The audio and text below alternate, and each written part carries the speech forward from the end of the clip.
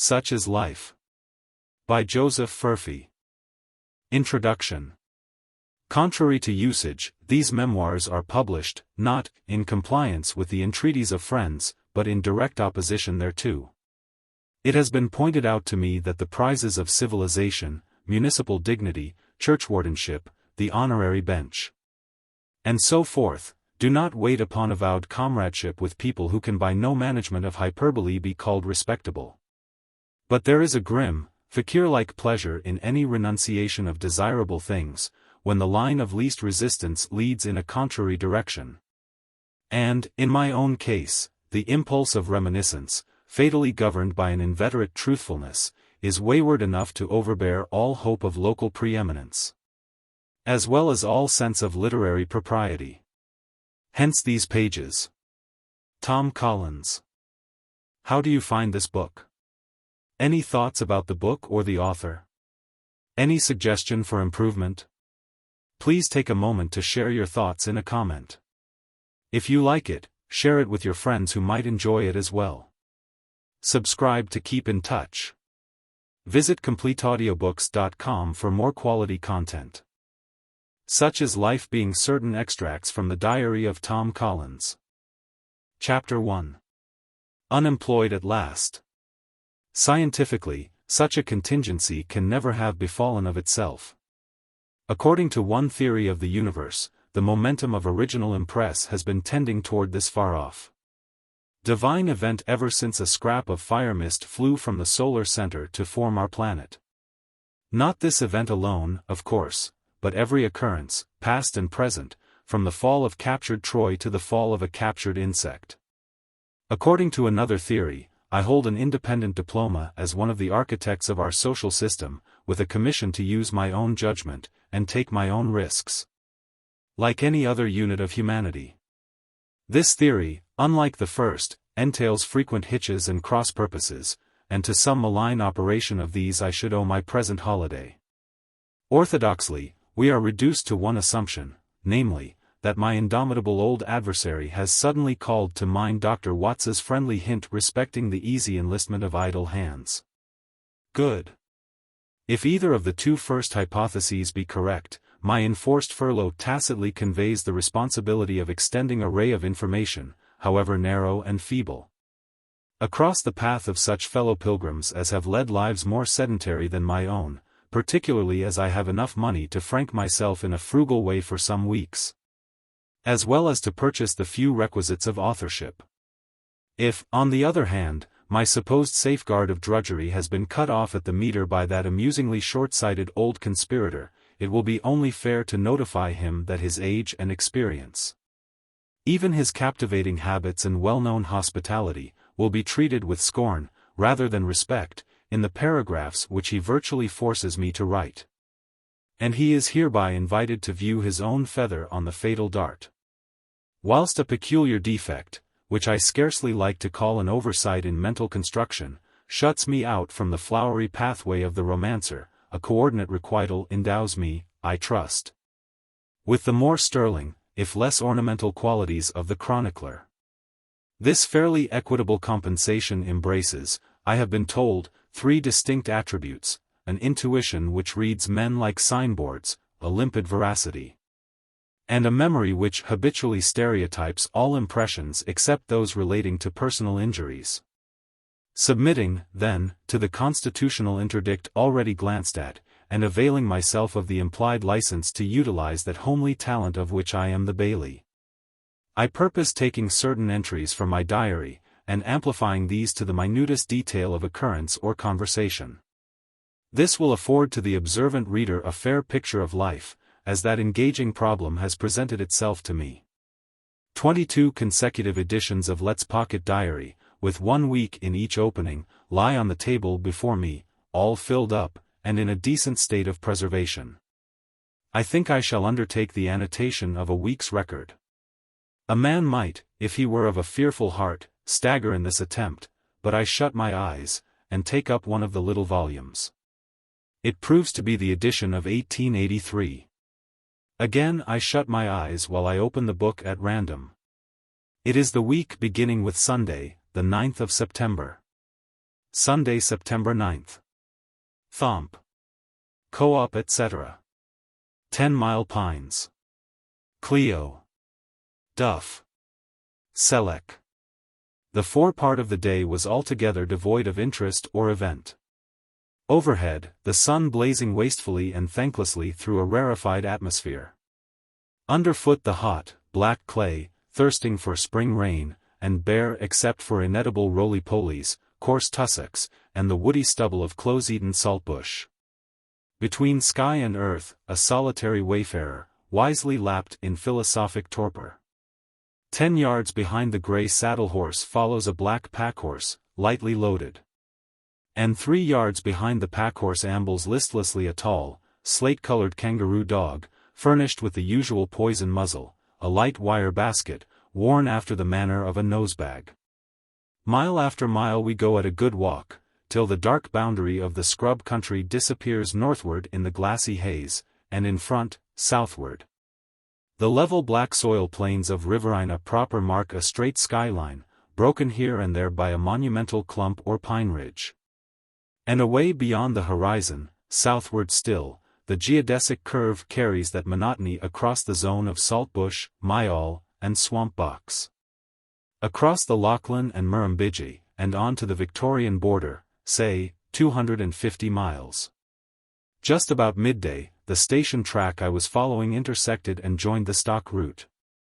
And against the background of a pine ridge, a mile ahead, I saw some wool teams. When I overtook them, they had stopped for dinner among the trees.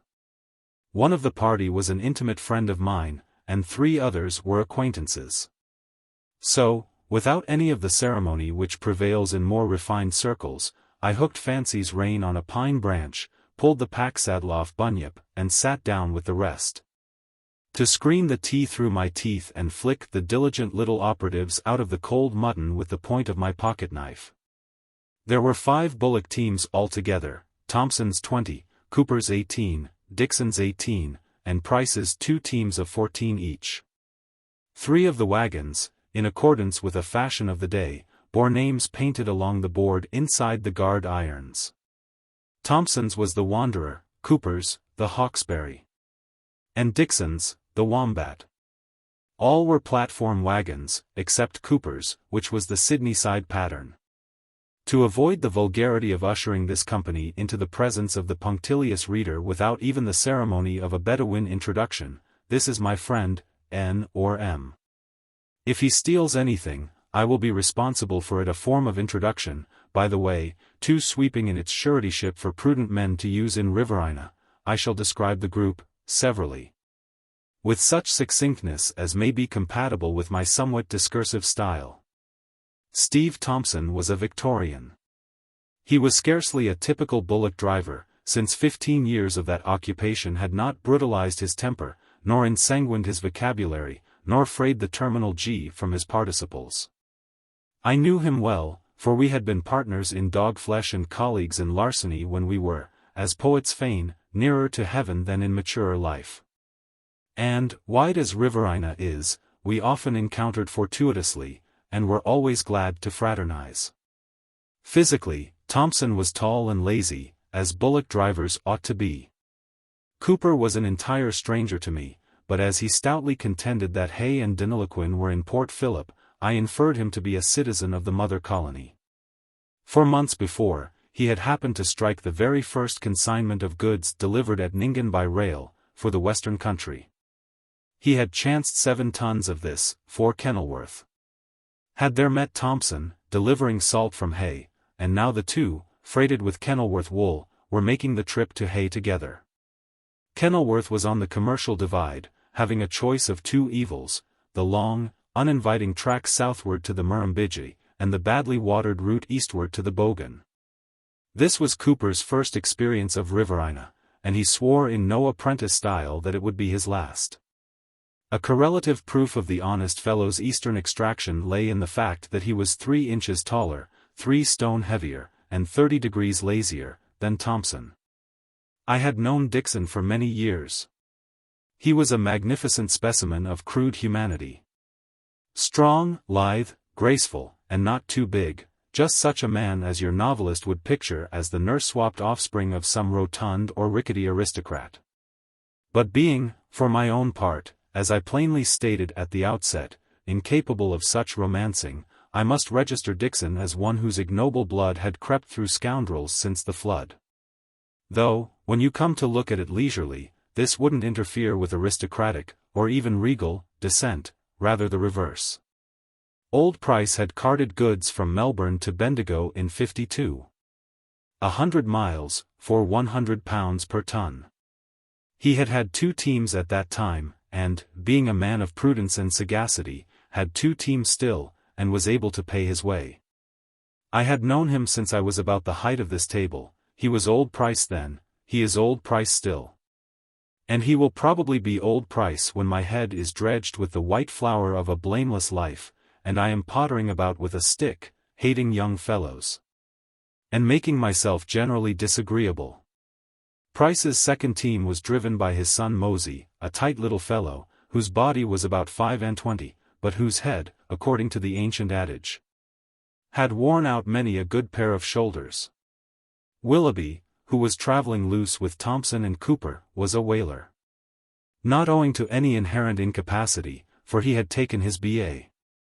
at an English university, and was, notwithstanding his rags and dirt, a remarkably fine-looking man, bearing a striking resemblance to Dixon, even in features. But as the wives of Napoleon's generals could never learn to walk on a carpet, so the aimless popinjay of adult age can never learn to take a man's place among rough-and-ready workers. Even in spite of Willoughby's personal resemblance to Dixon, there was a suggestion of latent physical force and leathery durability in the bullock driver, altogether lacking in the whaler, and equiponderated only by a certain air of refinement. How could it be otherwise?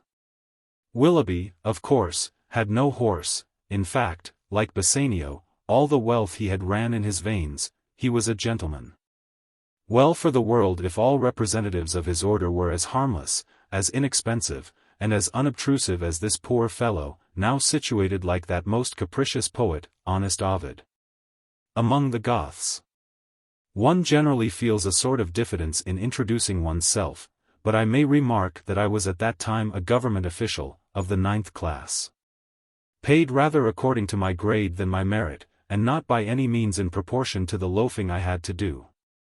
Candidly, I was only a deputy assistant sub-inspector, but with the reversion of the assistant sub-inspectorship itself when it should please Atropos to snip the thread of my superior officer. The repast being concluded, the drivers went into committee on the subject of grass, a vital question in 83, as you may remember. "It's this way," said Mosey imperatively, and deftly weaving into his address the thin red line of puissant adjective, "you dunno what you're doin' when you're foolin' with this run. She's hair trigger at the best o' times, and she's on full cock this year. Best watched station on the track. It's risk whatever way you take it. We're middlin' safe to be collared in the selection, and we're just as safe to be collared in the rampaddock. Choice between the divil and the dam. And there's too big a township o' wagons together. Two's enough, and three's a glutton, for sich a season as this. I think Cooper and I had better push on to the rampaddock," suggested Thompson. "You 3 can work on the selection. Division of labor's the secret of success, they say." "Secret of England's greatness," mused Dixon. "I forget what the irrelevant expletive that is." "The true secret of England's greatness lies in her dependencies, Mr. Dixon," replied Willoughby handsomely. And straightway the serene, appreciative expression of the bullock driver's face, rightly interpreted, showed that his mind was engaged in a Greco-Roman conflict with the polysyllable, the latter being uppermost. "Well, no," said Mosey, replying to Thompson, "no use separatin' now, it's ony spreadin' the risk, we should, separated yesterday. I wouldn't misdoubt the selection, Ani Cunningham told me the other day, Montgomery's shiftin' somebody to live there. If that's so, it's up a tree, straight. The rampaddock's always a risk, too near the station." "The hut on the selection was empty a week ago," I remarked. "I know it, for I camped there one night." "Good grass?" inquired a chorus of voices. About the best I've had this season. We'll chance the selection, said Mosey decidedly. Somebody can ride on ahead, and see the coast clear. But they won't watch a bit of a paddock in the thick o' the shearin', when there's nobody livin' in it. Squatters head ortair fine grass fr wool teams, and glad o' the chance, observed Price, with unprintable emphasis. Lot of sense in that remark, commented Mosey, with a similar potency of adjective. Well, this is about the last place God made, growled Cooper, the crimson thread of kinship running conspicuously through his observation, notwithstanding its narrow provinciality. Roll up, Port Philippers. The Sydney man's goin' to strike a match, retorted Mosey. I wonder what fetched a feller like you onto bad startin' ground. I swear we didn't want no lessons. Cooper was too lazy to reply, and we smoked dreamily, while my kangaroo dog silently abstracted a boiled leg of mutton from Price's tucker box, and carried it out of sight. By and by, all eyes converged on a shapeless streak which had moved into sight in the restless, glassy glitter of the plain, about a mile away. Warrigal Alf going out on the lower track, remarked Thompson, at length. He was coming behind Baxter and Donovan yesterday, but he stopped opposite the station, talking to Montgomery and Martin, and the other fellows lost the run of him. I wonder where he camped last night? He ought to be able to tell us where the safest grass is, considering he's had a load in from the station. But to tell you the truth, I'm in favor of the ram paddock. If we're caught there, we'll most likely only get insulted, and we can stand a lot of that, but if we're caught in the selection, it's about 7 years. Then we can make the lignum swamp tomorrow from the ram paddock, and we can't make it from the selection. So I think we better be moving, it'll be dark enough before we unyoke. I've worked on that ram paddock so often that I seem to have a sort of title to it. But there's lots o' changes since you was here last, said Mosey. Montgomery he's beginnin' to think he's got a sort o' title to the ram paddock now, considerin' it's all purchased. Tell you what I'll do, I'll slip over in 2 minutes on Valparaiso, and consult with Alf. Me and him's as thick as thieves. I'll go with you, Mosey, said I, I've got some messages for him. Keep an eye on my dog, Steve.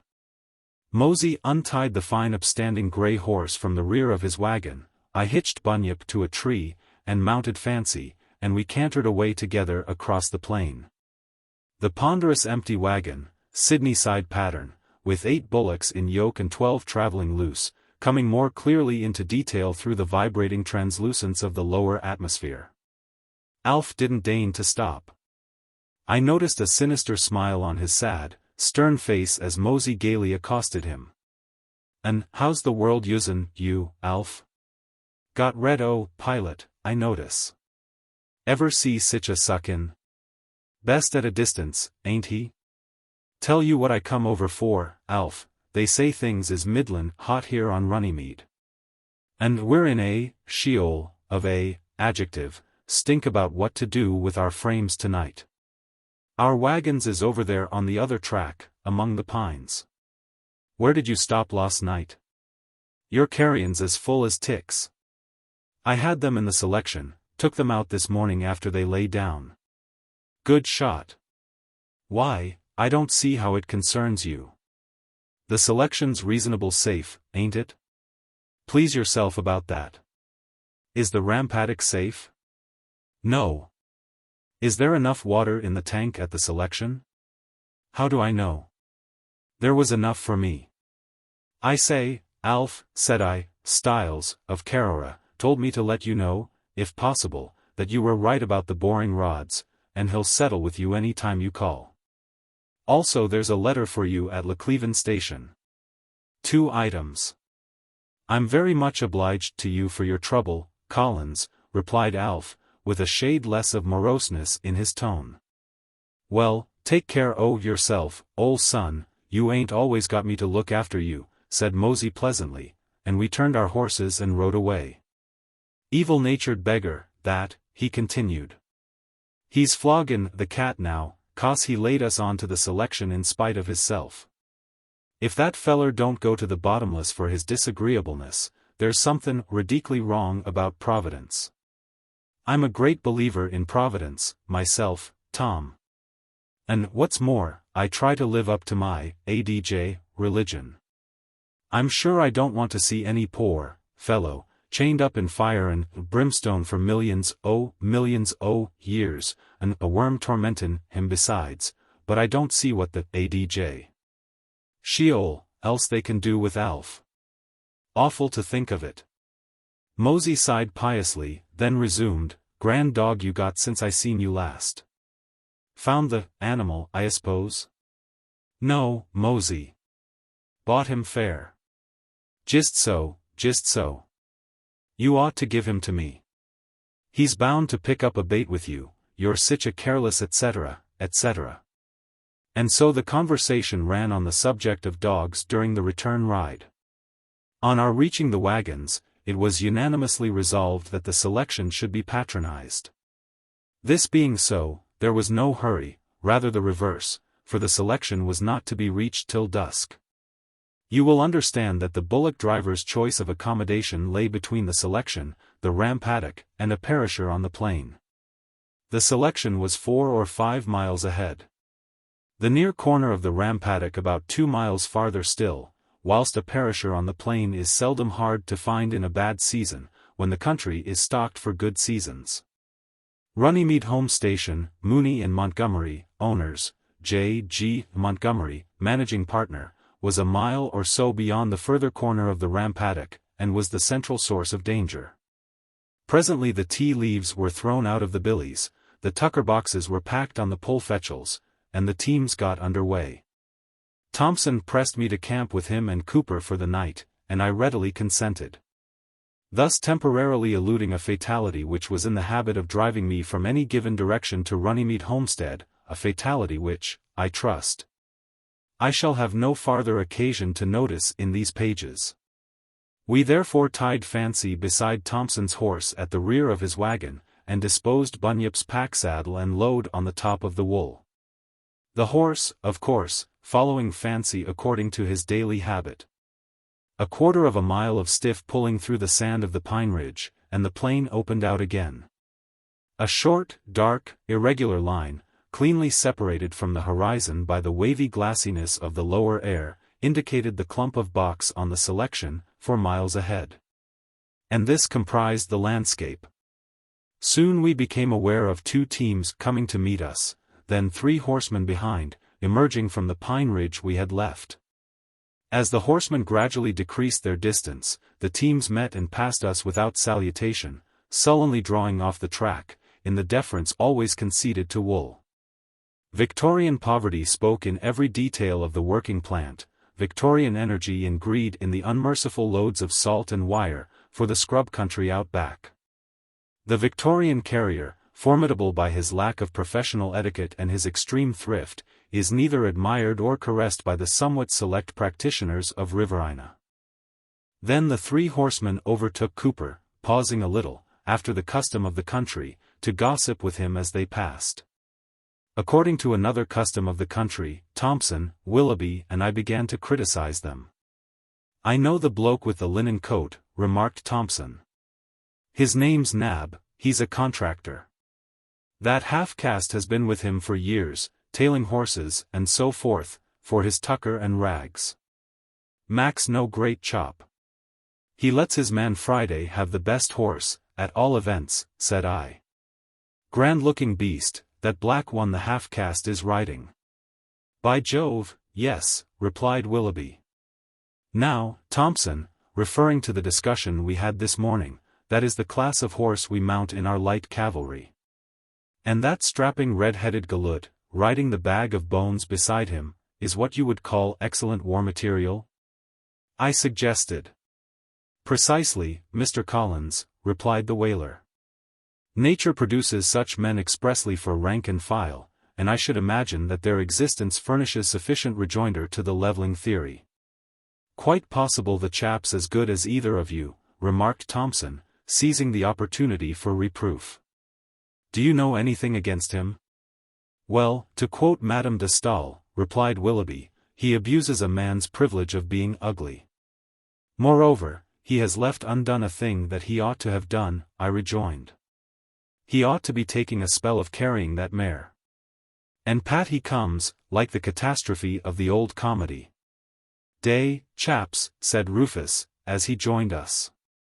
"Keep on your pins, you beggar," and he drove both spurs into his mare's shrinking flanks. "Grey mare belongs to you, boss, don't she, and the black moke with the Roman nose follerin'? I was thinkin' we might manage to knock up some sort o' swap. Now this mare's a patriarch, she is, and you mightn't think it. I won this here saddle with her at a bit of a meetin' last week, and rode her my own self, and that's o' Selar demons ter. I tell you, if this here mare had a weak spell, you couldn't hold her. And she'd go 100 mile between sunrise and sunset at the same bat. Yes, boss, it's the breed does it. I seen some good horses about the king, but swelp me God I never seen a patch on this mare, and you mightn't think it to look at her just now. Fact is, boss, she wants a week or a fortnight spell. Couldn't we work up some sort o' swap for that old black moke o' yours, with the big head? If I got a trifle o' cash to boot, I wouldn't mind slingin' in this saddle, and tuckin' yours. Now, boss, don't be a ADJ, fool.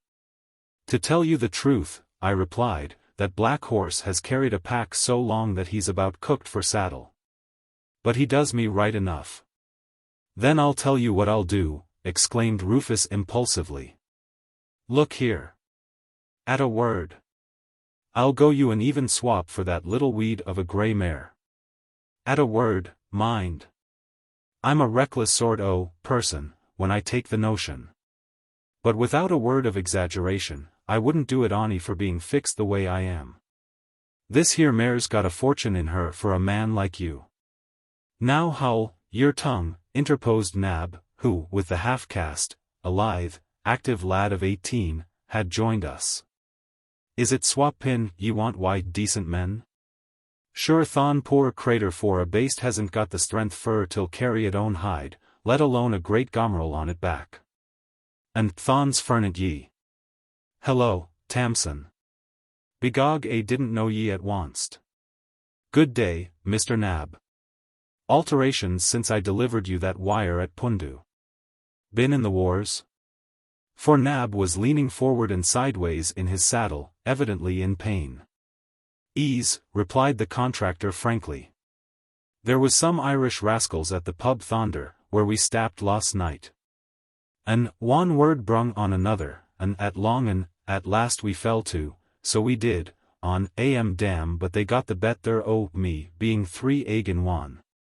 A beely some o' me ribs is bruck. I'm sorry to hear that, said Thompson, straining a point for courtesy. Are you an Orangeman too, sonny? I asked the half-caste aside. For the young fellow had a bunged eye, and a flake of skin off his cheekbone. No, by cripes, responded my countryman emphatically. Not me. That cove's a ADJ, liar. He don't give a damn, esposin' a feller's soul gits bashed out. Best sight I seen for many a day was seein' him gettin' kicked. If the mean beggar'd ony square up with me, I'd let somebody else do his. Thon's a brave wee shilty, Sir Thon Grey one o' yours, broke in the contractor, who had been conversing with Thompson. Whilst looking enviously at Fancy, hitched behind the wagon. Boys oh dear, he added reflectively, she's just sich another as may we Dolly, and Ave been luckin' for a match for Dolly this Manaise the day. How old is she, sir? 6, this spring. Aye, that.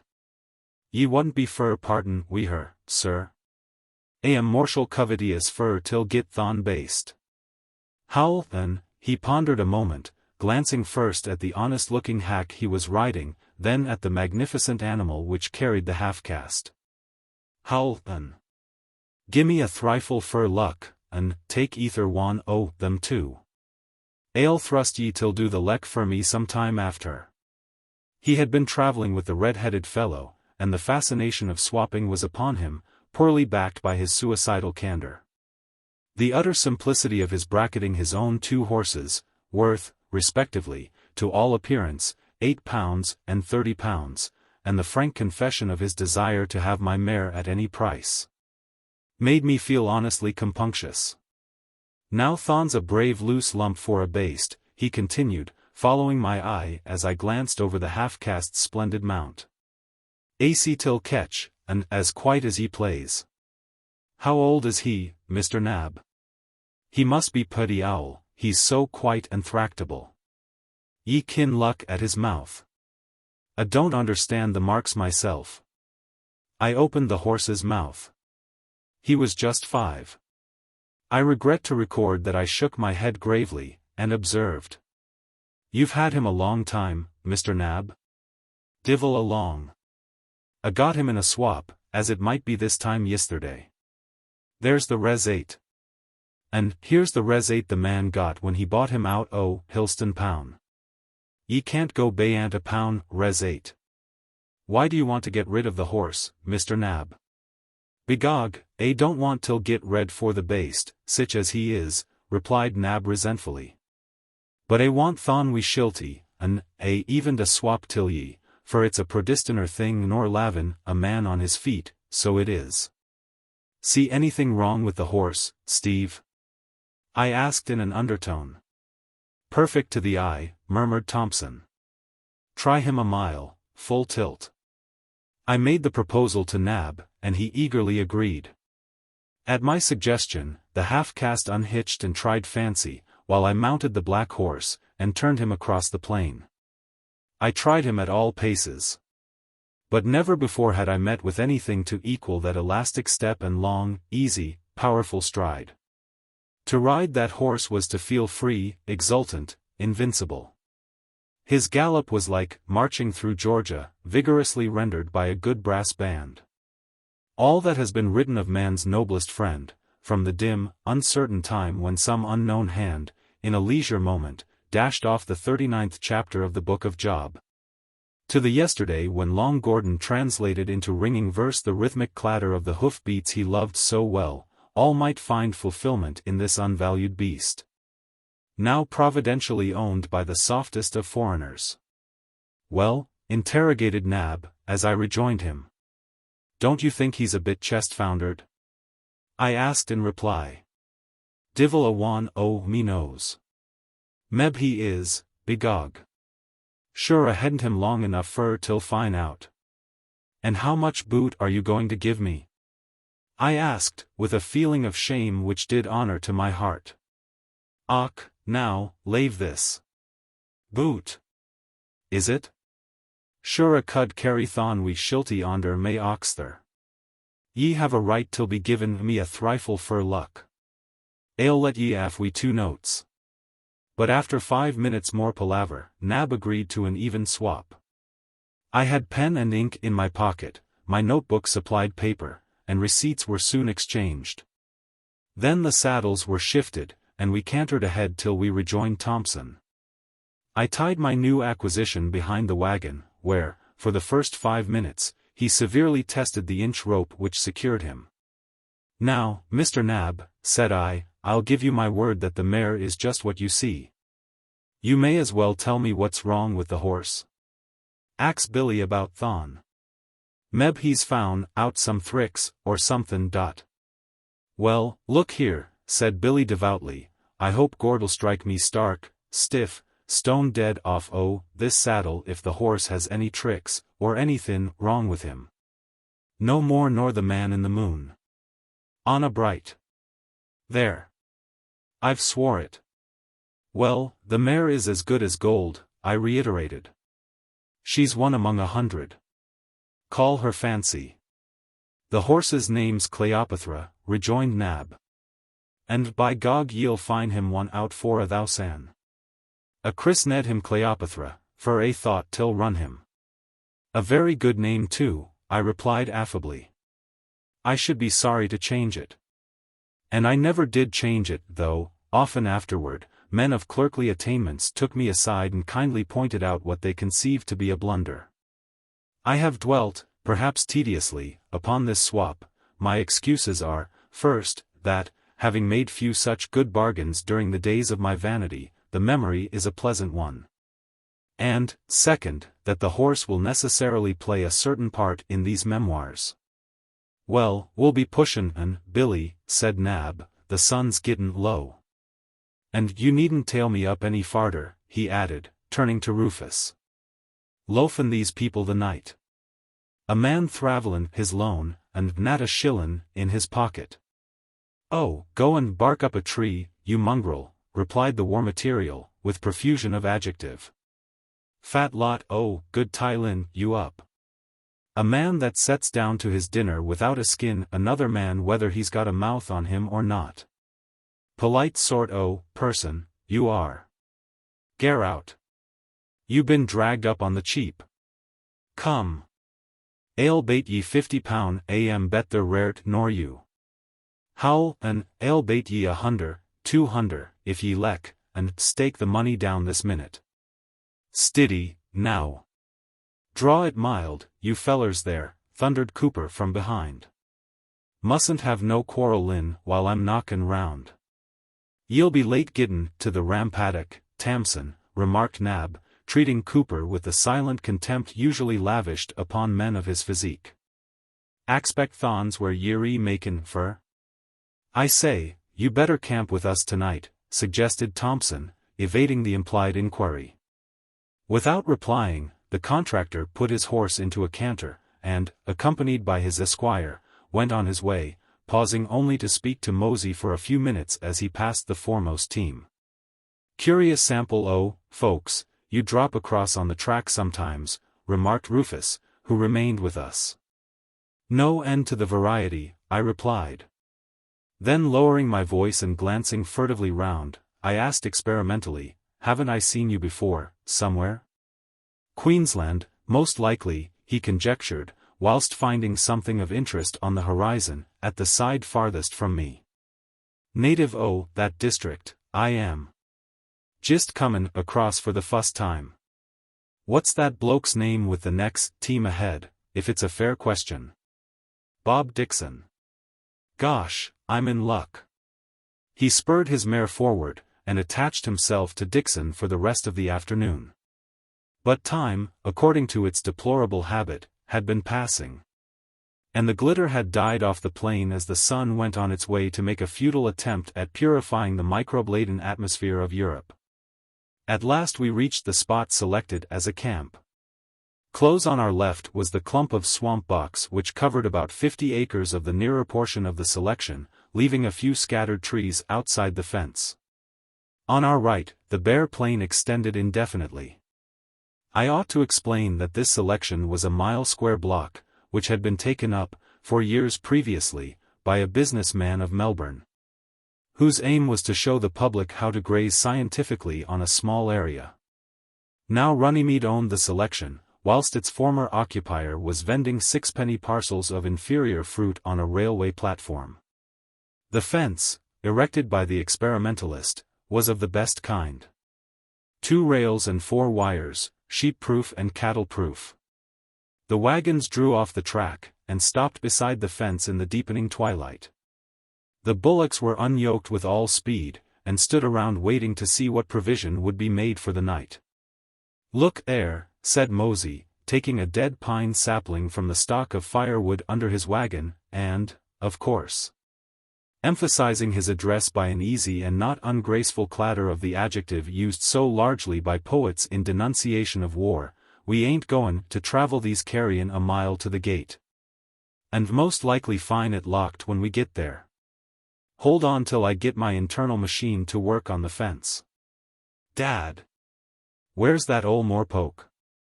Oh, you're there, are you? Fetch the jack off your wagon, come. Fly roon. You're very slow for a young fellow.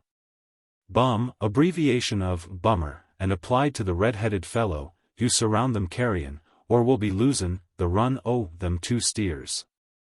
A low groan from Bum's mare followed the heavy stroke of the ruffian's spurs.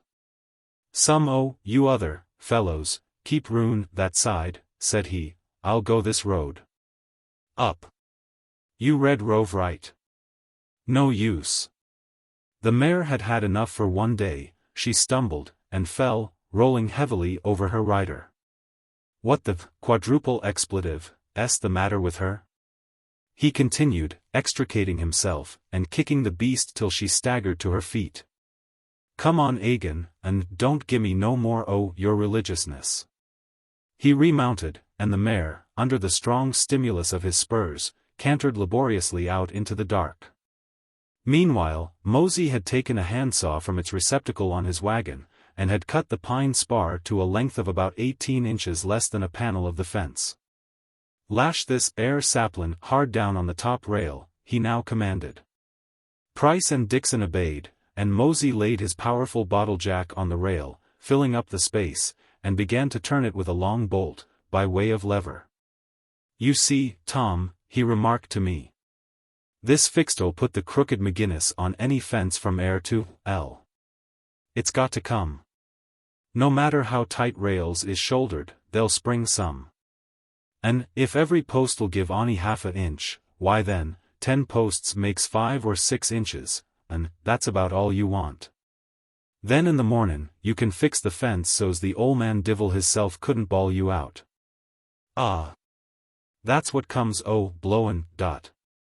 For the post, being wild and free in the grain, had burst along the 2 mortises, one half running completely off, just above the ground. Serve people right for puttin' in rails when wire would do, he continued, removing the screwjack. Accidents will happen, best regulated families. 'Tain't our business, anyhow. Now, chaps, round up your carrion, and shove 'em in. The 4 wires in the lower part of the fence rung like harp strings as the cattle stepped into or over them. And in a few minutes the whole livestock of the caravan, 84 bullocks and 7 horses, were in the selection, but too thirsty to feed.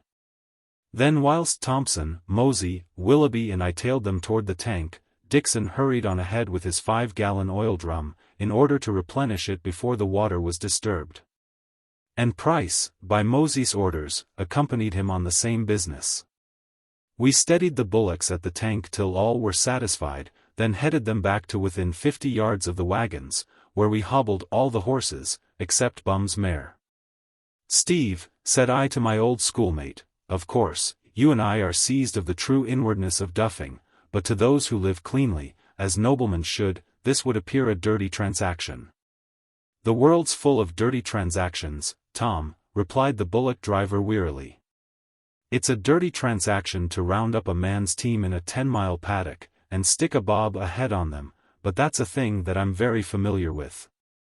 It's a dirty transaction to refuse water to perishing beasts, but I've been refused times out of number, and will be to the end of the chapter.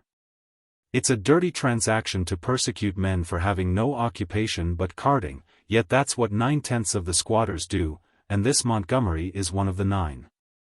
You're a bit sarcastic. How long is it since you were one of the cheekiest grass stealers on the track? Never, Steve. You've been drinking.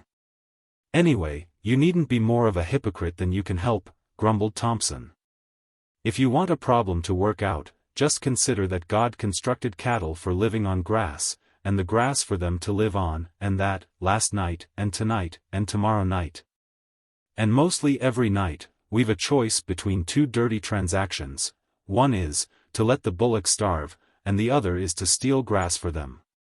For my own part, I'm sick and tired of studying why some people should be in a position where they have to go out of their way to do wrong.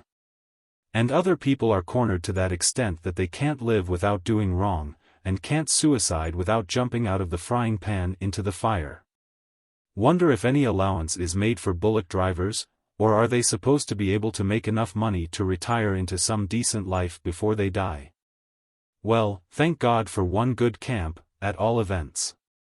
How's the water? Asked Cooper, meeting us at the fence. Enough for tonight, replied Thompson, but very little left for posterity. After us, the deluge, observed Willoughby.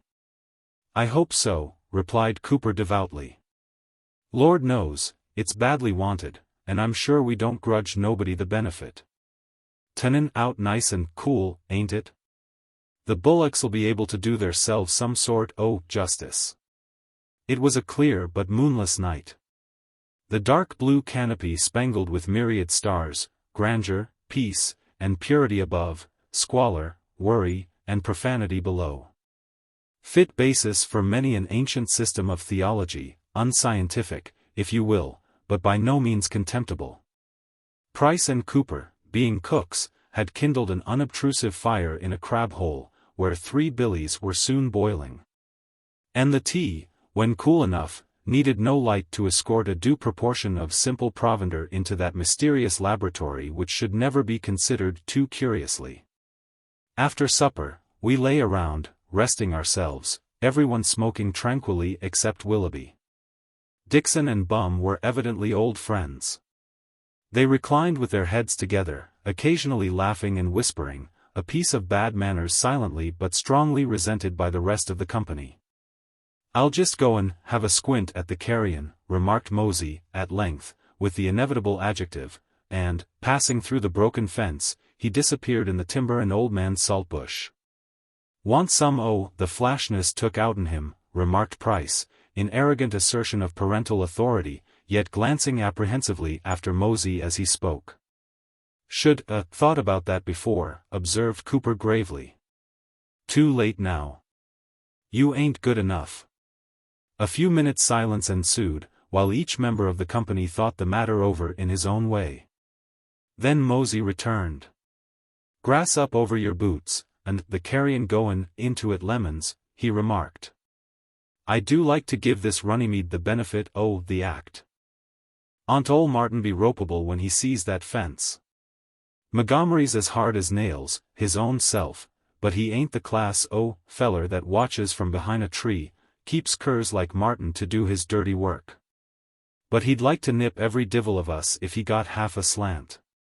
I notice, the more swellisher a man is, the more miserabler he is about a bite o' grass for a team, or a feed for a traveler.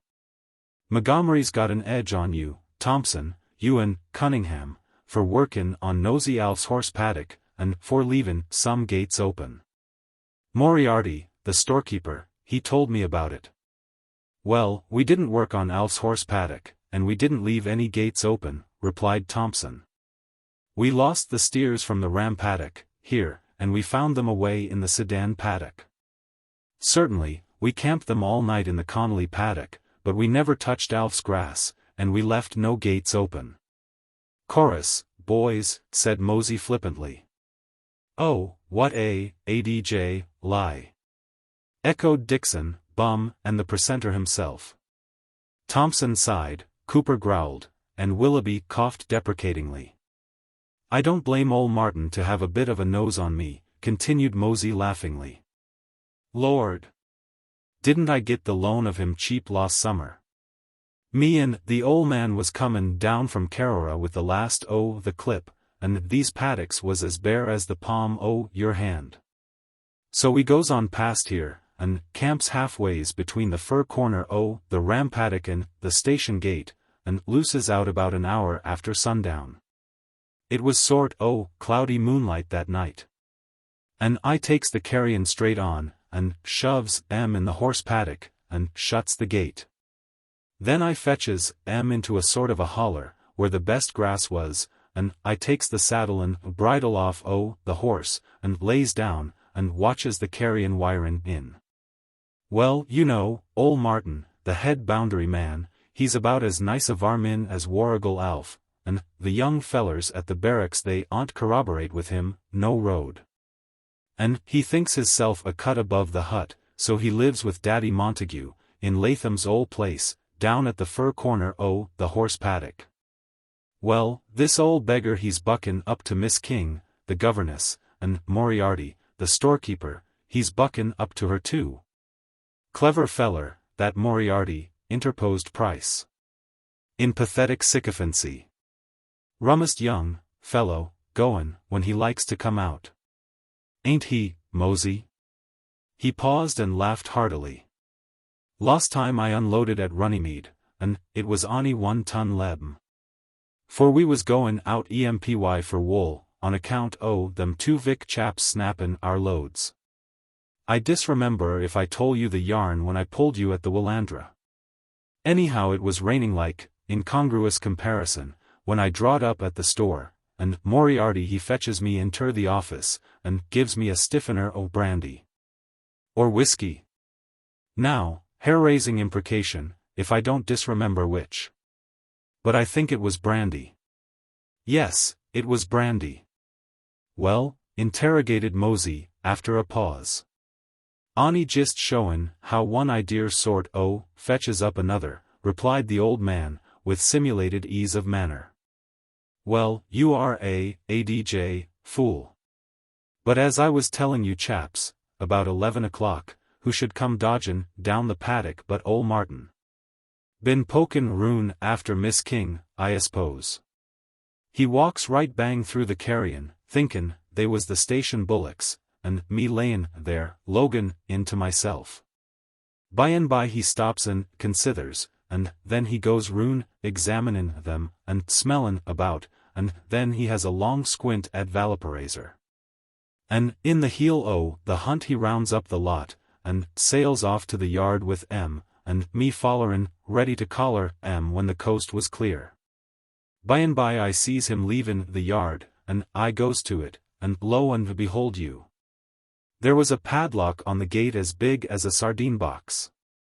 Well, we had a bunch o' keys at the camp.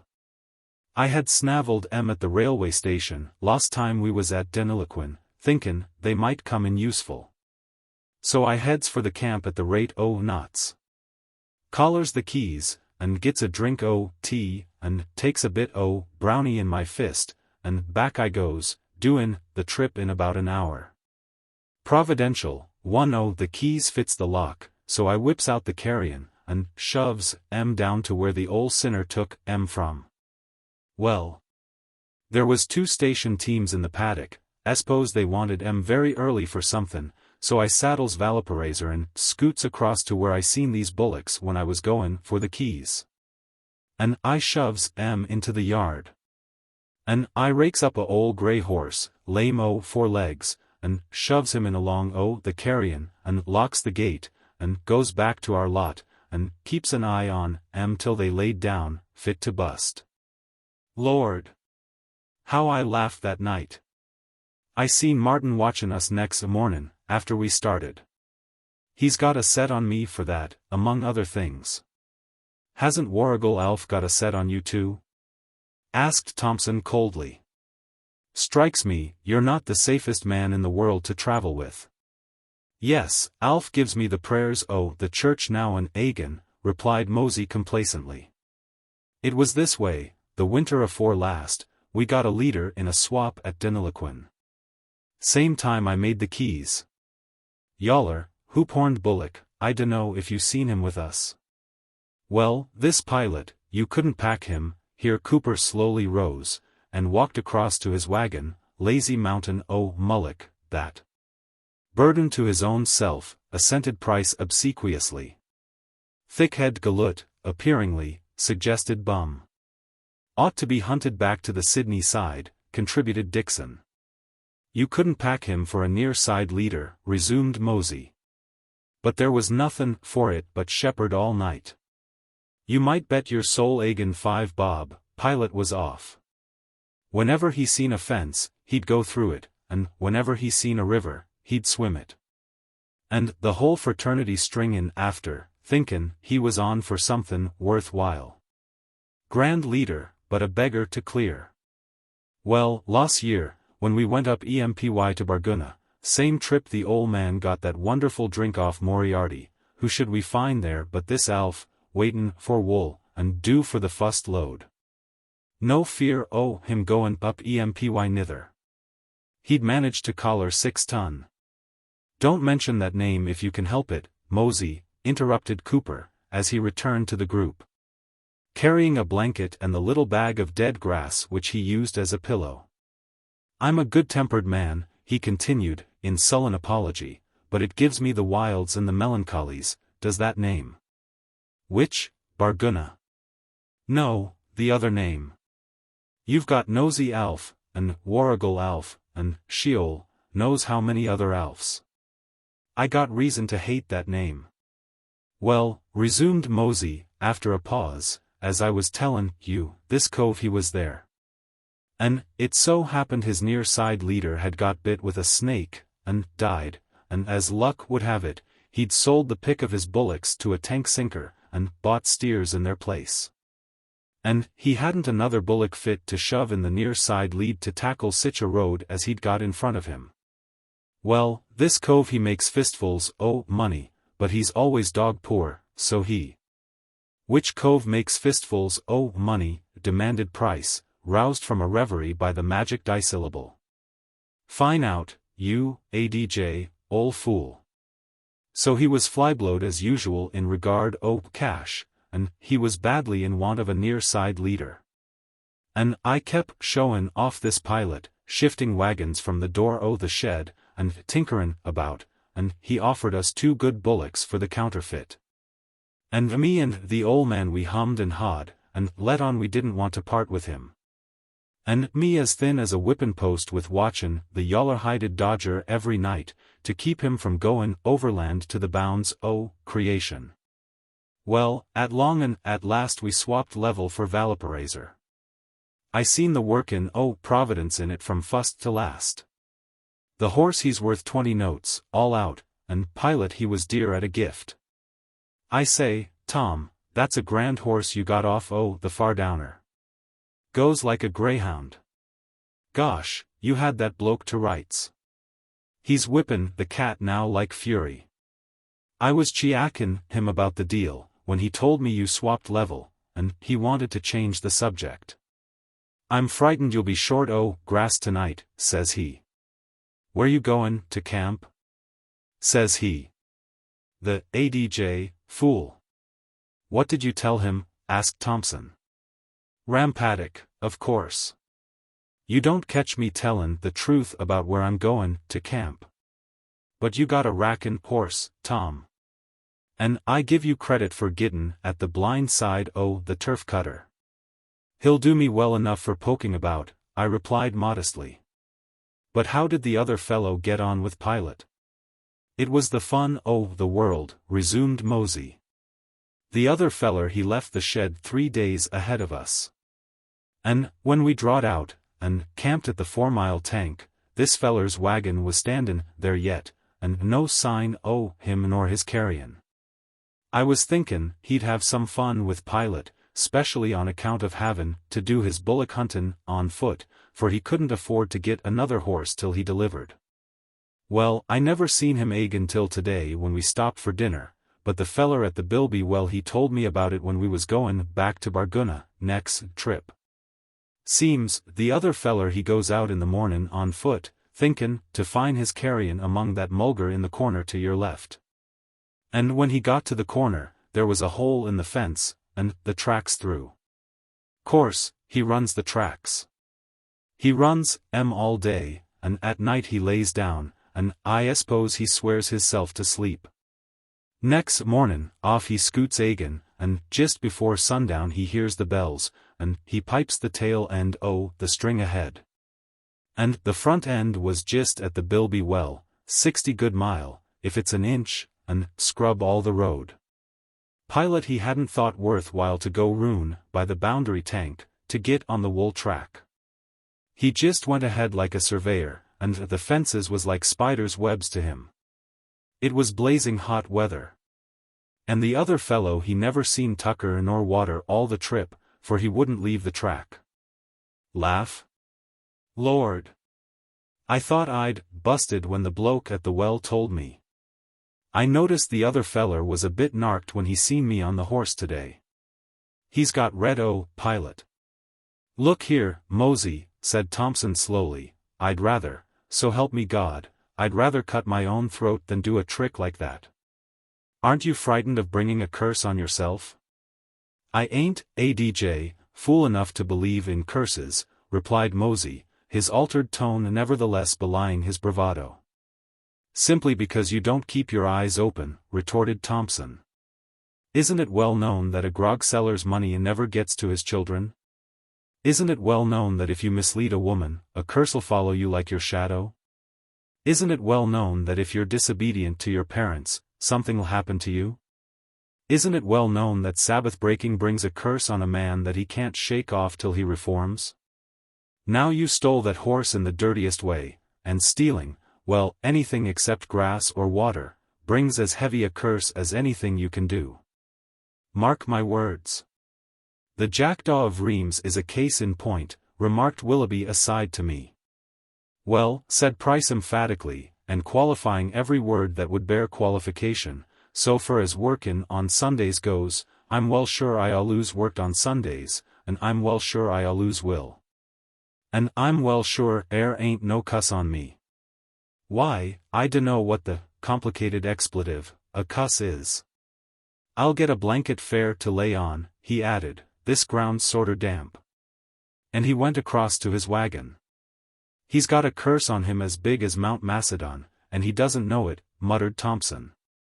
Bearing out the prophecy, said I aside to Willoughby, that the sinner, being 100 years old, shall be accursed. You ought to show him a bit more respect, Mosey, remarked Cooper gravely. Well, to tell you the truth, replied Mosey frankly, I got no patience with the old bunyip. Can't suffer fools, no road. Well, I don't want to be chauvin, in my jor, but I'd take him to be more rogue than fool, suggested Bum. Time he was thinkin' about repentin', anyhow, observed Dixon. Now, really Thompson, do you believe in these special Molly sons? Asked Willoughby, as Price rejoined the company. Are you so superstitious? I shouldn't have thought it. I've good reason to believe in them, replied Thompson. You asked me this morning why I didn't have 2 teams. Now I'll tell you the reason. It's because I'm not allowed to keep 2 teams. I've got a curse on me. Many a long year ago, when I finished my 2nd season, I found myself at Moama, with 110 notes to the good, and the prospect of going straight ahead. Like the cube root, or the square of the hypotenuse, is it? I forget the exact term, but no matter. Well, the curse came on me in this way. Charlie Webber, the young fellow I was traveling with, got a letter from some relations in New Zealand, advising him to settle there. So he offered me his plant for 2/3 of its value, 50 notes down and 50 more when he would send for it. Sheer good nature of him, for he knew he could have the lot if he liked. But there's not many fellows of Charlie's stamp. So I paid him the 50 notes and we parted. He was to send me his address as soon as he reached New Zealand, but he never got there. The vessel was wrecked on some place they call the North Spit, and Charlie was one of the missing. Never heard of him from that day to this. Good, ensanguined, shot, remarked Mosey. I wish that same species of a curse would come on me. My, ensanguined, colonial, assented Dixon and Bum, with one accord. Well, nobody knows anything about the geography of New Zealand, continued Thompson, and I purposely forgot the address of Charlie's people. Any honest man would have hunted them up, but that wasn't my style. I wasn't a wheat sample, I was a tare. Compromised with my conscience. Thought there was no time to lose in making an independence, making haste to be rich, and considering not that there's many a slip between the cup and the lip, as Solomon puts it. I said to myself, that's all right, I'll pay it some time. Now see the consequence. Just 2 years after I bid the poor fellow goodbye, 2 years to the very day, and not very lucky years neither, I found myself in the middle of the death track. With flour for Wilcannia. 1 wagon left behind, and the bullocks dropping off like fish out of water, bullocks worth 10 notes going as if they weren't worth half a crown. It was like the retreat from Moscow. Finally, I lost 14 on the trip, exactly the number I had got dishonestly. As for the 2nd wagon, I gave it to Baxter for fetching the load the last 50 mile. I thought this might clear away the curse, so I didn't fret over it. I felt as if Charlie had got satisfaction. But I wasn't going to get off so cheap. 2 years afterward, you remember, Dixon? I bought that thin team and the Melbourne wagon from Pribble, the contractor. Dixon, here, was driving for Pribble at that very time, and he can tell you how Dick the Devil cleaned me out of my fine old pick team and the new wagon. leaving me to begin afresh with the remains of Pribble's skeletons and my own old wagon. Then a year or two afterward, I went in debt to buy that plant of Mulligan's, him that was killed off the colt at Moskill, and that same winter the pleuro broke out in my lot. And they went like rotten sheep till 14 were gone. And then, of course, the plague was stopped. Not having any use for Mulligan's wagon, I swapped her for a new 30x24 wool rag, and a wagapot, good for 8 or 10 mile on a still night. And, within a month, Ramsay's punt went down with my wagon. She's in the bottom of the Murrumbidgee now, with 8 ton of bricks to steady her, and the tarpaulin and bell to keep her company. She'll be fetching the most critical planks out of a steamer some of these times, and I'll get 7 years for leaving her there. Afterward, when I was hauling logs for pontooning, on the Goulburn, I kept buying up steers and breaking them in, till I had 2 12s. And one day I left 16 of them standing in yoke while I went looking round for a good log, and suddenly I heard a crash that rattled back and forward across the river for a quarter of an hour.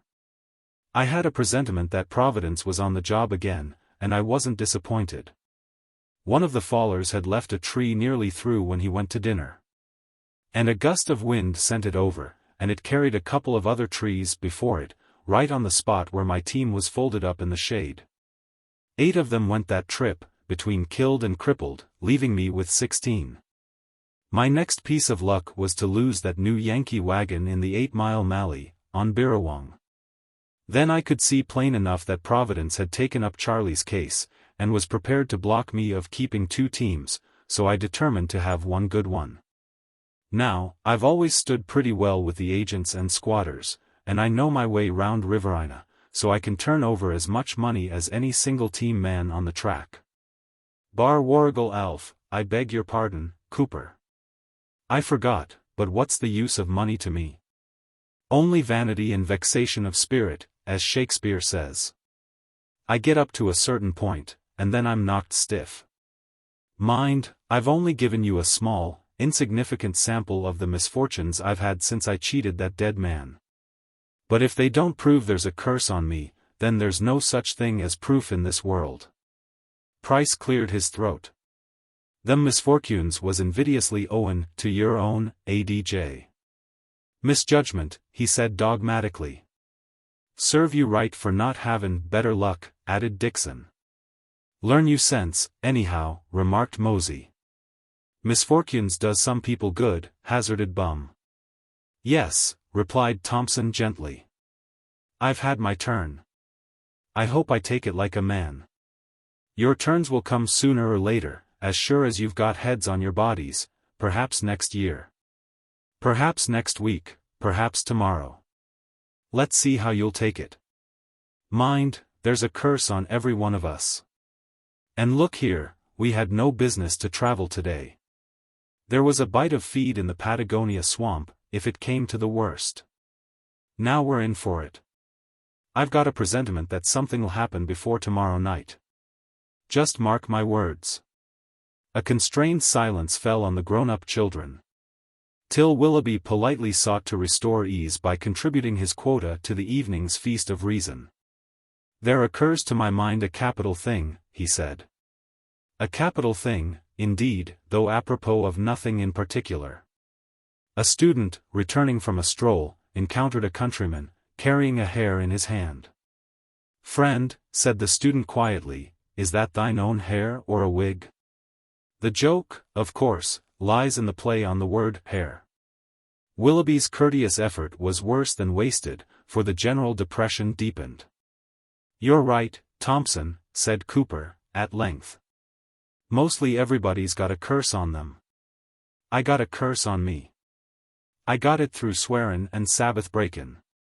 I've tried to knock off swearin' 50 dozen times, but I might as well try to fly. Last time I tried to knock it off was when I left Ningen for Kenilworth, 4 months ago, but there happened to be a 200-weight bag o' rice in the bottom o' the load. And something tore her, and she started leakin' through the cracks in the floor o' the wagon, and I couldn't get at her no road, for there was 7 ton on top of her.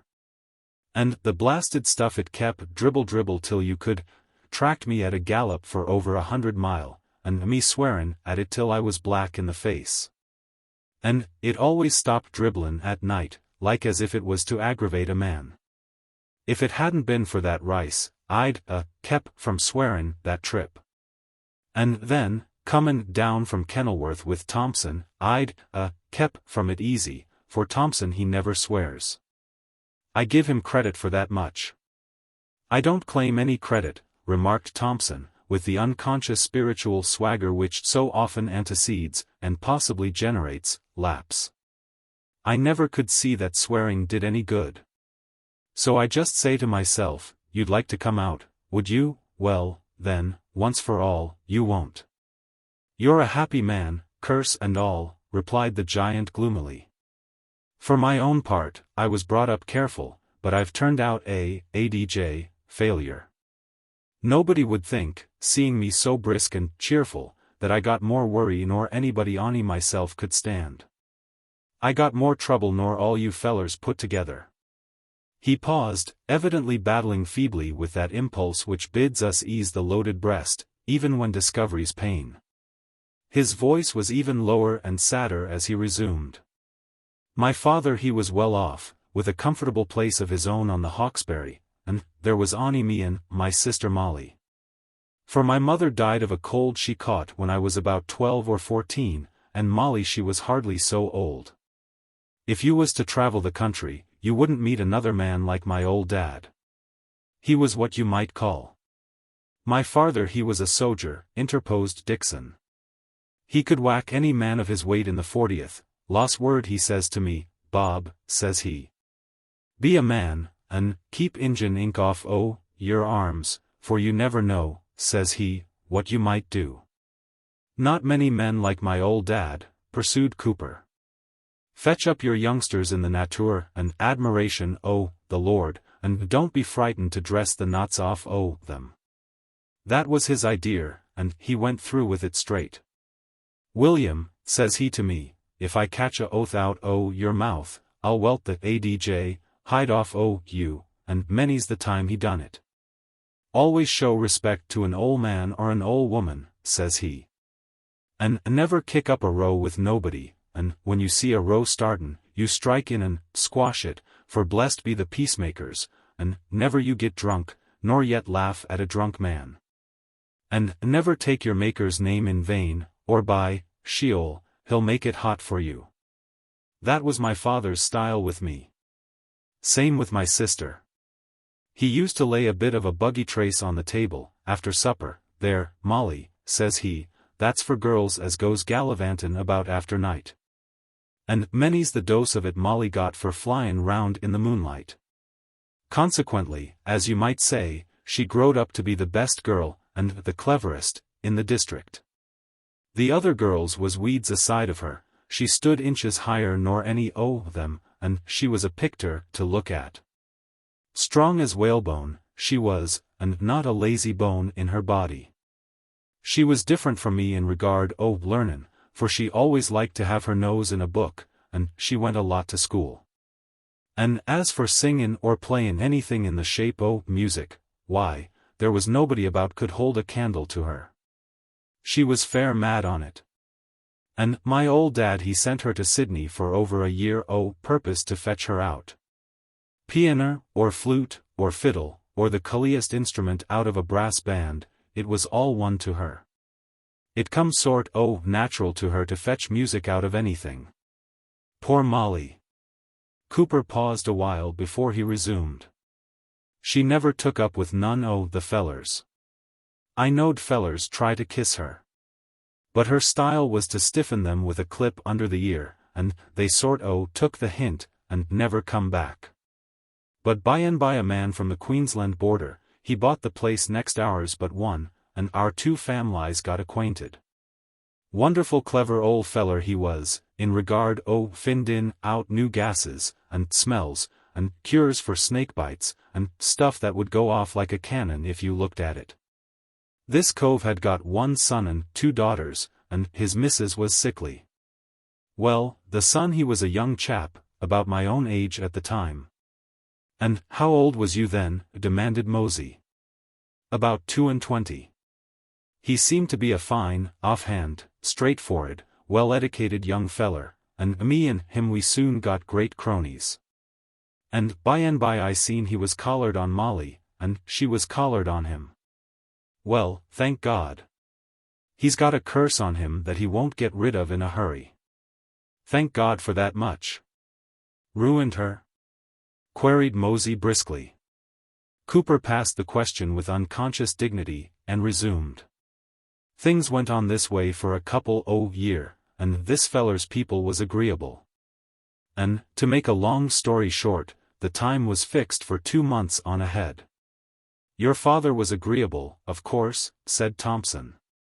He was dead, replied Cooper reverently. Gone to eternity, I hope. He deserved to go there if ever any livin' man did. He died about a year after these people come to settle near our place. What was the young feller's name? Queried Mosey. Never you mind. Well, to make a long story short, one day poor Molly wanted to go somewhere, and she jumped onto a horse I'd just left in the yard, and she shoved her foot in the stirrup leather. And the horse he was a reg'lar devil, and he played up with her in the yard, and her heel went through the loop o' the leather, and she come off and hung by her ankle. And the horse he was shod all round, and he kicked her in the face. Cooper paused. Killed her, suggested Mosey. I caught the horse, and got her clear, and carried her into the house, all covered with blood, and just like a corpse, and I left her there with the married woman we had, while I went for the doctor. Well, there she laid for weeks, halfways between dead and alive, and me like a feller in a dream, thinkin', and not able to recollect anything but the hammerins I used to give her. And the things I used to take off of her, and set her cryin'. I wouldn't go through that lot again, not if I got a pension for it. Well, by and by she got her senses complete. And this young feller he had been hangin' about the house every day, sayin' nothing to nobody, but when she begun to come round, he begun to keep away. At last she was all right in regard o' health, but she was disfigured for life. She had to wear a crape veil down to her mouth. Then the young feller he used to come sometimes and just shake hands with her, but other ways he wouldn't touch her with a 40-foot pole. Then he begun to stop away altogether. And by and by he suddenly got married to a girl out o' the lowest pub for 10 mile round, and his father, real decent old bloke he was, he told him never to show his face about the place again. But there was no end o' go in him. He had an uncle in Sydney, Midland, rich, a ship chandler, and this. What's a ship chandler? Demanded Mosey. A man that supplies candles to ships, I replied. This uncle he'd had a sawmill left on his hands, out somewhere south, and he give the sawmill to the young feller on sort o' time payment. And I believe he got on splendid for a couple or 3 year, and his wife had 1 pickaninny, so we come to hear, and suddenly he bawled her out with some other feller. I on'y got hearsay for it, mind, but I know it's true, for it's just what ought to happen. Anyhow, the hand of God was on him, and he got it hot and heavy. Accordin' to accounts, he sold out, and give her the bulk o' the cash, and then he travelled. Last year, out on the Namoy, a man told me he seen him bullock drivin' in the Bland country, 7 year ago. It might be him, or it mightn't. I don't know, and I don't want to know. For he's done all the harm he could. I got to thank him for all my troubles. On'y for him, I'd been livin' comfortable in the old spot still. I don't mention these things not once every 3 year on a average, but sometimes when you think I'm pleasant and cheerful, I'm fair wild with thinkin' about that blasted cur. And you chaps fetched him up fresh in my mind tonight. And the poor girl, is she still at home? Asked Thompson. No, replied Cooper hoarsely. She's somewhere at the bottom o' the Hawkesbury River, and there's no more home. About 3 or 4 year after her accident, I was away in Sydney one time, on some business about shares. And when I come home, Molly was gone. She'd left a letter for me, sayin' she'd nothing to live for, and we'd meet on the other side o' the grave, and I must always think kind of her. And to remember old times, when there was only the two of us. And prayin' God to bless me for always bein' good to her, why it knocked me stiff, for I'd always been a selfish, unfeelin'. He stopped abruptly. He had uttered the last sentences only by a strong effort. Presently Dixon, pitying his emotion, remarked to Thompson in a gratuitously lively tone, and with diction too florid for exact reproduction. "Say, was I tellin' you I seen that white bullock you swapped to Cartwright last year? I think he's giddin' a cancer, mebbe's ony blight, I wouldn't say. And that lion individual, Ike Cunningham, told me he busted hisself with Trayfile just after Cartwright got him." "Ah," replied Thompson absently. "What become o' your place?" asked Mosey, turning to Cooper. "I'll answer that question, but not to satisfy you," replied Cooper coldly. "Well, chaps, when poor Molly's day was fixed, I scraped up 100 notes, and borrowed 200 on the place, to give her a start when the thing took place.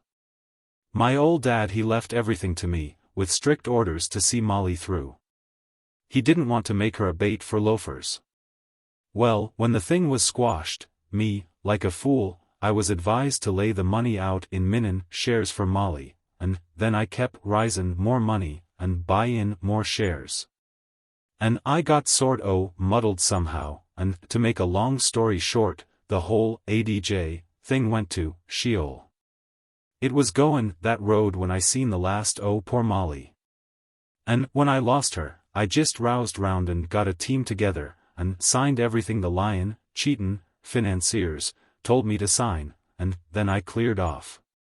Must be giddin' on for, let's see, Molly was 23 when she got her accident, and it was 3 year after when she made away with herself. That was 9 year ago, so she'd be 35 if she was alive now. She needn't done it. Oh, she shouldn't done it. For she'd the satisfaction o' knowin' the curse that come on that blasted dog. I told her all the particulars I got, thinkin' to satisfy her. But I believe it ony done her harm, for the end come a week or 10 days after. Seems strange, lookin' back at it, to think how simple our family's been broke up, and my grandfather's old home gone into the hands o' strangers." "Never got a trace of your sister?" asked Thompson. "Not a trace. Some people would have it she was gone to America, or California, or somewhere, but why would she go? Me and the Ryans, that was the married couple we had, we knowed most about it, and we cared most, and we was sure from the first, though we done everything that could be done. She went away at night, and took nothing with her, not a single item o' clothes, but just as she stood. Ah! I'd give what little I got, and walk 1,000 mile on to the back of it, to see her poor bones buried safe, and then I'd be satisfied."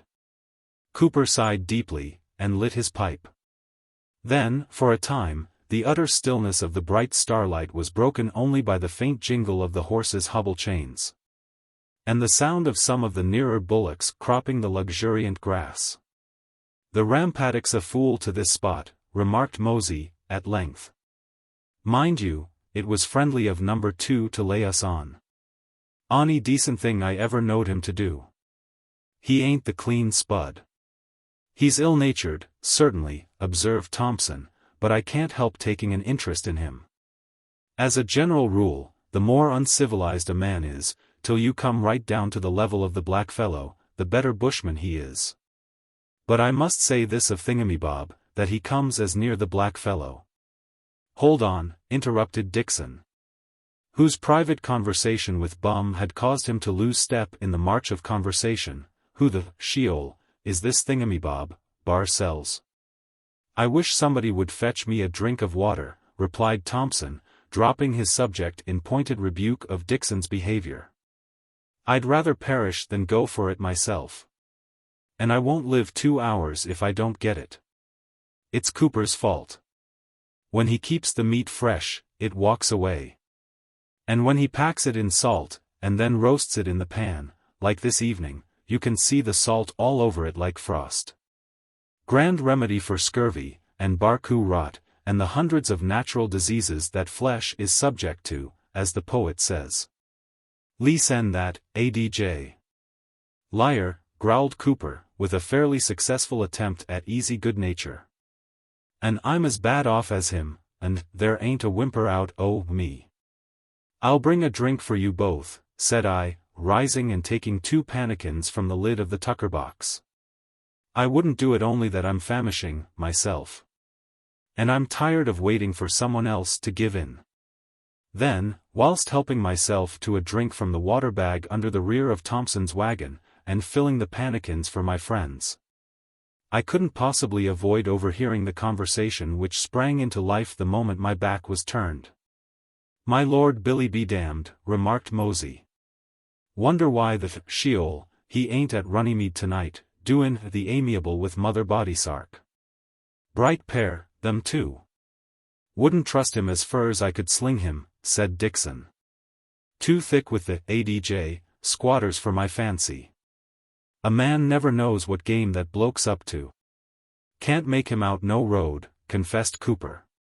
Seems a decent, easy-goin', godsend Sunday sort o' feller, but I'll swear there's more in his head nor a comb'll take out. He calls himself a philosopher, murmured Thompson. But his philosophy mostly consists in thinking he knows everything, and other people know nothing. That's the principal point I've seen in him. And we've been acquainted since we were about that high. It was always his way. Who's this Mother Bodysark, if it's a fair question? Asked Cooper. Mrs. Budsart, corrected Thompson. She's a widow woman, sort of 42nd cousin to Mrs. Montgomery, and housekeeper at the station. I never heard of anybody grudging her to Collins. Between ourselves, Thompson, remarked Willoughby, his conversation this afternoon rather amused me. It recalled to my mind an excellent and most characteristic pleasantry, which you may not have heard. The story goes that Coleridge once asked Lamb, "Did you ever hear me preach?" "Preach?" said Lamb, "Gad, I never heard you do anything else." And yet, if Mr. Collins had enjoyed the advantages accruing from even the rudiments of a liberal ed. He's got some mick to do with gov'ment lately, said Price cunningly.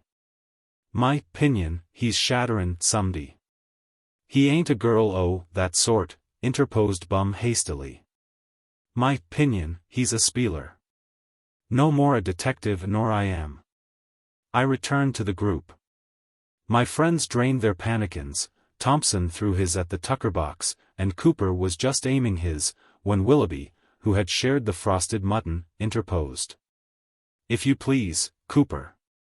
Seen better days, poor fellow, observed Cooper sympathetically, as the ripple of the water into the pannikin indicated that the whaler was at the tap. Can't see much worse, mused Thompson. My ADJ, oath, can't he, chuckled Mosey. Hold on till he gets old. People seem to think God made these here colonies for a rubbish heap, said Bum. That's the English idea of. Stiddy, Charlie, interrupted Dixon. Everybody's got a right to live, and that poor fellow's got just as much right as me or you. A man ought to show respect to misfortune, Charlie. Shall I bring a pannikin of water for any of you gentlemen? Asked Willoughby, without a trace of ironical emphasis on the last word. Fetch me one while your hand's in, replied Bum. Willoughby brought the drink. I fancied even an accession to the subdued suavity of his manner as he picked up and replaced on the tucker box the empty pannikin which Bum had thanklessly tossed on the ground at his feet. Then he resumed his place. And Thompson, palpably turning his back on Dixon and Bum, selected him as chief hearer of his recommenced discourse. Comes as near the black fellow as it's possible for a white man to get. And you couldn't kill him with an axe. Then start him at any civilized work, such as splicing a loop on a wool rope, or making a yoke, or wedging a loose box in a wheel, and he has the best hands in the country. At the same time, it's plain to be seen that he has been brought up in the class of society that sticks a napkin, in a bone ring, alongside your plate at dinner. Here Thompson paused, and the recurrence of some distressing memory elicited a half-suppressed sigh. There is nothing unreasonable in that phenomenon, remarked Willoughby, rather the reverse. Probably the person you speak of is a gentleman. Now, the man who is a gentleman by birth and culture, by which I mean a man of good family, who has not only gone through the curriculum of a university, but has graduated, so to speak. In society, such a one has every advantage in any conceivable situation. The records of military enterprise, exploration, pioneering, and so forth, furnish abundant evidence of this very obvious fact. You will find, I think, that high breeding and training are conditions of superiority in the human as well as in the equine and canine races, pedigree being, of course, the primary desideratum.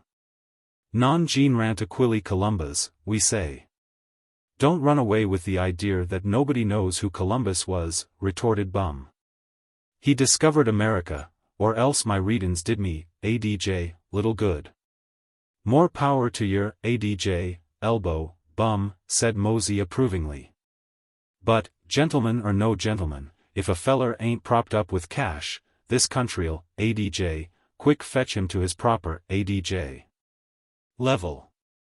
Pardon me if I differ from you, Mosey, replied Willoughby blandly. A few months ago, I traveled the Lachlan with a man fitted by birth and culture to be a leader of society.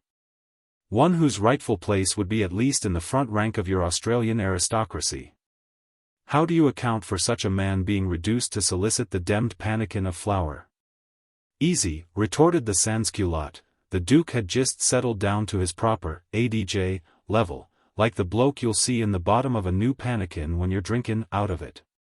Mosey, said Cooper impressively, if I get up off this blanket, I'll kick. I didn't catch the rest of the sentence. Give us none your, ADJ, Port Phillip ignorance here.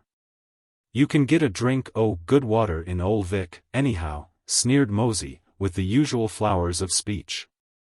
And that's about all you can get, muttered Cooper, faithfully following the same ornate style of diction. Now, Mosey, said Willoughby, courteously but tenaciously, will you permit me to enumerate a few gentlemen, remember, who have exhibited in a marked degree the qualities of the pioneer. Let us begin with those men of whom you Victorians are so justly proud, Burke and Wills. Then you have... Hold on, interrupted Mosey. Don't go no furder, for God's sake.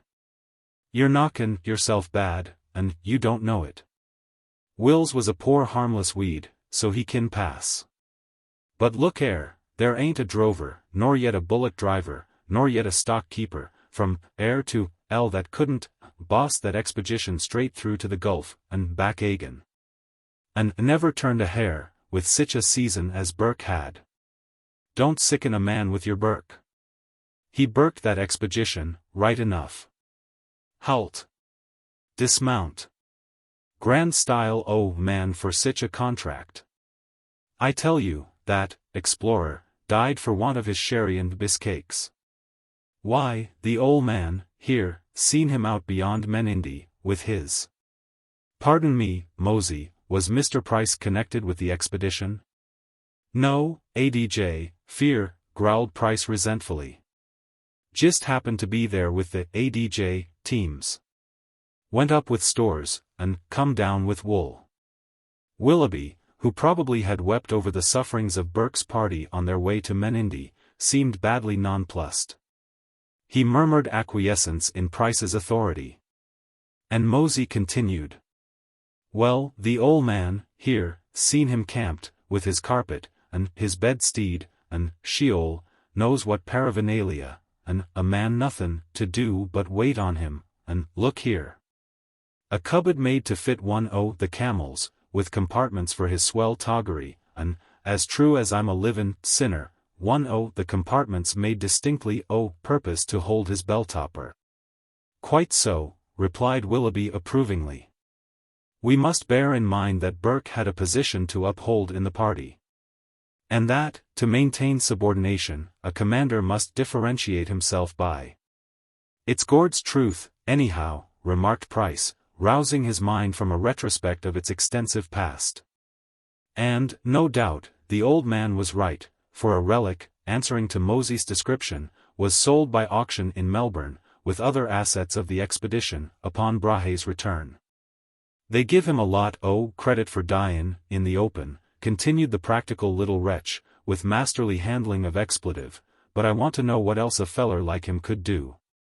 When there was no get out? And you'll see in Melbourne, there, a statue of him, made o' cast steel, or concrete, or somethin', standin' as bold as brass in the middle o' the street. My word! An' all the thousands o' poor beggars that's died o' thirst and hardship in the back country, all o' them a dash sight better men nor Burke knowed how to be, where's their statutes? Don't talk rubbish to me. Why, there was no end to that feller's childishness. Before he leaves Bray at Cooper's Creek, he drawers out, what do you think? Well, he drawers out a plan o' 40 ADJ. Fications, like they got in ole wore-out countries, and Bray had to keep his fellers workin' and cursin' at this thing till the time come for them to clear. And mind you, this was among the tamest black fellers in the world. Why, Burke was dotin'. Wants a young feller, with some life in him, for to boss a expedition. And on top o' Burke's swellishness and uselessness, dash me if he wasn't 40. Well, no, he warn't too old, Mosey, interposed Price deprecatingly. Wants a experienced man fair sich work. Same time, you couldn't best Burke fair a counterfeit. Singlar thing, you'll never hear one good word o' that man, observed Cooper. Different from all the other explorers. Can't account for it, no road. Another singular thing is that you'll never read a word against him, added Thompson. In conversation, you'll always learn that Burke never did a thing worth doing or said a thing worth saying, and that his management of that expedition would have disgraced a Newchum schoolboy. And old Victorian policemen will tell you that he left the force with the name of a bully and a snob, and a man of the smallest brains. Wonder why these things never get into print. De mortuis nil nisi bonum is an excellent maxim, Thompson, remarked Willoughby. It is that, retorted Mosey. Divil a fear but they'll nicely bone anythin', in the shape o' credit. Toffs is no slouches at barrackin' for their own push. And I'll tell you another dash good maximum, it's to keep off of weltin' a dyin' man. Did you ever read Burke's diary, Willoughby? Asked Thompson. It's just 2 or 3 pages of the foolishest trash that any man ever lost time in writing, and I'm afraid it's about a fair sample of Burke. I wish you could talk to some fellows that I know, Barefooted Bob, for instance. Now, there's a man that was never known to say a thing that he wasn't sure of. And he's been all over the country that Burke was over, and heard all that is to be known of the expedition. And Bob's a man that goes with his eyes open. I wish you could talk to him. Lots of information in the back country that never gets down here into civilization. There is a certain justice in Mosey's contention, I remarked, addressing Willoughby. He argues that, as Burke, by dying of hardship, earned himself a statue, so Brown, Jones, and Robinson, whose souls, we trust, are in a less torrid climate than their unburied bones, should, in bare justice, have similar post-obituary recognition. For Burke's sake, of course, the comparison in value of service had better not be entered on.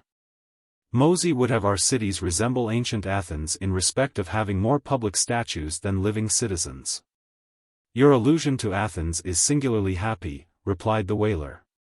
But you will remember that the Athenians were, in many respects, as exclusive as ourselves. The impassable chasm which separates your illustrious explorer from Brown, Jones, and Robinson, existed also in Athens, though, perhaps, not so jealously guarded. But let us change the subject. Yes, do, said Cooper cordially. I hate Argene. Fust go off, it's all friendly, yes, my good man. No, my dear feller. Don't run away with that idea. You're puttin' the boot on the wrong foot. You got the wrong pig by the tail. And so on, as sweet as sugar. But by and by it's, to Sheol, with you for a, ADJ, fool. You're a ADJ. Liar. Who the ADJ Sheol, do you think you're talking to? And one word fetchin' on another till it grows into a sort o' unpleasantness. Hear anything of Bob and Bat lately? Asked Thompson, after a pause. Both gone to have a confab with Burke, and good enough for the likes o' them, replied Mosey. Them sort o' varmin's the curse o' the country. I ain't a very honorable sort, myself, but I'd go on one feed every 2 days before I'd come as low as them. Well, couple or 3 year ago, you know, ol' McGregor he sent the ADJ skunks out with cattle to some new country, 100 mile beyond, Sheol, and, between hardship, and bad tucker, and bad conscience, they both pegged out. So a feller from the Diamantina told me a fortnight ago. Smart fellows in their way, remarked Thompson. I don't bear them any malice, though they rounded me up twice, and made me fork out each time. Bulka horse paddock, suggested Mosey. They grabbed us there once, and it was touch and go another time. But the place is worth a bit o' risk. No, both times it was on Wawinya, on the Deniliquin side, replied Thompson. First time was about 9 years ago. Bob and Bat were dummying on the station at the time, and looking after the skeleton paddock. Flash young fellers they were then. Cunningham and I worked on that paddock one night, as usual, coming up empty from the Murray. Of course, we were out in the morning at grey daylight, but it was a bit foggy, and instead of finding the bullocks, we found Bob and Bat cantering round, looking for them. Cunningham and I separated, and so did the other two, and the 4 of us spent the liveliest half-hour you could wish for. Chasing, and crossing, and meeting one another in all directions, and not a word spoken, and not a hoof to be seen. At last the fog lifted a bit, and Cunningham spotted cattle in a timbered swamp, but Bat was between him and them. So he circled round gently, and was edging up to get a good start when Bat took the alarm, and saw the cattle. Then it was neck or nothing with them for possession. Bob and I happened to be in sight, and when we saw our mates go off on the jump, we both went for the same spot. Cunningham beat Bat by a few lengths, and got possession. But when I got within a quarter of a mile, I saw there was only part of our lot there. Just then I saw Bob turn his horse, and race straight toward me. And when I looked in the direction he was going, I saw more cattle. I went for them with a clear start of 100 yards, and would have won easy, only that I saw they were station cattle. And at the same time I caught sight of another little lot in a hollow to the left, and Bat traveling for them. I slewed round, and gave him a gallop for it, but he won by 50 yards. However, there was only 5 of our lot in the little mob. There was 13 wanted still, and Bob had possession of them among the station cattle. So they got 18 altogether, and we only got 16, after running the legs off our horses. Port Phillip, observed Cooper pointedly. Another time, going on for 3 years ago, continued Thompson, Bob had me as cheap as dirt for the whole 20, while Bat snapped Potter's horses the same night. That was on Wawinya again, shortly before McGregor sold the station to Stoddart, and just before the 2 of them were sent out to the Diamantina. McGregor and Stoddart, of course? I gently suggested. Yes, Tom, I thought I made that clear. So you did, Steve. I beg pardon. Don't mention it, Tom. True friendship lay underneath this severity, for when Thompson got started on his reminiscences, he was apt to continue indefinitely, to the ruin of his own dignity. But why this solicitude and panic over being detected in trifling trespass? Asked Willoughby. Like most things in this country, it appears to be purely a matter of £SD. Now, I have taken the liberty of totting up, in my own mind, some of your earnings. Will Thompson permit me to take his case as an illustration? I find, Thompson, that the tariff of your wool is exactly 7 halfpenny per ton per mile. You have 8 tons on your wagon at the present time. This will give you 5 shillings for each mile you travel. You have traveled 10 miles today. Sabbath day's journey, sighed Thompson. That is £2.10. Now, All things considered, an occasional penalty of, say, £1, appears to me by no means ruinous. It is not to be mentioned in comparison with other losses which you have been unfortunate enough to sustain, yet it appears to be your chief grievance. Yes. That's one way of looking at it, muttered Thompson, after a pause. The other fellows were silently and futilely wrestling with the apparent anomaly. A metaphysical question keeps slipping away from the grasp of the bullock driver's mind like a wet melon seed. Yet the solution is simple. The upcountry man is decidedly open-handed. He will submit to crushing losses with cheerfulness, tempered, of course, by humility in those cases where he recognizes the operation of an overhanging curse. He will subscribe to any good or bad cause with a liberality excelled only by the digger. He will pay gambling debts with the easy, careless grace which makes every P of W. So popular in English sporting circles. In a word, the smallest of his many sins is parsimony. But the penal suggestiveness of trespass penalty touches the sullen dignity of his nature. And the vague, but well-grounded fear of a law made and administered solely by his natural enemies makes him feel about as apprehensive as John Bunyan, though certainly more dangerous. Of course, Willoughby, born and bred a member of the governing class, couldn't easily conceive the dismay with which these outlaws regarded legal seizure for trespass, or possibly prosecution in courts dominated by squatters. I knows one respectable man with 2 teams what seed the time he'd empy a double-barrel gun on them 2 fellers geez sames if they was wild dogs, remarked Price ominously. I happen ter mind me one time this man had ter fetch his loss wool right on ter deniliquin, fm hay, fr 25 hextry, count there bein' no river that season. And that man wore shattered hevery day across Winyar, and he's bullocks collared hevery night with bob or bat, and them bullocks harly fit ter crawl with fair poverty. Dirty. Chows ain't in it with them varmin fr dirtiness. Here followed a steady torrent of red vituperation, showing that Price took a strong personal interest in the respectable man with the 2 teams. To my ADJ knowledge, they dummied land for Olm Gregor, and never got a cent for it, remarked Dixon. Same time, I got nothin' to say agin for they never got a slant to snavel my lot. Brothers, ain't they? No, ADJ, fear, replied Mosey. You never seen brothers hangin' together like them chaps. I know some drovers that's been prayin' for their ADJ souls every night for years, on account the way they used to rush travellin' stock across McGregor's runs. Whenever there was dirty work to be did, them 2 blokes was on hand to do it. And I got it on good authority that they chanced 3 years chokey for perjury, when they was dummyin' for McGregor, and all they got for it was the fright hangin' over them. A man shouldn't make a dog of hisself without he's well paid for it. That's my ADJ religion. So far as dummying is concerned, said I.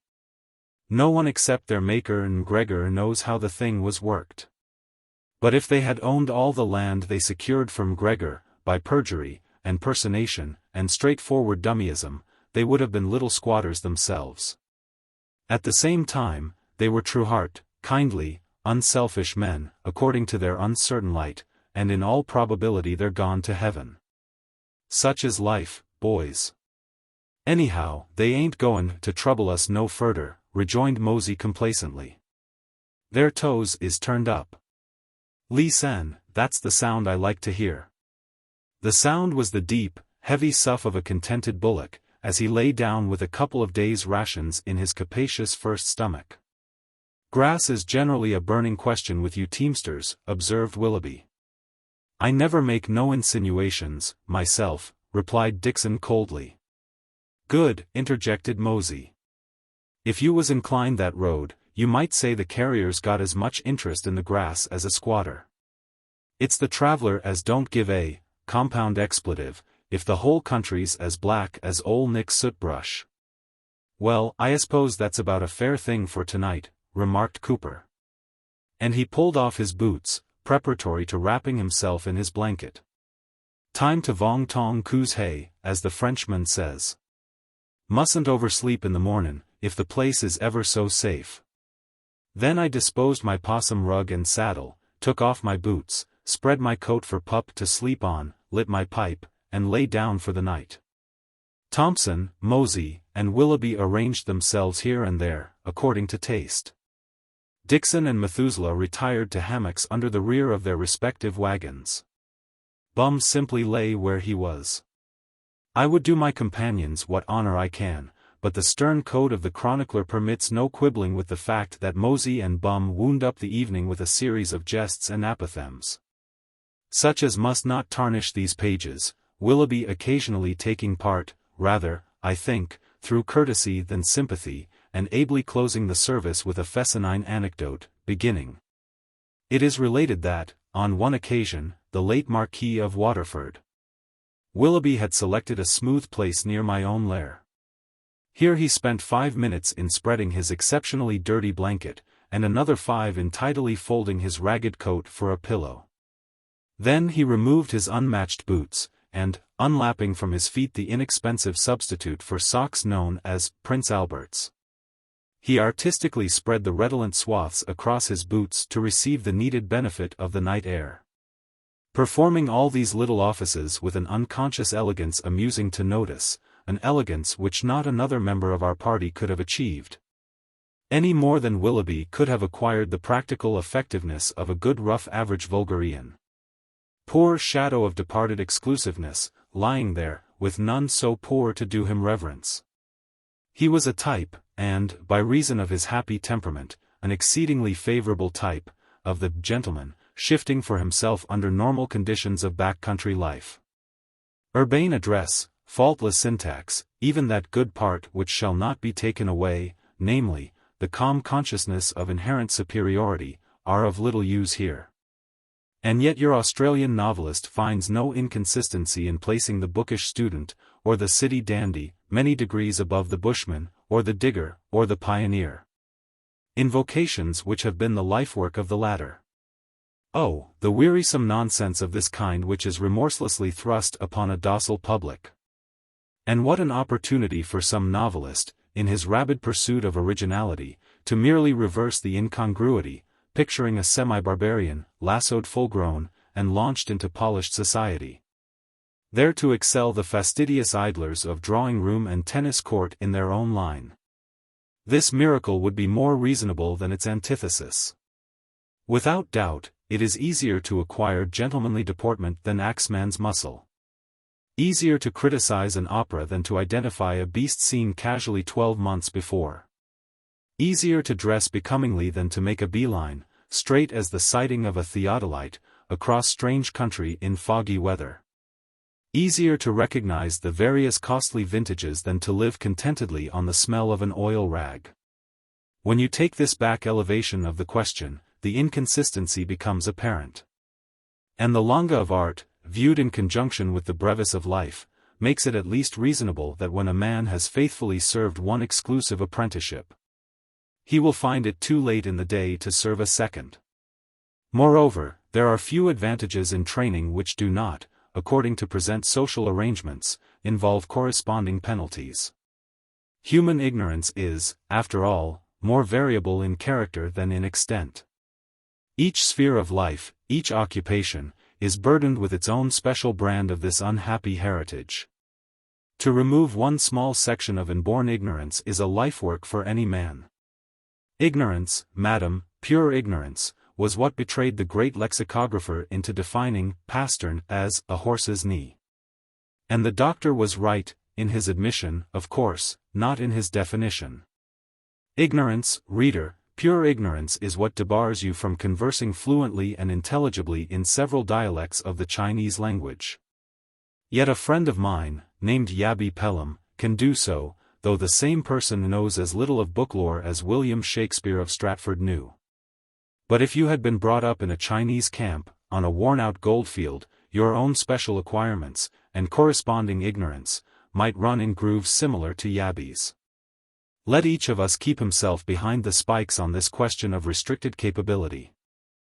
And should some blue-blooded insect indignantly retort that, though his own ancestors have borne coat armor for 17 generations, and though he himself was brought up so utterly and aristocratically useless as to have been unable, at 20 years of age, to polish his own boots, yet he is now, mentally and physically, a man fit for anything, I can only reply, in the words of Portia, that I fear me my lady his mother played false with a smith.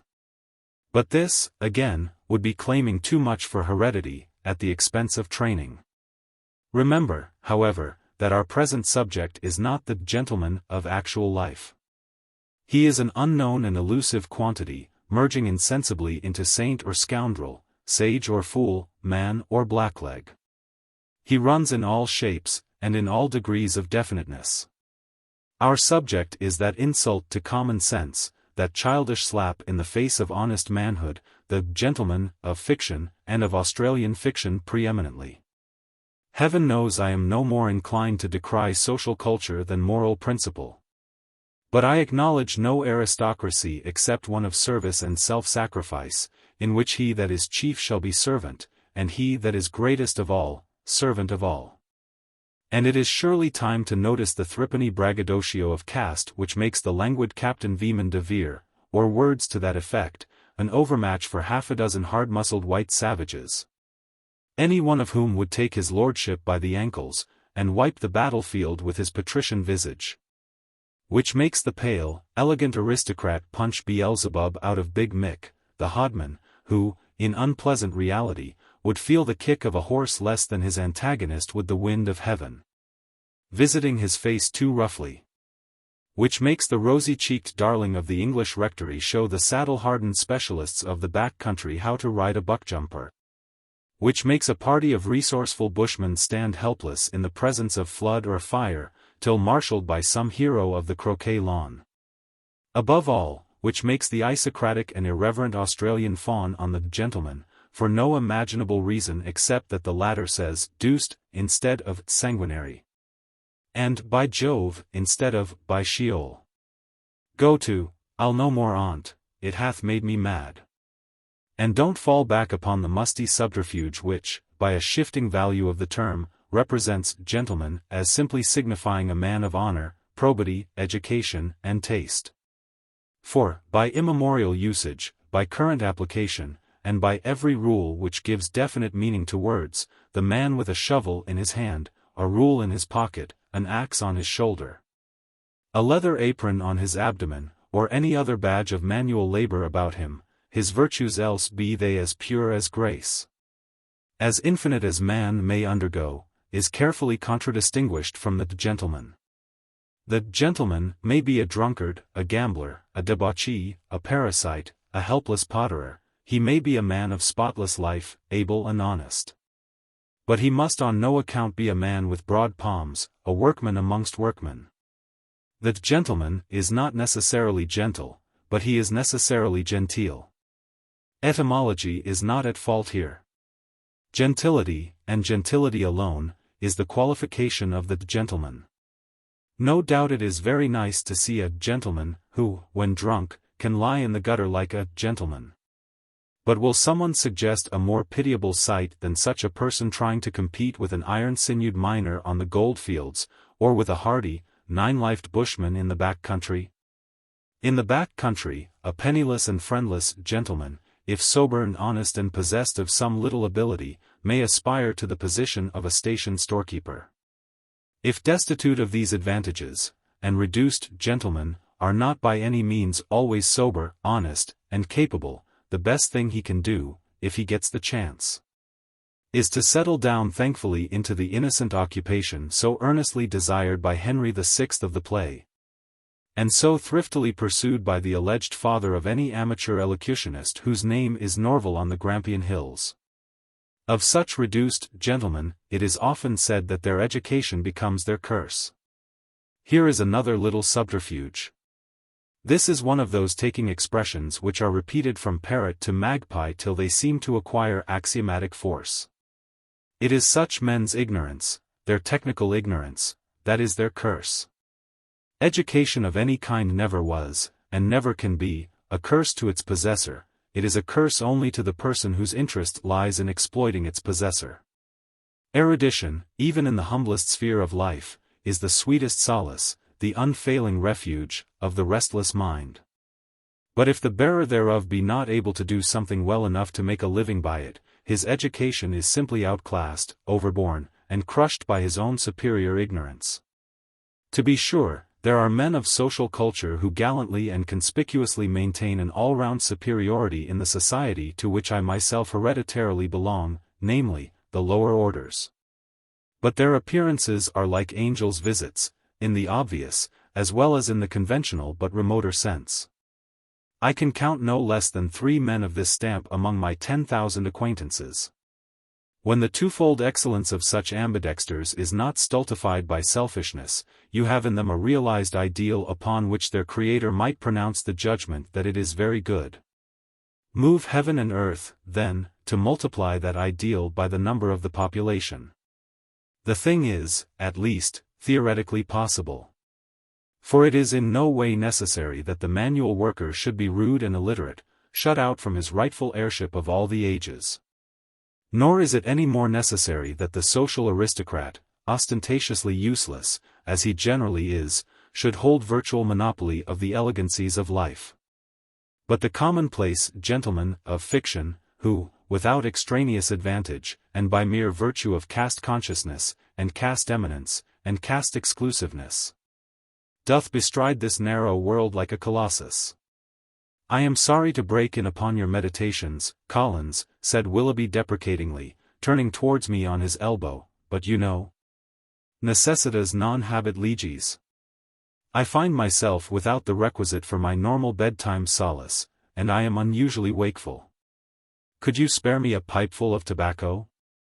Certainly. Why didn't you mention it before? I had no idea you were a smoker.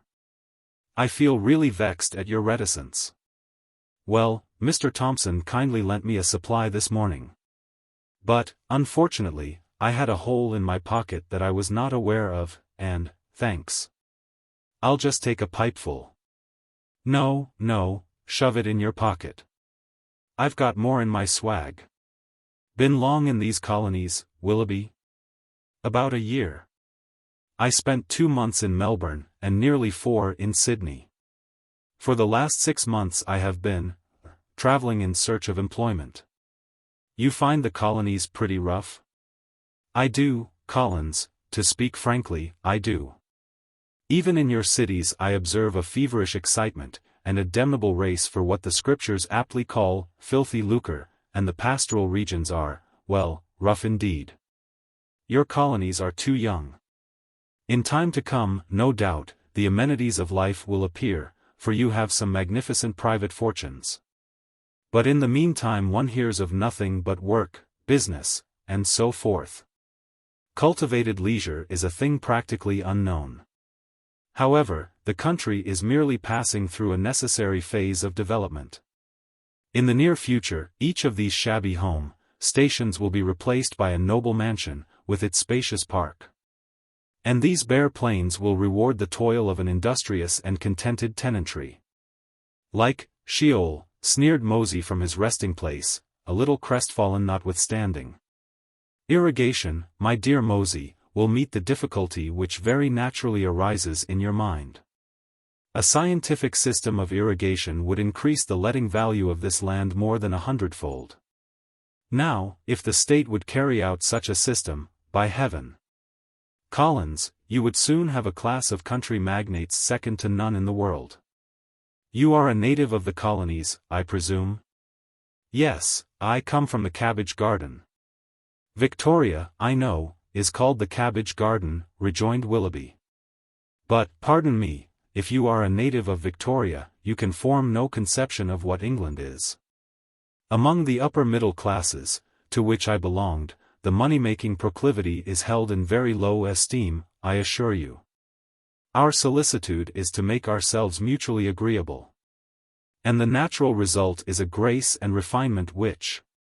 But what the ADJ Sheol good does that do the likes o' us, fellows, demanded Mosey impertinently, or perhaps I should say, pertinently. A grace and refinement which, if you will pardon me for saying so, you can form no conception of. Inherited wealth is the secret of it. Beg parding, interposed Cooper apologetically, I was goin' to say to Collins, before I forget, that he can easy get over bein' a Port Phillipper.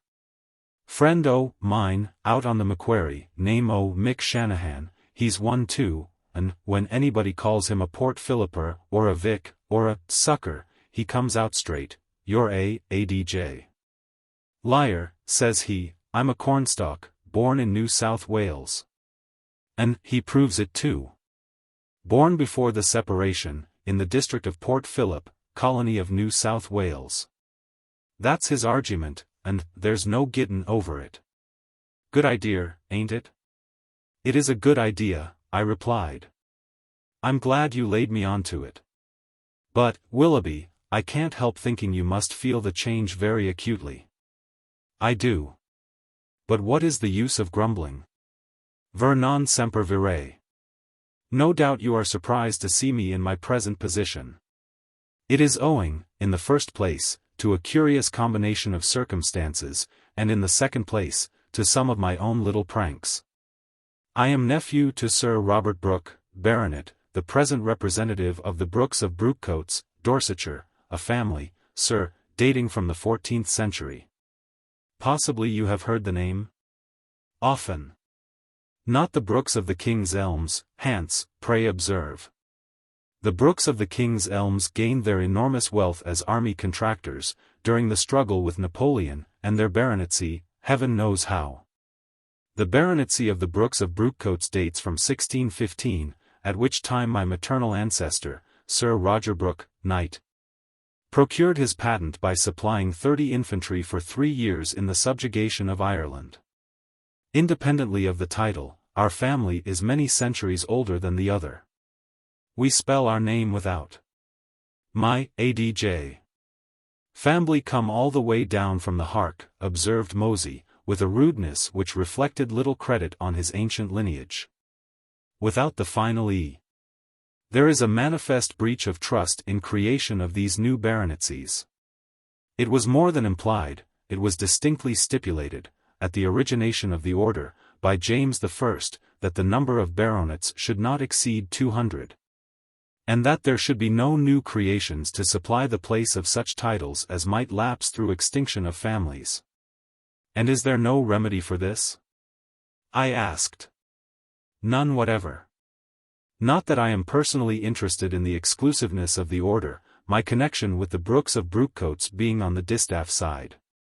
My mother was Sir Robert's only sister. My father was a military man, 3rd Buffs, died when I was 12 or 13 years of age. Sir Robert was a confirmed bachelor, and I was his only nephew. Now you see my position? I think I do. 4 years ago, dem if Sir Robert didn't marry a manufacturer's daughter, soap manufacturer, and within 2 years there was a lineal heir to Brookcotes. You don't say so? Fact, begad. Shortly afterward, I was detected, haha. Sua quique voluptas, in a liaison with a young person who resided with my uncle's wife as a companion. Whereupon my lady used her influence with the demmed old dotard, and I was cut off with a shilling. However, he gave me a saloon passage to Melbourne, with an order on his agent in that city for £500. My lady's father also gave me letters of introduction to some friends in Sydney, business people. Fact was, they wanted to get rid of me. The £500 should have given you a fair start, I suggested. Pardon me, it is impossible for you to enter into the feelings of a man who has been brought up as presumptive heir to a rent roll of £12,000. You cannot imagine how the mind of a gentleman shrinks from the petty details, the meanness, the vulgarities of trade. You are aware, I presume, that all avenues of ambition except the church, the army, and the legislature, are closed to our class. You cannot imagine, pardon my repeating it, the exclusiveness, the fine sense of honor. Holy sailor! I heard Thompson whisper to himself. Which pervades the mind and controls the actions of a gentleman. As a casual illustration of what is amusingly, though somewhat provokingly, ignored here. You have, no doubt, observed that our gentlemen cricketers will acknowledge no fellowship with professionals, though they may belong to the same team, and be paid from the same funds. However, to proceed with a story which is, perhaps, not without interest. I left Melbourne before my pittance was exhausted, and presented my credentials in Sydney. Mr. Wilcox, a relation of my lady's father, and a person of some local importance, treated me at first with consideration. In fact, there was always a knife and fork for me at his table, but I noticed, as time went on, a growing coolness on his part. I ought to mention that his sister, Mrs. Bradshaw, a widow, fat, fair, and 40, had considerable capital invested in his business. And I was paying my addresses to her, deeming my birth and education a sufficient counterpoise to her wealth. I'd have married her too, begad I would. At this time, Wilcox was establishing gelatin works, and he had the demmed Ephron. "What's gelatin?" demanded Mosey. "I've of'n heard o' the ADJ stuff." "What the Sheol is it used in?" "In commerce, principally, Mosey," I replied. "Neat, begad." As I was saying, Wilcox had the demmed assurance to offer me a clerkship in his new establishment. We had a few words in consequence. And shortly afterward I left Sydney, and found my way here. Have you any acquaintance in Sydney, may I ask? A word of explanation. Being only an official of the 9th class, I received my appointment in Hay. On that occasion, I asked the magistrate who received my securities and otherwise attended to the matter. I naturally asked him what chance I had for promotion. He told me that it would go strictly by seniority, but, as my immediate superior, the assistant sub-inspector, was not eligible for any higher grade, never having passed any examination whatever, and as I could not be advanced over his head, my only chance was to step into his place when he vacated it. Now, I knew he was not likely to resign, for he had a good salary all to himself, and nothing to do but refer me to the central office for orders. I knew in fact, that there was only one way in which he was likely to quit his niche in the edifice of the state. So I replied to Willoughby's question. "Well, I may say I have. And yet I'm not aware of anyone in Sydney that I would know by sight. My superior officer lives there. Remotely possible you may know him, Rudolph Winterbottom, Esquire." "Rudolph Winterbottom, did you say?" "Yes, by Jove. Rather a happy coincidence. I remember him well. I was introduced to him on a reception day at Government House, and met him frequently afterward. Dined in his company, I think, on 2 occasions. Is he a very old man?" "No. The old gentleman is his father, Thomas Winterbottom, hale, sturdy old boy, overflowing with vitality, came out, he told me, in the time of Sir Richard Burke. But I scarcely think Mr. Rudolph Winterbottom holds any government situation.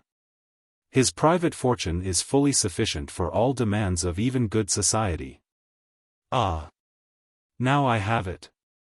His son Rudy, his 3rd or 4th son, holds some appointment. That will be your man."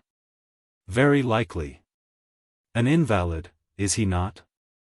Something wrong with his lungs?" "So I should imagine, now that you mention it. He was away on an excursion to the mountains when his father spoke of him to me." "Get to sleep, chaps, for God's sake," murmured Cooper. "Guarantee there'll be none o' this liveliness in the mornin', when you got to turn out." Thus sensibly admonished, we committed ourselves to what Macbeth calls sore labor's bath, the only kind of bath we were likely to have for some time. Among the 1,000 natural ills, there are 2 to which I never have been, and probably never shall be, subject, namely, gout and insomnia. My immunity from the former might be difficult to account for, but my exemption from the latter may, I think, be attributed to the operation of a mind at peace with all below. Nevertheless, it used to be my habit to wake punctually at 2 a.m., for the purpose of remembering whether I had to listen for bells or not, and determining how long I could afford to sleep. So, at that exact hour, I opened my eyes to see the calm, splendid stars above, whilst merciful darkness half-veiled the sordid accessories of daily life below. Yet I noticed that the hammock under the rear of Dixon's wagon was empty. All the other fellows were sleeping, except Bum, who seemed to have disappeared altogether. The two were probably up to something. No business of mine. And I dropped to sleep again. I had set myself to wake at full daylight. Just as I woke, I heard the distant patter of a galloping horse. Such a sound at such a time is ominous to duffing bullock drivers, so, as I sprang to my feet, you may be sure my companions were not much behind me. Along the track, a mile in advance of the wagons, we saw an approaching horseman. And as if this wasn't enough, we heard the sound of an axe in the selection. Holy glory! There's somebody livin' in the hut, after all, ejaculated Mosey. The house stood on a very slight rise, where the clump of swamp box terminated, a quarter of a mile away. And, sure enough, we could see, through a gap in the undergrowth of Old Man Saltbush, a man chopping wood at the edge of the clump. But he seemed quite unconscious of the multitude of bullocks that, scattered all over the paddock, were laying in a fresh supply of grass. "It's Moriarty," sighed Thompson, gazing at the horseman. "He's been sent to catch us. It's all up." Then, like the sound of many waters, rose the mingled sentiments of the company, as each man dragged on his boots with a celerity beyond description. "You keep him on a string, Collins, while we collar as many of the carrion as we. What use? It's a summonsing match already. Look at the fence. And Martin lives in the hut after all. He's between us and the bullocks now, laughing at us. What business had we to travel on? Demmet, suggest something. Make use of me in this emergency, I beg of you." "Shall I?" "Port Phillip, all over. Just let me deliver this, ADJ, load. That's all I comes young pups knowin' heverythink. I kep' misdoubtin' all the ADJ time. Are you fellows mad?" shouted the young storekeeper, as he dashed past the group, and pulled his blown horse round in a circle.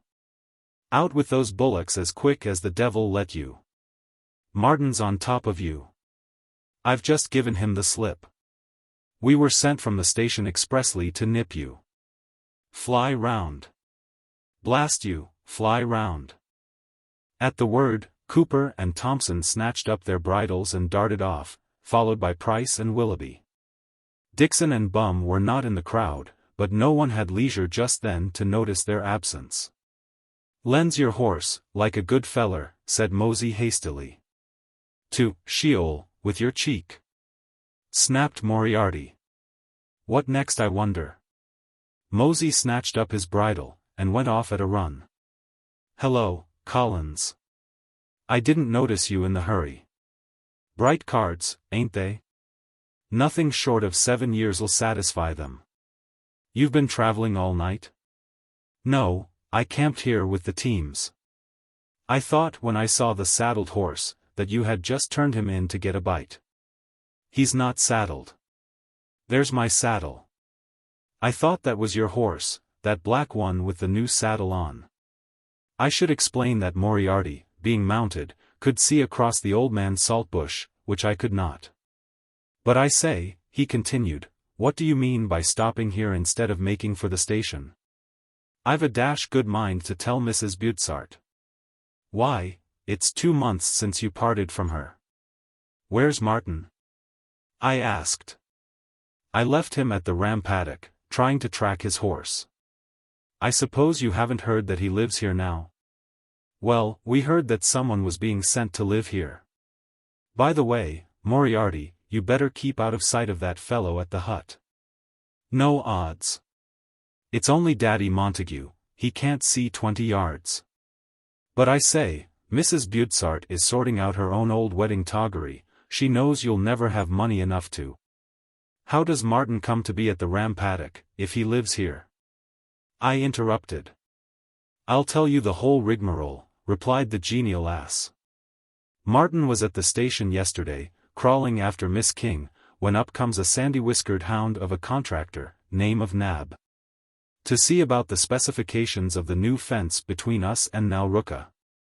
And this fellow's idea of getting on the soft side of Montgomery about the fence was to nearly break his neck running to tell him that Price and Thompson and a whole swag of other fellows intended to work on the ram paddock that night.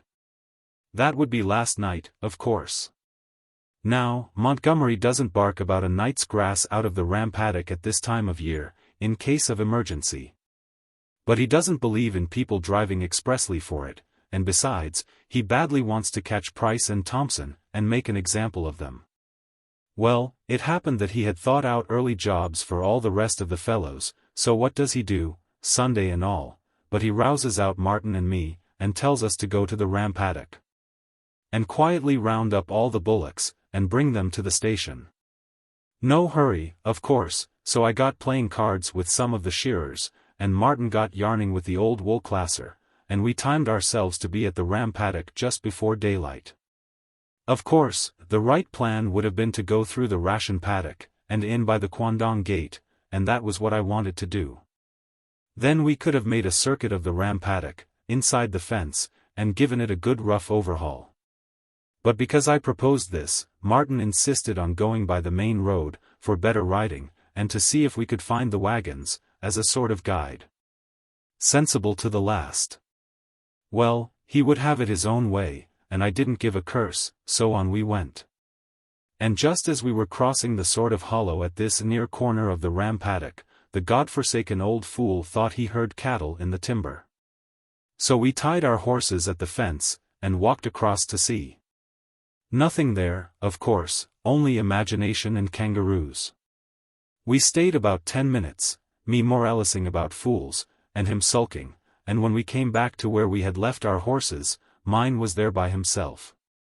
Martin was dancing mad, for his horse was never known to break a bridle, and he didn't know who to blame for making away with him. However, I wasn't any way interested in mustering the ram paddock, and Martin wanted his horse, so we hunted round and round, but devil a smell of horse or saddle or bridle could we find in the dark. After a while, daylight came, and I caught sight of the wool, and tumbled to the little game. Of course, I ripped across to give the fellows the office, praying and cursing fit to break my neck. What the dickens induced them to run the risk of duffing here? Maddest thing I ever knew. Martin has been living here since this day week. And his greatest pleasure in life is prowling round when he ought to be asleep. Warrigal Alf laid mosey on, I replied. At least, he said he had stayed here the night before last, and had taken his bullocks out after they lay down. Ah! The treacherous beggar. I'll tell you how that came. Day before yesterday, let's see, that was Saturday, Montgomery and Martin met Alf just at the station, coming along behind some other teams. Montgomery was sorry in his own mind for a blackguarding he gave Alf last winter, for letting his bullocks get into our horse paddock. Seems they got adrift from Bot Terra, while Alf was unloading, and had gone the 30 miles, right across country, with him after them full chase. Alf was too ill-natured to explain things at the time, and he never mentioned it when he loaded our first wool, a month ago. Montgomery heard the truth of it only the other day.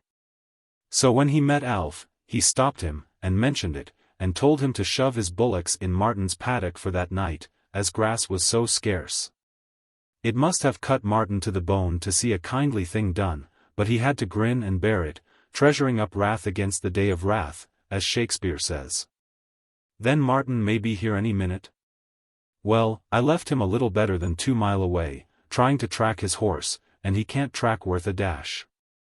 Certainly, he was headed toward the station the last I saw of him. But if he's got a spare saddle at home here, he's pretty certain to come for a fresh horse, to hunt up the other. I'd give 5 notes, if I had it, to see these fellows yoked up and off, for if Martin catches them, there'll be Sheol to pay, and no pitch hot, and, by George, there's not half a second to lose. Just look at that fence. Ah! Here they come. Good lads. Well, take care of yourself, Tom, and give us a call at the station as soon as you can. I'll keep out of sight till these chaps are started. Then I'll have a bit of breakfast with Daddy Montague, and invent a good watertight lie, and do a skulk for an hour or two, and then dodge on to the station as slowly as possible. I want something to go wrong in the store while Montgomery has charge himself. It'll learn him to appreciate me better. I'll have to ram it down his throat that the fellows had their bullocks out before I got here. Wait, Moriarty, what's Martin's horse like? I might see him. Liver color, star and snip. White hind feet, bang tail. One of the best mokes on the station. Belongs to Martin himself.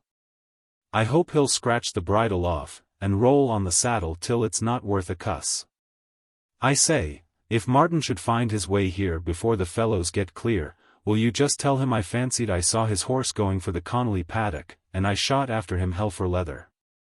No message for Mrs. Butsart? Well, so long. And the good and faithful young servant cantered away toward an adjacent canegrass swamp. I was picking up my possum rug and saddle, when I heard Dixon's voice, in earnest entreaty. Looking round, I saw him sitting on the edge of his hammock. Say, Collins, will you fetch my ADJ bullocks, while your hand's in? I can't hardly move this mornin'. Yes, Dixon, I won't see you beat, if I can help it. What's the matter?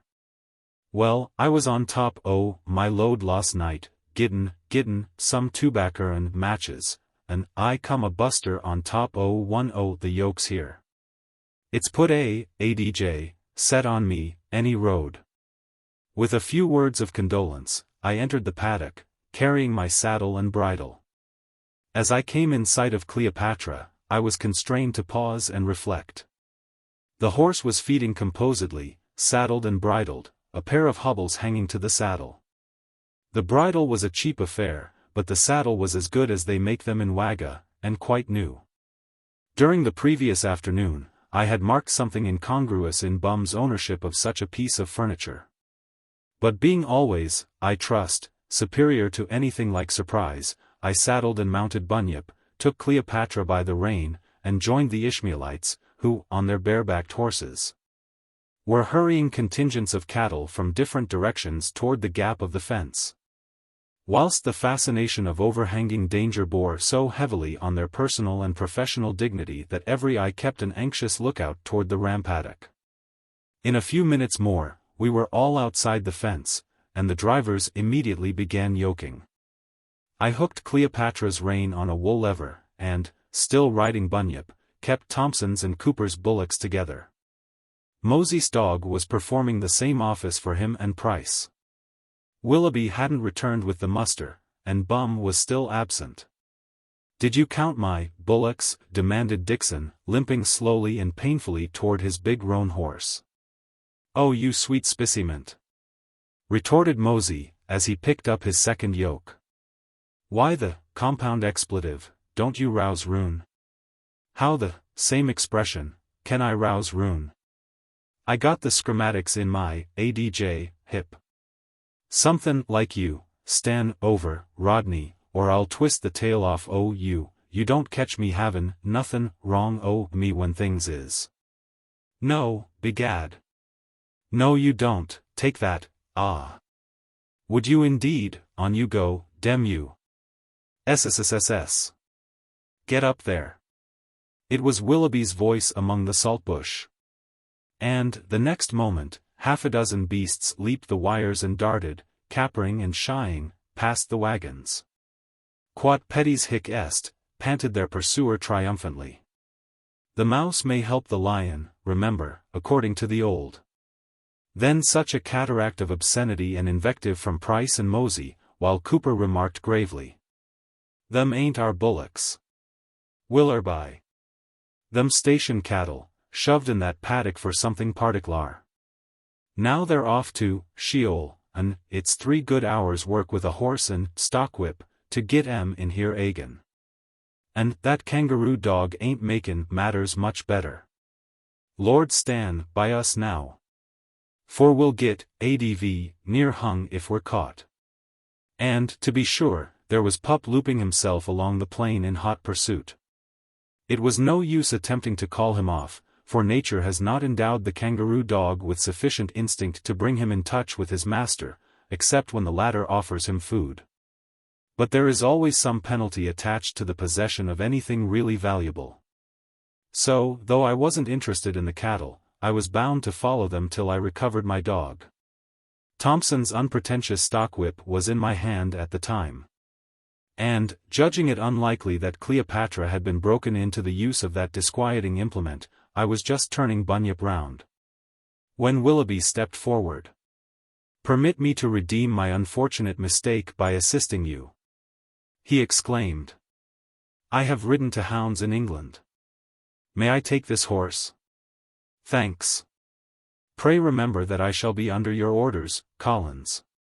"Take care, mighty Bucklep," I remarked casually, as the whaler gathered Cleopatra's reins, and threw himself into the deep seat of the new saddle. And, to my genuine astonishment, he did bucklep. But he took no mean advantage of his rider. He allowed him time to find the off stirrup, and then led off with a forward spring about 5 feet high. Willoughby, small blame to him, was jerked clean out of the saddle, and lit fair across the horse's loins, in the impulse of self-preservation grasping the cantle with both hands. The small thigh pads afforded a good rough hold, and the next buck jammed the poor fellow well under the seat of the saddle. The position was neither pleasant nor dignified, though certainly more secure for an amateur than the conventional style. Particularly after the horse's tremendous plunges had raised the back of the saddle a foot or more by dint of fair wedging.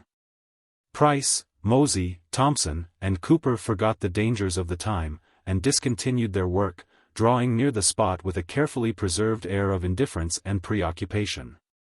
Even Dixon ignored his schematics, and composed his demeanor to something like apathy. Owing to the leverage of the saddle, the girth was gripping Cleopatra in a ticklish place, and the bow of the saddle was dipping into another ticklish place, whilst Willoughby's swinging feet provided for the ticklish places on the horse's thighs and flanks. Cleopatra mistook all this for deliberate provocation, and responded to the very best of his splendid ability.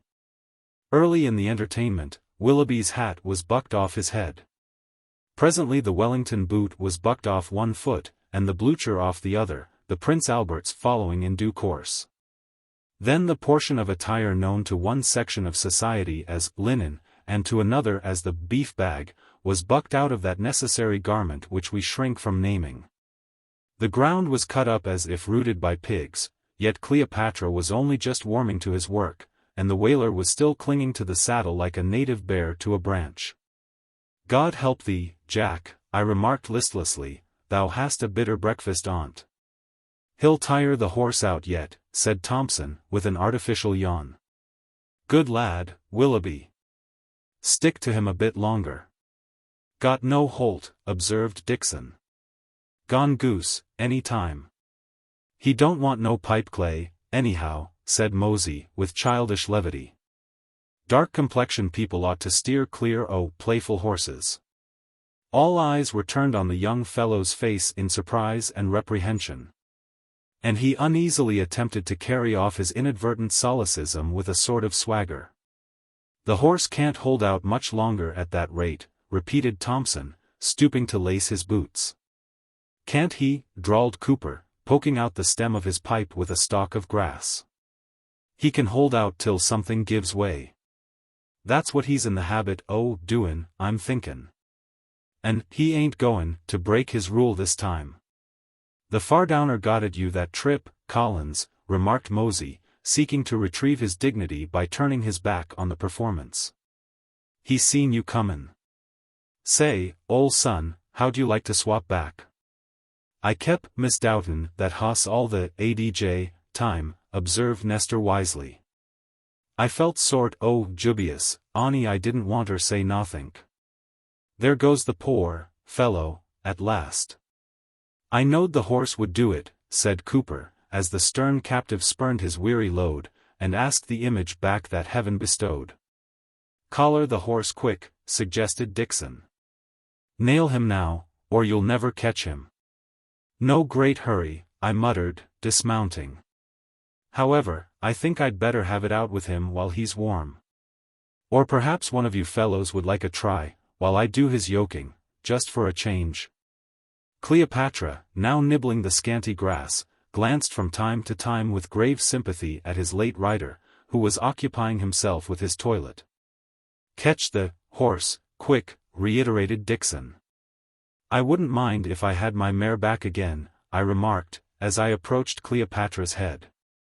"By Jacob's staff I swear I have no mind of trying conclusions with this fellow for a dull, sickening." The adjectives were shorn of their noun, for Cleopatra, accurately gauging his distance, suddenly sprung round and lashed out with both hind feet. You could have struck a match on the smoothest part of my earthly tabernacle as I dodged him by about half an inch. Then he went on cropping the grass as before, while I looked round and inquired with sickly bravado, "What noble Lucumo comes next, to taste our Roman cheer?" But the bullock drivers silently repudiated the grim invitation, and hurried back to their work, which they now pursued with redoubled vigor and anxiety. I remounted Bunyip, and caught Cleopatra from his back. Then dismounting, I arranged the new saddle with ostentatious offhandedness, though in a prayerful frame of mind, and presently climbed on as if nothing was the matter. I certainly anticipated Westminster Abbey rather than a peerage. But the horse, with a nonchalance greater than my own, inasmuch as it was genuine, turned quietly round as I pressed the rein against his neck, and sailed away across the plain at his own inimitable canter. Then I looked back to see the bullock drivers disgustedly resume the work they had again suspended. By this time the cattle had crossed a canegrass swamp, and were out of sight. But before I had gone a quarter of a mile I saw Pup coming to meet me, limping and crestfallen. He had probably been kicked by one of the absconders. And as he could see no sign of civilization except our camp, his sagacity had drawn him back. Well pleased, therefore, I returned to the wagons after a few minutes' absence. "The cattle are out of sight, Steve," said I, as I rounded up the scattering bullocks. "Not worth while to go after them now." "Let them go, by all means," replied Thompson, with a ghastly simulation of cheerfulness. "We'll gladly stand the loss of them, and make the station a present of Bum's mare besides, if we once get out of sight of this infernal camp. Stand up, Magpie, just let us yoke up as quickly as if our lives depended on it, which, to tell the truth, is not much of an exag. Hello. Where's Damper?" "Stuck in a glue pot, just in front o' the ADJ hut," replied Mosey, without pausing in his work. "I seen him there, back, snaily, or I'll knock the ADJ horn off o' you, but I thought it was one o' them station cattle till you minded me." "Why the Sheol, didn't you count your lot properly?" A deep oath broke from the lips of the man who never swore. But he controlled himself by a strong effort. "How much of him's above ground?" he asked. "ADV, little Ani his horns. Or else I'd knowed him, wub, back, Major," replied Mosey reluctantly, as he chained his last pair. Then, I grieve to say, Thompson let himself out. No puerile repetition. No slovenly, slipshod work there. It was the performance of a born orator and poet, and one who, like Timothy, had known the scriptures from a child, a long, involved litany of seething malediction, delivered, moreover, with a measured and effortless eloquence and a grammatical exactitude which left St. Ernulphus a bad second. The other fellows pursued their work in awe-stricken silence, till at length Cooper, glancing toward the rampaddock, said deprecatingly, Man, don't swear. Not now, anyway. I'll fetch these 10 across, and they'll, ADV, soon snake him out. Get that spare rope off o' my wagon, and foller me quick." He brought his yoked bullocks through the gap, and drove them rapidly to the spot indicated by Mosey. Thompson mounted his horse and cantered after, with the heavy coil of rope across the front of his saddle. I accompanied him. At the very extremity of the clump, and not 50 yards from the house, was one of those bottomless quagmires too common in Riverina. It was about 20 yards across. And, in the very center, Damper's head and the line of his back appeared above the surface. The straight furrow behind him showing that he had been bogged at the edge, but being unable to turn, and being exceedingly strong and sound, had worked himself along to the middle, where he was slowly settling down. In a couple of minutes, one end of the wool rope, 60 feet long and 1.5 inches in diameter, was looped round the roots of the bullock's horns, and the team was attached to the fall. Then a slow, steady strain drove Damper's nose into the ground, and gently shifted him, first forward, then upward, then on to the surface, where he slid smoothly to the solid ground. We released him there, and he staggered to his feet, shook himself thoroughly, and followed the team to the camp, ravenously snatching mouthfuls of grass as he went along. Price and Mosey had just got under way. Willoughby was trying to yoke Dixon's leaders, while Dixon, owing to his schematics, could do nothing but sit on his horse, cursing with wearisome tautology, and casting glances of frantic apprehension toward the ram paddock. His anxiety was not unreasonable, for there had just come into sight an upright speck, too small to be a horseman. And it was easy to guess who was the likeliest person to be coming on foot from that direction. There is a limit to the dignified sufficiency even of a bullock driver.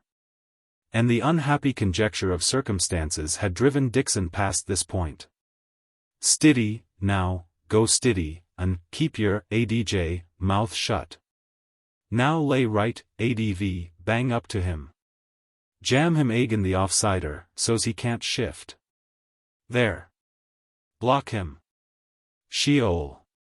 Let him rip now. Oh may the, etc., etc. Dixon. Dixon. I must protest. Puttest be, verbed. Fetch em up agin. Don't be frightened, they aren't bite. Yoke on your other, ADJ, shoulder. Right. Get well up agin him this time. Lay your whole, ADJ. Wait onto him, and jam him, so's he can't budge if it was to save his, ADJ, life." Willoughby, with the yoke on his shoulder, and the offside bow in his hand, gingerly approached the excited bullocks, essaying a light touch on the nearsider's shrinking shoulder. The next moment, he was reeling backward, and both bullocks were gone.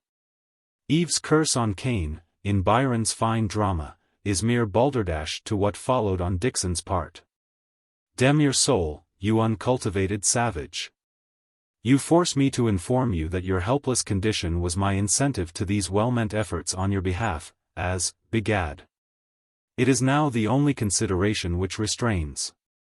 Oh, go to, Sheol. You're no, ADJ, good. You ain't fit to, purvey awful to Bruin. And, here's them, ADJ, sneaks gone. And, Martin he'll be on top o' me in about 2, ADJ, 2s, and me left by my own, ADJ, self, like a, ADJ, nady cat in a, ADJ, trap. May the holy, etc., etc. If I'd that horse, he continued, glancing furiously at Cleopatra, I'd make him smell, ADJ Sheol. Nonsense, Dixon, said I pleasantly, the horse is not annoying you. Ah. Willoughby. Na ultrano, let's see, na suitor ultra crepidam. Let me try my hand there. I took my degree of B.D., which doesn't always signify Bachelor of Divinity, before you took your B.A. Will you just bring up the unspeakables as Dixon points them out? Palmum camarut ferat, responded Willoughby, instantly recovering his temper. Smoker, Nelson, damn your skins, come up once more. Dixon's bullocks were exceptionally docile, for that uncultivated animal was one of the most humane and skillful drivers in Riverina. Therefore, about 25 minutes sufficed to place his team in readiness for a start. You might as well come along me for a change, said he to Willoughby. We'll get on grand together. I'm a quiet, agreeable sort person, though I say it myself, and I wouldn't wish for better, ADJ, company nor you. Come on, you won't be sorry after. Quocunc tra hunt fatus aquamer, rejoined Willoughby, bowing gaily to me. Then taking up the whip, Dixon was a virtuoso in whips, and always carried one with 6 feet of handle and 12 feet of lash. He aimed at the team, collectively, a clip which, in the most literal sense, recoiled on himself. And so the officer's son and the soldier's son took their way together, to become, as I afterward learned, the most attached and mutually considerate friends on the track. Such is life. Thompson and Cooper, now ready for the road, were repairing the fence as well as they could. This being done, and the relics of the fire kicked about, they put their teams in motion, leaving little trace of the camp, except Bum's mare, standing asleep outside the fence. The ominous speck on the plain had approached much nearer, but had taken definite form as an emu, and now the negative blessing of escape seemed like a positive benefaction. If, says Carlyle, thou wert condemned to be hanged, which is probably less than thou deservest, thou wouldest esteem it happiness to be shot. Serene gratitude therefore shone in the frank faces of the outlaws, tempered, however, in Thompson's case, by salutary remorse, for his companion had reproachfully asked him what the ADJ Sheol, good his swearing had done. We could see Price's team stopped, half a mile away, one of the loads appearing low, and canted over to the off-side, bogged, evidently. Dixon's wagon was close in front of us, Willoughby was zealously flogging himself, and occasionally we could hear Dixon's voice in encouragement and counsel. The place where Price's wagon was stuck was not a creek, but merely a narrow belt of treacherous ground. Mosey hadn't gone down 6 inches, but Price had happened on a bad place, and his wagon had found the bottom. All Mosey's team, except the polers, had been hooked on, but with no result beyond the breaking of a well-worn chain. "Ain't got puddin' enough, Thompson," said Mosey, as my companions stopped their teams and went on to survey the place. "The ADV thunderin' ol' morepoke he goes crawlin' into the rottenest place he could find. You shove your team in next the polers, and I'll hook our lot on in front. Your chains'll stand to fetch Sheol out by the ADJ roots. Please the pigs, we'll get out sight afore that ol' overseer comes." Thompson did as desired. And the first pull brought the wagon on to solid ground. Meanwhile Dixon and Willoughby had taken their team through, and were hurrying along. Cooper, growling maledictions on everything connected with Port Phillip, roads in particular, had selected his route, and started his team.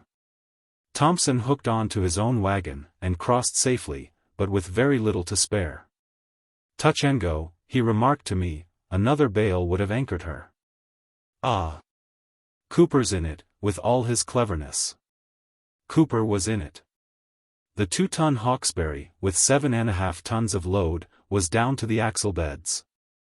And the cornstalk was endeavoring, by means of extracts from the sermons of Knox's soundest followers, to do something like justice to the contingency. Thompson sighed, glanced toward the ram paddock, and hooked his team in front of Cooper's. Mosey, who had been mending his broken chain with wire, now came over with Price. "We'll give you a lend of our whips," said he with cheap complaisance. "Take the leaders yourself, Thompson. Stiddy now, till I give the word, or we'll be fetching the ADJ handle out of her. Now, pop it on, to M."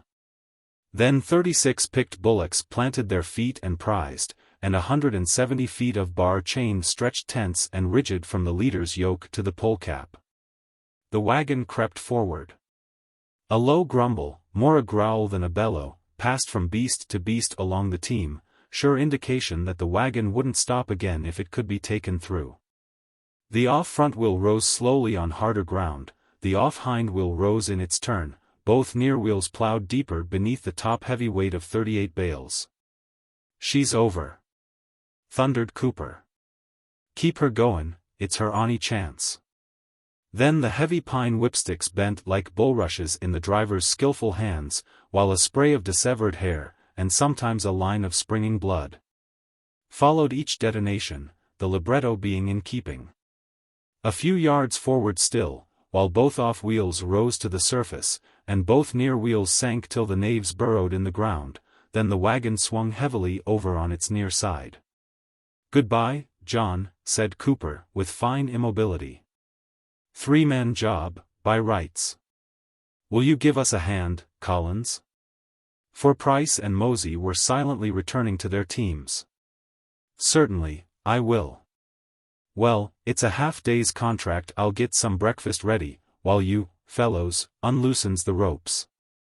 Thompson and I released the bullocks from the pole, unfastened the ropes, and brought the wagon down to its wheels again. Then Cooper summoned us to breakfast. "You'll just take sort o' potluck, Collins," he remarked. "I should have baked some soda bread and boiled some meat last night, on'y for bein' too busy doin' nothing. Laziness is catchin'. That's why I hate a lot o' fellers campin' together. It's nothing but yarn, an' your wagon ain't greased, an' your tarpaulin ain't looked to, and nothin' done but yarn. And you floggin' in your own mind at not gettin' ahead o' your work. That's where women's got the purchase on us, fellows. When a lot o' women gets together, one o' them reads out something religious, and the rest all wires in at sewin', or knit-tin, or some ADJ thing. They can't suffer to be idle, nor to see anybody else idle, women can't." Cooper was an observer. It was pleasant to hear him philosophize. The work of reloading was made severe and tedious by the lack of any better skids than the poles of the two wagons, was, indeed, made impossible under the circumstances. But for Cooper's enormous and well-saved strength. Our toil was enlivened, however, by an argument as to the esoteric cause of the capsize. Cooper maintained that nothing better could have been hoped for, after leaving Kenilworth Shed on a Friday. Thompson, untrammeled by such superstition, contended that the misadventure was solely due to traveling on Sunday. Whilst I held it to be merely a proof that Cooper, in spite of his sins, wasn't deserted yet. Each of us supported his argument by a wealth of illustrative cases, and thus fortified his own stubborn opinion to his own perfect satisfaction. Then, descending to more tangible things, we discussed Cleopatra.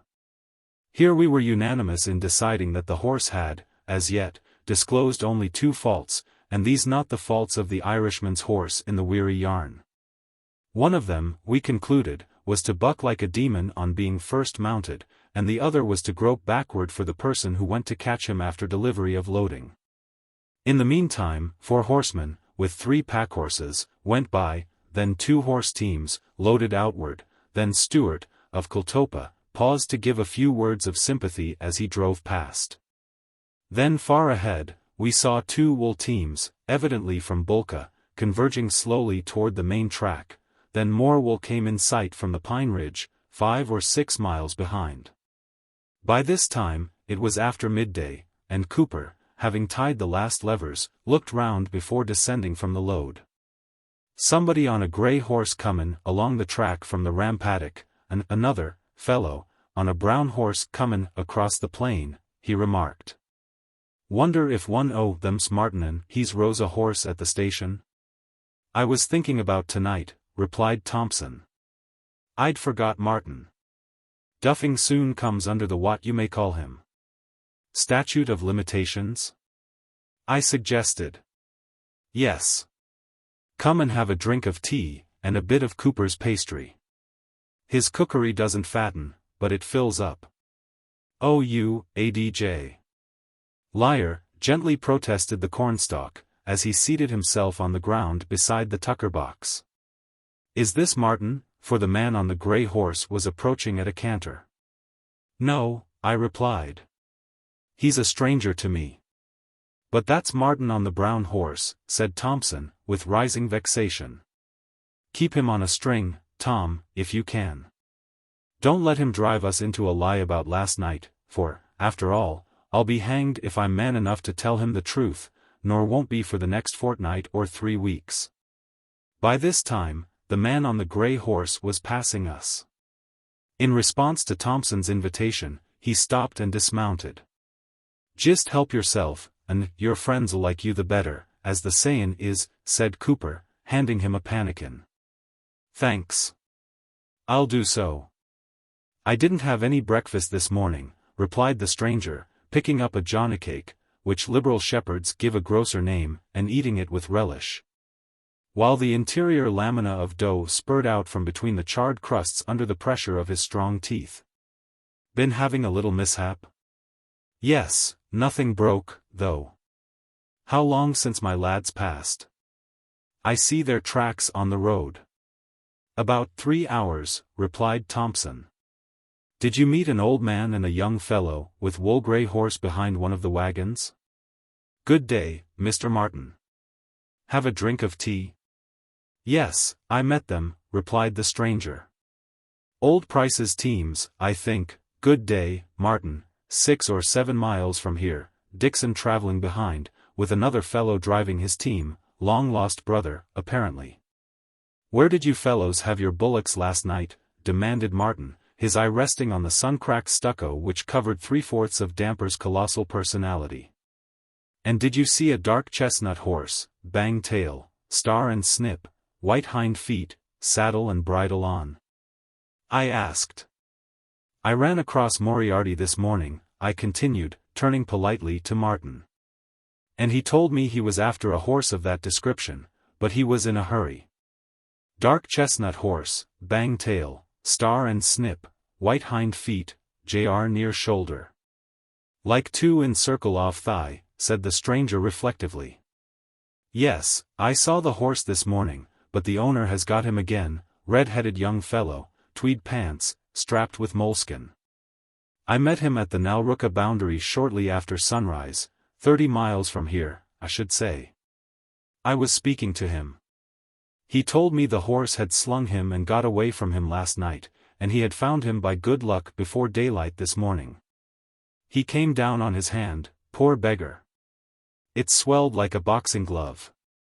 But he's taking it out of the horse. Now, in the Riverina of that period, it was considered much more disgraceful to be had by a scoundrel than to commit a felony yourself. Therefore Martin, partly grasping the situation, assumed an oblivious, and even drowsy, air. Did the young fellow say where he was going? I asked, pitying Martin's dilemma, and admiring his greatness of soul, for I had more than once been there myself. No, he only wanted to borrow a pipe of tobacco. But after we parted I saw him strike out across the plain to the right. Martin yawned, turned his horse, and rode slowly toward the selection. Very slowly, so that the stranger might overtake him soon. Come weal, come woe, he wouldn't trail his honor in the dust before 3 cynical onlookers. Well, I'll push on, said the stranger, setting down his pannikin. I want to pull my chaps, and I'm thinking about my horse. I say, glancing after Martin, and lowering his voice, you fellows have a devil of a bad show for tonight. You're right, replied Thompson. Tell you what you'll do, camp at the Bellars, and they'll think you're on for the ration paddock, then, between the 2 lights, just scoot for the Dead Horse Swamp. Never any grass there, said Thompson. That's the beauty of it, replied the stranger. They've been putting down a tank in the middle of the swamp this winter. And the contractor had about a dozen young fellows, every one of them with a horse and a dog, kicking up, Sheol's delight. There hasn't been a smell of a sheep within coo-ee of the swamp for the last 3 months, and the paddock was mustered for shearing just before the contractor left. It's into your hand for tonight. Well, I must. I beg your pardon, said Thompson hesitatingly. Are you coming direct from Hay? Well, I left on Saturday morning. The mailman was telling me, continued Thompson wistfully, that Permewan and Wright had 3 ton of dynamite for Broken Hill. Do you know, is it gone yet? Not when I left, replied the Encyclopedia Australiensis. They're offering 80, and I've no doubt they'll spring to 100. Extra hazardous tack. And there's not a blade of grass once you pass the Marrowie. Good day, boys. And, nodding to us collectively, he departed. Steve, said I. Are you a man to go fooling with high explosives, considering the thing that's on you? Well, replied Thompson doggedly, it's come to this with me, that I must make a spoon or spoil a horn. And if that infernal thing would only keep off till I got the stuff delivered, I'd be right. My bullocks are fit for any track in Australia. Let's get down to hay fust, interposed Cooper. Then you can do as you like, but I'll be wantin' a waybill that'll take me safe out o' Port Phillip. Say, Collins, I'll buy that new saddle off o' you. Mine's all in splinters, for my horse he's a beggar to roll. I'd hardly feel justified in selling it, I replied. But I'll tell you what I'll do, I'll sell you my own saddle cheap, say, 3 notes, and give you bum's bridle in. Cooper agreed to the proposal. Then, as Pup had been eating about 10 pounds of salt mutton, stolen from the bullock driver's stores, I enticed him to take a good drink of water, knowing he would need it before the day was over. It was absolutely imperative that I should go 30 miles, and then, if possible, camp alone. So I shook hands with the outlaws, and started, leading Bunyip till he should become accustomed to his new companion. If the unmannerly reader wishes to know why I was bound to a stage of exactly 30 miles, I have no objection to state that. Knowing the geography of Riverina as well as if I had laid out the whole territory myself, I was aware of a sandhill composed of material unstable as water. An unfavorable place for a bucking horse, and a favorable place for a man to dismount head foremost if the worst came, and that sandhill was my destination. Chapter 2. When I undertook the pleasant task of writing out these reminiscences, I engaged, you will remember, to amplify the record of 1 week. Judging that a rigidly faithful analysis of that sample would disclose the approximate percentage of happiness, virtue, etc., in life. But whilst writing the annotations on September 9th, which, by the way, gratuitously overlap on the following day, I saw an alpine difficulty looming ahead. At the Blowhard Sandhill, on the night of the 10th, I camped with a party of 6 sons of Belial, bound for Deniliquin, with 3,000 bulka wethers off the shears.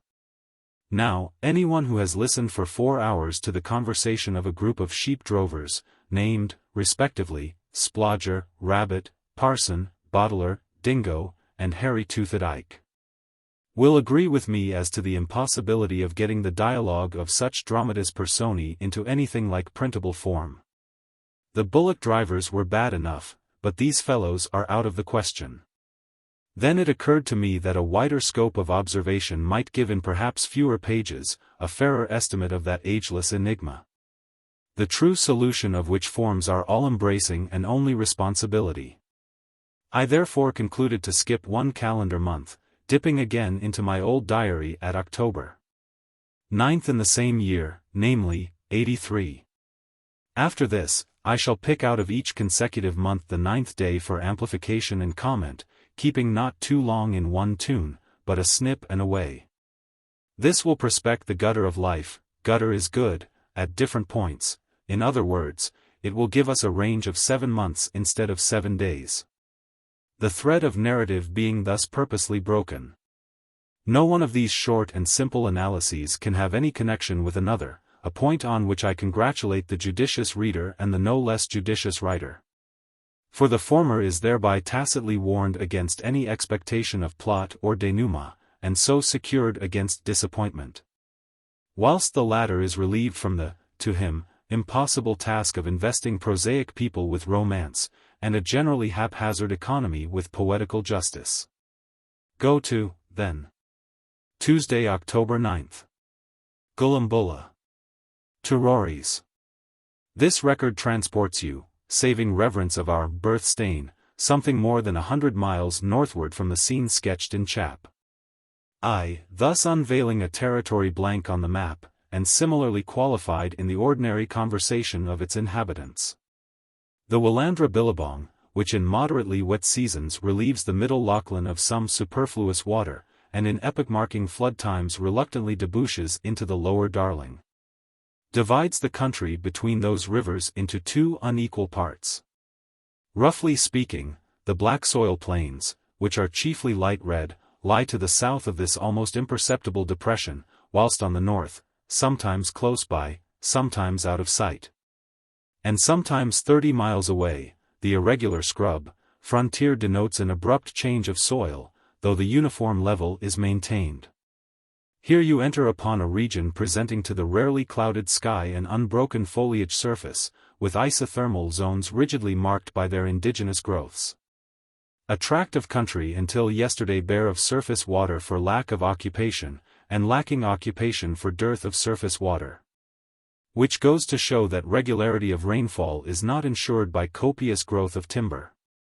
However, 100 miles back in that leafy solitude, just where the line of water conservation, creeping northward from the Lachlan.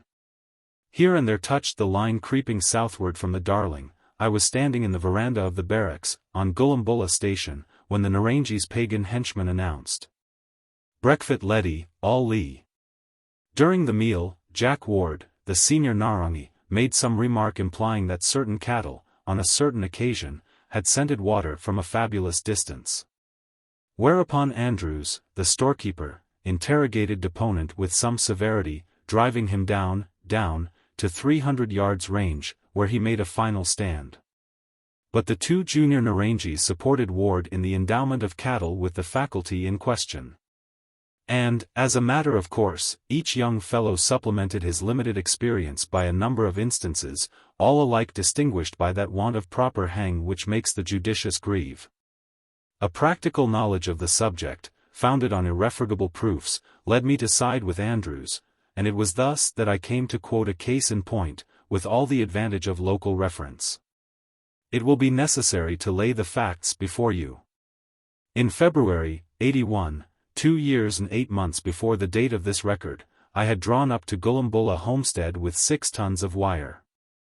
The manager, Mr. Spanker, in his fine, off-hand way, asked me to just dump it down carelessly in 5 or 6 places over the run, as the contractor would be using it at once. He would pay me for the extra mileage, and Dan O'Connell would show me where to sling it off. I objected to the mileage agreement, inasmuch as carting over raw ground was a very different thing from traveling on a track. I wanted £1 a day for the extra time, a fair current rate, and easily counted. Mr. Spanker, in reply, had no objection to paying by the day. But, as my account came to £42, and as it had taken me 12 weeks to do the 230 miles from Hay, and as the contractor had been cursing me steadily for the last 4 weeks, well, if I asked him anything about it, he thought that 10 shillings came nearer the mark, and was almost as easily counted. Finally, with that pliancy of temper which keeps me down in the world, I assented to these terms, whereupon Spanker, with characteristic perversity, called it 15. Next day, following Andrew's directions, I took the faint track of the ration cart for 7 or 8 miles, and found a tank without any trouble. Remember that this is a recital of what happened long before the date of our record. Early next morning, Dan O'Connell joined me, and we crawled along for another 5 or 6 miles, on a still fainter track, marked only by a few trips of the contractor's wagonette.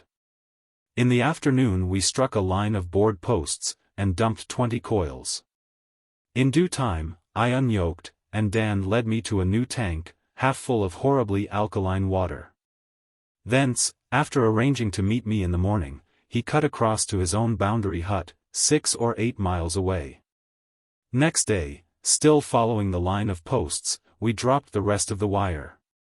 And, before Dan left me, I made him repeat again and again his directions for finding a gilgee, which he knew to be full of first-class water, and which I ought to strike about sunset. Next day I would reach the station in good time, thus completing a loop journey of 30-odd miles in 4 days. Dan had impressed me as a person likely to be of considerably more account in the estimation of his maker than of his fellow products.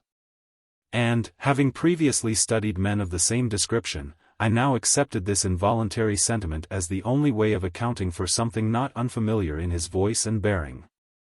A man of average stature, with a vast black beard, and guileless blue eyes, set off by a powerful Armagh accent. Evidently unobservant, uncritical, and utterly destitute of devil in any form, it seemed that the spirit of the bog had followed him into the bush, preserving his noxious innocence and all-round ineptitude in their pristine integrity. Naturally, he had taken a slight local color, but this seemed to express the limit of his susceptibility to altered conditions. Yet he twice startled me by the breadth and exactness of his information, once when America was mentioned, and he glanced at the character and policy of each president, from Washington to Van Buren. And again, when he spoke of the massacre of Cawnpore, almost as if he had been there at the time. Also, an unconscious familiarity with the Bible and Shakespeare was noticeable in his conversation, though he was evidently a Catholic of the Catholics. When I complimented him on his erudition, he remarked, with amusing incompatibility of dialect and manner, "Mebbits thro' fur ye. Me father had considerable mains, so he had. And a Harley Iver done a Hans turn, fur by diversion, to a come out here." However, you will now understand why I made him repeat his topographical notes half a dozen times before I let him go. Just at sunset I struck the partly plain patch of 60 or 80 acres, where the Gilgee ought to be. I unyoked with dispatch, then left the bullocks, and rode round, looking for a clump of mallee, which would indicate the immediate neighborhood of the water. No use. I could find no mallee anywhere. Night came on, rich as starlight, though, of course, dark in the scrub, and still I objurgated round, and purposely scattered the bullocks to search for themselves. And anathematized in all directions, and consigned the whole vicinity to the evil one, for lack of that clump of mallee. Hour after hour passed. The bullocks from time to time trying to clear off for the distant Lachlan, and I spending half my time in using them as divining rods, and the other half in execrating back and forward in search of that mallee. It was about midnight when I gave it best. I must have struck the wrong spot. Now, would it be advisable to make a beeline to the station at once, with the bullocks loose? Or to wait for morning and take the wagon with me? The distance was 8 or 10 miles. I was standing near the edge of the open scrub, with the reins over my arm. The mare was famished and exhausted. The bells were almost silent, for the bullocks stood still in the agony of thirst. The weather was hot, and they had barely sipped the alkaline water at last camp. I was absently observing one white bullock close by, when, with a low bellow, he suddenly darted forward 8 or 10 yards, and began drinking at the Gilgee. That bellow was answered from all sides. And in 2 minutes his 19 mates were sharing the discovery. Meanwhile, I had let Fancy go amongst them, after putting on her bell, and taking off the saddle and bridle. I had done with her for the night. And I knew that the water was good, for all the beasts stood on the brink, and drank without wetting their feet. But how had the first bullock found the water, after he and his mates had passed it a dozen times, and within a few yards? This was worth investigating at once. So, before thinking about supper, I went to the exact spot where the beast had been standing, and there saw the stars reflected in the water. Of course, if it had been anything like a permanent supply, the sound of frogs or yabbies would have guided the beasts to it at once.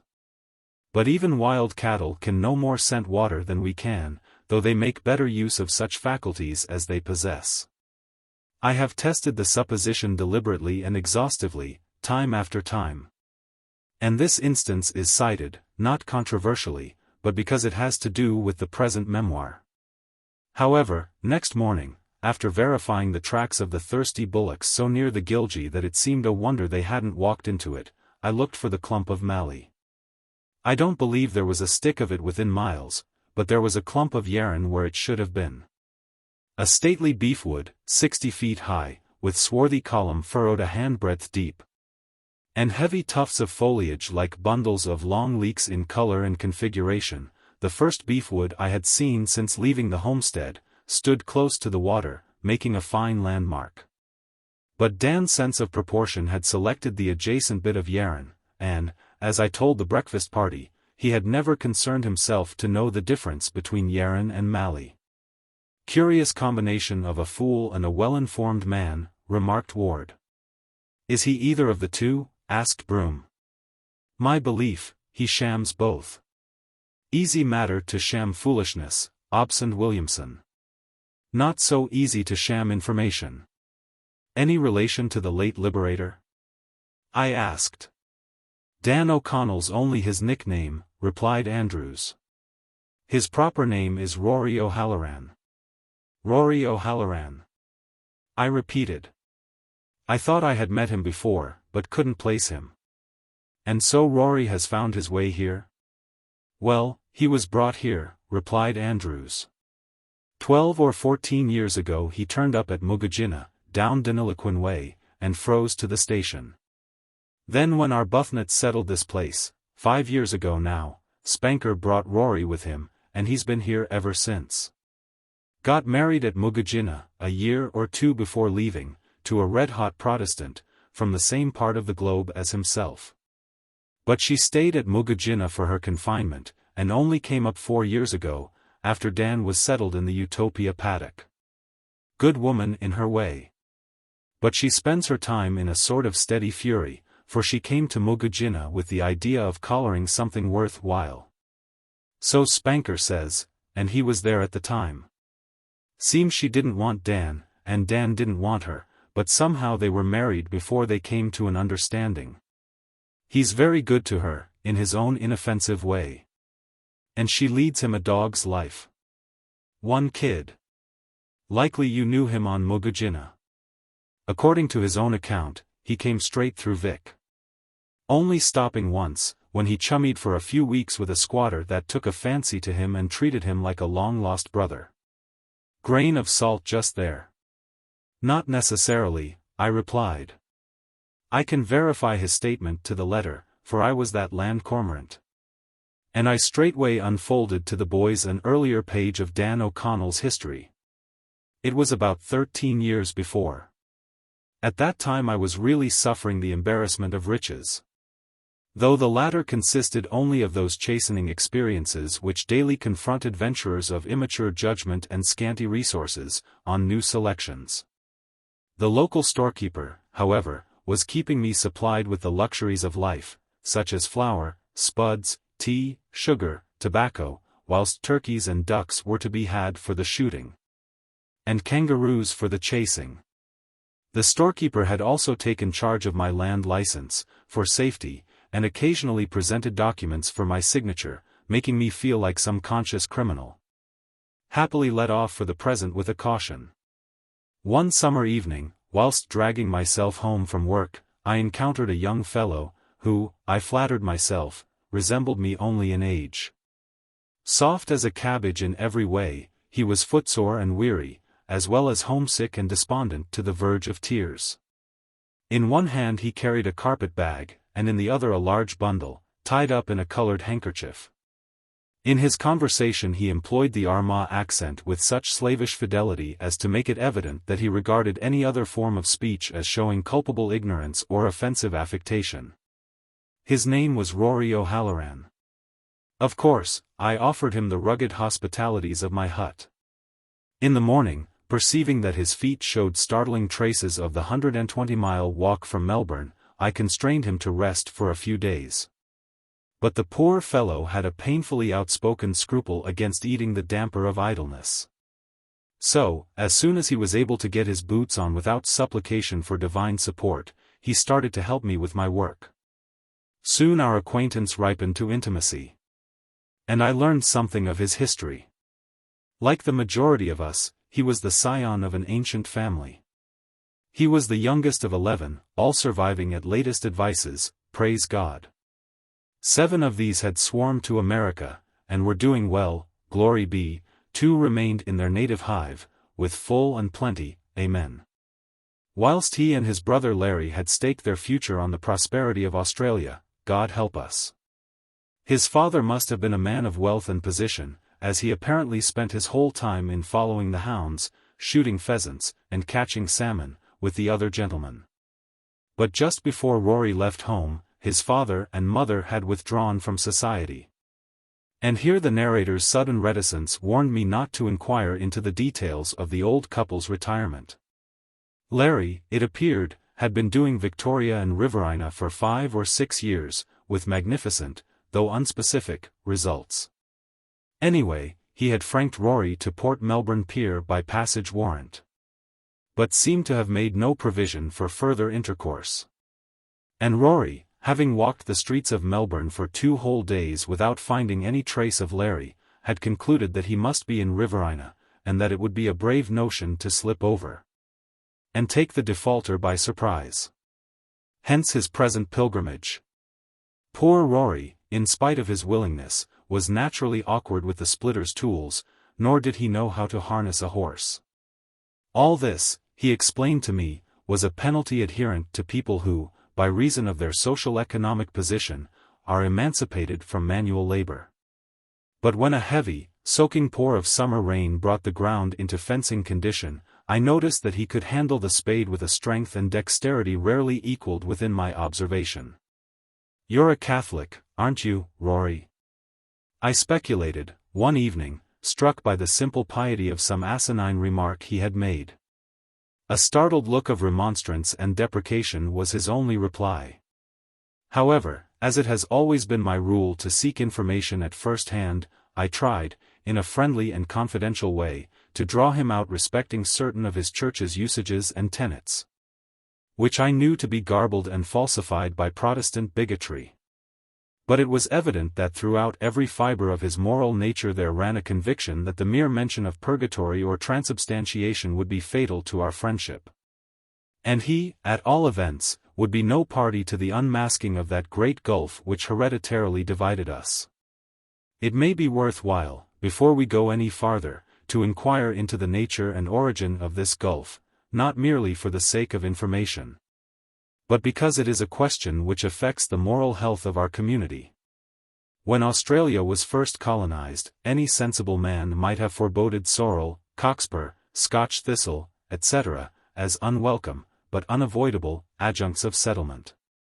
A many-wintered sage might have predicted that some colonist, in a fit of criminal folly, would scourge the country with a legacy of foxes, rabbits, sparrows, etc. But a second and clearer-sighted Jeremiah could never have prophesied the deliberate introduction of hydrophobia for dogs, glanders for horses, or orangism for men. Yet the latter enterprise has been carried out, whether by John Smith or John Beelzebub, by the Reverend Jones or the Reverend Belphegor, it matters not now. Someone has carried his congenial virus halfway round the globe, and tainted a young nation. It is no question of doctrine. There is a greater difference between the Presbyterian and Episcopalian creeds than between the latter and the Catholic. But in tracing sectarian animosities back to their source, you may always expect to crash up against vested interests. For instance, the great fact of the English Reformation was the confiscation of church property.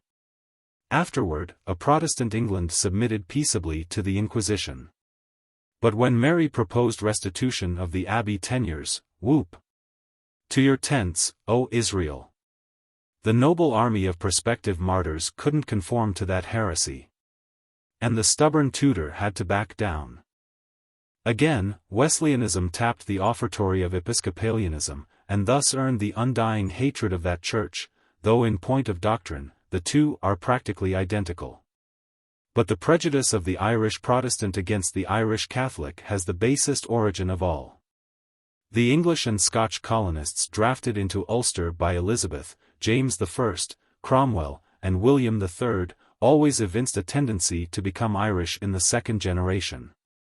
The reason is plain. Devil worship, the cult of fear, was the territorial religion of Ireland, and, in this bitter fellowship, native Catholic and acclimatized Protestant sank their small sectarian differences.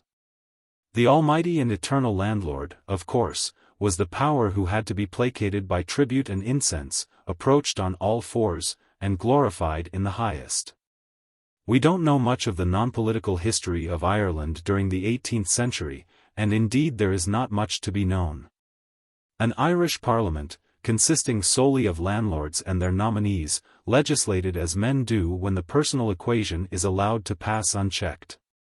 Meanwhile the agent collected such rents as he could get, with an occasional charge of slugs thrown in gratis, and the finest peasantry in the world slaved, starved, lied, stole, attended the means of grace, got drunk as often as possible, married and gave in marriage, harnessed itself to the landlord's carriage whenever that three-bottle divinity deigned an avatar, and hoarded up its pennies for the annual confiscation. Broadly speaking, it rendered unto Caesar the things that were Caesar's. And unto God the things that were God's, social economic conditions being so arranged that Caesar's title covered everything except an insignificant byproduct of atrophied souls. However, we are concerned only with Ulster, where the native element of population, oblivious to thrift, and instinctively loyal to anything in the shape of supremacy, had become alloyed with an ingredient derived from the most contumacious brood at that turn in Western Europe, namely, the so-called Anglo-Saxon, a people unpleasantly apt in drawing a limit line to aggression on its pocket, and by no means likely to content itself with an appeal to the saints or the muses. But was there no sectarian line of cleavage, was there no party spirit abroad, seeing that, for the alleged safety of the Protestant population, the Catholics lived under severe penal laws? Well, we hold the right of private judgment in matters of religion to be equally sacred in others as in ourselves. And, as men, as Christians, and as Protestants, we rejoice in the relaxation of the penal laws against our Roman Catholic fellow subjects. And we believe the measure to be fraught with the happiest consequences to the union and prosperity of Ireland. That is part of a resolution carried with only 2 dissentient voices in a meeting composed of the delegates of 143 corps of Ulster volunteers, numbering 25,000 men. The meeting was held at Dungannon, Tyrone, in 1782. The volunteers were tenants who, in 1778, had spontaneously enrolled themselves for defense against foreign invasion. All Protestants, of course, inasmuch as the possession of arms, except by special license, was prohibited to Catholics. Though at this time, the American War being then in progress, the feeling of the Irish Protestant was strongly revolutionary, while the Irish Catholic, true to his fatal instinct of illogical veneration, was distinctly loyalist. Otherwise, the bond of a common nationality had overborne sectarian estrangement. And never before or since has Ireland seen a period when the professors of those hostile creeds got drunk together in such amity. This is a historical fact which cannot be too often repeated. Probably at no period since the days of Constantine, says the accomplished and trustworthy Lecky, was Catholicism so free from domineering and aggressive tendencies as during the pontificates of Benedict XIV and his 3 successors. This covers a period extending from 1740 to 1775, and we know that cycles of ecclesiastical polity never close abruptly. The Catholic was first to perceive that, when lenity and cruelty play for a kingdom, the gentler gamester is the soonest winner. But the volunteers, armed and organized without the invitation or concurrence of government, now began to propose reforms in parliamentary representation, amendments in internal legislation, a relaxation of trade restrictions, etc. So it was time for the man with a stake in the country to think about doing something. Divide and govern. A good ideal though not a new one. And, providentially, here was the latent spark of religious dissent, ready to respond to the foulest breath ever blown from the lips of greed. In 1785 the spark was first fanned into flame, with the best results. Then, the satisfactory working of the experiment being assured, the first Orange Lodge was formally inaugurated at Loughlia, Armagh. In 1795, exactly 105 years after the dethronement and expulsion of James II, and 93 years after the death of William of Orange, patronized by noblemen, gentlemen, clergymen, and intermediary pimps of substantial position, the institution naturally appealed to the highest sentiments, which is saying extremely little, of a Protestant half-population forced into servility by agrarian conditions. Soon it became self-supporting, and waxed mighty in the land, feeding itself with fresh vendetta from each recurring 12th of July. Observe its origin well. The profound cunning of a propertied class, operating with sinister purpose on the inevitable flunkeyism of a dependent class, per medium of that moral kink in human nature which makes sectarian persecution an act of worship, generated an accordant monster. Hence any LOL convocation, however slenderly attended, may fitly be called a monster meeting. The domestic history of the movement in its palmy days, the brutal and cowardly baiting of a penalized class, the boorish insult to ideals held sacred by sensitive devotees, The deliberate cultivation of parochial blood feud, the savage fostering of hate for hate's own sake. The thousand squalid details of a fray, ambuscade, murder, maltreatment, malicious injury to property, these, happily or unhappily, rest on fast-perishing oral tradition alone. But the whole record, though not the most flagrant in modern history, is undeniably the vilest. Who, asks Job, can bring a clean thing out of an unclean? And his answer is superfluous. A fixed resolution to avoid the very appearance of digression in these annals prevents my referring to various sporadic Irish combinations of the 18th century, white boys, steel boys, oak boys, Pepo Day boys, defenders, some Catholic, some Protestant, some mixed, but each representing an inarticulate protest against agrarian or ecclesiastical aggression. Notice, however, that the customary dragging in of these irrelevancies, to confuse the main issue, is not to be wondered at, seeing that Orangism itself is based, in a large, general way, on the Bible. But again, what fanatical lunacy or class atrocity of Christendom was ever based on anything else? O Catholic and Protestant slaves of dogma! Zealots, Idumeans, partisans of ye know not what. Fools all, whooping for your Ananus, your John of Giscala, your Simon of Barjoras.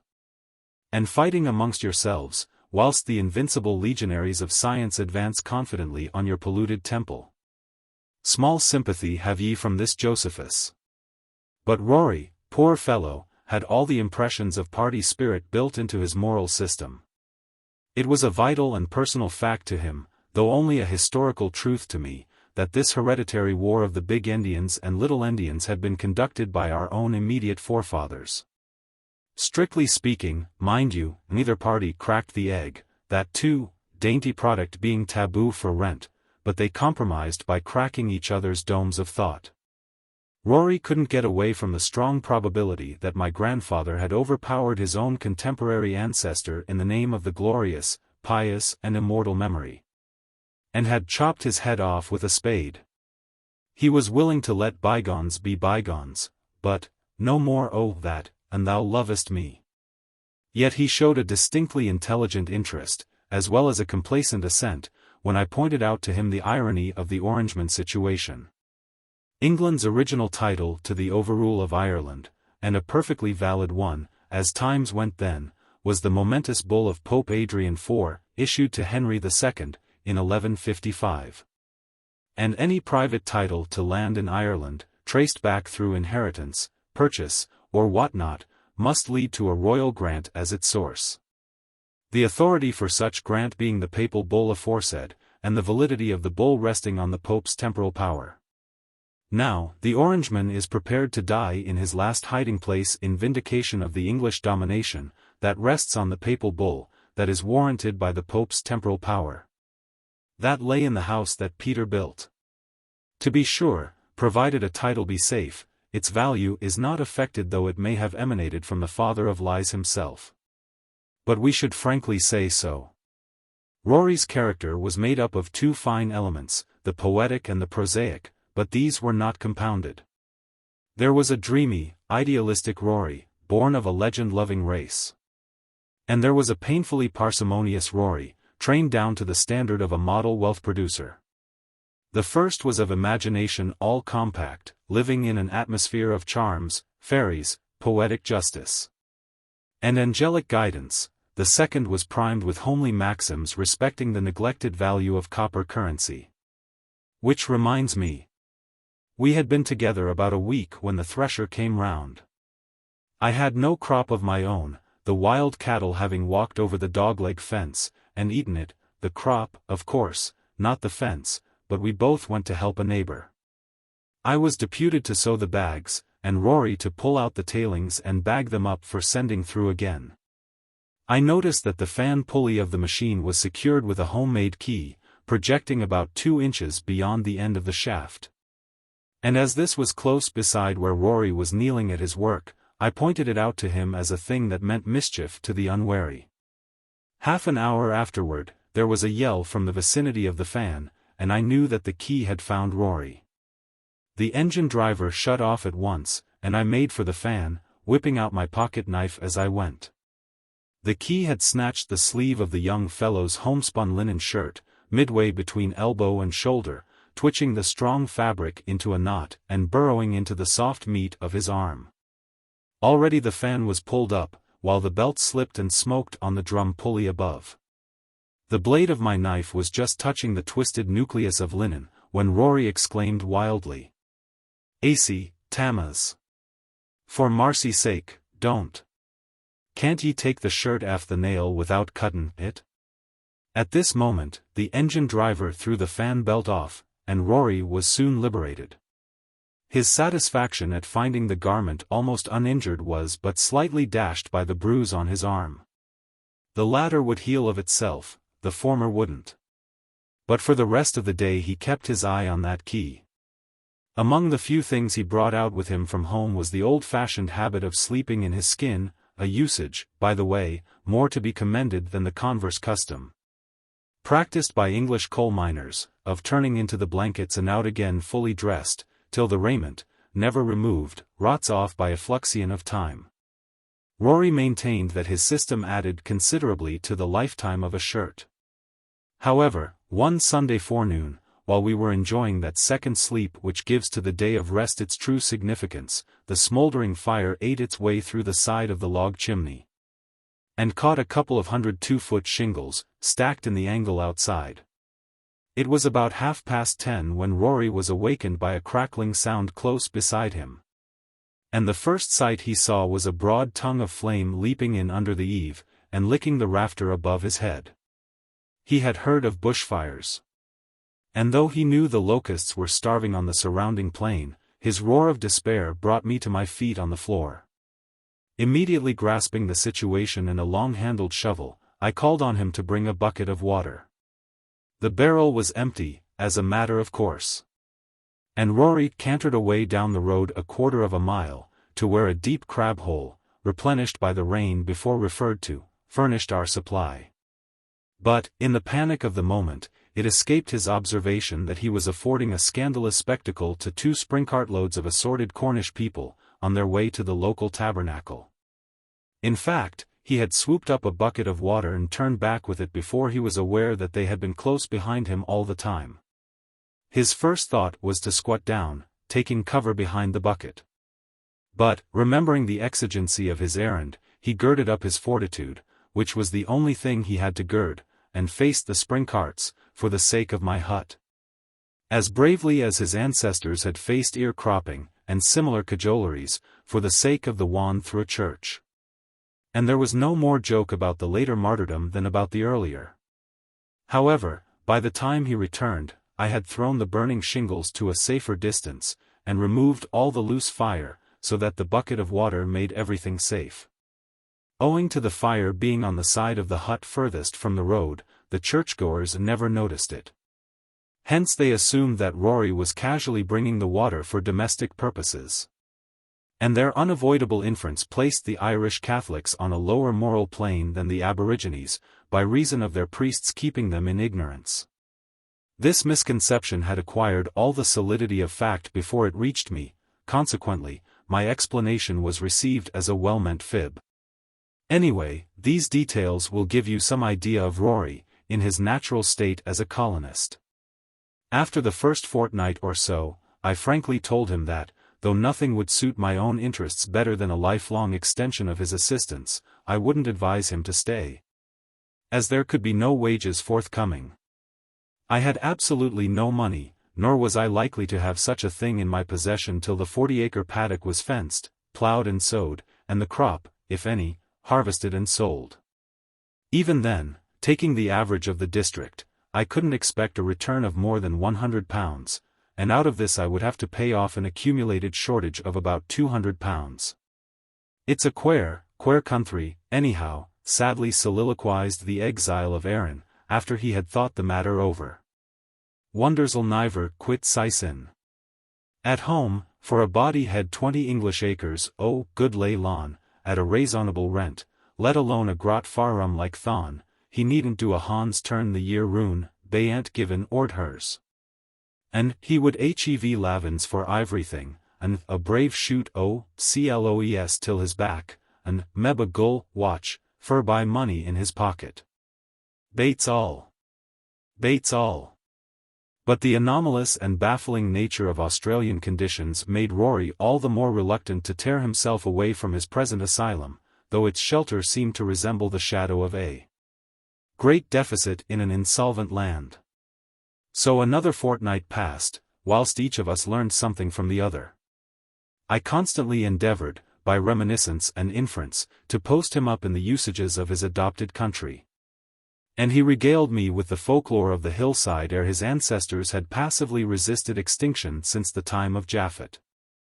Purposeless fairy tales and profitless ghost stories for the most part, with another class of legend, equally fatuous, but how legitimately born of that auroral fancy which ceases not to play above the grave of homely ambition, penury, crushed and dead. Legends wherein the unvarying motif was a dazzling cash advance made by Satan in prepayment for the soul of some rustic deadbeat, delivery being due in 7 years from date. And a clever repudiation of covenant, with consequent non-forfeiture of ensuing clip, always came as a climax. So that the defaulter lived happy ever after, while the outwitted speculator retired to his own penal establishment in shame and confusion of tale. At last a queer thing happened. I received a letter, containing a bank draft for £2, from a friend to whom I had lent the money 3 years before, on the diggings. In case there might have been some mistake about the remittance, that draft was cashed before the postmaster had missed me from the window.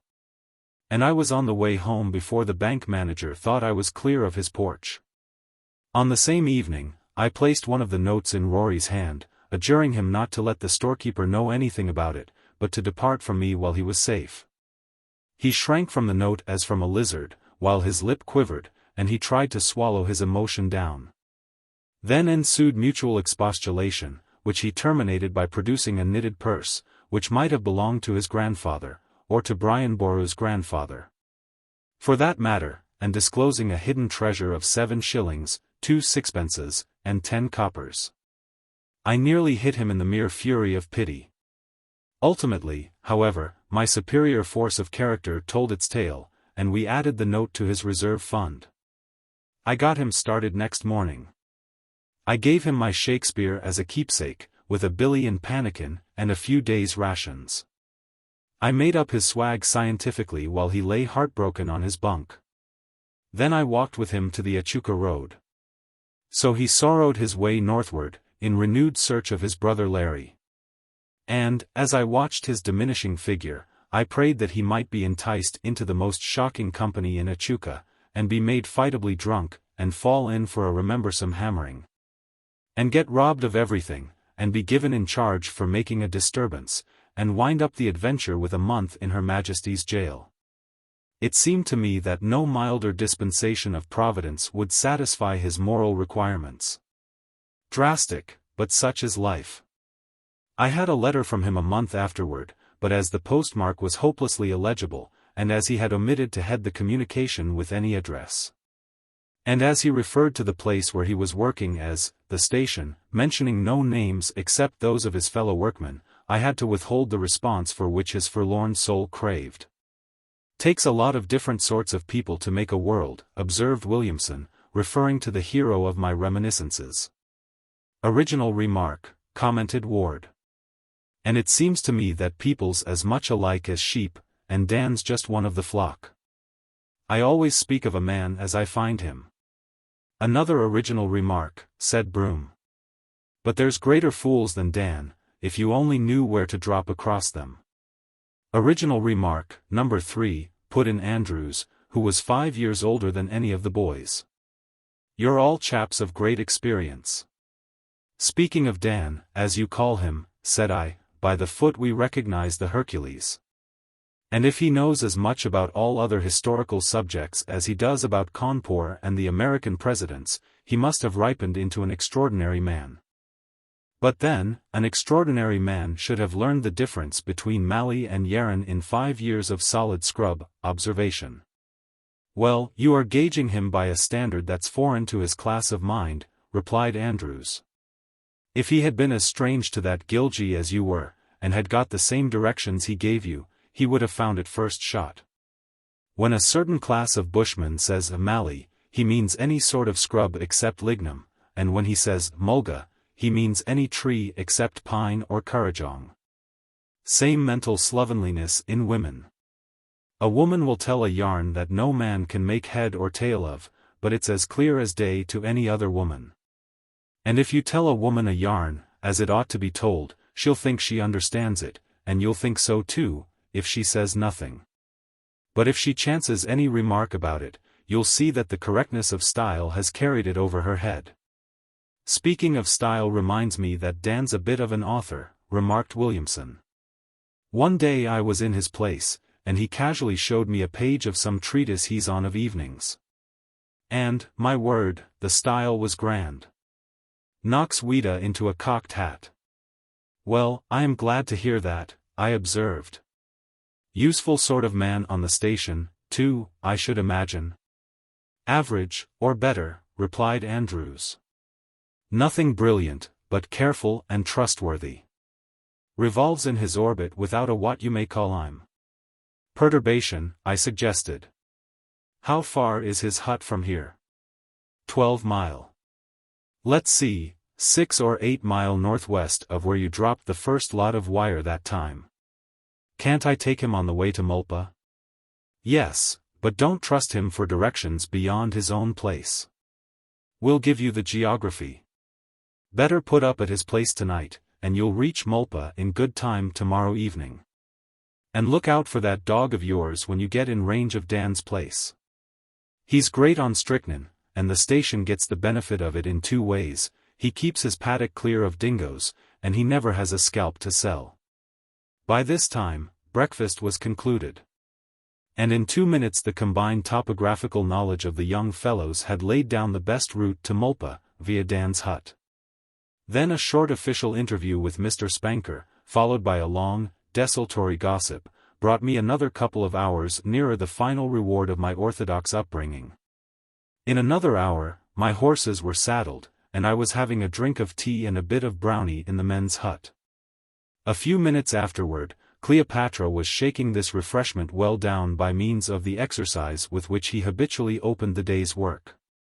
But this was to be accepted in the same spirit as the abusive language of a faithful pastor. It was all in the contract. I had made a rule of backing him only on loose sand hills, or in soft swamps, for the first fortnight. By that time, an amicable understanding had been established between us, at an expense of only 3 spills, once through an unexpected change of tactics, once through my own negligence. And once in spite of my best endeavors, for the faithless swamp was dry.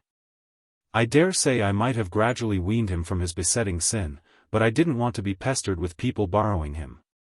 However, before midday I was out on the ration cart track, along which I had started with the wire, nearly 3 years before. Here and there the marks of the wagon were still identifiable, where the long team and heavy load had cut off corners of the winding track. Presently the heavy wheel marks diverged to the right, and disappeared in the all-pervading scrub. Then the faint track became suddenly fainter, where half the scanty traffic branched off to the left, in the direction of Lindsay's paddock. It is not in our cities or townships, it is not in our agricultural or mining areas, that the Australian attains full consciousness of his own nationality. It is in places like this, and as clearly here as at the center of the continent. To me the monotonous variety of this interminable scrub has a charm of its own, so grave, subdued, self-centered.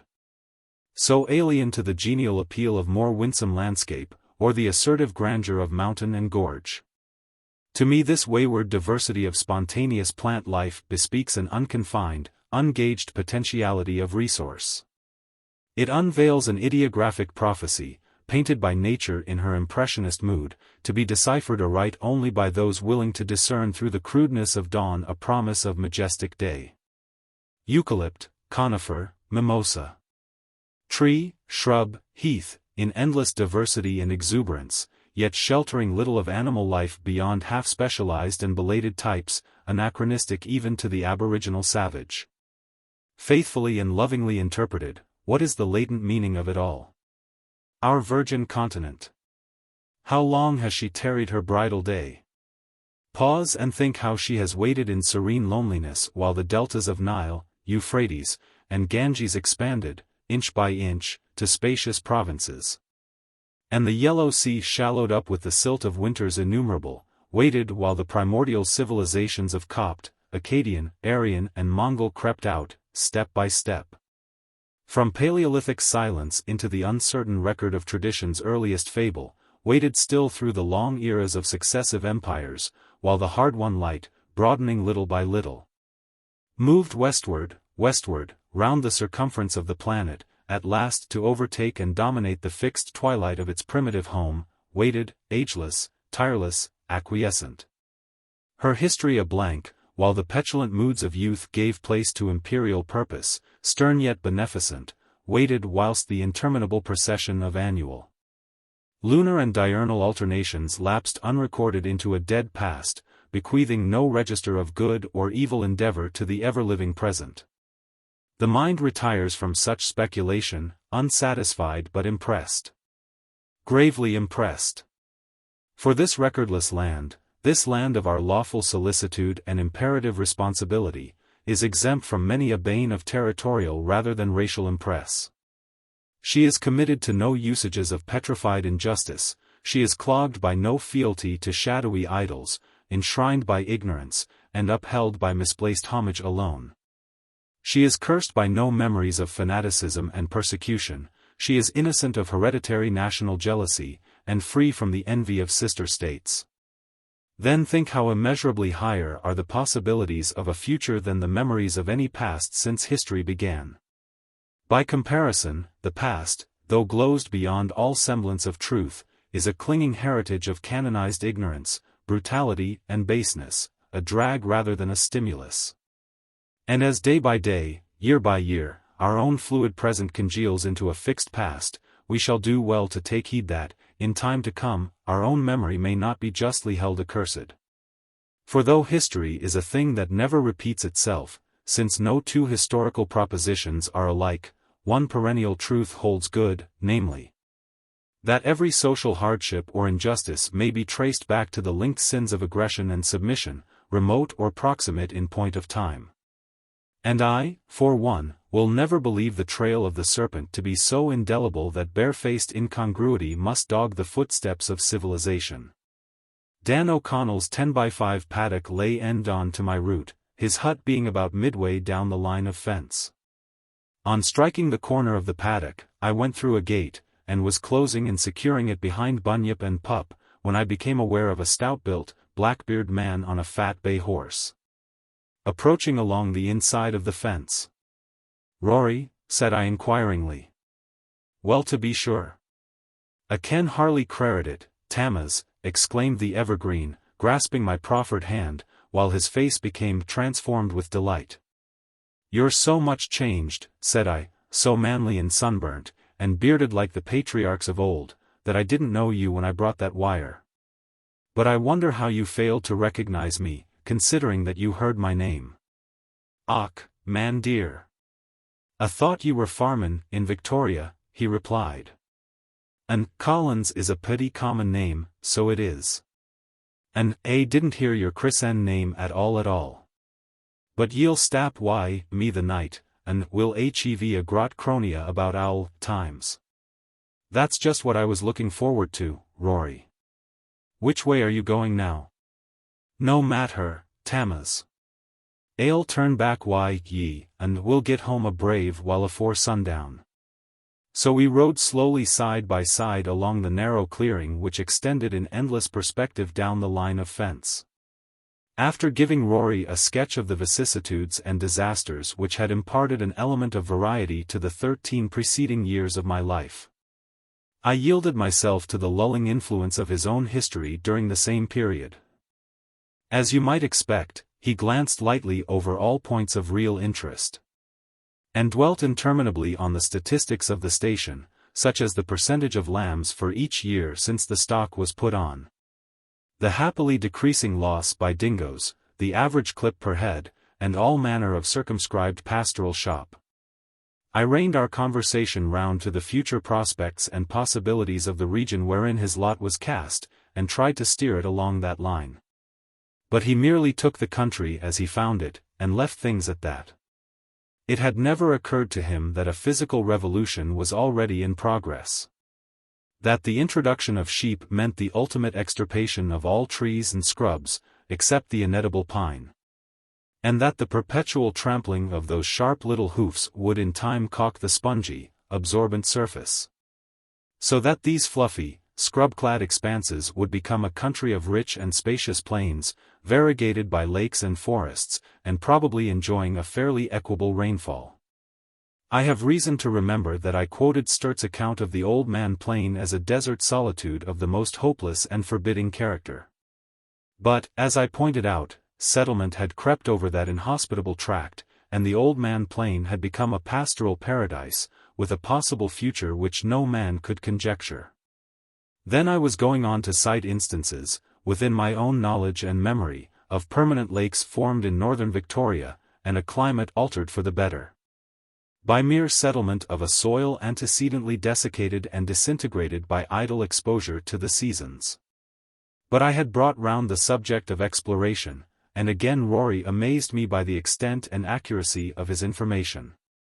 Glancing from Sturt to Ayr, he firmly, yet temperately, held that the expedition carried out by this explorer along the shores of the great Australian Bight was the ablest achievement of its kind on record. And he forthwith proceeded to substantiate his contention by a consecutive account of the difficulties met and surmounted on that journey. Also he expatiated with some severity on the slightness of public information with respect to Ayr's exploit. He listened with kindly toleration whilst I adverted to the excellent work of more recent explorers, whose discoveries had made the transcontinental telegraph line a feasible undertaking. But his discursive mind ricocheted off to the laying of the transatlantic cable, in '65. And he dwelt on that epoch-marking work with such minuteness of detail, and such confident mastery of names, dates, and so forth, that I half resented, not his disconcerting fund of information, but his modest reticence on other subjects of interest. It is a morally upsetting thing, for instance, to discover that the unassuming Londoner, to whom you have been somewhat loosely explaining the pedigrees of the British peerage, has spent most of his life as a clerk in the Herald's College. But I noticed a growing uneasiness in Rory's manner, despite his efforts towards a free and easy cordiality. At last he said deprecatingly, "We're about a mile aff the house now, Tammas. A must go roon be a tank thonder, and that Maney's lavin ye your loan. Jist go straight on and ye'll come till the horse paddock fence, Wisconsin, a wee gate in the corner, and the house furnit ye. And ye might tell herself I'll be home a toast sundown." He shook up his horse, and dived through the scrub at an easy trot, whilst I went on down the fence. Before I had gone 3/4 of a mile, my attention was arrested by the peculiar apple-green hue of a tall, healthy-looking pine, standing about 150 yards from the fence. Knowing that this abnormal deviation in color, if not forthwith inquired into, would harass me exceedingly in after years, I turned aside to inspect the tree. It was worth the trouble.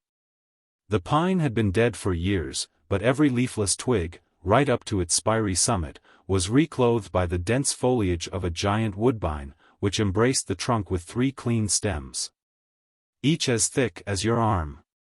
No moralist worthy of the name could fail to find a comprehensive allegory in the tree. But I had scarcely turned away from it before my meditations were disturbed. 10 or 15 yards distant, under the cool shade of a large, low-growing wilga, I observed a man reclining at ease. A tall, athletic man, apparently, with a billy and water-bag beside him, and nothing more to wish for. When I caught sight of him, he was in the act of settling himself more comfortably, and adjusting his wide-brimmed hat over his face. My first impulse was to hail him with a friendly greeting, but a scruple of punctilio made me pause. The clearing of Rory's horse paddock was visible here and there through gaps in the scrub. Even the hut was in sight from my own point of view, the sun was still a couple of hours above the horizon. And the repose of the wilga shade was more to be desired than the activity of the wood heap. To everything there is a time and a season. And the tactical moment for weary approach to a dwelling is just when fades the glimmering landscape on the sight, and all the air a solemn stillness holds. So, after a moment's hesitation, my instinctive sense of bush etiquette caused me to turn stealthily away, and seek the wicket gate which afforded ingress to Rory's horse paddock. But I want you to notice that this decision was preceded by a poise of option between two alternatives. Now mark what followed, for, like Falstaff's story, it is worth the marking. Each undertaking, great or small, of our lives has one controlling alternative, and no more. To illustrate this from the play of Hamlet, you will notice that, up to a certain point of time, the prince governs his own destiny, at least, as far as the ghost's commission is concerned. And this covers the whole drama. He is master and umpire of his circumstances, so that when two or more lines of action, or a line of action and a line of inaction, appear equally efficacious, he can select the one which appears to be of least resistance. But subsequent to that point of time, he is no longer the arbiter of his own situation, but rather the puppet of circumstances. There are no more divergent roads. If he desires to leave the one he has chosen, he must break blindly through a hedge of moral antagonisms. His alternatives have become so lopsided that practically there is only one course open. The initial exercise of judgment was not merely an antecedent to later developments of the plot, it was a Rubicon crossing, which has committed the hero to a system of interlaced contingencies. And the tendency of this system bears him away, half conscious of his own impotence, to where the rest is silence. The turning point is where Hamlet engages the players to enact the murder of Gonzago. A major alternative may create and enclose all the secondary alternatives of afterlife.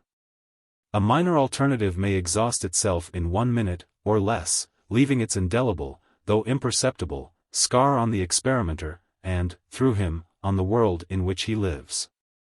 The major alternative is the Shakespearean, tide in the affairs of men, often recognized, though not formulated. In any case, each alternative brings into immediate play a flash of free will, pure and simple, which instantly gives place, as far as that particular section of life is concerned, to the dominion of what we call destiny. The two should never be confounded. Who can control his fate, asks the ruined Othello. No one, indeed. But everyone controls his option, chooses his alternative.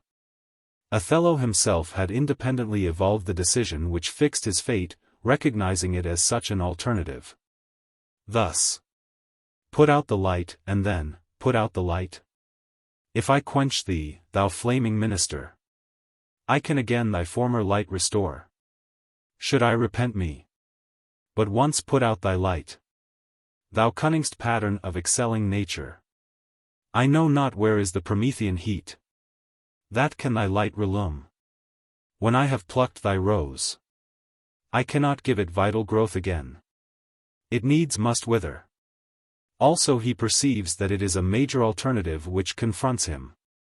And he contrasts this with the supposititious minor alternative of extinguishing the lamp. But how often do we accept a major alternative, whilst innocently oblivious to its gravity? In Macbeth, the alternatives are very obvious. The interest of the play centers on the poise of incentive between action and non-action, and the absolute free will of election. But that election once made, we see, and the hero himself acknowledges, a practical inevitableness in all succeeding atrocities which mark his career as king. Such momentous alternatives are simply the voluntary rough-hewing of our own ends.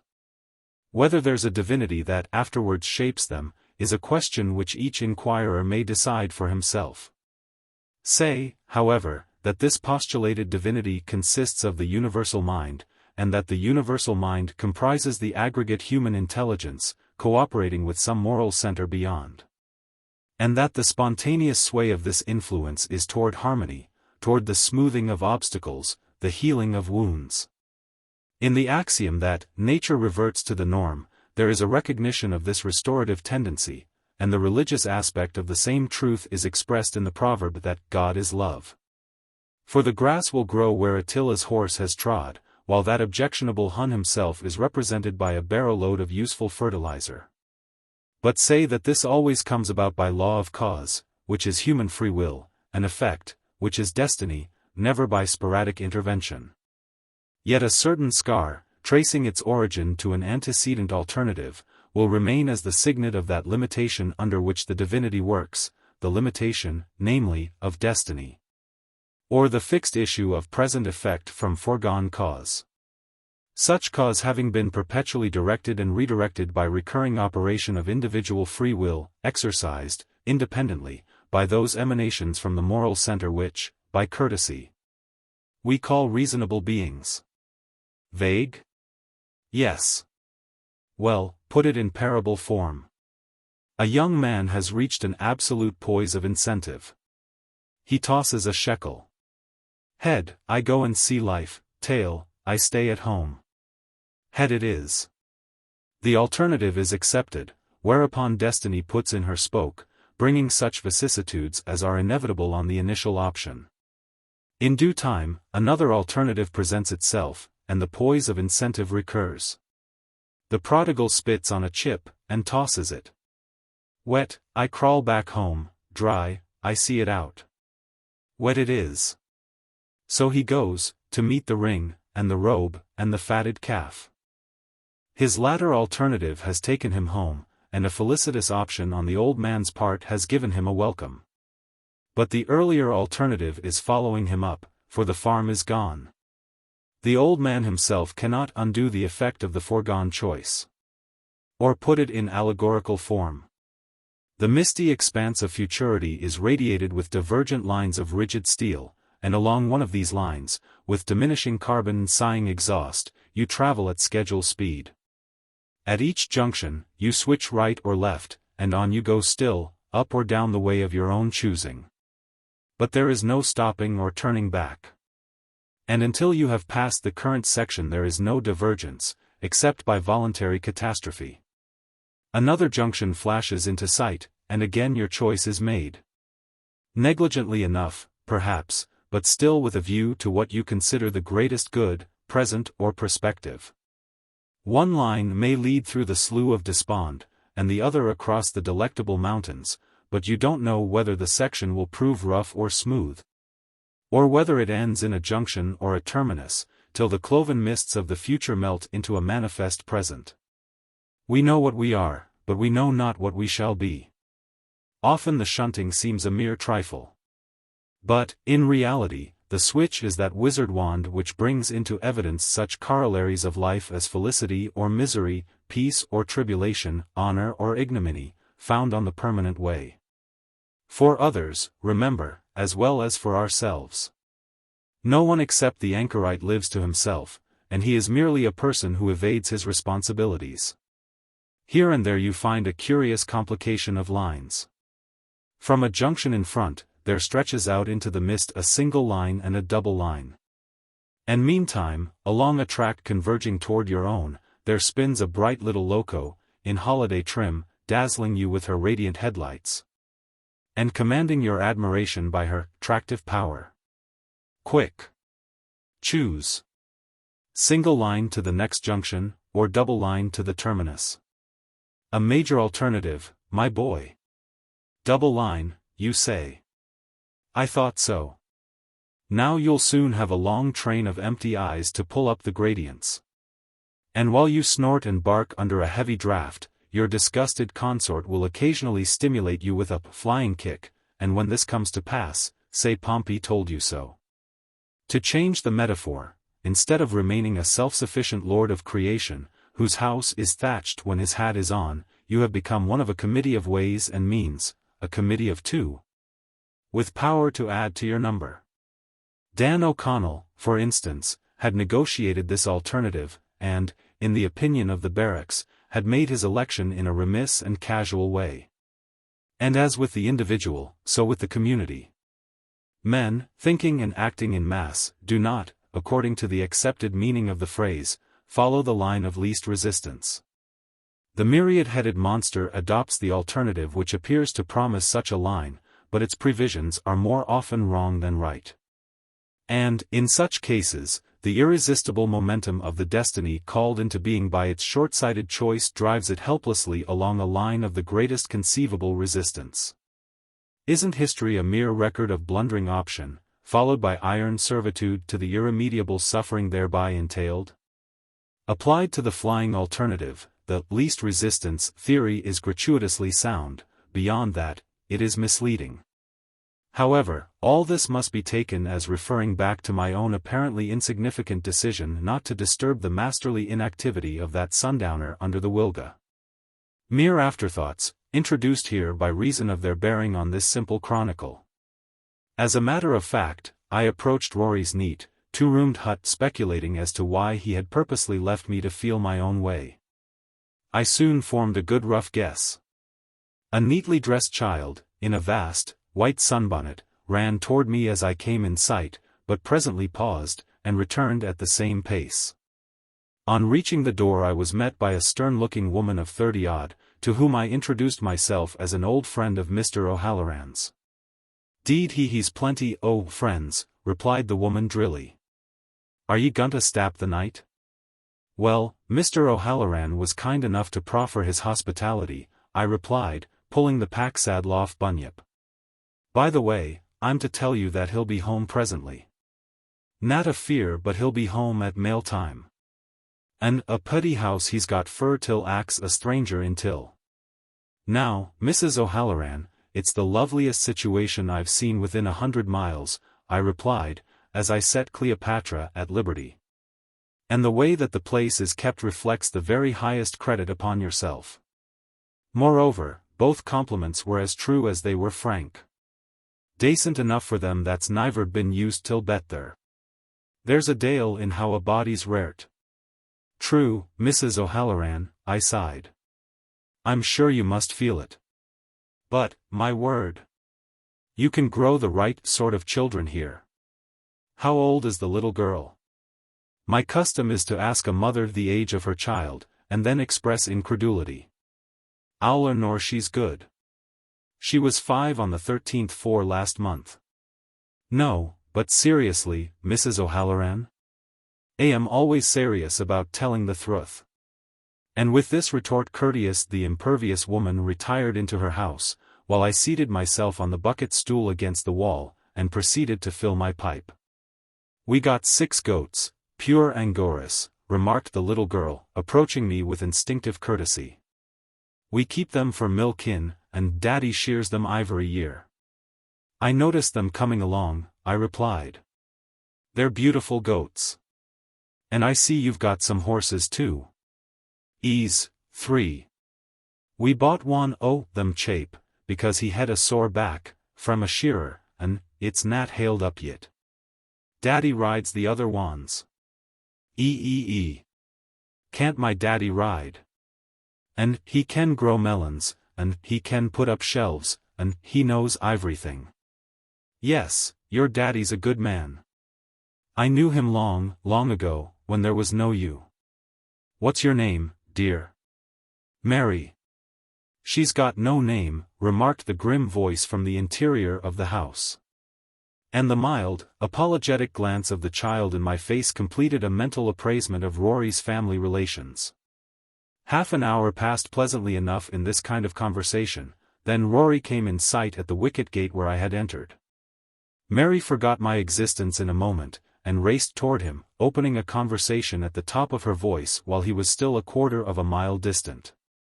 When they met, he dismounted, and, placing her astride on the saddle, continued his way with the expression of a man whose cup of happiness is wastefully running over. I had leisure to observe the child critically as she sat bareheaded beside Rory at the tea-table, glancing from time to time at me for the tribute of admiration due to each remark made by that nonpareil of men. She was not only a strikingly beautiful child, but the stamp of child that expands into a beautiful woman. In spite of her half-Anglican lineage and Antipodean birth, there was something almost amusing in the strong racial index of her pure Irish face. The black hair and eyebrows were there, with eyes of indescribable blue. The full, shapely lips, and that delicate contour of chin which specially marks the highest type of a race which is not only non-Celtic but non-Aryan. It is not the Celtic element that makes the Irish people a bundle of inconsistencies, clannish, yet disjunctive, ardent, yet unstable, faithful, yet perfidious. Exceeding lovable for its own impulsive love, yet a broken reed to lean upon. It is not the Celt who has made Irish history an unexampled record of patience and insubordination, of devotion and treachery. The Celt, though fiery, is shrewd, sensible, and practical. It has been truly said that Western Britain is more Celtic than Eastern Ireland. But the whole Anglo-Celtic mixture is a thing of yesterday. Before the eagle of the 10th Legion was planted on the shore of Cantium, before the first Phoenician ship stowed tin at the Cassiterides, the Celt had inhabited the British Islands long enough to branch into distinct subraces. And to rise from Paleolithic savagery to the use of metals, the domestication of animals, and the observance of elaborate religious rites. Yet, relatively, this antique race is of last week only. For, away beyond the Celt, paleontology finds an earlier Brito-Irish people, of different origin and physical characteristics. And there is little doubt that, forced westward by Celtic invaders, of more virile type, and more capable of organization, that immemorial race is represented by the true Irish of today. The black hair, associated with deep blue eyes and a skin of extreme whiteness, found abundantly in Ireland, and amongst the offspring of Irish emigrants, are, in all probability, tokens of descent from this appallingly ancient people. The type appears occasionally in the Basque provinces, and on the Atlantic coast of Morocco, but nowhere else. Few civilized races inhabit the land where the fossil relics of their own lineal ancestors mark the furthest point of human occupancy, yet it would seem to be so with the true Irish. In what other way can this anomalous variety of the human race be accounted for? And beyond the earliest era noted by ethnography, this original Brito-Irish race must have differentiated itself from the unknown archetype, and, by mere genealogical succession, must have fixed its characteristics so tenaciously as to persist through the random admixture of conquests and colonizations during countless generations. God is eternal, says a fine French apothegm, but man is very old. And very new. Mary O'Halloran was perfect young Australian. To describe her from after-knowledge, she was a very creature of the phenomena which had environed her own dawning intelligence. She was a child of the wilderness, a dryad among her kindred trees. The long-descended poetry of her nature made the bush vocal with pure gladness of life, endowed each tree with sympathy, respondent to her own fellowship. She had noticed the dusky aspect of the ironwood, the volumed cumuli of rich olive green, crowning the lordly Currajong, the darker shade of the Wilga's massy foliage cataract, the clearer tint of the tapering pine, the clean-spotted column of the leopard tree, creamy white on slate, from base to topmost twig. She pitied the unlovely belar, when the wind sighed through its coarse, scanty, grey-green tresses. And she loved to contemplate the silvery plumage of the two drooping myalls which, because of their rarity here, had been allowed to remain in the horse paddock. For the last 2 or 3 springs of her vivacious existence, she had watched the deepening crimson of the quandong, amidst its thick contexture of Nile-green leaves. She had marked the unfolding bloom of the scrub, in its many-hued beauty, she had revelled in the audacious black and scarlet glory of the desert pea. She knew the dwelling place of every loved companion. And, by necessity, she had her own names for them all, since her explorations were carried out on Rory's shoulders, or on his saddle, and technicalities never troubled him. To her it was a new world, and she saw that it was good. All those impressions which endear the memory of early scenes to the careworn heart were hers in their vivid present, intensified by the strong ideality of her nature, and undisturbed by other companionship, save that of her father. This brings us to the other mark of a personality so freshly minted as to have taken no more than 2 impressions. Rory was her guide, philosopher, and crony. He was her overwhelming ideal of power, wisdom, and goodness. He was her help in ages past, her hope for years to come, no irreverence intended here. Quite the reverse, for if true family life existed, we should better apprehend the meaning of Our Father, who art in heaven. He was her Ancient of Days, her shield, and her exceeding great reward. A new position for Rory, and he grasped it with all the avidity of a love-hungered soul. The whole current of his affections, thwarted and repulsed by the world's indifference, found lavish outlet here. After tea, Rory took a billy and went out into the horse paddock to milk the goats, Mary, of course, clinging to his side. I remained in the house, confiding to Mrs. O'Halloran the high respect which Rory's principles and abilities had always commanded. But she was past all that, and I had to give it up. When a woman can listen with genuine contempt to the spontaneous echo of her husband's popularity, it is a sure sign that she has explored the profound depths of masculine worthlessness. And there is no known antidote to this fatal enlightenment. Rory's next duty was to chop up a bit of firewood, and stack it beside the door. Dusk was gathering by this time, and Mrs. O'Halloran called Mary to prepare her for the night, while Rory and I seated ourselves on the bucket stool outside. Presently a lighted lamp was placed on the table, when we removed indoors. Then Mary, in a long, white garment, with her innocent face shining from the combined effects of perfect happiness and unmerciful washing, climbed on Rory's knees, not to bid him good night, but to compose herself to sleep. Time the chilly was bruckaf that habit, observed the mother, as she seated herself beside the table with some sewing. Let her be a child as long as she can, Mrs. O'Halloran, I remarked. Surely you wouldn't wish any alteration in her. Nat without it was an alteration for the better, replied the worthy woman. An' it's little hopes there is for her, considerin' the way she's reart. Did ever anybody hear o' rarin' child her without batin' them when they want it?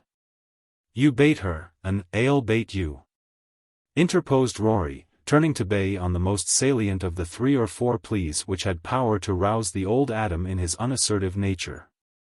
Well, am sure a was bait, aye, and s'only bait, when a was like her, and for a didn't desarve it then, a desarved it other times, when a didn't get it. An obvious rejoinder rose to my mind, but evidently not to Rory's, for the look on his face told only of a dogged resolution to continue sinning against the light.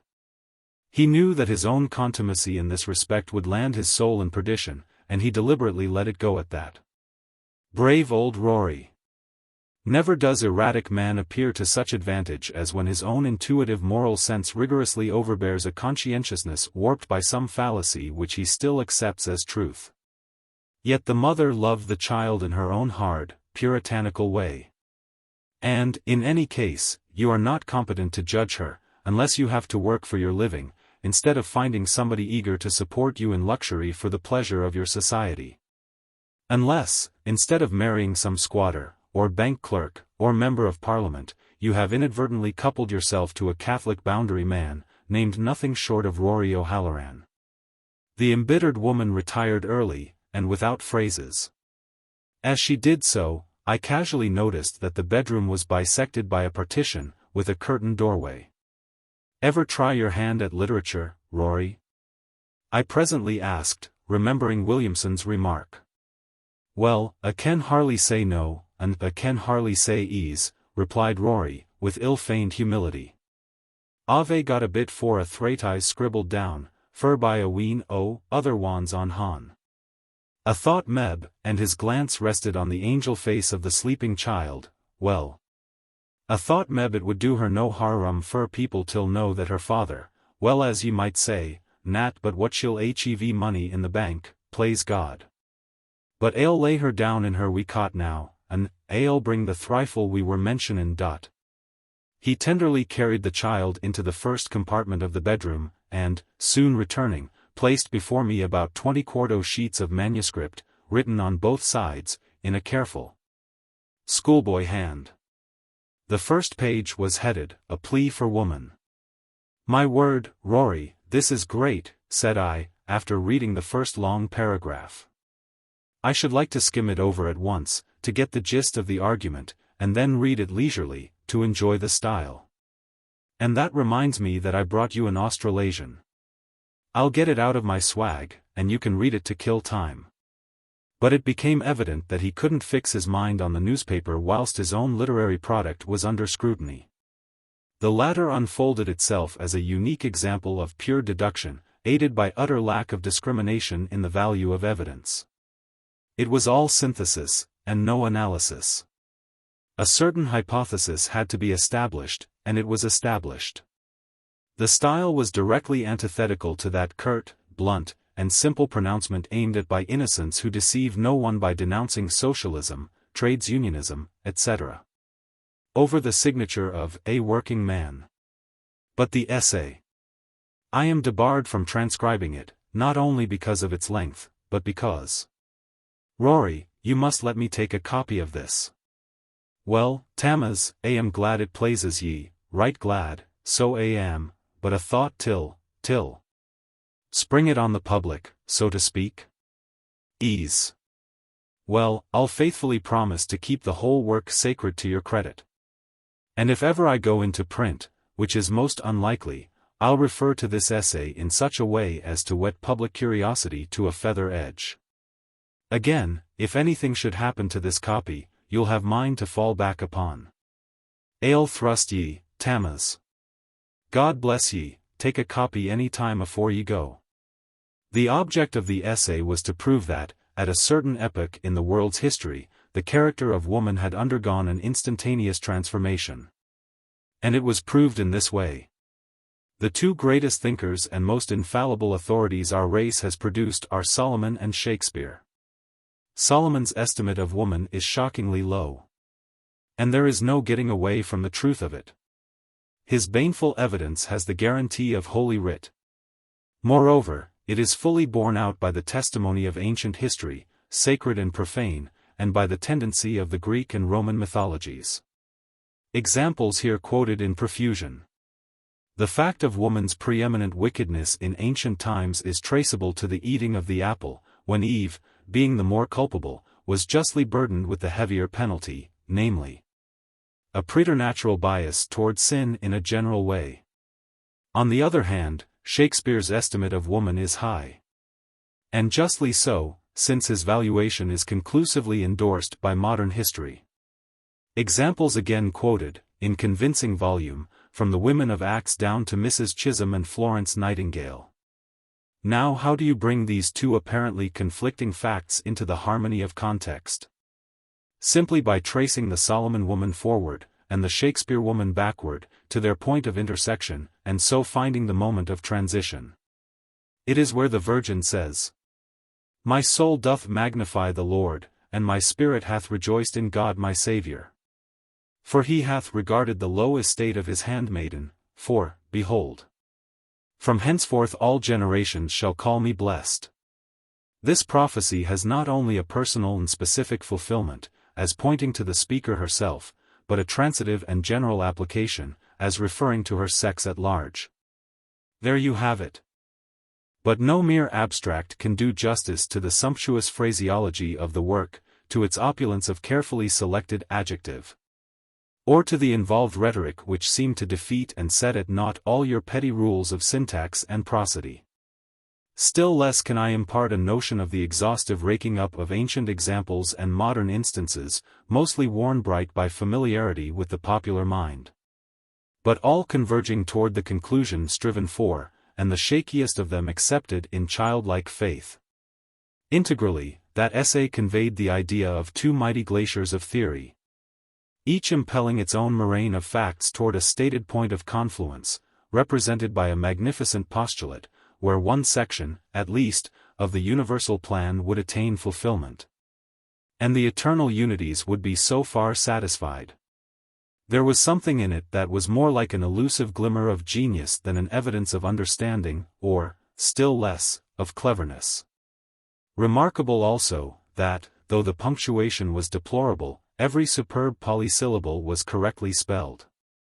But as a monument of wasted ingenuity and industry, I have met with nothing so pathetic. A long term of self-communion in the back country will never leave a man as it found him. Outside his daily avocation, he becomes a fool or a philosopher. And, in Rory's case, the latter seemed to have been superimposed on the former.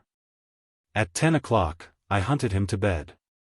I had plenty of blank forms in my writing case, and on these I took a preliminary copy of A Plea for Woman.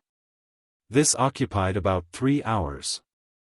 Then, not feeling sleepy, I took down one of 4 calico-covered books, which I had previously noticed on a corner shelf. It was my own old Shakespeare, with the added interest of marginal marks, in ink of 3 colors, neatly ordered, and as the sand by the seashore innumerable. I put it back with the impression that no book had ever been better placed. The next volume was a Bible, presented by the Reverend Miles Barton, M.A., rector of Tandaraj, County Armagh, Ireland, to his beloved parishioner, Deborah Johnson, on the occasion of her departure for Melbourne, South Australia, June 16, 1875. The third book was a fairly good dictionary, appendixed by a copious glossary of the Greek and Roman mythologies.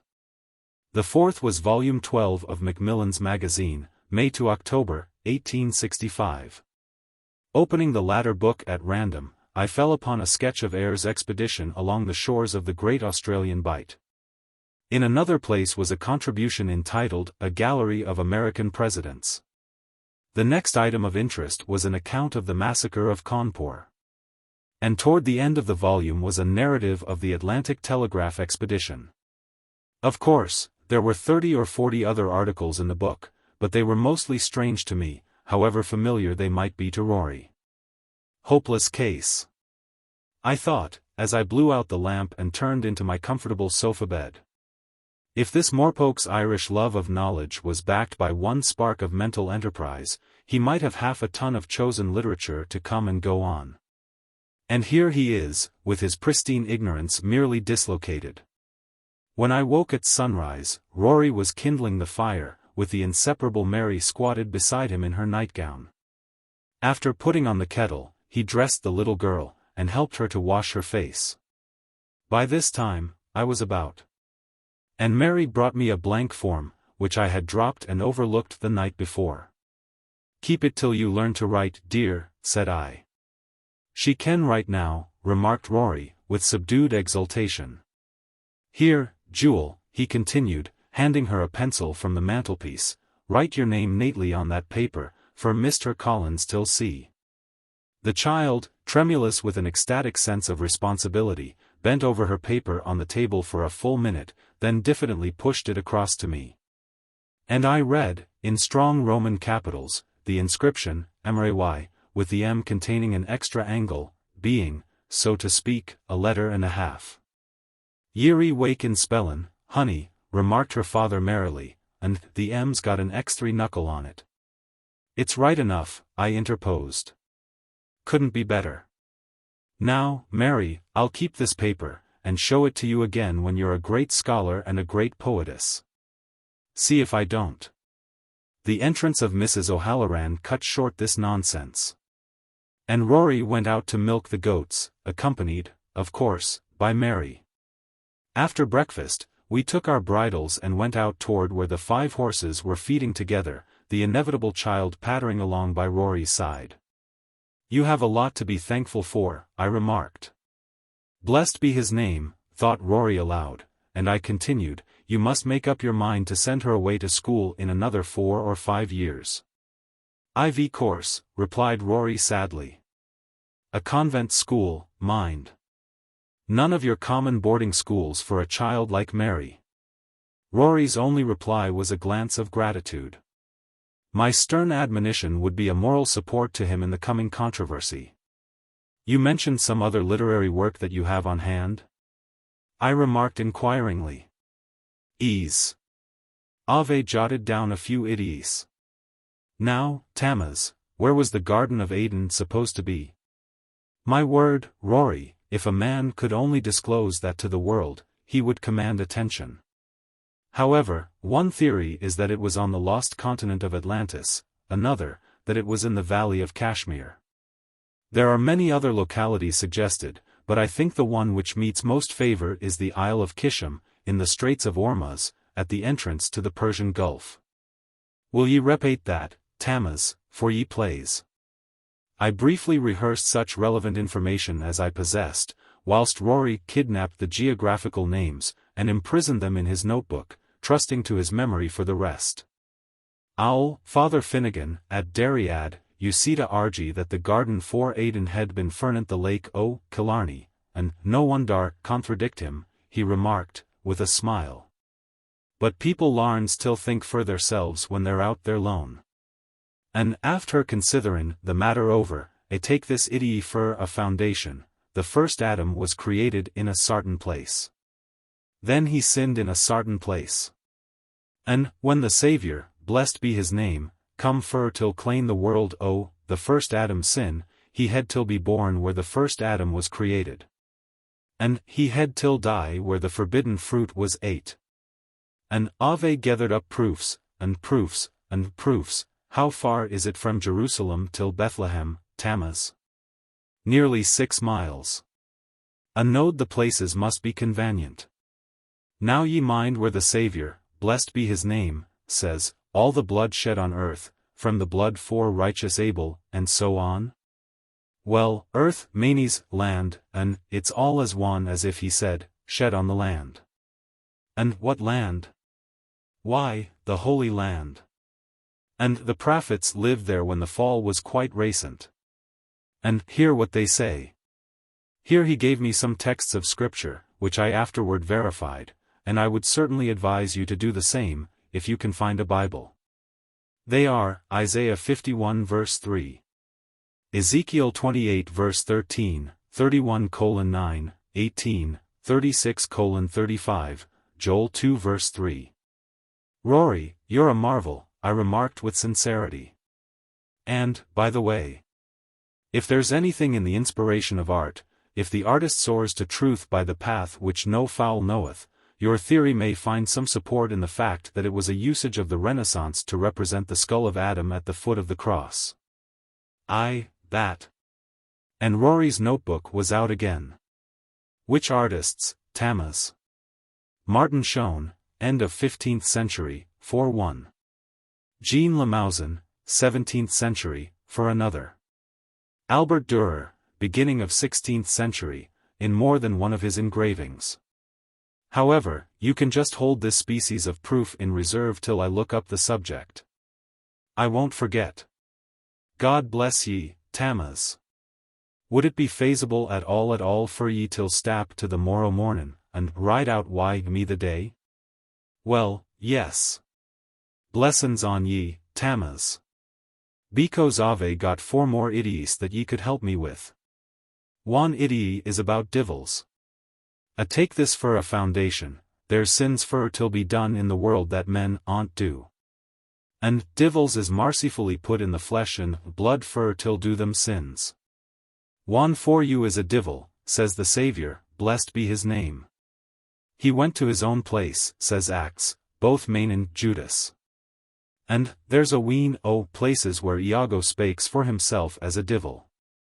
And Ave got other proofs by. That will go over one by one. It's a mystery, Tammuz. It is indeed. Whilst replying, I was constrained to glance round at the weather, and my eye happened to fall on the creeper-laden pine, a quarter of a mile away. Suddenly a strange misgiving seized me, and I asked involuntarily, do you have many swagmen calling round here? Nat 6 in the course o' the year, replied Rory, too amiable to heed the impolite change of subject. Last time I seen Ward, he continued, after a moment's pause, he told me there was a man come to the station one mornin' early, near Blin, Sandy Blight. And he stapped all day in a dark skillion, and started again at night. He was makin' for Ivanhoe, fur till catch the coach. But it's a sore undertakin' for a Blin man till thravel the country his lone, at this saison o' the year. And it's quare where strangers gets till. I found a swag on the fence a week or 10 days ago, and a man's thracks at the tank a couple o' days after, and the swag's there yit. And I would think the swag and the thracks belong till the man the Sandy Blight, bar and this is not the road till Ivanhoe. My word, Rory, I wish either you or I had spoken of this when you came home last night. Never mind the horses now. Give me your bridle, and take Mary on your back. As we went on, I related how I had seen the man reclining under the tree, and Rory nodded forgivingly when I explained the scruple which had withheld me from making my presence known. "He must, come there after 10 o'clock yesterday," observed Rory, "or it would be mighty queer for me till Nat see him, consitherin' me eyes is iverywhere when am ridin' the boundary." But he wasn't near the boundary. I had turned off from the fence to see that dead pine with the big creeper on it. "Which pine, Tammas?" "There it is, straight ahead, the biggest of the three that you see above the scrub. You notice it's a different color?" "'Deed aye, so it is. Wouldn't be onaisy, Tammas. It's hardly likely there's much wrong, but it's good to make sartin about it." No effort could shake off the apprehension which grew upon me as we neared the fence. But on reaching it I said briskly, "Stay where you are, Rory, I'll be back in half a minute." Then I crushed myself through the wires. 15 or 20 paces brought me to the spot. The man had changed his position, and was now lying at full length on his back, with arms extended along his sides. His face was fully exposed, the face of a worker, in the prime of manhood, with a heavy mustache and 3 or 4 weeks' growth of beard. So much only had I noted at first glance, whilst stooping under the heavy curtain of foliage. A few steps more, and, looking down on the waxen skin of that inert figure, I instinctively uncovered my head. The dull eyes, half open to a light no longer intolerable, showed by their death-darkened tracery of inflamed veins how much the lone wanderer had suffered. The hands, with their strong bronze now paled to tarnished ochre, were heavily calloused by manual labor, and sharply attenuated by recent hardship. The skin was cold, but the rigidity of death was yet scarcely apparent. Evidently he had not died of thirst alone, but of mere physical exhaustion, sealed by the final collapse of hope. And it seemed so strange to hear the low voices of Rory and Mary close by. To see through occasional spaces in the scrub the clear expanse of the horse paddock, with even a glimpse of the house, all homely and peaceful in the silent sunshine. But such is life, and such is death. Rory looked earnestly in my face as I rejoined him, and breathed one of his customary devotional ejaculations. "Under the big wilga, just beyond that hop bush," said I, in an indifferent tone. "Stay with me, Mary, dear," I continued, taking out my notebook. "I'll make you a picture of a horse. But am eager fur till see the pine." "Why, the big centipede on it," objected the terrible infant. "Nat now, darlin'," replied Rory. "Sure we'll come and see the pine when we've Lavin's time. But we're in a hurry now. Stap here and kape Mr. Collins company. Daddy'll be back at onst." He kissed the child, and disappeared round the hop bush. Then she turned her unfathomable eyes reproachfully on my face, as I sat on the ground. "I love you, Tammas, because ye spake AC till my daddy. But oh!" And the little, brown fingers wreathed themselves together in the distress of her soul. "I don't want till go to school, and lave my daddy his loan. And I don't want till see that picked her for a horse, and aunt lave me daddy." I weakly explained that it was a matter of no great importance whether she went to school or not. And that, at worst, her daddy could accompany her as a schoolmate. Presently Rory returned. "Mary, jewel, jist pelt aff, like a good chilly, and see if the wee gate's shut." Mary shot off at full speed, and he continued gravely, "Drapped aff at the dead hour o' the night, seaman ly. God rest his soul. Oh, Tammas. For we'd only knowed. Or if I had only spoken to him. He must have got there yesterday morning. Likely he had heard the cocks crowing at your place before daylight, and was making for the sound, only that the light beat him, and he gave it best 5 minutes too soon. We're poor, helpless cray Thursday, Tammas. But I suppose I better see Mr. Spanker at onst." "No," I replied, "you stay and do what you can. I'll ride back, and see Mr. Spanker." "How far is it to where that swag is on the fence?" About 7 mile, as the crow flies." "Better have it here." Now we'll catch the horses. Come on, Mary. Take her on your back, Rory. We must hurry up now. I have already exceeded the legitimate exactions of my diary record, but the rest of the story is soon told. Mr. Spanker, as a justice of peace, took the sworn depositions of Ward, Andrews, Rory, and myself. In the man's pockets were found half a dozen letters, addressed to George Murdoch, Multunya Station, from Malmesbury, Victoria, and all were signed by his loving wife, Eliza H. Murdoch. 2 of the letters acknowledged receipt of cheques, and there was another cheque, for £12.15, if I remember rightly, in his pocketbook, with about £3 in cash. He was buried in the station cemetery, between Val English, late station storekeeper, who had poisoned himself, and Jack Drummond, shearer, who had died, presumably of heart failure, after breaking the record of the district. Such is life. Chapter 3. Friday, November 9th. Charlie's paddock. Binny. Catastrophe. What fatality impelled me to fix on the 9th, above all other days in the month? Why didn't I glance over the record of each 9th, before committing myself by a promise to review and annotate the entries of that date? For, few and evil as the days of the years of my pilgrimage have undeniably been, the 9th of November, '83, is one of those which I feel least satisfaction in recalling.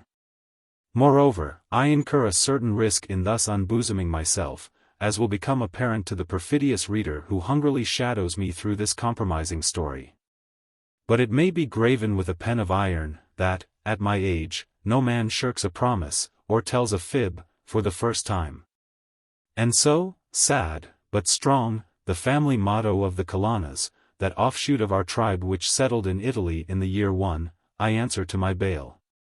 One reservation I must make, however. For reasons which will too soon become manifest, it is expedient to conceal the exact locality of the unhappy experience now about to be disclosed.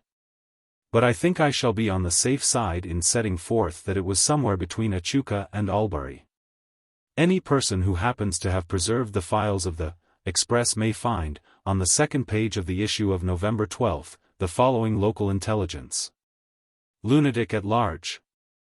On the night of Friday last the inhabitants of, were thrown into a state of excitement which may better be imagined than described by the appearance of a lunatic in puris naturalibus whose mania was evidently homicidal.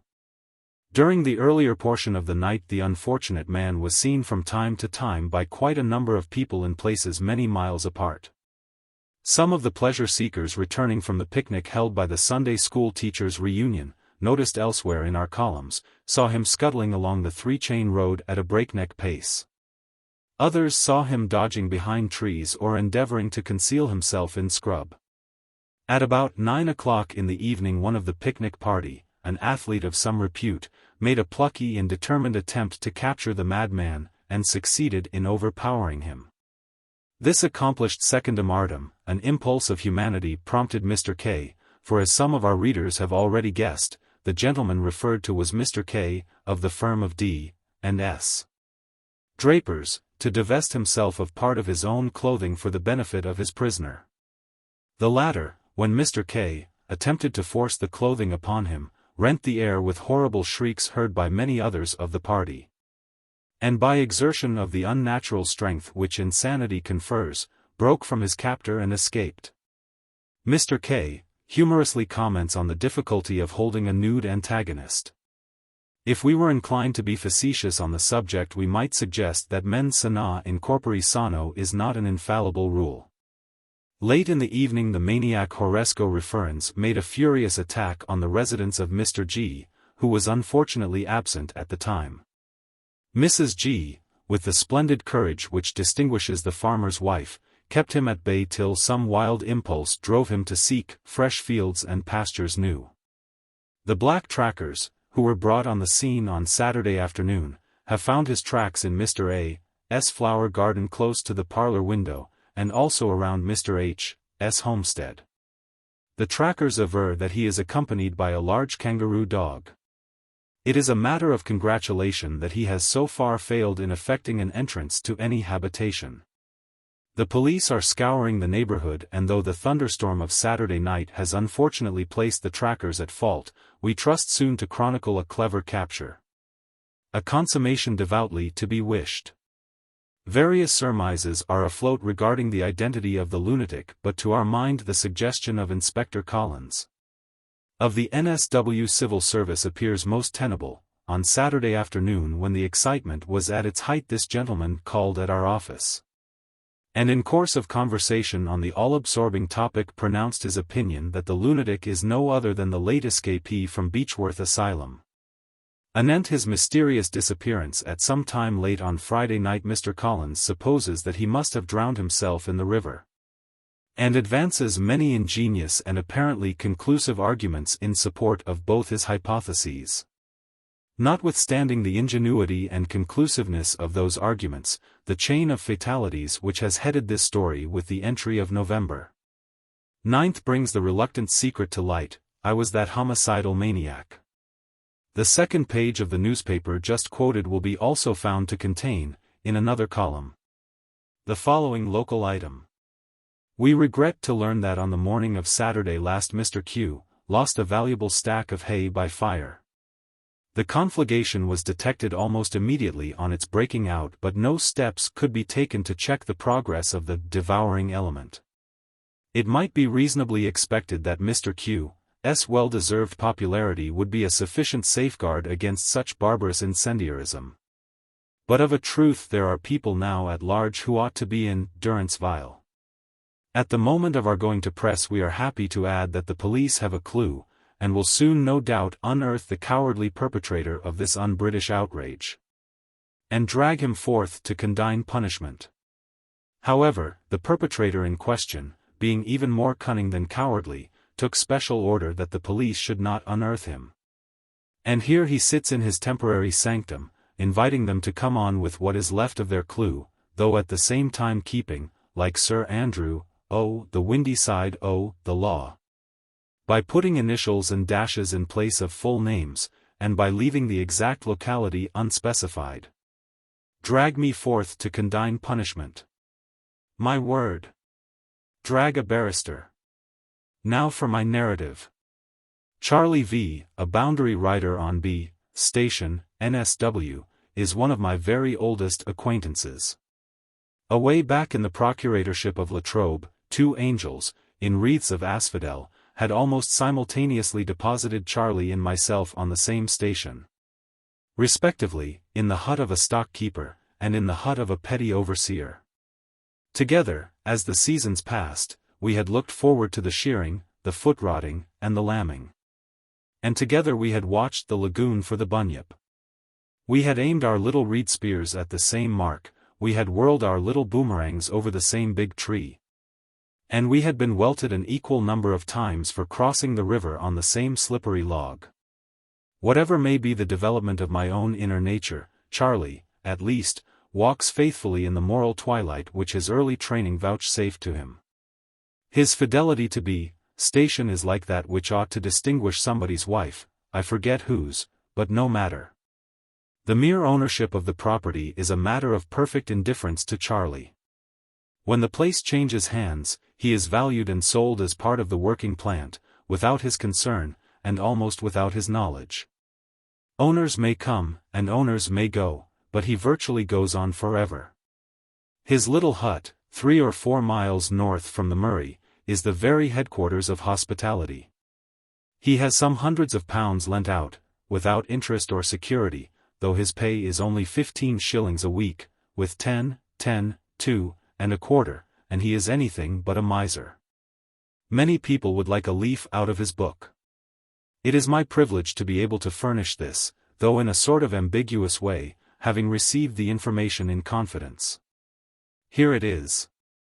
In a bend, on the north bank of the Murray, a few miles from Charlie's hut, is a tract, about 100 acres in extent, of fine grass land, completely isolated by billabongs, reed beds, dense scrub, and steep ridges of loose sand. At the time I write of, it was impossible to ride to this island of verdure, and no white man could track a horse through the labyrinth that led to it. Once placed in that spot, no horse would ever try to get away. This is all the information I feel justified in giving. During the afternoon of the 9th, I was sitting on a log, in the shade of a tree, on the north bank of the river, about a mile from that secluded Eden, and 4 or 5 from Charlie's hut. I had camped at dusk on the previous evening, and the equipment of my 2 horses, with other impedimenta, was lying about. A small damper was maturing under the handful of fire, and a quart pot of tea was slowly collecting a scum of dirt which made it nothing the worse to a man of my nurture. Pup was reposing on my possum rug, and Cleopatra and Bunyip were in Eden, per favor of the kindly scoundrel who held that property by right of discovery, and who, in spite of some reluctance on my part, had made me free of it. Along with my 2 horses were 10 or 12 others, all strangers, and in various stages of ripening for rewards. Owing to the broken character of the country, the NSW River Road lay 3 or 4 miles north of Charlie's very private property. But a shortcut, impassable during the winter, and impracticable at any time to wheeled vehicles, saved about 3 miles in 10, and passed within a mile of the property. It was beside this pad that I was camped. The refined leisure of the day had been devoted chiefly to the study of my current swapping book, Edwards on Redemption, and now, half stifled by the laborious blasphemy of the work, I was seeking deliverance from the sin of reading it by watching the multitudes of white cockatoos through my binocular, and piously speculating as to their intended use. Presently, sweeping the ground line with the glass, I noticed, crossing an open place, about a mile away, the figure of a swagman approaching from the west, that is, coming up the river. I kept the glass in his direction, and whenever he disappeared I was on the watch, and caught him again as he came in sight, tramping wearily along in the roasting sun. That swagman had a history, highly important, at all events, to himself. He had been born, he lived. He would probably die, and if any human being wants a higher record than that, he must work for it. This man's personal value, judged by the standard which I, for one, dare not disown, was certainly as high as that of the average monarch or multimillionaire. But was I as much interested as I would have been had one of these personages been approaching my camp in state? And if not, why not? I immediately filled and lit a mighty German meerschaum, an ally of established efficiency in ethical emergencies such as this. Then laying the pipe, so to speak, on the scent of the swagman, I attempted a clairvoyant rear glance along his past history, and essayed a forecast of his future destiny, in order to get at the valuation presumably placed upon him by his maker. But the pipe, being now master of the position, gently seduced my mind to a wider consideration, merely using the swagman as a convenient springboard for its flight into regions of the larger morality. This is its hobby, caught, probably, from some society of German Illuminati, where it became a kind of storage battery, or accumulator, of such truths as ministers of the gospel cannot afford to preach. Ah! Moralis the pipe, the man who spends his life in actual hardship seldom causes a trumpet to be blown before him.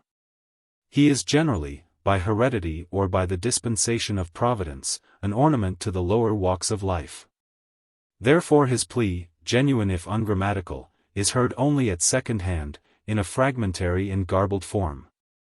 Little wonder, then, that such a plea is received with felicitous self-gratulation, or passed with pharisaical disregard, by the silly old world that has still so many lessons to learn, so many lessons which none but that unresisting but of slender-witted jokers can fitly teach, and which he, the experienced one, is usually precluded from teaching by his inability to spell any word of 2 syllables.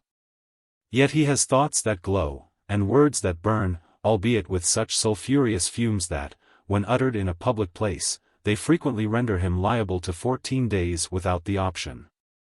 And even though he be not a poor rogue hereditary, even though he may once have tasted the comfort ambiguously scorned of devils, even though his descent into Avernus be, like that of Ulysses or Dante, temporary and incidental, you needn't expect him, on reaching the upper air, to be the prophet, spokesman, and champion of the order whose bitter johnnycake he has eaten. You mustn't be surprised to find him reticent, not to say mendacious, respecting details which he may regard as humiliating. A sort of Irish pride will probably lead him to represent that he had abundant, though unavailable, resources during the period of his perdition. For one or the other of these reasons, orthographical inability, or Irish pride, the half is never told. Therefore, as a rule, the reading public is acquainted only with sketchy and fallacious pictures of that continuous, indurating hardship which finally sends reluctant hope after her co-tenants of the box. And further, of this, my son, be admonished, continued the pipe, the more bitter the hardship, the more unmixed and cordial is the ignominy lavished by the elect upon the sufferer, always provided the latter is one of the non-elect, and more particularly if he is a swagman.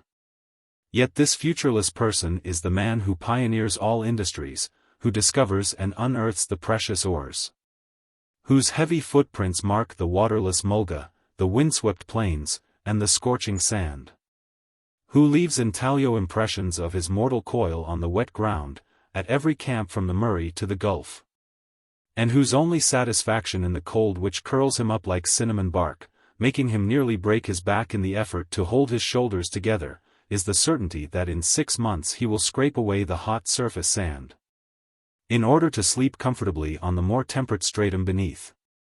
He is the man who, with some incoherent protest and becoming invective, metaphorically makes a Raleigh cloak of himself, to afford free and pleasant passage for the noblest work of God, namely, the business man. The successful pioneer is the man who never spared others.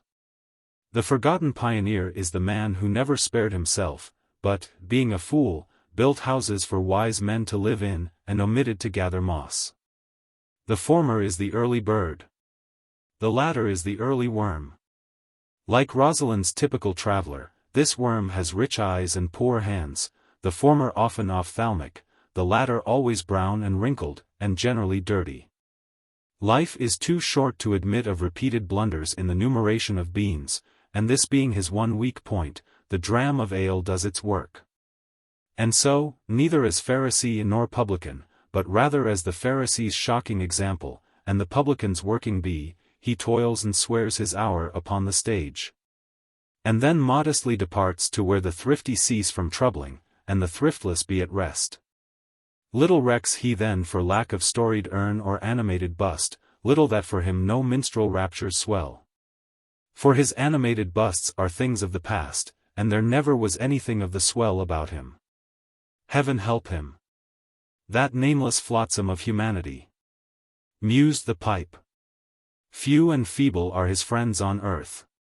And the one who, like him, was wearied with his journey, and, like him, had not where to lay his head, is gone, according to his own parable, into a far country. The swagman we have always with us, and comfortable ecclesiasticism marks a full stop there, blasphemously evading the completion of a sentence charged with the grave truth that the light of the world, the God in man, the only God we can ever know, is by his own authority represented for all time by the poorest of the poor.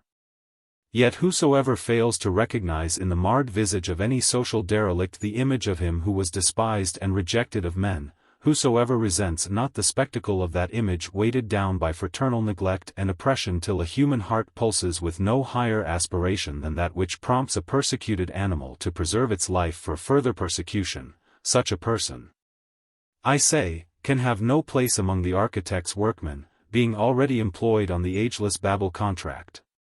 This special study of hardship, resumed the pipe, after a pause, leads naturally to the generic study of poverty.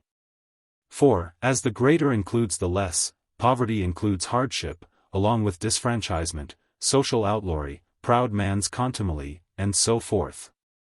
Entirely without reference to the moral worth of the person most concerned.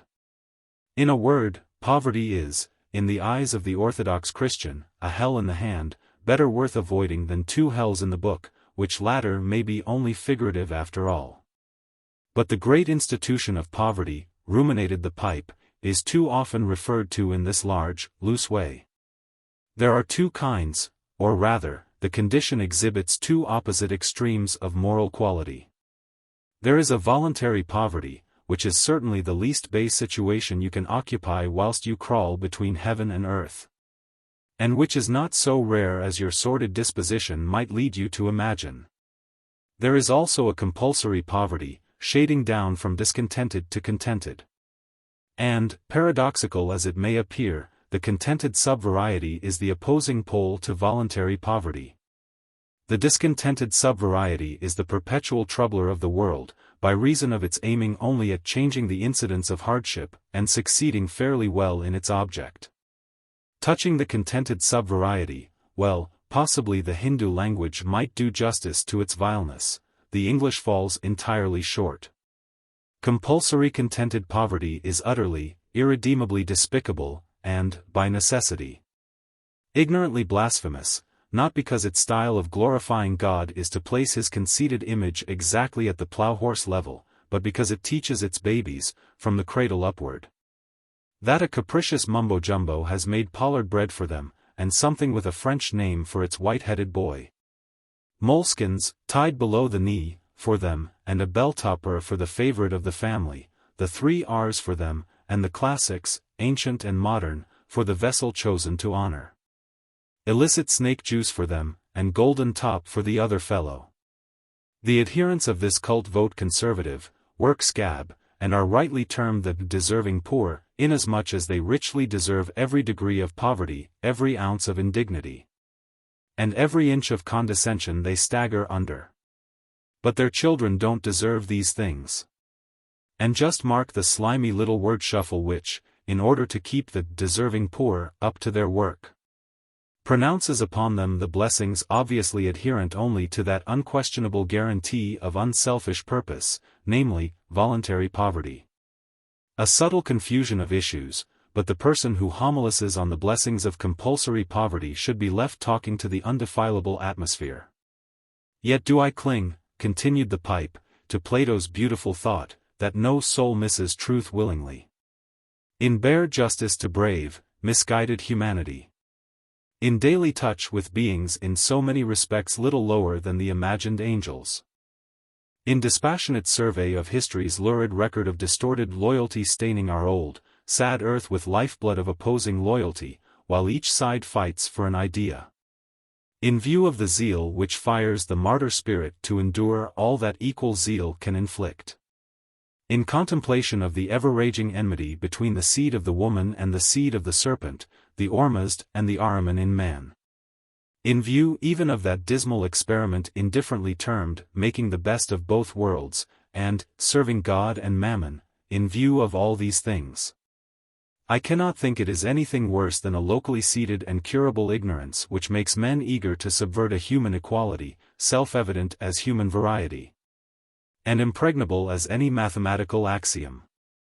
And this special brand of ignorance is even more rampant amongst those educated asses who can read Cicero in the original than amongst uneducated asses who know not the law, and are cursed. Remember, pursued the pipe, with a touch of severity, that science apprehends no decimal of a second adequate to note, on the limitless circle of time, the briefness of a centenarian's life. And yet the giddiest pitch of human effrontery dares not carry beyond the incident of death any vestige of a social code now accepted as good enough to initiate a development which, according to your own showing, goes on through changing cycles till some transcendent purpose is fulfilled. The love of equality, that meanest and falsest of equivocations, sickens and dies, and the inflated lie of a social privilege based on extraneous conditions collapses under the strict arrest of the fell sergeant, death. If we seek absolute truth, which can never be out of place, surely we shall find it beyond the gates which falsehood cannot pass. And here we find it conceded by all. For as material things fade away, human vision clears, and truth becomes a unit. Osiris balances weighed impartially the souls of Coptic lord and slave, before the pyramids rose on Egypt's plains. Austere Minos meted even justice to citizen and helot, while the sculptured ideals of Attica slept in Pentelican quarries. Brahman and Sudra, according to deeds done in the body, strictly according to deeds done in some body, awake beyond the grave to share eons of sorrowful transmigration and final repose. Nirvana awaits the Buddhist high and low alike. Islamism sternly sends all mankind across the sharp-edged bridge, which the righteous only cross in safety, while wicked caliph and wicked slave together reel into the abyss below. The apotheosis of pagan heroes rested on personal merit alone. No eschatology but that of high Calvinism anticipates, in the unseen world, anything resembling the injustice of a civilization which, of set purpose, excludes from the only redemption flesh and blood can inherit, that sad rearguard whose besetting sin is poverty. Yet John Knox's wildest travesty of eternal justice never rivaled in flagrancy the moving principle of a civilization which exists merely to build on extrinsic bases an impracticable barrier between class and class, on one side. The redemption of life, education, refinement, leisure, comfort. On the other side, want, toil, anxiety, and an open path to the Gehenna of ignorance, baseness, and brutality. Holy Willie's God, at least, heaps no beatitude on successful greed. And your Christian civilization does so. Dare you deny it? Chastened by contemplation of leveling mortality, awed into truth by the spectacle of a whole world made kin by that icy touch of nature, the belated soul seeks refuge in a final justice which excludes from natural heirship to the external home not one of earth's weary myriads. Your conception of heavenly justice is found in the concession of equal spiritual birthright, based on the broad charter of common humanity, and forfeitable only by individual worthlessness or deliberate refusal. Why is your idea of earthly justice so widely different, since the principle of justice must be absolute and immutable? Yet while the Church teaches you to pray, "Thy will be done on earth, as it is done in heaven," she tacitly countenances widening disparity in condition, and openly sanctions that fearful abuse which dooms the poor man's unborn children to the mundane perdition of poverty's thousand penalties. Is God's will so done in heaven? While the Church teaches you to pray, "Thy kingdom come," she strikes with mercenary venom at the first principle of that kingdom, namely, elementary equality in citizen privilege.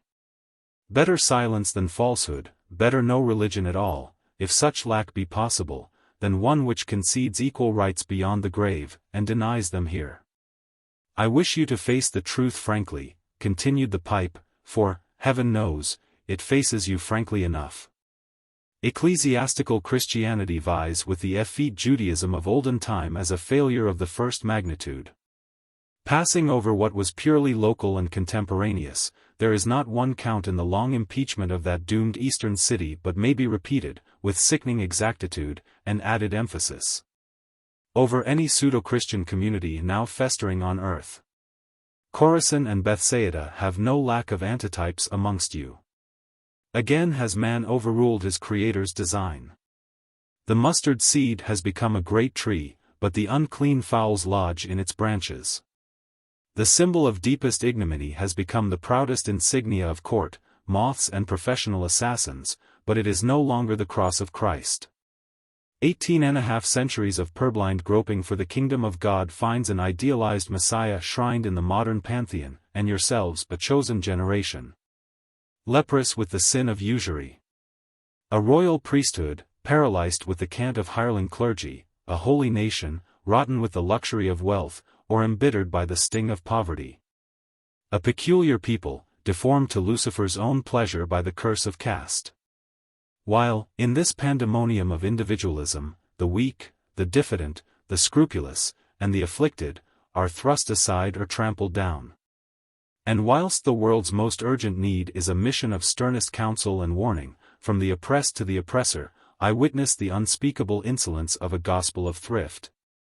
Preached by order of the rich man to Lazarus at his gate, a deliberate laying on the shoulders of Lazarus a burden grievous to be borne, a burden which Dives, or Davis, or Smith, or Johnson.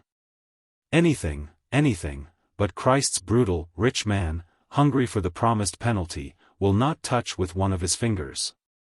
The Church quibbles well, and palters well, and, in her own pusillanimous way, means well, by her silky loyalty to the law and the prophets. and by her steady hostility to some unresisting personification known as the common enemy. But because of that pernicious loyalty, she has reason to complain that the working man is too rational to imbibe her teachings on the blessedness of slavery and starvation. Meanwhile, as no magnanimous sinner can live down to the pseudo-Christian standard, unprogressive agnosticism takes the place of demoralized belief, and the kingdom of God fades into a myth. Yet there is nothing utopian, pleaded the pipe, in the charter of that kingdom, in the sunshiny Sermon on the Mount. It is no fanciful conception of an intangible order of things, but a practical, workable code of daily life, adapted to any stage of civilization and delivered to men and women who, even according to the showing of hopeless pessimists or strenuous advocates for individualistic force and cunning, were in all respects like ourselves, delivered, moreover, by one who knew exactly the potentialities and aspirations of man. And, in the unerring harmony of the original idea, the outcome of that inimitable teaching is merely the consummation of prophetic forecast in earlier ages. First, the slenderest crescent, seen by eyes that diligently searched the sky, then, a broader crescent, a hemisphere. At last, a perfect sphere, discovered by the Nazarene artisan, and by him made plain to all who wished to see. But from the dawn of the ages that orb was there, waiting for recognition, waiting with the awful, tireless, all-conquering patience for which no better name has been found than the will of God. History marks a point of time when first the humanity of God touched the divine aspiration in man, fulfilling, under the skies of Palestine, the dim, yet infallible instinct of every race from Eastern Mongol to Western Aztec. The soul, naturally Christian, responds to this touch, even though blindly and erratically. And so from generation to generation the multitude stand waiting to welcome the gospel of humanity with palms and hosannas, as of old. While from generation to generation phylactered exclusiveness takes counsel against the revolution which is to make all things new. And shall this opposition, the opposition by slander, conspiracy, bribery, and force, prevail till the fatal line is once more passed, and you await the Titus sword to drown your land in blood, and the Hadrian plough to furrow your temple site? I think not, added the pipe, after a pause. I think not. For a revolt undreamt of by your forefathers is in progress now, a revolt of enlightenment against ignorance, of justice and reason against the domination of the manifestly unworthy. The world's brightest intellects are answering one by one to the roll call of the new order, and falling into line on the side championed by every prophet. From Moses to the agitator that died Wednesday. Inconceivably long and cruel has the bondage been, hideous beyond measure the degradation of the disinherited, but I think the cycle of soul-slaying loyalty to error draws near its close. For the whole armory of the father of lies can furnish no shield to turn aside the point of the tireless and terrible pen, that Ithuriel spear which, in these latter days, scornfully touches the mail-clad demon of privilege, and discloses a swelling frog. Contemporaneous literature, continued the pipe thoughtfully, is our surest register of advance or retrogression. And, with few exceptions indeed, the prevailing and conspicuous element in all publications of more than a century ago is a tacit acceptance of irresponsible lordship and abject inferiority as divine ordinances. Brutal indifference, utter contempt, or more insulting condescension, toward the rank and file, was an article of the fine old English gentleman's religion, a point of our faith. As the pious Sir Thomas Browne seriously puts it, the complementary part being a loathsome servility toward nobility and royalty. In that era, the most amiable of English poets felt constrained to weave into his exquisite elegy an undulating thread of modest apology for bringing under notice the short and simple annals of the Vaishya caste. Later, Cooper thought poverty, humility, industry, and piety a beautiful combination for the wearer of the smock frock. Even Crabbe blindly accepted the sanctified lie of social inequality. And this assumption was religiously acquiesced in by the lower animal himself, who doubtless glorified God for the distinctly unsearchable wisdom and loving kindness manifested in those workhouse Regulations which separated his own toil-worn age from the equal feebleness of the wife whose human rights he should have died fighting for when he was young. And, as might be expected, this strictly gentlemanly principle looms larger in your forefathers' prose than in their poetry. At last, Burns and Paine flashed their own strong, healthy personalities on the community, marking an epoch. And from that day to this, the apology of humanity acquires ever-increasing momentum, and ever-widening scope.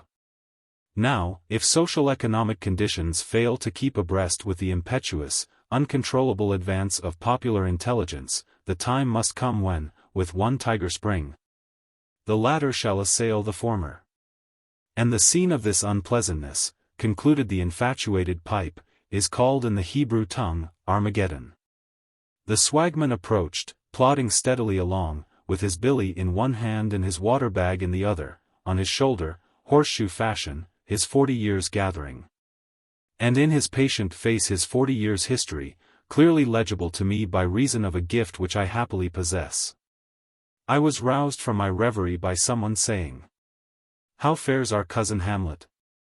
Come and have a drink of tea, and beggar the expense." "Good day," responded Hamlet, still pursuing his journey. "Come on. Come on. Why should the spirit of mortal be proud? And he stopped, and faced about. "Come and have a feed," I shouted. "I'll do that ready enough," said he, laying his fardel down in the shade, and seating himself on it with a satisfied sigh. I rooted my damper out of its matrix, flogged the ashes off it with a saddlecloth, and placed it before my guest, together with a large wedge of leathery cheese, a sheath knife, and the quart pot and pannikin. "Eat, and good dyke thy good heart, Apomantus," said I cordially. Then, resuming my seat, I took leisure to observe him. He was an everyday sight, but one which never loses its interest to me, the bent and haggard wreck of what should have been a fine soldierly man, the honest face sunken and furrowed, the neglected hair and matted beard thickly strewn with grey. His eyes revealed another victim to the scourge of ophthalmia. This malady, by the way, must not be confounded with sandy blight. The latter is acute, the former, chronic. Coming from Moama? I conjectured, at length. Well, to tell you the truth, I ain't had anything since yesterday afternoon. Course, you of en go short when you're travelin', but I'm a man that don't like to be makin' a song about it. Wouldn't you stand a better show for work on the other side of the river? Isn't the Vic side the best for work? I shouted. Yes, Tuckeen, it generally.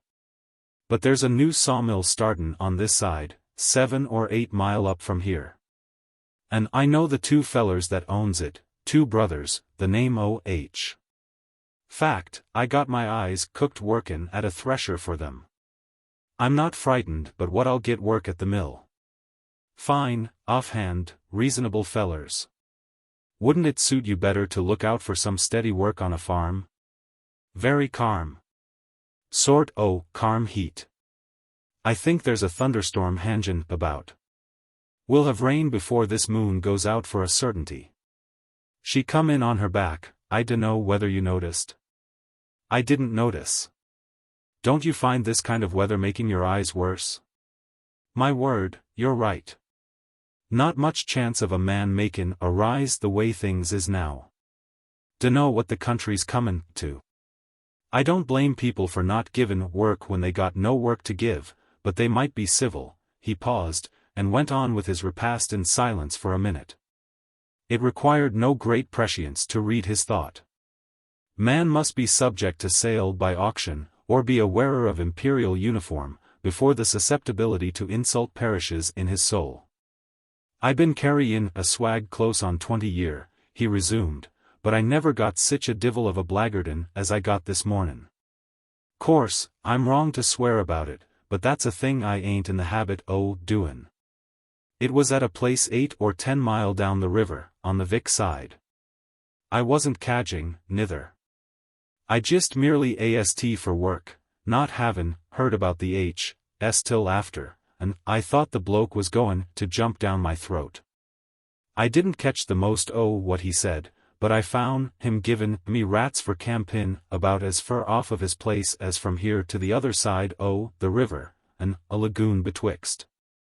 And not a particle grass for the fire to run on. Fact, I'm a man that's careful about fire. Mind you, I did set fire to a bit of a dead log on the reserve, but a man has to get a whiff smoke these nights, on account the muskeeters. And there was no more danger nor there is with this fire yours. Called me everything but a gentleman. Possess your soul in patience. You have no remedy and no appeal till we gather at the river. Oh, I was in luck there. Just after I heard about this sawmill, bein' then on the Vic. Side, I found a couple swells goin' to a picnic in a boat, and I told them I wanted to get across, and they carted me over, and no compliment. Difference in people. I know the H.S., I shouted. When did you hear about them starting this sawmill? Oh. This forenoon. I must ask you to speak loud. I got the misfortune to be a bit hard hearin'. Most people notices it on me, but I was thinkin' praps you didn't remark it. It come through a cold I got in the head, about 6 year ago, spud diggin' among the Bungaree savages. I'm sorry for you. Well, it was this way. After the feller hunted me off of his place this mornin', who should I meet but a young chap and his girl, goin' to this picnic, with a white horse in the buggy. Now, that's one these civil, good-hearted sort chaps you'll sometimes get among the farmers. Name Archie M. I dunno whether you mightn't know him. He's superintender the Sunday school. Fact, I'd been roon with the H.S. thresher at his ol' man's place 4 years runnin', so when he seen me this mornin', it was, "Hello, Andy. Lookin' for work?" And the next word was, "Well, I'm sorry we ain't got no work for you," or words to that effect, but, says he, "there's the H.S. startin' a sawmill 15 or 20 mile up the river. On the other side. They won't see you beat," says he, "but if you don't get on with them," says he, "come straight back to our place, and we'll see about something," says he. So I'm makin' my way to the sawmill. Well, I hope you'll get on there, mate. You're right. It's half the battle. Worst of it is, you can't stick to a mate when you got him. I was workin' mates with a raw Newchum feller last winter, ringin' on the Yanko. Grand feller he was, name Tom, but, as it happened, we was workin' subcontract for a feller name Joe Collins, and we was on for Savon, so we on'y drawed Tucker money. And beggar me if this Joe Collins didn't get paid up on the sly, and travelled. So we fell in. Can't be too careful when you're workin' for a workin' man. But I wouldn't like to be in Mr. Joe Collins's boots when Tom catches him. Scotch chap, Tom is. Well, after Ben had like this, we went out on the Lachlan, clean flyblowed. And Tom got a job boundary ridin', through another feller goin' to Mount Brown Diggins, and there was no work for me, so we had to shake hands. I'd part my last sprat to that feller. I believe you would. But I'm thinking of Joe Collins. To a student of nominology, this is a most unhappy combination. Joseph denotes sneaking hypocrisy, whilst Collins is a guarantee of probity. Fancy the broad arrow and the cross of the Legion of Honor woven into a monogram. Rackin' style dog you got there. I dunno when I seen the like of him. Well, I think I'll be pushin' on. I on'y got a sort rough idea where this mill is, and there ain't many people this side the river to inquire off of, and my eyes is none the best. I'll be bid din you good day. Are you a smoker? I asked, replenishing my own sagacious meerschaum. Because you might try a plug of this tobacco. Now that man's deafness was genuine, and I spoke in my ordinary tone, yet the magic word vibrated accurately and unmistakably on the paralyzed tympanum. Let your so-called scientists account for that. If you can spare it, replied the swagman, with animation. Smokins about the ony pleasure a man's got in this world. An' I just used up the dust out o' my pockets this mornin', so this'll go high. My word. Well, good day. I might be able to do the same for you some time. Thou speakest wiser than thou art whereof, I soliloquized as I watched his retreating figure, whilst lighting my pipe. As the other philosopher, Tycho Brahe, found inspiration in the gibberish of his idiot companion, so do I find food for reflection in thy casual courtesy, my friend. Possibly I have reached the highest point of all my greatness, and from that full meridian of my glory, I haste now to my setting. From a deputy assistant sub-inspector, with the mortuary reversion of the assistant sub-inspectorship itself, to a swagman, bluey on shoulder and billy in hand, is as easy as falling off a playful moke. Such is life. The longer I smoked, the more charmed I was with the rounded symmetry and steady luster of that pearl of truth which the swagman had brought forth out of his treasury. For philosophy is no warrant against destitution, as biography amply vouches. Neither is tireless industry, nor mechanical skill, nor artistic culture, if unaccompanied by that business aptitude which tends to the survival of the shrewdest. And not even then, if a person's manna is off. Neither is the saintliest piety any safeguard. If the author of the 37th Psalm lived at the present time, he would see the righteous well represented among the unemployed, and his seed in the industrial schools. For correction of the psalmist's misleading experience, one need go no further down the very restricted stream of sacred history than the date of the typical Lazarus. Continually impending calamities menace with utter destitution any given man, though he may bury his foolish head in the sand, and think himself safe. There lives no one on earth today who holds even the flimsiest gossamer of security against a pauper's death, and a pauper's grave. If he be as rich as Croesus, let him remember Solon's warning, with its fulfillment, and the change since 550 BC has by no means been in the direction of fixity of tenure. Where are one half of the fortunes of 20 years ago, and where will the other half be in 20 years more? Though I am, like Sir John, old only in judgment and understanding, I have again and again seen the wealthy emir of yesterday sitting on the ash-heap today, scraping himself with a bit of crockery.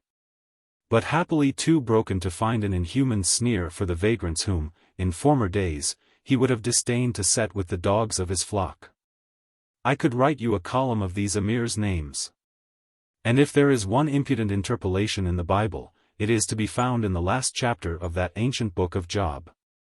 The original writer conceived a tragedy, anticipating the grandeur of the Oedipus at Colonos.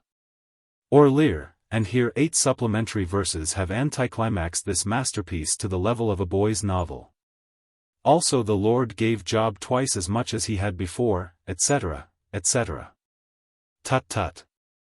Job's human nature had sustained a laceration that nothing but death could heal. Is there any rich man who cannot imagine a combination of circumstances that would have given him lodgings under the bridge, that may still do so, say, within 12 months? Setting my knighthood and my soldiership aside, I can imagine a combination that would have quartered me in that airy colonnade, nay, that may do so before this day week. And my view of the matter is, that if I become not the bridge as well as another, a plague of my bringing up. We are all walking along the shelving edge of a precipice. Any one of us may go at any moment, or be dragged down by another. And this is as it ought to be. Justice is done, and the sky does not fall. For, from a higher point of view, the Sabians and Chaldeans of the present day don't dislocate society, they only alter the incidents of existing dislocation. And all this works steadily towards a restoration, if not of some old Saturnian or Javistic paradise idyll, at least of a divine intention and human ideal. Vicissitude of fortune is the very hand of the Eternal, not ourselves, that mocketh for righteousness, the manifestation of the power behind moral evolution. And we may safely trust the harmony of universal legislation for this antidote to a grievous disease. We may rest confident that whilst this best of all possible worlds remains under the worst of all possible managements, the solemn threat of 33 centuries ago shall not lack fulfillment, the poor shall never cease out of the land. And no man knows when his own turn may come. But all this is strictly conditional. Collective humanity holds the key to that kingdom of God on earth, which clear-sighted prophets of all ages have pictured in colors that never fade. The kingdom of God is within us. Our all-embracing duty is to give it form and effect, a local habitation and a name. In the meantime, our reluctance to submit to the terms of citizenship has no more effect on the iron law of citizen reciprocity than our disapproval has on the process of the seasons. For see how, in the great human family, the innocent suffer for the guilty. And not only are the sins of the fathers visited upon the children, but my sins are visited upon your children, and your sins upon someone else's children. So that, if we decline a brotherhood of mutual blessing and honor, we alternatively accept one of mutual injury and ignominy. Eternal justice is in no hurry for recognition, but flesh and blood will assuredly tire before that principle tires.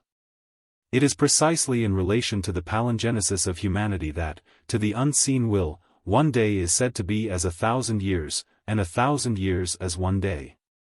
A divine idea points the way, clearly apparent to any vision not warped by interest or prejudice, nor darkened by ignorance, but the work is man's alone, and its period rests with man. My reason for indulging in this reverie was merely to banish the thought of my late guest. Of course, my object in recording it here is simply to kill time. For, to speak like a true man, I linger shivering on the brink of the disclosures to which I am pledged. I feel something like the doomed Nero, when he stood holding the dagger near his throat, trying meanwhile to screw his courage to the sticking place by the recitation of heroic poetry. Trust me to go on with the narrative as soon as I choose. I didn't want to think of Andy personally. Intuition whispered to me that the swagman, who would have parted his last sprat to a former mate, hadn't that humble coin in his pocket. Whilst purse pride hinted that I had 4 sovereigns and some loose silver in mine, not to speak of £8 SXS. 8D waiting for me in hay. If I had allowed my mind to dwell on these 2 intrusive intimations, they would have seemed to fit each other like tenon and mortise. Though when the opportunity of making the joint had existed, a sort of moral laziness, together with our artificial, yet not unpraiseworthy, repugnance to offering a money gift, had brought me out rather a Levite than a Samaritan. In mere self-defense, I would have been constrained to keep up a series of general and impersonal reflections till the swagman lost his individuality, say 5 or 6 hours, but I was rescued from this tyranny by the faint rattle of a buggy on the other side of the river. Idly turning my glass on the 2 occupants of the vehicle, I recognized one of them as a familiar and valued friend, a farmer, residing 5 or 6 miles down the river, on the Victorian side. I rose and walked to the brink as the buggy came opposite. "Hello, Mr. B," I shouted. "Hello, Collins. I thought you were way back. When did you come down? Why didn't you give us a call? Couldn't get across the river without sacrifice of dignity and comfort." "Yes, you can, easy enough. You can start off now. I'm going across here with Mr. G, to see some sheep, but I'll be back toward sundown. I'll tell you how you'll manage. Follow straight down the road till you come to the old horse paddock, nearly opposite our place. Then turn to your left, down along the fence. No use, Mr. B, I want to get away tomorrow, and you know when we get together." "Yes, I know all about that. But you must come, Collins. There's a dozen things I want your opinion about. Indeed, I appreciate your sensible valuation of me as a referee, Mr. B, but I must still decline. I wish I had gone this morning. It's too late now. Well, I'll feel disappointed. So will Dick. By the by, Dick L. has turned up again. He's at our place now. He's off next week, to Fiji, I suspect. Where has he been this last time? You wouldn't guess. He's been in the Holy Land. Poked about there for over 6 months. At Jerusalem? Yes, he's been a good deal in Jerusalem. He lived in Jericho for a month, but he spent most of his time at different places up and down the Jordan. Did he meet many Scotchmen wandering along that river? I suppose he would meet a good many anywhere, but why there particularly? Well, Byron tells us that on Jordan's banks the Arab camels stray. I don't take. Neither do I, Mr. B. But I'm perfectly serious, Tom, I am, indeed. I thought you would like to have a yarn with Dick. His descriptions of the Holy Land are worth listening to. Say, honor bright. Honor bright, then. I say, Collins, did you ever have reason to doubt my word? No, but I always get demoralized out back. Where were you saying I could get across the river? I thought that would fetch the beggar, I heard B. remark to his companion. And he was right. It would fetch the beggar across any river on this continent. Dick L., Mrs. B.'s brother, was a mine of rare information and queer experiences. Educated for the law, his innate honesty had shrunk from the practice of his profession, and he had taken to rambling as people take to drink. Turning up at irregular intervals to claim whatever might be available of the pound L210s per quarter bequeathed to him by his father. His strong point was finding his way into outlandish places, and getting insulted and sat on by the public, and run in by the police. Apart from this speciality, he was one of the most useless beings I ever knew, which is saying a lot. Some men, by their very aspect, seem to invite confidence, others, insult, others, imposition. But Dick seemed only to invite arrest. When well-groomed, he used to be arrested in mistake for some bank defaulter. When ragged, he was sure to be copped for shoplifting, pocket-picking, lack of lawful visible, or for having in his possession property reasonably supposed to have been stolen. Therefore, honest as he had been, like Paul, in prisons frequent. But, thanks to his forensic training, these interviews with the majesty of the law seemed homely and grateful to him. He could converse with a bench in such terms of respectful camaraderie, yet with such suggestiveness of an old guard in reserve, that his innocence became a supererogatory merit. Besides which, he had been, in a general way, a servant of servants in every quarter of the globe, and had been run out of every billet for utter incompetency. Often having to content himself with a poor halfpennyworth of bread to this intolerable deal of sack. So he enjoyed, or otherwise, opportunities of seeing things that the literary tourist never sees.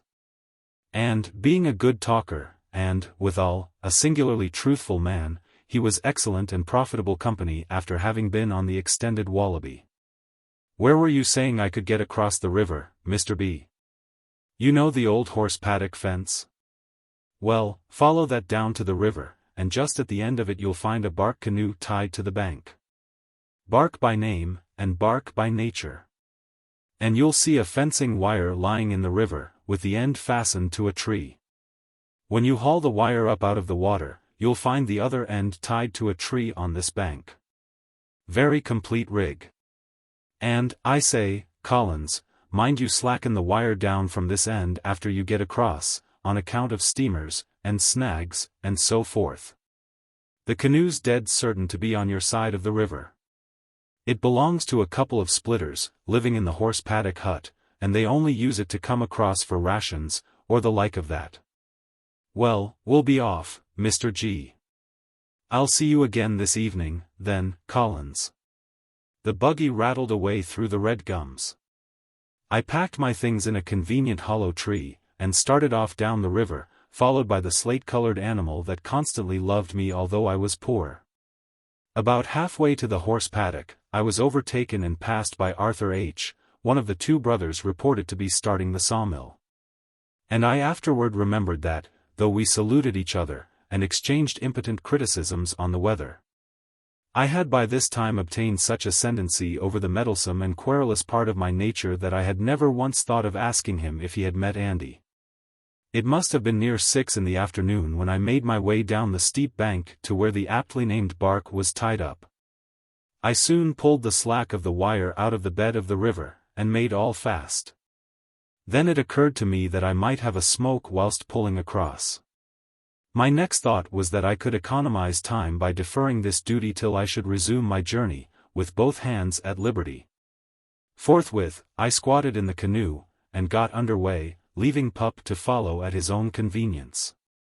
In a former chapter one had occasion to notice a great fact, namely, that the course of each person's life is directed by his ever-recurring option, or election.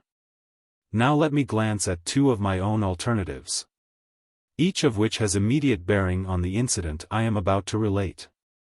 3 weeks ago, from the present writing, I had open choice of all the dates in 22 diaries. I actually dallied with that choice, and inadvertently switched my loco onto the line I am now faithfully, though reluctantly, following. The doom-laden point of time was that which marked the penning of my determination. For a perfectly balanced engine is more likely to go wandering off a straight line than I am to fail in fulfillment of a promise. Another indifferent-looking alternative was accepted when my guardian angel suggested a smoke while crossing the river, and I declined, on the plea of haste. A pickaninny alternative, that, you say? I tell you, it proved an old man alternative before it ran itself out. The filling and lighting of my pipe would have occupied 3 or 4 minutes, and I should have seen an impending danger in time to guard against it. But I shunted on to the wrong line, and nothing remained but to follow it out to a finish. You shall judge for yourself whether even your own discretion and address could have carried the allotted trip to a less unhappy issue. Hand over hand along the wire, I had wobbled the bark to the middle of the stream, when I noticed, not 50 yards away, a dead tree of 12 or 15 tons displacement. En route for South Australia. Being about 19/20 submerged, and having no branches on the upper side, it would have passed under the wire but for a stump of a root, as thick as your body, standing about 5 feet above the surface of the water, on its forward end. In remarking that the tree was en route, I merely mean to imply such importance in that portion of its substance that it might rather be viewed as a root with a tree attached than as a tree with a root attached. This is the aspect it still retains in my mind. There was not half enough time to pull the bark ashore and sink the wire, so I did the next best thing I could. As the log approached, I carefully rose to my feet, and held the wire high enough to clear the root. Nearer it came, it would pass the bark nicely within 3 or 4 feet. A few seconds more, and the root would glide underneath the wire. Pup had remained yelping and dancing on the bank for a few minutes after my embarkation, the kangaroo dog having a charcoal burner's antipathy to the bath, but at last becoming desperate. He had plunged in, and was rapidly approaching whilst I judiciously gauged the height of the root, and meanwhile balanced the unsteady bark under my feet. When the root was within 6 inches of the wire, Pup's chin and forepaws were on the gunwale. In 3 seconds more, I was clinging with one hand to the root, the other still mechanically holding the tightening wire. Pup was making for the log, and the splitter's bark had gone to Davy Jones's locker. In another half-minute, the wire parted, and Pup and I were deck passengers, en route for the land of the crow-eaters. I was no more disconcerted than I am at the present moment. I would go on to be as if nothing had happened, and put up with the inconvenience of swimming the river in the morning. In the meantime, though I was well splashed, all the things in my pockets were dry. I particularly congratulated myself on the good fortune of having been so close to the root at the royal gorging of my bark. My bark, well, strictly speaking, it was the splitter's bark. But accidents will happen, and I was certain that not a soul had seen me turn off the main road toward the river. My clothes were of the lightest. I took them off, and tied them in my handkerchief. I pounded a depression in the package to fit the top of my head, and bound it there with my elastic belt, holding the latter in my teeth. You must often have noticed that the chief difficulty of swimming with your clothes on your head arises from the fore and aft surging of the package with each stroke. But nothing could have been more complete than my arrangements as I slid gently into the water, and paddled for the cabbage garden shore. When I had gone a few yards, my faithful companion, now left alone on the log, raised his voice in lamentation, after the manner of his subspecies. "Come on, Pup. I shouted, without looking round. And the next moment I felt as if a big kangaroo dog had catapulted himself through 20 feet of space, and lit on my package. After returning to the surface and coughing about a pint of water out of my nose and ears, I looked uneasily round for my cargo. It was nowhere to be seen. I swam back to the log, and stood on it to get a better view. Good. There was the white, rounded top, an inch above the water, 10 yards away. As I swam toward it, a whirlpool took it under.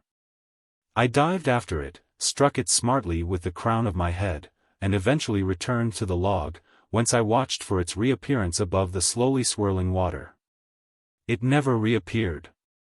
Following the sinuosities of the river, this must have been 1.5 miles below the Splitter's crossing place. And time had been passing, for there was the setting sun, blazing through a gap in the timber, and its mirrored reflection stretching 1/2 mile of dazzling radiance along a straight reach of the river. Now, though the Murray is the most crooked river on earth, its general tendency is directly from east to west.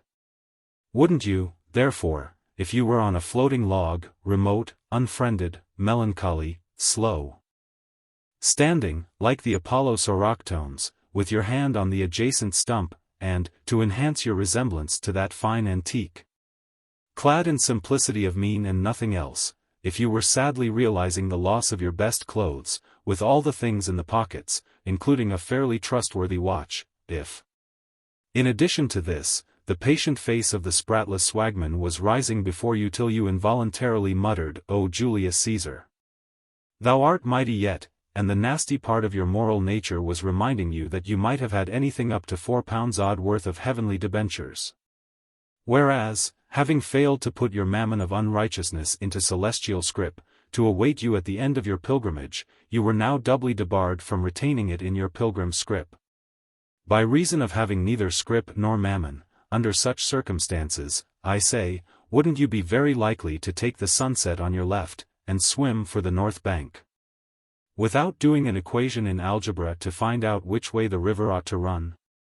That is what I did. It never occurred to my mind that Victoria could be on the north side of New South Wales. After shouting myself hoarse, and whistling on my fingers till my lips were paralyzed, I brought Pup into view on the south, and supposedly Victorian, bank, opposite where I had landed. By the time I had induced him to take the water and rejoin me, the short twilight was gone, and night had set in, dark, starless, hot, and full of electricity. And the mosquitoes.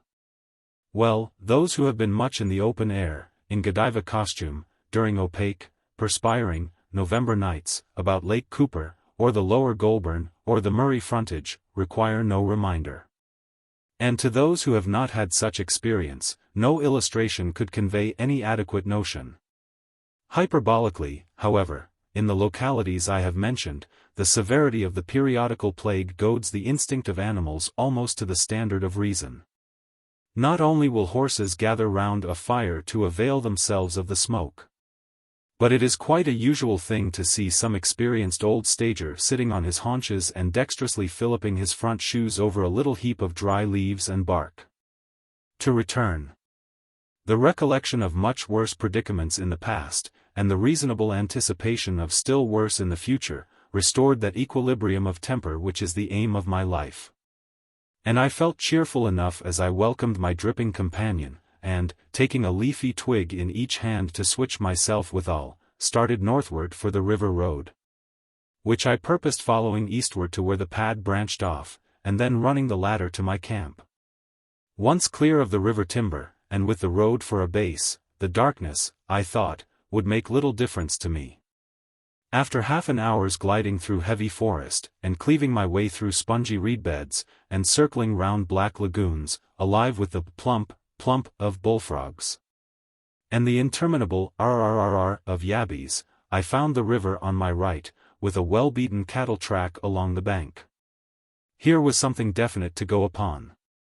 By keeping straight on, I must soon strike the old horse paddock fence, where the splitters used to keep their bark. And in an hour and a half more, would be at my camp. But the discerning reader will perceive, from hints already given, that, by following the cattle track, with the river on my right, I was unconsciously travelling westward on the Victorian side, instead of eastward on the New South Wales side. If the sky had cleared for a single instant, a glance at the familiar constellations would have set me right. After half a mile, the cattle track intersected a beaten road, with the black masses of river timber still on the right, and a wire fence on the left, as I found by running into it. Everything seemed unfamiliar and puzzling, but I followed the road, looking out for landmarks, and zealously switching myself as I went along.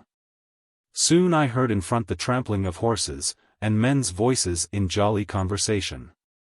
I aimed for the sounds, and, after running against a loose horse, feeding leisurely on the grass, I distinguished through the hot, stagnant darkness the approaching forms of 3 men riding abreast. "Good evening, gentlemen," said I politely, switching myself as I spoke. "Could you give me some idea of the geography?" I got no farther, for a colt that one of the fellows was riding suddenly shied at me and followed up the action by bucking his best. Upon this, the loose horse presented himself, cavorting round in senseless emulation, while the other 2 horses swerved and tried to bolt. All this took place in half a minute. The rider of the colt was taken by surprise, but he was plucky. Though losing not only his stirrups but his saddle with the first buck, he spent the next couple of minutes riding all over that colt, sometimes on his ears, and sometimes on his tail.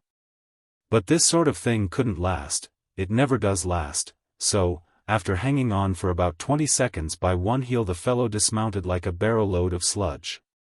During this time, I saw nothing of the 2 other men, but I could hear them trying to force their excited horses toward the spot where I was skipping round, ready to catch the colt on the moment of his discharging cargo. On making the attempt, I missed the bridle in the dark, and away shot the colt in one direction, and the loose horse in another. "I bet a note Jack's off," said a voice from the distance. "Gosh, you'd win it if it was 20, responded another voice from the ground close by. "There goes his moke," said the first voice. "Come and jam the beggar against the fence, or he'll be off to glory." And away clattered the 2 horsemen after the wrong horse, Jack following on foot. Noticing their mistake, I cantered hopefully after the colt, thinking to obtain a favorable introduction to Jack by restoring the animal. But in a few minutes I lost the sounds, and abandoned the pursuit. Then, after supplying myself with fresh switches, I resumed my fatal westward course. More voices, a short distance away, and straight in front. Judging them to come from some vehicle traveling at a slow walk along the edge of the timber, I posted myself behind a tree, and waited as patiently as the mosquitoes permitted. "Now you needn't scandalize one another," said a pleasant masculine voice. "You're like the pot and the kettle. You're both as full of sin and hypocrisy as you can stick. 6 of one, and half a dozen of the other. I wouldn't have believed it if I hadn't seen it with my own eyes. You've disgraced yourselves forever. Who the dickens do you think would be fool enough to marry either of you after the way you've behaved yourselves today?" "Well, I'm sure we're not asking you to marry us," piped a feminine voice. "Keep yourselves in that mind, for goodness sake. I'm disgusted with you. Why, only last Sunday, I heard your 2 mothers flattering themselves about the sea, girls knowing too much. And I'll swear you've both forgot more than the sea, girls ever knew. You're as common as dishwater." "Oh, you're mighty modest, your own self," retorted a second feminine voice. "It's my place to be a bit rowdy," replied the superior sex. "It's part of a man's education. And I don't try to look as if butter wouldn't melt in my mouth. You're just the reverse. You're hypocrites. Woe unto you hypocrites, the Bible says. But it's troubling me a good deal to think what your mothers'll feel, now that you've come out in your true colors." "But you wouldn't be mean enough to tell," interrupted one of the sweet voices. "I always thought you were too honorable to do such a thing, Harry," remarked the other. "Well, now you find your mistake. But this is not a question of honor, it's a question of duty." "Oh, you're mighty fine with your duty. You're a mean wretch." "There. I'll be a meaner wretch before another hour's over." Go on, Jerry, let's get it past and done with. But, Harry, I say, Harry, don't tell. I'll never forgive you if you do. Duty, Mabel, duty. What good will it do you to tell? Pleaded the other voice. Duty, Annie, duty. On you go, Jerry, and let's get home. This is painful to a cove of my temperament. During this conversation, I had become conscious of standing on a populous ant bed. And, not wishing to lose the chance of an interview with Harry, I had retreated in front of the buggy till a second tree offered its friendly cover. Jerry's head was now within 2 yards of my ambush, and, peeping round, I could make out the vague outline of the figures in the buggy. Well, I'll tell you what I'll do, said Harry, stopping the horse. If each of you gives me a kiss, of her own good will, I'll promise not to tell. Are you on? Say the word, for I'll only give you 1 minute to decide. What do you think, Mabel? Murmured one of the voices. Well, I've got no, but what do you think? I think it's about the only thing we can do. We would never be let come out again. There was perfect silence for a minute. My tree wasn't a large one, and the near front wheel of the buggy was almost against it. Not daring to move hand or foot, I could only wish myself a rhinoceros. Come on, said one of the voices, at last. Come on how? Asked Harry innocently. Look here, the agreement is that each of you is to give me a kiss, of her own good will. I'm not going to move. Oh, you horrid wretch. Do you think we're going to demean ourselves? You're mighty mistaken if you do. Go on, Jerry. And the buggy started. We're not frightened of you now, remarked one of the voices complacently, whilst I threw myself on the ground, and rolled like a liberated horse. If you dare to say one single word, we'll just expose your shameful proposal. You mean wretch. You make people think it's safe to send their girls with you, to be insulted like this. Oh, we'll expose you. Expose away. And don't forget to mention that you both agreed to the shameful proposal. I'll tell your mothers that I made that proposal just to try you, and you consented on condition of me keeping quiet. You're both up a tree. Weighed in the balances, and found wanting. Mean, tekel a parson. Go on, Jerry, and let's have it over. What do you think, Annie? Asked one of the voices, whilst I made for my third tree. He's the meanest wretch that ever breathed, replied the other vehemently. And I always thought men was so honorable. Live and learn, rejoined the escort pithily. Oh, Harry. Panted one voice, I seen a white thing darting across there. Quite likely, replied Harry. When a girl's gone cronk, like you, she must expect to see white things darting about. But I'll give you one more chance. I think we better, suggested one of the voices. There's nothing else for it, assented the other. By this time, the buggy had disappeared in the darkness. I heard it stop, then followed, with slight intervals, 2 unsyllabled sounds. Over again, said Harry calmly. You both cheated. The sounds were repeated. Over again. You'll have to alter your hand a bit, both of you, or we'll be here all night. Slower, this time. Once more the sounds were repeated. Then the buggy started, and Harry's voice died away in the distance to an indistinct murmur, as he reviled the girls for this new exhibition of their shamelessness. Whilst undecided whether to follow the buggy any further, I saw a light on the other side of the road. Making my way toward it, I crossed a log-and-chalk fence, bounding a roughly ploughed fallow paddock, and then a 2-rail fence. Wondering all the while that I had never noticed the place when passing it in daylight. At last, 1/4 of a mile from the road, a white house loomed before me, with the light in a front window. I opened the gate of the flower garden, and was soon crouched under the window, taking stock of the interior. A middle-aged woman was sitting by the table, darning socks. And at the opposite side of the lamp sat a full-grown girl, in holiday attire, with her elbows on the table and her fingers in her hair, reading some illustrated journal. While a little boy, squatted behind the girl's chair, was attaching a possum's tail to her improver. Like Enoch Arden, in my own little tin-pot way, I turned silently and sadly from the window, for I wasn't wanted in that company.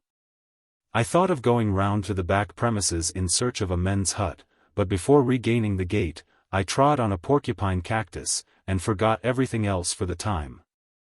Then, as I lay on the ground outside the gate, caressing the sole of my foot, and comforting myself with the thought that a brave man battling with the storms of fate is a sight worthy the admiration of the gods, a white dog came tearing round from the backyard, and rushed at me like a coming event casting its shadow before. "Sulim, pup!" I hissed. That was enough. Pup's color rendered him invisible in the dark, and his staghound strain made him formidable when he was on the job. The office of a chucker-out has its duties, as well as its rights. And in half a minute that farm dog found that one of these duties demanded a many-sided efficiency with which nature had omitted to endow him. He found that, though the stereotyped tactics of worrying, and freezing, and chawing, were good enough as opposed to similar procedure, they became mere bookish theories when confronted with the snapping system. Eviction becomes tedious when the intruder's teeth are always meeting in the hindquarters of the ejecting party, and the latter can neither get his antagonist in front of him, nor haul off to investigate damage. Of course, I fanned the flame of discord as well as I could, hoping that someone of my own denomination would come out to see what was the matter. But no, the parlor door opened, Ma'am came out to the gate, and, in the broad bar of light extending from the door, I saw her pick up a clod, and aim it at the war clouds, rolling dun. I was crouching some yards away to one side, but the clod crumbled against my ear. Then the storm of one-sided battle went raging round the back premises, as the farm dog returned to tell Egypt the story. Ma'am retreated from the gate in haste, and for a minute or two there was a confused clatter of voices in the house, and some opening and shutting of doors. Then all was silent again. Presently Pup returned, and accompanied me back to the road, carrying something which I ascertained to be a large fowl, plucked and dressed in readiness for cooking. Musing on the difficulties of this wonderland into which, according to immemorial usage, I had been born without a rag of clothes, I waited for Pup whilst he ate his fowl, and then again pressed forward, alert and vigilant, as beseemed a man scudding under bare poles through an apparently populous country, which by right ought to have been a sheep run, with about one selection every 5 miles. I had managed to put another mile between myself and my camp, when 2 horsemen met and passed me at a canter, singing one of Sankey's melodies. I made a modest appeal, but they didn't hear me, and so passed on, unconscious of their lost opportunity. Then I saw, a long way ahead, the lamps of an approaching vehicle, and at the same time, I heard, close in front, the trampling of horses, and voices raised in careless glee. I headed straight for the horses. As I neared them, the laughing and chatting ceased, and I was about to open negotiations when a woman's awe-stricken voice asked, What's that white thing there in front?" Before the last syllable had left her lips, that white thing was receding into the darkness, like a comet into space. The party stopped for a minute, and then went on, conversing in a lower tone. More pilgrims of the night. This time, the slow footfalls of horses, and a low, inarticulate murmur of voices, out in front and a little to the left, gave me fresh hope. Warned by past failures, I thought best to forego the erect posture to which our species owes so much of its majesty. I therefore dropped on all fours and went like a tarantula till I distinguished 2 horses walking slowly abreast, jammed together, the riders presenting an indistinct outline of 2 individuals rolled into one, and it was from this amalgamation that the low, pigeon-like murmurs proceeded. An instinct of delicacy prompted me to pause, and let the Siamese twins pass in peace. But, unfortunately, I happened to be straight in the way, and just as I started to creep aside, one of the horses extended his neck, and, with a low, protracted snore, touched me on the back with the coarse velvet of his nose. Then followed 2 quick snorts of alarm. The horses shied simultaneously outward, while down on the ground between them came 2 souls with but a single thud, two hearts that squelched as one. In spite of the compunction and sympathy I felt, modesty compelled me to glide unobtrusively away, leaving the souls to disentangle themselves and catch their horses the best way they could. By this time, the buggy lamps had approached within 50 yards. Knowing how dense the outside darkness would appear to anyone in the vehicle, I made a circuit, and got round to the rear. It was a single-seated buggy, with a white horse, traveling at a walk, and, in the darkness behind the lamps, two figures were discernible. I followed a little, to hear them introduce themselves. They did so as follows. "Now, Archie, I'll scream. My own sweetest. Let me go." "Oh, you won't let me go." Why, the district was fairly bristling with this class of people. I had never seen anything like it, except in the Flagstaff Gardens, when I was in Melbourne. "My precious darling. My sweetest. I'll tell mother I will." "Oh. My sweetest, my beautiful. Oh. I didn't love ye out 'ere. I didn't love ye no. And ye oughtn't let me go. There, then, sweetest. Kiss me now." "Yes, Archie, my precious love." There was more of it, but it fell unheeded on my ears. I paused, and thought vehemently. The white horse in the buggy, and Archie M., superintendent of the Sunday school, with his girl. No wonder I had met so many people, and all going in the same direction. They were the sediment of the picnic party, returning from their orgy. Here was the lost chord. The whole truth flashed upon me. Now, the solid earth wheeled right about face, east became west, and west, east. I recognized the Victorian River Road, because I saw things as they were, not as I had imagined them, though, to be sure, I still saw them as through a glass, darkly. My worldly wise friend, let us draw a lesson from this. If you have never been bushed, your immunity is by no means an evidence of your cleverness, but rather a proof that your experience of the wilderness is small. If you have been bushed, you will remember how, as you struck a place you knew, error was suddenly superseded by a flash of truth. This without volition of judgment on your part, and entirely by force of a presentation of fact which your own personal error, however sincere and stubborn, had never affected, and which you were no longer in a position to repudiate.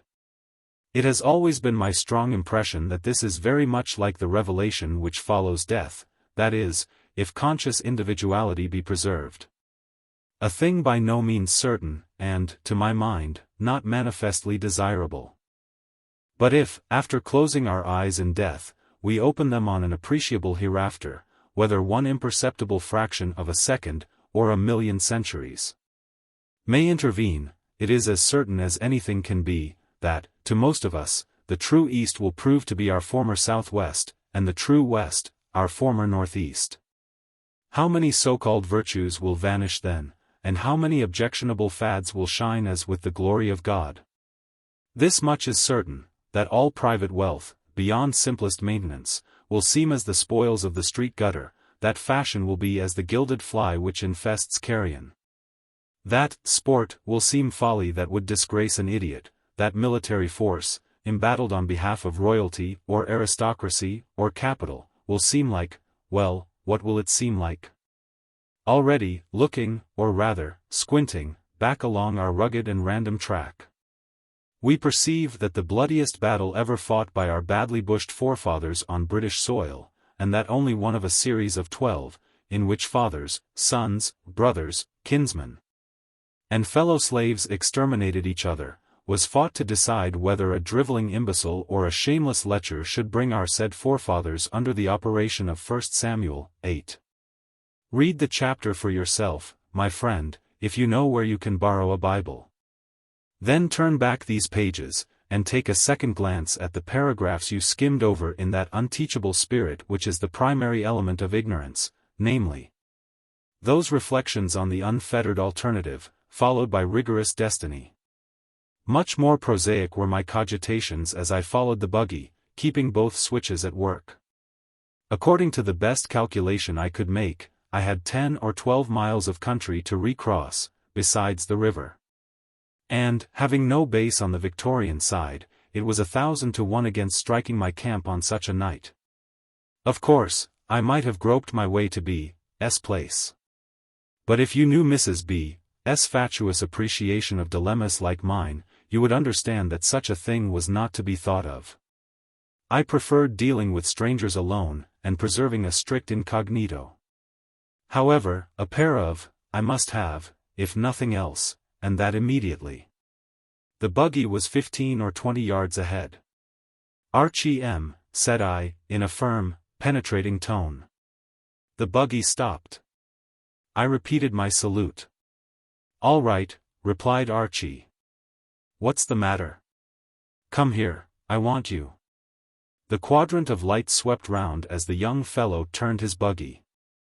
"Leave your buggy, and come alone," I shouted, careering in a circular orbit, with the light at my very heels. "Well, I must say you're hard to please, whoever you are," remarked Archie, stopping the horse. "Hold the reins, sweetest." "Who is it?" asked the damsel, with apprehension in her tone. "Don't know, sweetest. Sounds like the voice of one crying in the wilderness."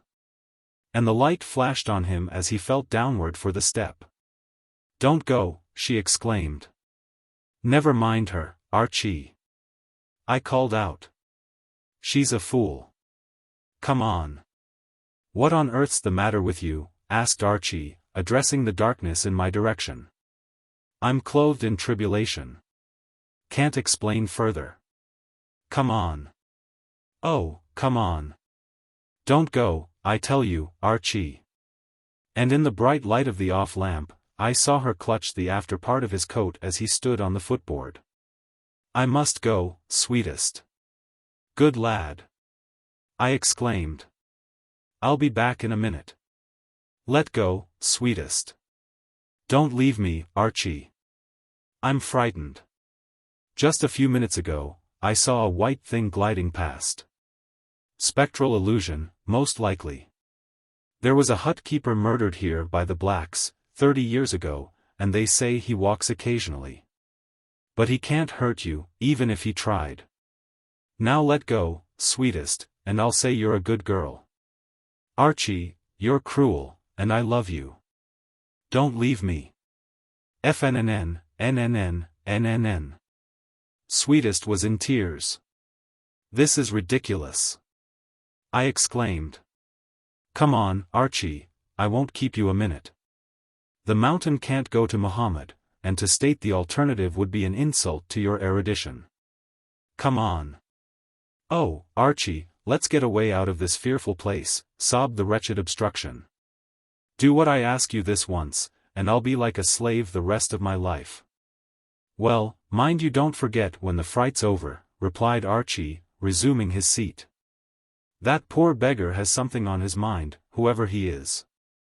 But he'll have to pay the penalty of his dignity." "Too true," said I to myself, as Archie started off at a trot. "For the dignity is like that of Pompey's statue, austerest form of naked majesty, a dignity I would gladly exchange for what Goldsmith thoughtlessly calls the glaring impotence of dress." I followed the buggy at a Chinaman's trot, thinking the thing over, and switching myself desperately, for the night was getting hotter and darker, and mosquitoes livelier. You will bear in mind that I was now retracing my way. Keeping on the track which skirted the river timber, the cool, impalpable dust being grateful to my bare feet, I heard some people on horseback pass along the parallel track which ran by the fence. Demoralized by the conditions of my unhappy state, I again paused to eavesdrop. Good. One fellow was relating an anecdote suited to gentlemen only. Thanking Providence for the tendency of the yarn, I darted diagonally across the clearing to intercept these brethren, and was rapidly nearing the party, when Pup, thinking I was after something, crossed my course in the dark. I tripped over him, and landed some yards ahead, in one of the 5 patches of nettles in the county of Moira. By the time I had cleared myself and recovered my equanimity, the horsemen had improved their pace, and were out of reach. A few minutes afterward, I became aware of the footfalls of a single horse, coming along behind me at a slow trot. I paused to make one more solicitation. When the horseman was within 20 yards of where I stood, he pulled up and dismounted. Then he struck a match, and began looking on the ground for something he had dropped. The horse shied at the light and refused to lead. Whereupon, after giving the animal a few kicks, he threw the reins over a post of the fence close by, and continued his search, lighting fresh matches. Assuming an air of unconcern, so as to avoid taking him by surprise, I drew nearer, and noted him as a large, fair young man, fashionably dressed. "Good evening, sir," said I urbanely. With that peculiar form of rudeness which provokes me most, he flashed a match on me, instead of replying to my salutation. "Are you satisfied?" I asked sardonically, switching myself the while, and still capering from the effect of the nettles. He darted towards his horse, but before he reached the bridle my hand was on his shoulder. "What do you want?" he gasped. "I want I replied sternly. "I'm getting full up of the admiration of the gods, I want the admiration of my fellow men. In other words, I'm replete with the leading trait of Adamic innocence, I want the sartorial concomitants of Adamic guilt. Come. Off with them," and with that I snapped the laces of his balmorals. For he had sunk to the ground, and was lying on his back. And seeing that I may as well be hanged for a whole suit as for a pair of, I'll just take the complete outer ply while my hand's in, leaving you whatever may be underneath. Let me impress upon you that I don't attempt to defend this action on strictly moral grounds, I continued, peeling off his coat and waistcoat with the celerity of a skillful butcher skinning a sheep for a bet. I think we may regard the transaction as a pertinent illustration of Pandulpha's aphorism, to wit, that he who stands upon a slippery place, makes nice of no vile hold to stay him up. When the hurly-burly's done, I must get you to favor me with your address, so that, here my antagonist suddenly gave tongue. During an eventful life, I have frequently had occasion to observe that when woman finds herself in a tight place, her first impulse is to set the wild echoes flying. Whereas, man resists or submits in silence, except, perhaps, for a few bad words ground out between his teeth. Therefore, when the legal owner of the, which I was in the act of unfastening, suddenly splintered the firmament with a double-barreled screech, the thought flashed on my mind that he was one of those de Lacy Evanses we often read of in novels. And in 2 seconds I was 50 yards away, trying to choose between the opposing anomalies of the case. A little reflection showed the balance of probability strongly against a disguise which I have never met with in actual life. But by this time I heard the clatter of horses' feet approaching rapidly from both sides. The prospective violation of my incognito by a haphazard audience made my position more and more admirable from a mythological point of view, so I straightway vaulted over the fence and lay down among some cockspurs. Within the next few minutes, several people on horseback came up to the scene of the late attempted outrage. I can't give the exact number, of course, as I could only judge by sound, but there might have been half a dozen. A good deal of animated conversation followed, some of it, I thought, in a feminine voice, then the whole party went trampling along the fence, close to my ambush, and away out of hearing. The mosquitoes were worse than ever. I pulled 2 handfuls of crop to replace the switches I had thrown away on attempting to cajole the Chevalier d'Eon out of his. My mind was made up. I would solicit this impracticable generation no longer. I would follow the river road for 8 or 10 miles, and then wait in some secluded spot for the first peep of daylight. I began to blame myself for not having gone straight on when Archie unconsciously gave me my longitude. To get home in the dark was, of course, entirely out of the question. All that I could do was to aim approximately in the right direction. I was pacing along at the double, when a lighted window, a couple of 100 yards from the road, attracted my attention. Like Frankenstein's unhappy monster, I had a hankering, just then, for human vicinity, though, like it, I met with nothing but horrified repulse.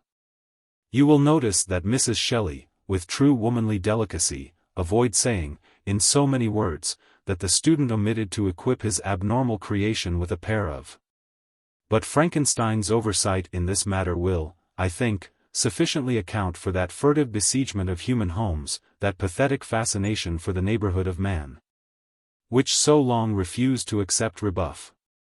With man as whole as the marble, founded as the rock, as broad and general as the casing air. Without, unaccommodated man is no more but such a poor, bare, forked animal as thou art. The standard is the labarum of modern civilization. By this sign shall we conquer. Since that night by the Murray, methinks each pair of, I see hanging in front of a draper's shop seems to bear a right, in hoc signo vinces, scrolled in haughty blazonry across its widest part. And since that time, I note and condemn the unworthy satire which makes the somnambulistic knight of La Mancha slash the wine-skins in nothing but an undergarment, reaching, says one of our translations, only down to the small of his back behind, and shorter still in front, exposing a pair of legs, very long, and very thin, and very hairy, and very dirty. Strange! To think that man, noble in reason, infinite in faculty, and so forth, should depend so entirely for his dignity upon a pair of. But such is life. Approaching the house, I judged by the style of window curtains that the light was in a bedroom. I made my way to the front door, and knocked. "Who's there?" inquired a discouraging soprano. "A most poor man, made tame by fortune's blows," I replied humbly. "Is the boss at home?" "Yes," she exclaimed, in a hysterical tone. "Would you be kind enough to tell him I want him?" "Clear off, or it'll be worse for you," she screamed. "It can't be much worse, ma'am." "Will you please tell the boss I want him?" "I'll let the dog loose, that's what I'll do. I got him here in the room with me, and he's savage. No more so than yourself, ma'am. Will you please tell the boss I want him? Clear off this minute. There's plenty of your sort knockin' about." "Heaven pity them, then," I murmured sorrowfully. And I went round to the backyard, in hope of finding something on the clothesline, but it was only labor lost. I was on my way back to the road when I saw another lighted window. The reason I had seen so few lights was simple enough. As a rule, farmers' families spend their evenings in the back dining room, and the front of the house remains dark until they are retiring for the night, when you may see the front bedroom window lighted for a few minutes. Turning toward the new beacon, I waded through a quarter of a mile of tall wheat, which occasionally eclipsed the light. When I emerged from the wheat, the light was gone. However, I found the house, and went prowling round the backyard till I roused 2 watchdogs. These faithful animals fraternized with pup, while I prospected the premises thoroughly, but without finding even an empty corn sack, or a dry barrel with both ends out. In making my way back to the road, I noticed, far away in the river timber, the red light of a campfire. This was the best sight I had seen since sunset. Some swagman's camp, beyond doubt. I could safely count on the occupier's hospitality for the night, and his help in the morning. If he had any spare, I would borrow them. If not, I would, first thing in the morning, send him cadging round the neighborhood for cast-off clothes, while I sought ease with dignity in his blanket. This was not too much to count on. For I have yet to find the churlish or unfeeling swagman, whereas, my late experience of the respectable classes had not been satisfactory. At all events, the fire would give me respite from the mosquitoes. Encouraged by this brightening prospect, I crossed the road and entered on the heavy timber and broken ground of the river frontage. But all preceding difficulties, in comparison with those which now confronted me, were as the Greek Tartarus to the Hebrew Tophet. So intense was the darkness in the bush that I simply saw nothing except, at irregular intervals, the spark of red fire, often away to right or left.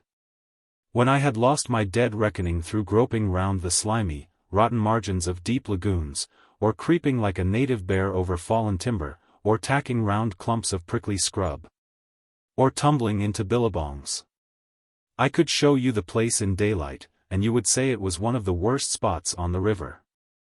Still, In pursuance of my custom, I endeavored to find tongues in the mosquitoes, no difficult matter, books in the patches of cutting grass, sermons in the Scotch thistles, and good in everything. Light and darkness, optimist of metaphors. And see how the symbolism permeates our language, from the loftiest poetry to the most trifling colloquialism. There is no darkness but ignorance, says the pleasantest of stage fools, in which thou art more puzzled than the Egyptians in their fog. And what many-languaged millions of passably brave men have sympathized with Ajax in his prayer, not for courage or strength, he had those already, not for victory.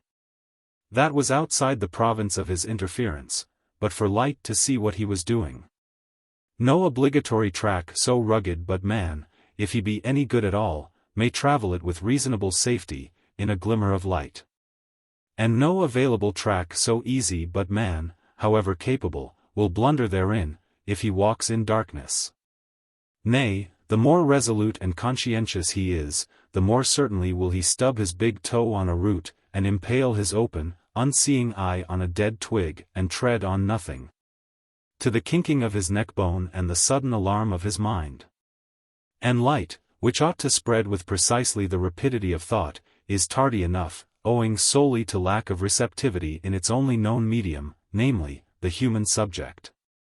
But, and here is the old man fact of the ages, light is inherently dynamic, not static, active, not passive, aggressive, not defensive. Therefore, as twice one is two, the momentum of light, having overborne the conservatism of the Paleolithic, Neolithic, and other unpronounceable ages, has, in this 19th century, produced a distinct paling of the stars, with an opaline tint in the east. And, as a penny for the first nail, twopence for the second, fourpence for the third, and so on, amounts to something like £1,000,000 sterling for the set of horseshoes. So the faint suggestion of dawn observable in our day cannot do otherwise than multiply itself into sunshine yet. Meantime, happy insect is he whose luminosity dispels a modicum of the general darkness, besides shedding light on his own path as he buzzes along in philosophic meditation. Fancy-free.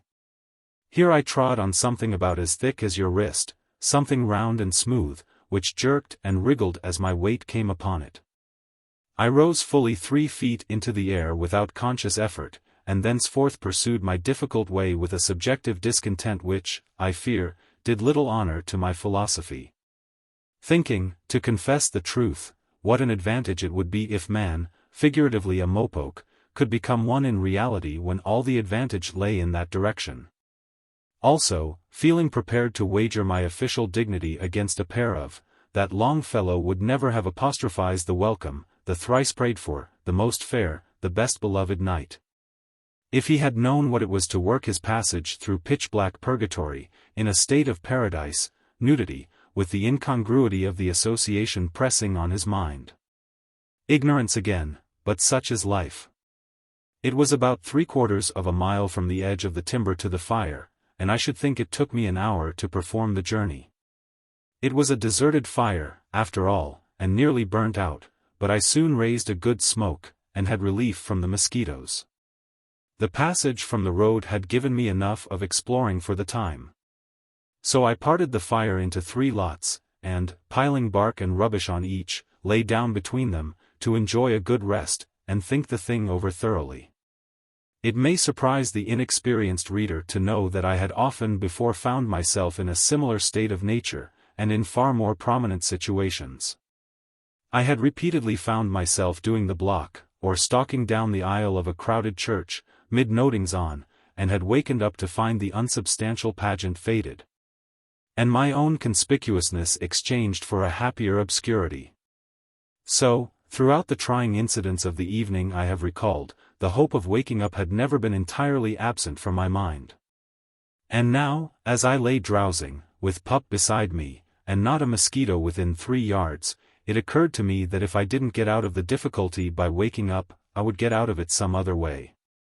Philosophy whispered that all earth-born cares were not only wrong, but unprofitable.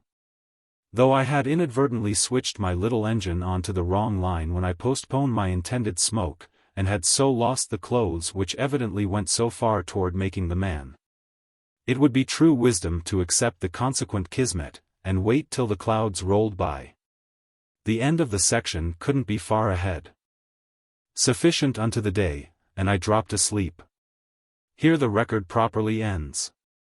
I have faithfully recounted the events of the 9th of November, at what cost to my own sensibilities none but myself can ever know.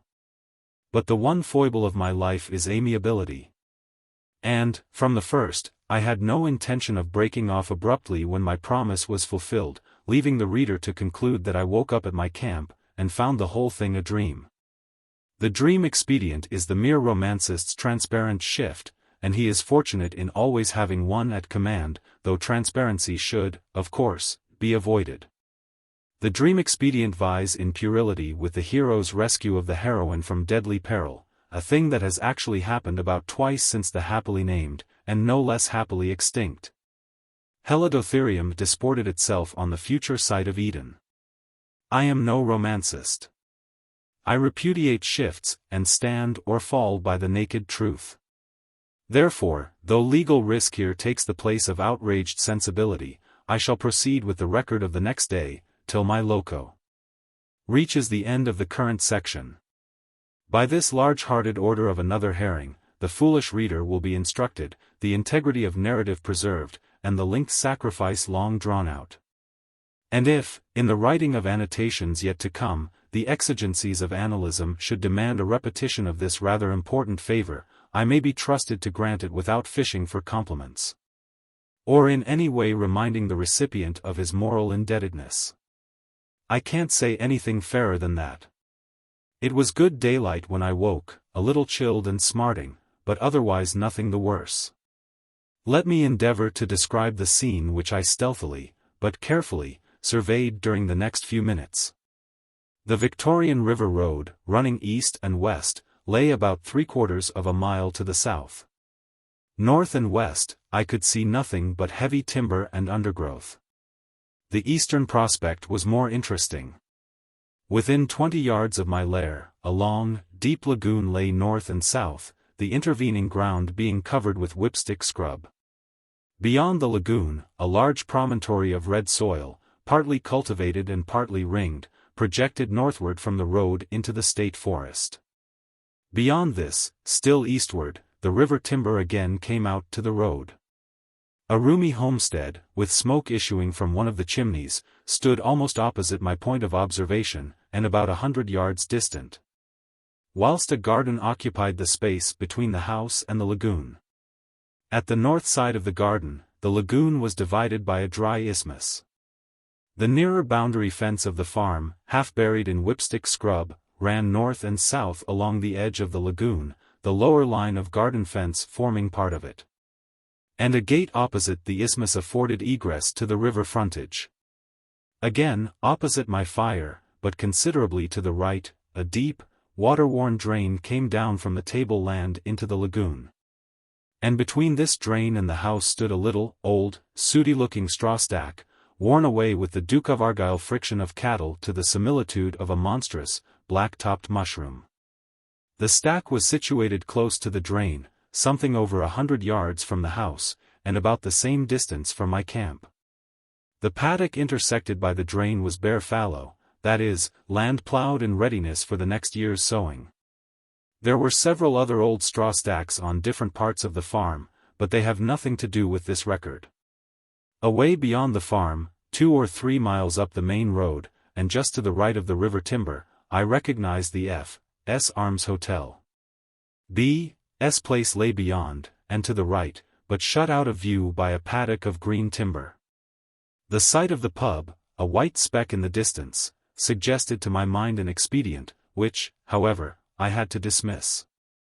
We read that Napoleon Bonaparte, on the eve of signing his first abdication, walked restlessly about, with his hands behind his back, muttering, "If I only had 100,000 men."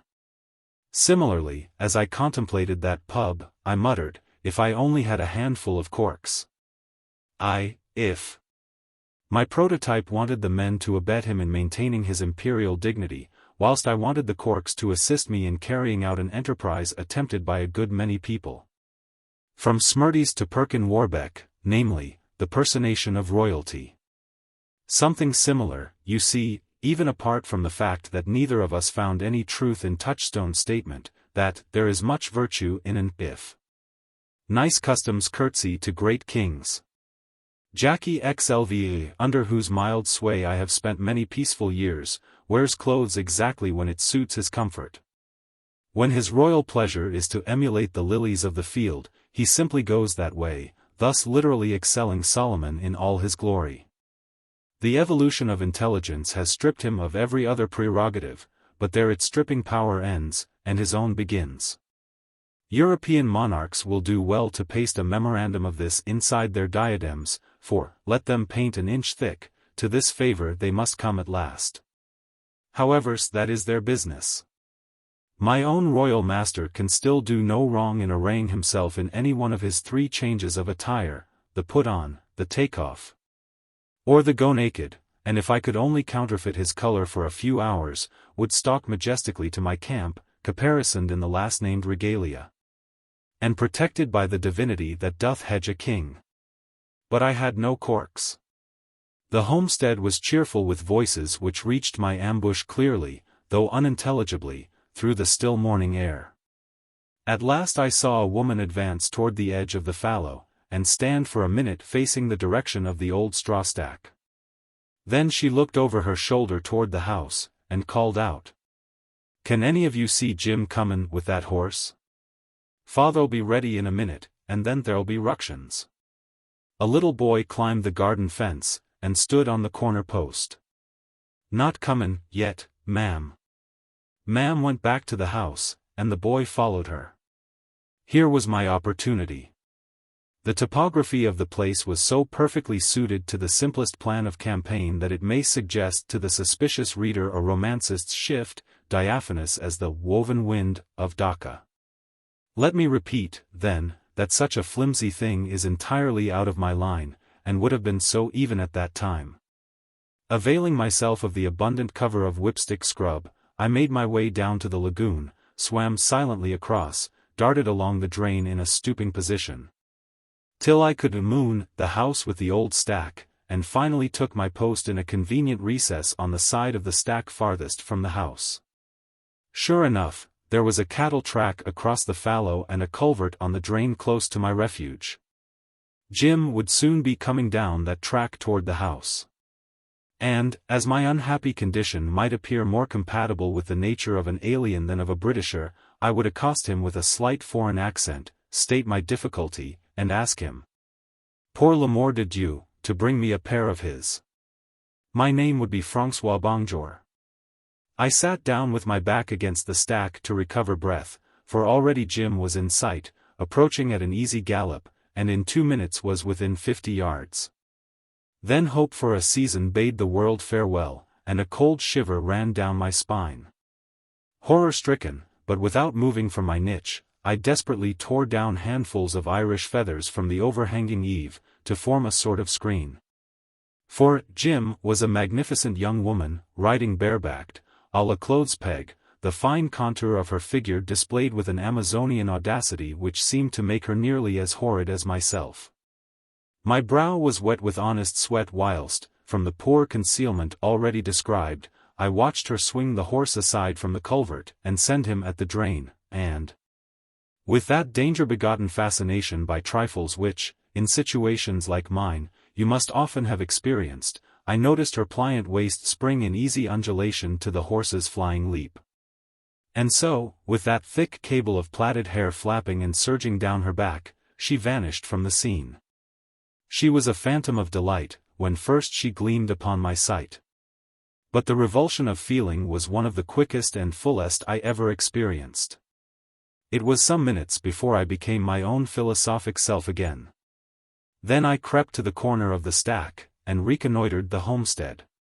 Near the back door, Jim had just saddled the horse, and, with the near flap resting on her head, was taking up the slack of the girth with her teeth, whilst her left hand, grasping the rein close to the horse's mouth, prevented the animal from taking a piece out of her.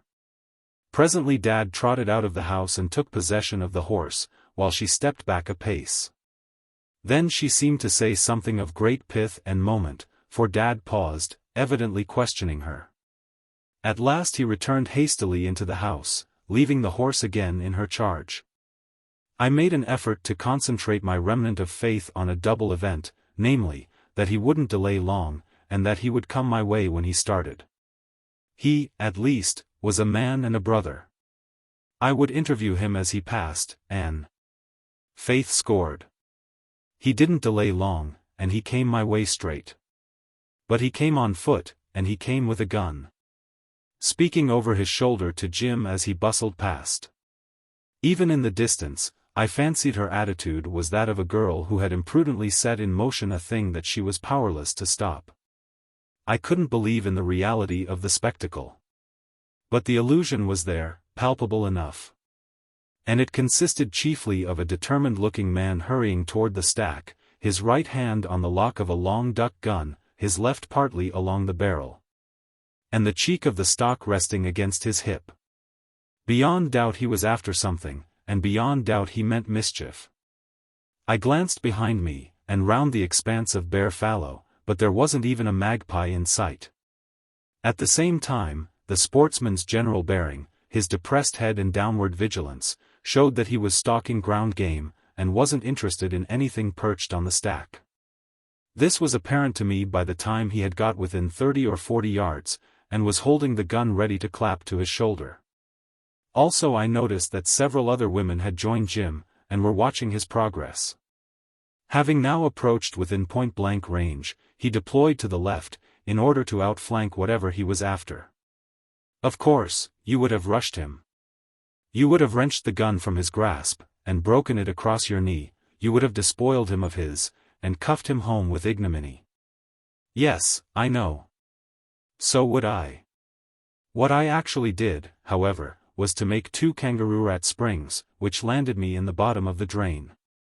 I called to mind that, less than halfway down to the lagoon, I had noticed a deep, narrow, miniature ravine, eaten into one side of the drain by a tributary channel, and well sheltered by the foliage of large docks, now run up to seed. In 30 seconds, I was rustling into this friendly cover. There my confidence speedily returned, and, raising my head among the seeding stems, I noted the guerrilla tactics of that white savage. Still holding his weapon at the ready, he had circled round the stack till his view commanded all its recesses. Then he looked up and down the drain, peered under the culvert, and cast his eye across the fallow in every direction. Apparently satisfied, he threw the gun on his shoulder, and started off toward the lower end of the garden. I saw him disappear in the whipstick scrub, between the garden and the lagoon. Then I backed out into the drain. But I could gain nothing by staying there, and just as little by going back to my camp. Whereas from the stack I could see any advantage that might offer itself, either about the house or across the lagoon. And, logically, the stack ought now to be one of the safest places in the province. So I returned to my old post, and, almost hopelessly, brought one eye to bear on the homestead. I was just in time to catch occasional glimpses of Dad's head above the foliage of the fruit trees, as he rode down along the farther side of the garden to the dry crossing in the lagoon. And presently I saw him go up the opposite bank, and disappear in the scrub. Another instance of erratic shunting on my part. If I had stayed at my camp, I might have accosted him on neutral ground, without his gun, and with his mind unpoisoned by any of Jim's hysterical imaginings. What on earth had she told him about me? She had certainly told him something. Just at this moment, the sun, which had risen behind a dense bank of clouds, suddenly burst forth. The colorless monotony of the scene flashed into many-tinted loveliness under the magic pencils of golden light. And, against the somber background of river timber, a pair of white, hanging, with other drapery, on a line between the house and garden, leaped out in ravishing chiaroscuro. A lifelong education, directing the inherent loyalty of human nature, invests anything in the shape of national or associational bunting with a sacredness difficult to express in words. Loyalty to something is an ingredient in our moral constitution, and the more vague the object, the more rabid will be our devotion to the symbol. Any badge is good enough to adore, provided the worshipper has in some way identified the fetish with himself. Anything, from the standard of St. George to the forky pennon of Lord Marmion. From the star-spangled banner to the 3 legs of the Isle of Man. Now, with insignia, as with everything else, it is deprivation only that gives a true sense of value. And, speaking from experience, I maintain that even the British flag, which covers fabulous millions of our fellow worms, dwindles into parochial insignificance beside that forky pennon on the farmer's clothesline, which latter covers, in a far more essential manner, 1/2 of civilized humanity. Rightly viewed, I say, that double-barreled ensign is the proudest gonfalon ever kissed by wanton zephyrs. Whoop! Vive less! Thou sun, shine on them joyously. Ye breezes, waft them wide. Our gloria semper idem, the banner of our pride. There was no time to lose. The bifurcated banner might be taken into the house at any moment. In the meantime, several sharp-eyed women were unwittingly maintaining a sort of dog-in-the-manger guard over their alien flag. To him who can wear them, thought I. I must give this garrison an alert, though I should have to sacrifice the old straw stack. 'Tis dangerous when the baser nature comes between the pass and fell incensed points of mighty opposites. The old straw stack is the baser nature, the mighty opposites are the meteor flag and myself. Few men, I think, have a healthier hatred of incendiarism than I have. This hatred dates from my 11th year, or thereabout, when I was strongly impressed by a bushfire which cleaned the grass off half the county. The origin of that fire still remains a mystery, though all manner of investigation was made at the time. One of the most diligent inquirers being a boy of 10 or 12, who used to lie awake half the night, wondering what could be done to a person for trying to smoke a bandicoot out of a hollow log, without thinking of the dead grass. But now it was a choice between the old straw stack and my citizenship, and the former had to go. I am aware, of course, that the law takes no cognizance of dilemmas like mine, and has no manly scruple against raking up old grievances that would be better forgotten. But, as I said before, come on with your clue. Embittered though I was by Abraham's idea of hospitality, I still felt some lingering scruple as my order of battle unfolded itself in detail. Every great operation, as well as every small or middle-sized one, consists of details, as a circle consists of degrees. And the person responsible for the grand enterprise must unavoidably be responsible for its most uninviting detail. The details of a death penalty, for instance, are revolting enough. And here you must judge not according to the appearance, but judge righteous judgment. You must perceive that the white hands of the ultra-respectable judge are the hands which reeve the noose, which adjust the same round the neck of the man, or woman, which pull down the nightcap, which manipulate the lever, and which, if necessary, grip the other person's ankles, and hang on till he is dead and the Lord has mercy on his soul. It is as unreasonable to despise M. de Melbourne, or M. de Sydney, for his little share in a scragging operation as it would be to heap contumely on Comte or Devil because of this somewhat offensive paragraph. Having, in the present instance, no subordinate to carry out my details, I realized their unpleasantness, even whilst speciously justifying the enterprise as a whole. Further provocation was required to overcome my aversion to the dirty work, and this provocation was forthcoming in ample measure. I had withdrawn from the corner of the stack into my nook, to lay a few plans, and to hastily review the ethics of the matter. Now I crept back to feast my eyes once more on before making my coup de clothesline. But another object met my sight first, and I nearly fainted. When I recovered myself, a few minutes later, I was in the lagoon. I daren't swim across, for I would have been in full view from the stack. A cluster of leafy reeds, growing in 2 feet of water, and the same depth of slimy, bubble-charged mud, was the nearest cover. And in the midst of this I cowered, hardening my heart against society, and watching Jim herself as she tripped blithely past the end of the stack, and looked into my recess. It seemed incredible. And yet, in spite of the cold and misery and difficulty of the situation, I couldn't wake up to find myself in my possum rug. I always make a point of believing the best where women are concerned, and I had been prepossessed in Jim's favor. Yet it now seemed to me that if she had been worthy of her high calling, she would have brought that pair of white, off the line, with, perhaps, a supplementary garment or so, and modestly left them in the drain, instead of thus seeking further occasion against me. She looked under the culvert, across the paddock, and toward the lagoon, as Abraham had done, then walked round the stack, and finally returned home by the lower end of the garden, even pausing to look over the picket fence, and scanning right and left as she entered the whipstick scrub. Enough, and to spare, thought I. These barbarians have given me the sign of their order, now let me respond with the countersign. Not without practical protest shall I die a nude fugitive on their premises, and not if I can help it shall the post-mortem people find the word, written on my heart. The intervening garden and whipstick scrub effectually concealed my movements from the enemy as I recrossed the lagoon, and made my way with all speed to the unfurnished lodgings I had occupied on the preceding night. There I selected a piece of thick bark, about the size of your open hand, and solid fire for half its length. I swam the lagoon with this in my teeth, and in a few minutes more had buried it in the broken, half-decayed straw at the base of the stack. Then I returned along the drain, but instead of crossing the lagoon, sneaked through the thick fringe of whipstick scrub to the lower end of the garden, and there waited for something to happen. I had to wait a good while. The old straw stack wasn't in sight from my post, and I began to think I should have to get another piece of bark, when I heard a youngster's voice squeak out, "Ooh, ma'am. Ol' straw stacks a fear." Then followed sundry little yelps of surprise from the women.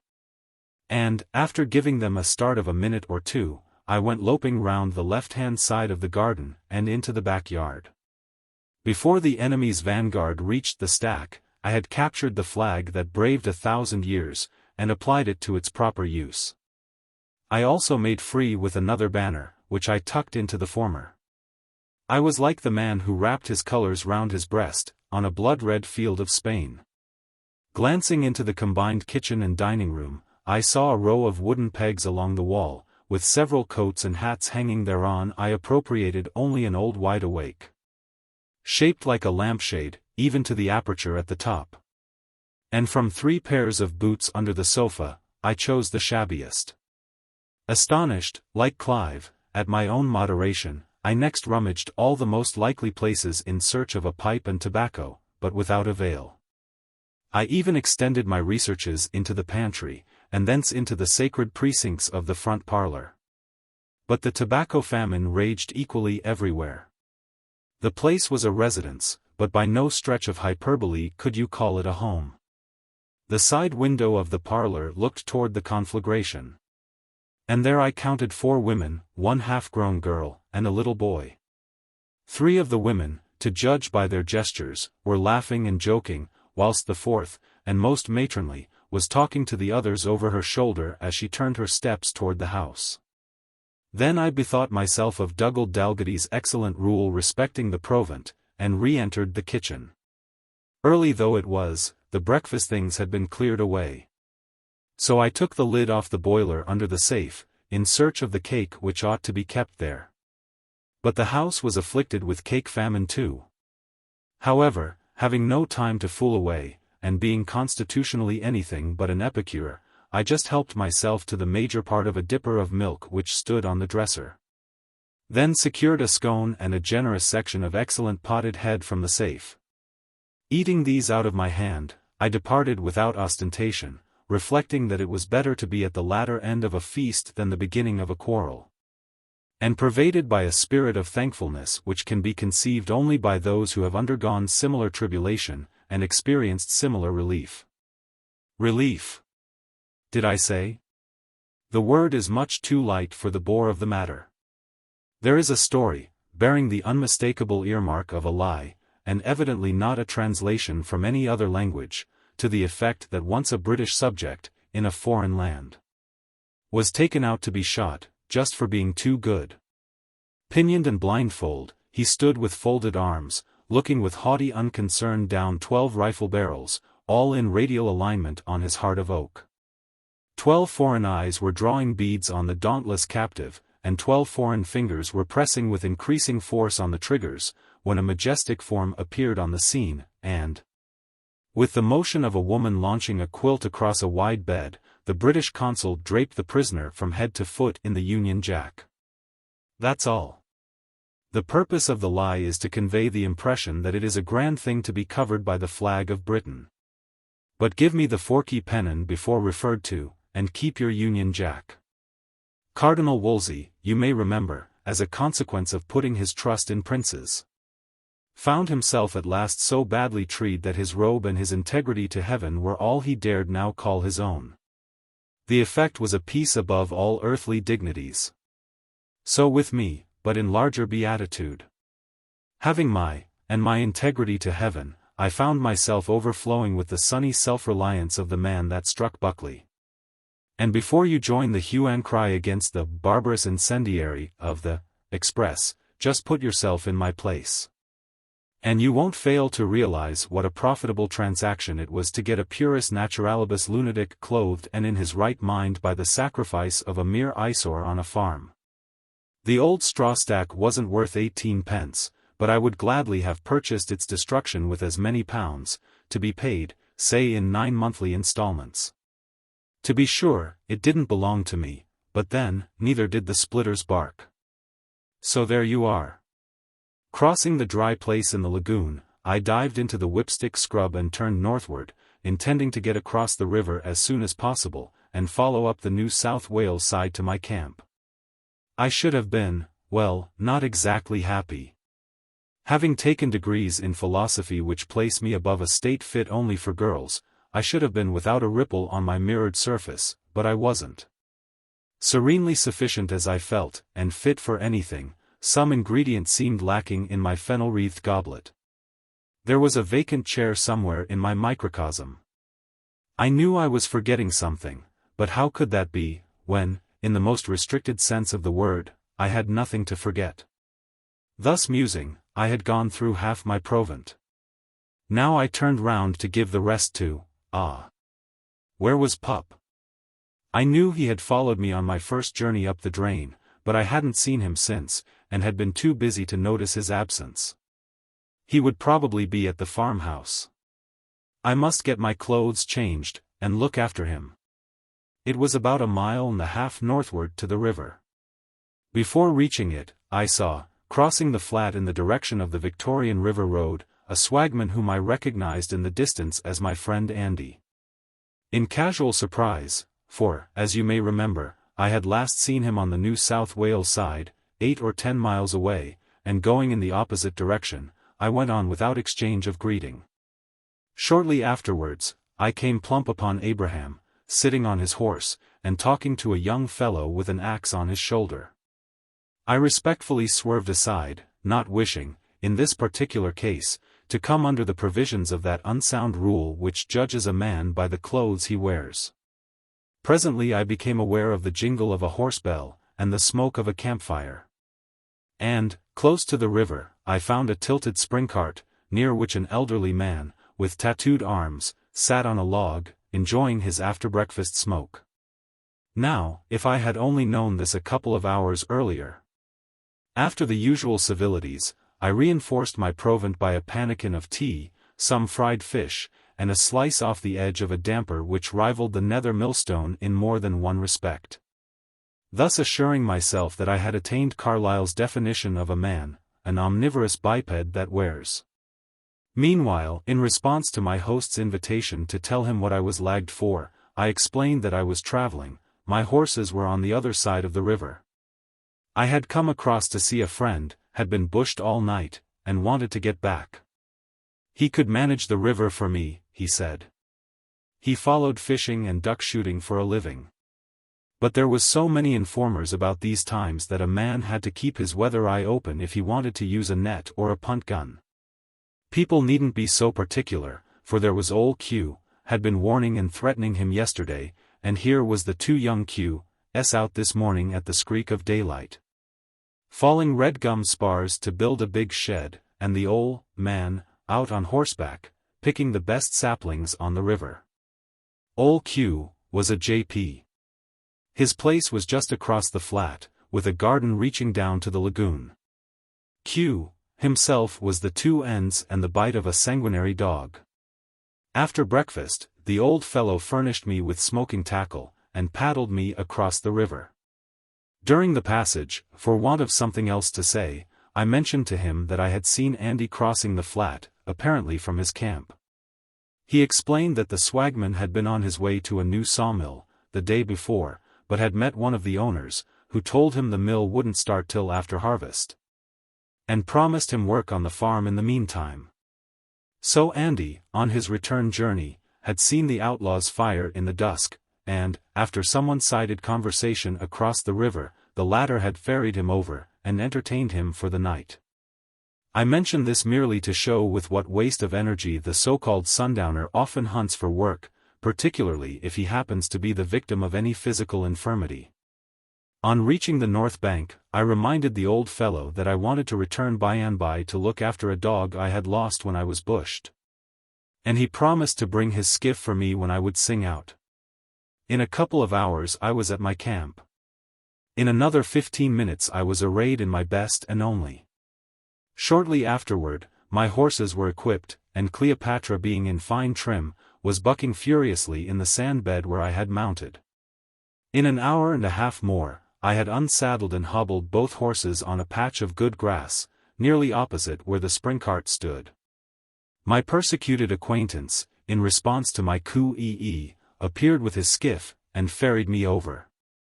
Then I hurried across the flat, to the residence of Mr. Q. A man loses no time when such a dog as Pup is at stake. It couldn't have been later than 1:30 when I walked up along the garden fence, and approached the door of the kitchen. A modest-looking and singularly handsome girl had just filled a bucket of water at the water slide, and was hammering the peg into the barrel with an old pole-pin. I recognized her as Jim, and forgave her on sight. "Good day to you, ma'am," said I affably. "Sultry weather, isn't it? I'm looking for a big blue kangaroo dog, with a red leather collar. Answers to the name of Pup." She hesitated a moment. "You better see my father. He's at dinner. Will you come this way, please?" I followed her into the parlor. In passing through the kitchen, I noticed that dinner was over, and a second young woman, apparently the original owner of my boots, was disposing the crockery on the dresser. In the parlor, Mr. Q, a man of overpowering dignity, redolent of the bench, and, as I think, his age some 50, or by Our Lady inclining to 80, was dining in solitary grandeur. Waited on by young woman number 3. Lucullus was dining with Lucullus. "Good day, sir," said I, with a respectful salaam. "Have I the honor of addressing Mr. Q?" "Your business, sir," he replied, surveying me from head to foot. "I'm looking for a dog I lost last night, or this morning, a big blue kangaroo dog, with a—" "Are you sure he's your dog?" "Perfectly sure, Mr. Q." "How did you come in possession of him?" "I bought him 8 months ago." "Am I right in assuming that he's on your prem?" "Steady, my good man. Who are you? What's your name?" I must apologize for not having given my name at first. "My name is Collins, of the New South Wales Civil Service. I'm Deputy Assistant Sub-Inspec. And what leads you to imply that I've got your dog?" "Information received." "Leave the apartment, Naomi," said the magistrate loftily. "Now, Mr. Collins," he continued, pouring out a glass of wine, and holding it between his eye and the light. "I want to ask you," he drank half the wine, set the glass on the table, and leisurely wiped his mouth with his serviette. "I want to ask you," he paused again, pursed his lips, and placed his forefinger against his temple, "I want to ask you how you come to imply that the dog is here?" "Information received," was your statement. "Be precise this time, Mr. Collins. I'm waiting for your answer." "I had my information from a man who saw the dog on your premises, Mr. Q." "Very good, indeed. At what time did he see the dog?" "Be punctual, Mr. Collins. Punctuality implies truth."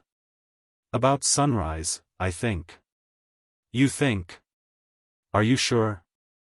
Well, yes, I'm sure. Describe your informer, please. Describe him.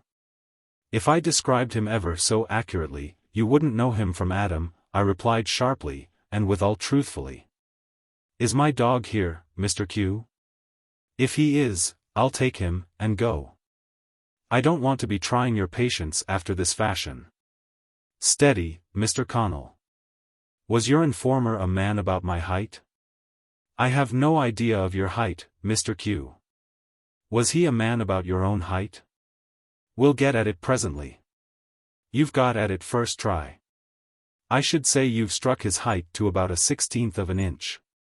Sunburnt face? Skulking, fugitive appearance generally? Your description's wonderfully correct, Mr. Q. You might, without libel, call him a sans-culotte. I'm seldom far out in these matters. How was he dressed? In a little brief authority, so far as I remember. But is my dog? Do you imply a sarcasm? Inquired the J.P. darkly. I wouldn't do so if I was you. I'm not thinking about your dog. You and your dog. I'm thinking about a valuable stack of hay I had burnt this morning, and you've given me a clue to the incendiary. He paused, to let his words filter in. You done it without your knowledge, Mr. O'Connell, he continued pompously, again holding up his glass to the light. In the silence that ensued, I could hear the murmur of the girls' voices about the house, and the irregular ticking of 2 clocks. While there dawned on my mind an impression that somebody had fallen in the fat. I'm sorry to hear of your loss, Mr. Q, I remarked, at length. So far as the loss goes, that gives me no inconvenience, though it might break a poorer man. I been burnt out, R.P. and stump, by an incendiary, when I was at Ballarat. Ah! Said I sympathetically, but my sympathy was with the other party.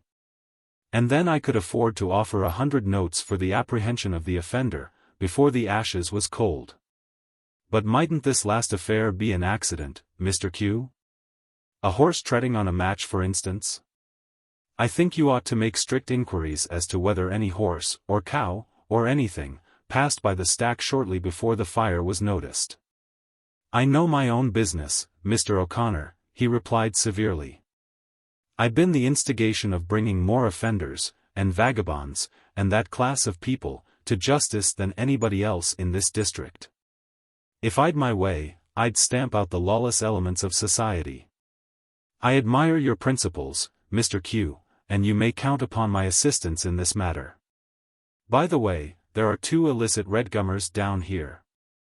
I was talking to you about this stack burning affair, interposed the beak. I'm annoyed over it.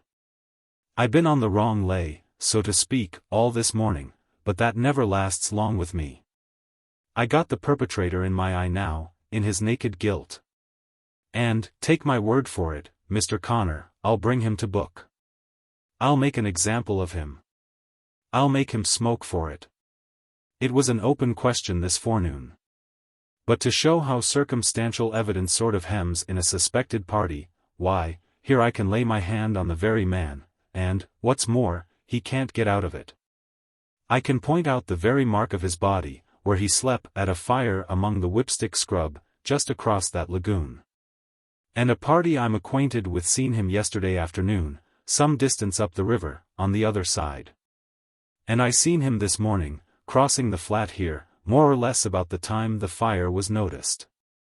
What do you think of that for circumstantial evidence, Mr. Connolly? And in addition to this, I can point out his incentive, which I prefer to hold in reserve for the present.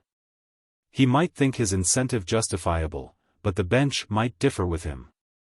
And El Corregidor held me with his glittering eye while he sipped his wine. I beg your pardon, Mr. Q, said I, clearing my throat. I can't help taking a certain interest in this matter. Would it be impertinent in me to ask who the person was that saw the suspected incendiary up the river on yesterday afternoon? I've no objection to answer your question, Mr. Conway. I quite expect you to take a strong interest in the matter. In fact, I'll require to know something of your whereabouts after you leave my premises. I think you'll be wanted over this affair. The party that seen the incendiary yesterday was Mr. H., of H. Brothers. Mr. Charles H.? I inquired casually. No, Mr. Arthur H. Very respectable man, having personal knowledge of the incendiary. Again the JP sipped his wine, and the girls' voices murmured, and the clocks ticked, and the hens clucked in the yard. Also, the magpies tootled beyond the lagoon, and a couple of axes sounded faintly across the flat. And I even heard, through the open window, the noise of some old back delivery chattering through a crop of hay on an adjacent farm. Give me your address, continued Mephistopheles, replenishing his glass. Writing material on the side table. I wrote my name and official title, giving our departmental office in Sydney as a fine loose postal address, and laid the paper on the table beside the magnate. It reminded me of old times, when my dad used to send me to bring him the strap. It was time to shake my faculties together, for ne'er had Alpine's son such need. I've made a study of law, myself, Mr. Q, I remarked thoughtfully. This was perfectly true, though, in the urgency of the moment, I omitted to add that my researches had been confined to those interesting laws which govern the manifold operations of nature. I've made a special study of law, and I think you will agree with me that a successful criminal prosecution is a Pyrrhic victory at best. At worst, that is, if you fail to prove your case. And, mind you, it's no easy matter to prove a case against a well-informed man by circumstantial evidence alone. If you fail to prove your case, then it's his turn for malicious prosecution. And you can't expect any mercy from him. When you think your case is complete, you find the little hitch, the little legal point, that your opponent has been holding in reserve. Now, you're a gentleman of substance, Mr. Q. You're a perfect target for a man that has studied law. I paused, for I noticed the more already changing with my poison. By heaven! I'd like to have a shot at you for 1,000. I continued, eyeing him greedily. One of the obstacles in a position like mine is the thing you just implied, Mr. Connellan, responded the waywode, almost deferentially. Same time, this case ought to be followed up, for the sake of the public weal. As valuable as the stack was, I don't give that for it. And he snapped his finger and thumb. You may be morally certain of the identity of the scoundrel, but your proofs require to be legally impregnable, I continued, pressing home where he had disclosed weakness of guard. I know a very respectable man, a Mr. Johnson, who dropped something over 1,000 in a case similar to this. The scoundrel was a deep subject, and he got at Johnson for false imprisonment. These roving characters can always get up an alibi, if they're clever. Excuse my meddling in this case, Mr. Q, but you've interested me strongly. You have evidence that this suspected incendiary was seen somewhere down the river yesterday, or up the river was it, and you saw him somewhere here, this morning. Very well. Would the two descriptions of dress and deportment tally exactly with each other, and with the appearance of the person whom, independently of that evidence, you know to be the perpetrator, I mean the scoundrel of the campfire? Consider the opening for an alibi there. You hold the incentive in reserve, I think you said? Pardon me, is it a sufficient one? It don't take much incentive to be sufficient for a vagabond without a shirt to his back, replied the ratepayer, suddenly boiling over. True, I conceded. But, seek whom the crime profits, says Machiavelli. What profit would it be to such a scoundrel to do you an injury, Mr. Q? The propertied classes is at the mercy of the thriftless classes, he remarked, with martyr pride. But incendiarism. Mr. Q, I urged in modest protest. Why, the whole country lives by the farmer, and I'm sure. We won't argue the matter, Mr. Collingwood, replied my antagonist, lowering his point. Possibly I won't trouble you any further over this affair. Your business keeps you on the move, he continued, looking at the paper beside him, and it might be difficult to effect service. You want your dog. Go into the kitchen, inquire for Miss Jemima, and tell her I authorize her to give you the dog. And a very fine dog he is. Thank you, Mr. Q. Good day. Good day, replied the boyard, acknowledging my obeisance by a wave of his hand. It was a near thing, but I had scored, after all. You can't beat the pocket stroke. Passing through the kitchen, I met the graceful Jim. Are you Miss Jemima? I asked, in the tone you should always use towards women. A dimple stole into each beautiful cheek as she nodded assent. Well, Mr. Q authorizes Miss Jemima to give me the kangaroo dog. Come this way, then, please. There was a slight flush of vexation on the girl's face now. And, indeed, it was scarcely fair of Dogberry, when his own soft thing had fallen through, to make Jim cover his dignified retreat. With deepening color, she led the way to the stable, and opened a loose box, disclosing Pup, crouched, SPH1X-like, with a large bone between his paws. The red collar was gone. And he was chained to the manger by a hamestrap. Of course, I didn't blame the Franklin, nor do I blame him now, rather the reverse. There seems something touching and beautiful in the thought that respectability, at best, is merely poised, never hard home. And that our clay will assert itself when a dog like Pup throws himself into the other scale.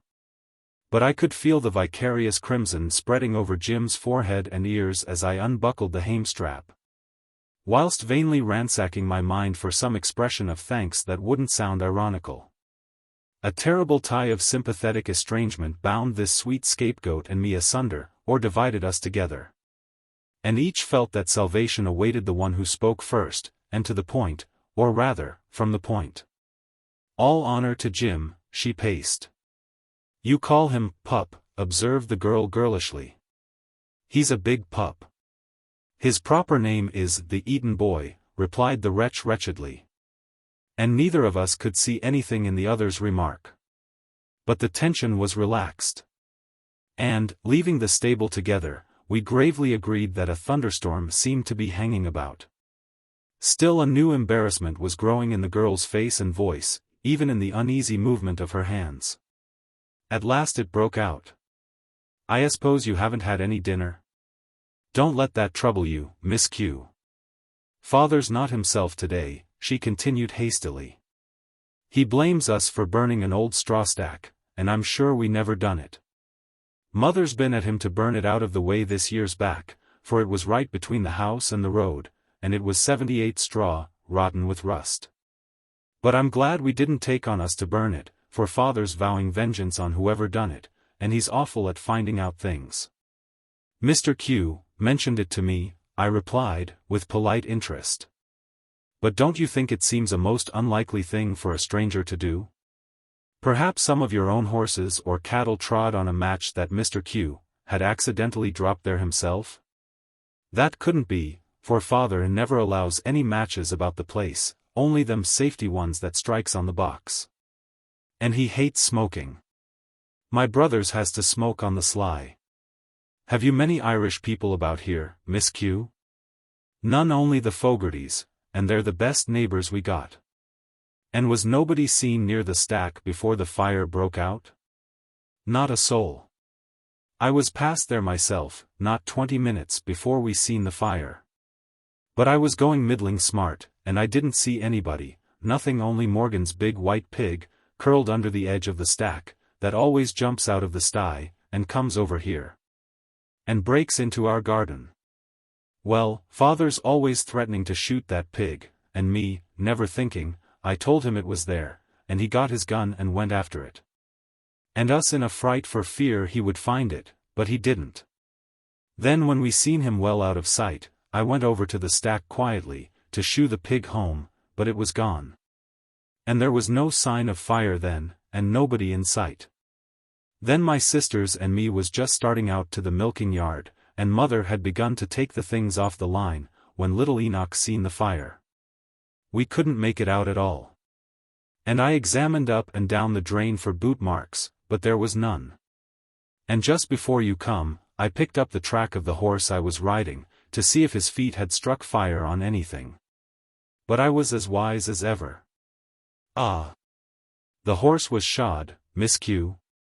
No, he's barefooted all round. Well, he trod on a piece of a brick, near the corner of the garden.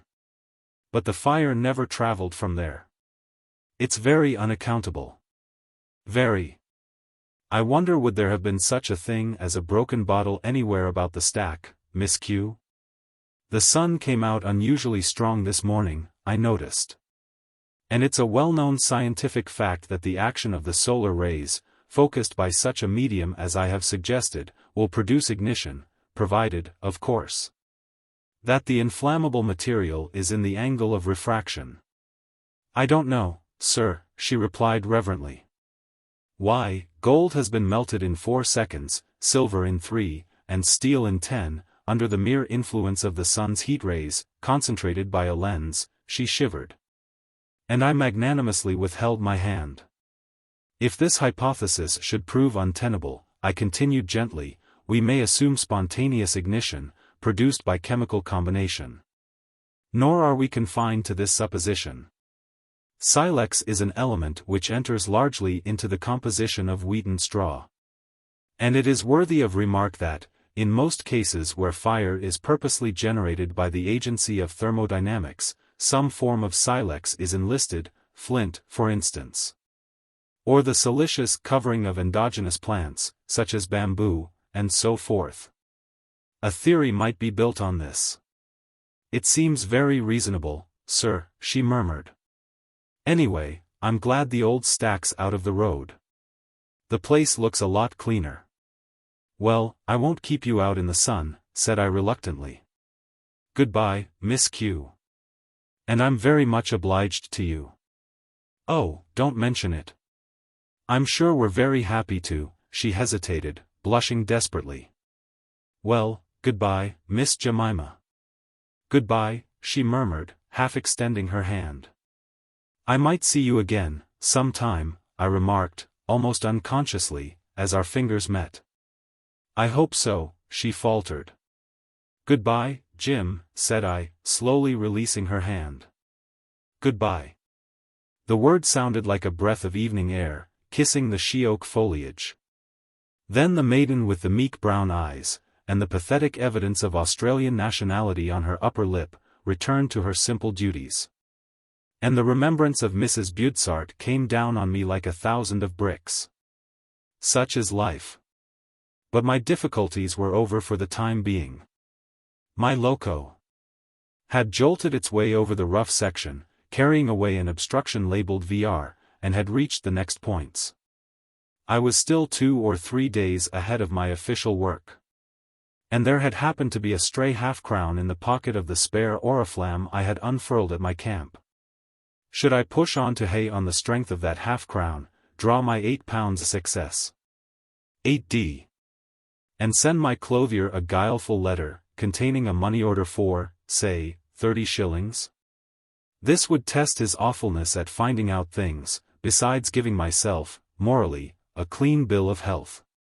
Or should I first walk across to B.S. and get Dick L. to shift some of my inborn ignorance re Palestine? I decided on the latter line of action, and followed it with, well, at all events, I have the compensating consciousness of a dignity uncompromised, and a nonchalance unruffled. In the face of Dick's really interesting descriptions of southeastern Tasmania. Concerning my lapse of engagement on the previous evening, I merely remarked that the default was caused by circumstances over which etc. I spent a couple of days, besides Sunday, at B.S. Place. While the fisherman kept an eye on my horses. I helped B. to work out a new and rotten idea of a windmill pump, Dick handing me things, and holding the other end. On the first afternoon, a couple of hours after my arrival, I drove into, for some blacksmith work. And, whilst it was being done, I looked in at the express office, and had a gossip with Archimedes on the topics of the day. And now, whilst duly appreciating the rectitude of soul which has carried me through this trying disclosure, you will surely condone the obscurity in which I have been compelled to envelop all names used herein. Chapter 4. Sunday, December 9th. Dead Man's Bend. Warrigal Alf down. Rescue twice. Enlisted terrible Tommy. Now what would your novelist read you from that record, if he had possession of my diary? Something mysterious and momentous, no doubt, and probably connected with buried treasure. Yet it is only the abstract and brief chronicle of a fair average day. A day happy in having no history worth mentioning, merely a drowsy morning, an idle midday, and a stirring afternoon. Life is largely composed of such uneventful days. And these are therefore most worthy of careful analysis. How easy it is to recall the scene. The Lachlan River, filled by summer rains far away among the mountains, to a width of something like 30 yards, flowing silently past, and going to waste. Irregular areas of lignum, hundreds of acres in extent, and 8 or 10 feet in height, representing swamps. And long, serpentine reaches of the same, but higher in growth, indicating billabongs of the river. The river itself fringed, and the adjacent low ground dotted, with swamp box, river cullaba, and red gum, the latter small and stunted in comparison with the giants of its species on the Murray and Lower Goulburn. On both sides of the river, far as the eye can command, extend the level plains of black or light red soil, broken here and there by clumps and belts of swamp box. Now cut off from the line of the horizon by the quivering, glassy stratum of the lower atmosphere. And where the boundary fence of Mondenberra and Avondale crosses the plain, is seen a fair example of the mirage, that phenomenon so vaguely apprehended in regions outside its domain, and so little noticed where repetition has made it familiar. But there it is. No smoky-looking film on the plain, no shimmering distortion of objects in middle distance, but, to all appearance, a fine sheet of silvery water, 200 yards distant. About the same in average width, and half a mile in length from right to left. Both banks are clearly defined, irregular promontories jut far out into the smooth water from each side. And the boundary fence crosses it, post after post, in diminishing perspective, like any fence standing in shallow, sunlit water. The most critical and deliberate examination can no more detect evidence of fantasy in the unreal water than in the real fence. The mirage is one of nature's obscure and cheerless jokes. And in this instance, as in some few others, she is beyond art. She even assists the illusion by a very slight depression of the plane in the right place. In fact, an artist's picture of a mirage would be his picture of a level-brimmed, unruffled lake. Also, the most skillful word painter, in attempting to contrast the appearance of water with that of its facsimile, would become as confused and hazy as any clergyman taxed to differentiate his creed from that of the mullah running the opposition. And nature, in taking this mirthless rise out of the spectator, never repeats herself in the particulars of distance, area or configuration of her simulacre. It may be a mere stripe across the road, the brown, sinuous track disappearing beneath its surface, to reappear on the opposing shore. It may be no larger than a good gilgee. Or it may be the counterfeit presentment of a sheet of water, miles in extent, though this last is rare. A hot day is not an imperative condition of the true mirage. But the ground must be open plain, or nearly so, the atmosphere must be clear, and the ground thoroughly dry. It is worthy of notice that horses and cattle are entirely insusceptible to the illusion. Another fact, not so noteworthy in view of the general perversity of inanimate things, is, that you never see a mirage when you are watching for it to decide an argument. It always presents itself when you have no interest in it. In this quality of irredeemable cussedness it resembles the emu's nest. No one ever found that when he was looking for it. No one ever found it except he was in a raging hurry, with a long stage to go, and no likelihood of coming back by the same route. To complete the picture, which I want you to carry in your mind's eye, you will imagine Cleopatra and Bunyip standing under a cullaba, standing heads and points, after the manner of equine mates. Each switching the flies and mosquitoes off his comrade's face, and shivering them off such parts of his own body as possessed the requisite faculty. And in the center of a clear place, a couple of 100 yards away, you may notice a bullock wagon, apparently deserted. The heavy wool tarpaulin, dark with dust and grease, thrown across the arched jigger, forming a tent on the body, and falling over the wheels nearly to the ground. Yet displaying the outline of the Sydney pattern, which, as every schoolgirl knows, differs from that of Riverina. In the foreground of this picture, you may fancy the present analyst lying, or, as lying is an ill phrase, and peculiarly inapplicable just here, we'll say, reclining, pipe in mouth, on a patch of pennyroyal, trying to reperuse one of Ouida's novels, and thinking, ah, your worship's a wanton, what a sweet, spicy, piquant thing it must be to be lured to destruction by a tawny-haired tigress with slumbrous dark eyes. No such romance for the analyst, poor man. Such, then, was my benevolent and creditable allotment, such my unworthy vagary, at the time this record opens. I had camped in the Dead Man's Bend late on the previous evening, had wakened up a little after sunrise, and turned out a little after 11. Then a dip in the river, to clear away the cobwebs, and a breakfast which, if not high-toned in its accessories, was at least enjoyed at a fashionable hour, had made me feel as if I wanted a quiet smoke out of the gigantic meerschaum which I unpack only on special occasions, and something demoralizing to read. But the austere pipe resented this unworthy alliance so strongly that, for peace sake, I had to lay aside the literary Dead Sea apple. Then I remembered the official letter I had received on the previous day. I had merely glanced over it before acting on the orders it contained. Now I reopened the document, and pharisaically contemplated the childlike penmanship and Chaucer-like orthography of my superior officer. Sydney 28/11/83. Mr. T. Collins. Dar. Sir, having got 3 months' leave of absence, you are hereby requested to be extra attentive to the interests of the department, not having me to refer to in cases of difficulty or to receive instructions from me which is not practicable on account of me being in the other colonies. I write this principally to acquaint you communication from Mr. Donaldson, Mr. Strong, Mr. Jeffrey representatives will meet you at Pundu on Monday 10 prox re matter in dispute.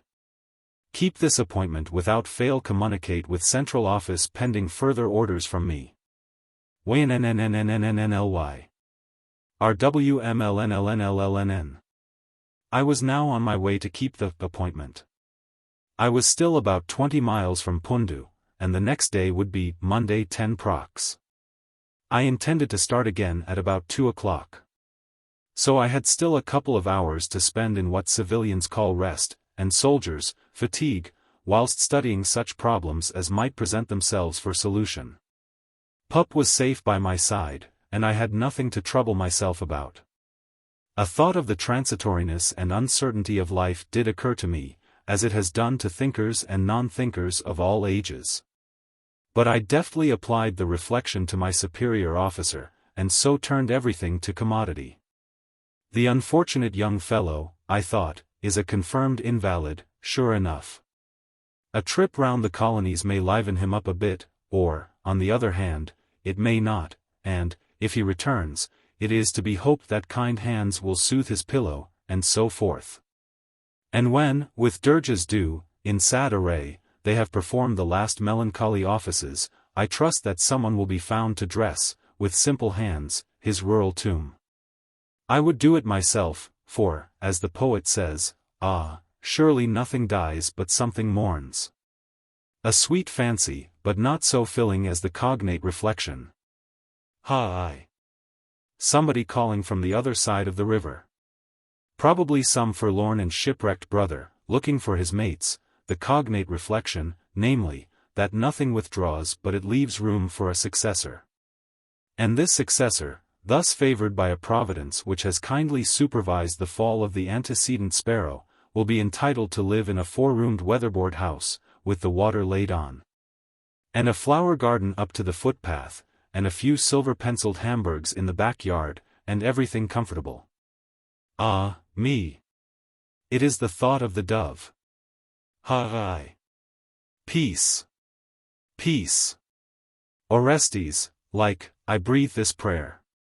Thy comrades are sleeping, go sleep thou with them. The thought of the dove that has suggested this fairy picture of the dovecot. And something tells me that Jim Quarterman is not likely to forget a certain cavalier who called one day about a dog.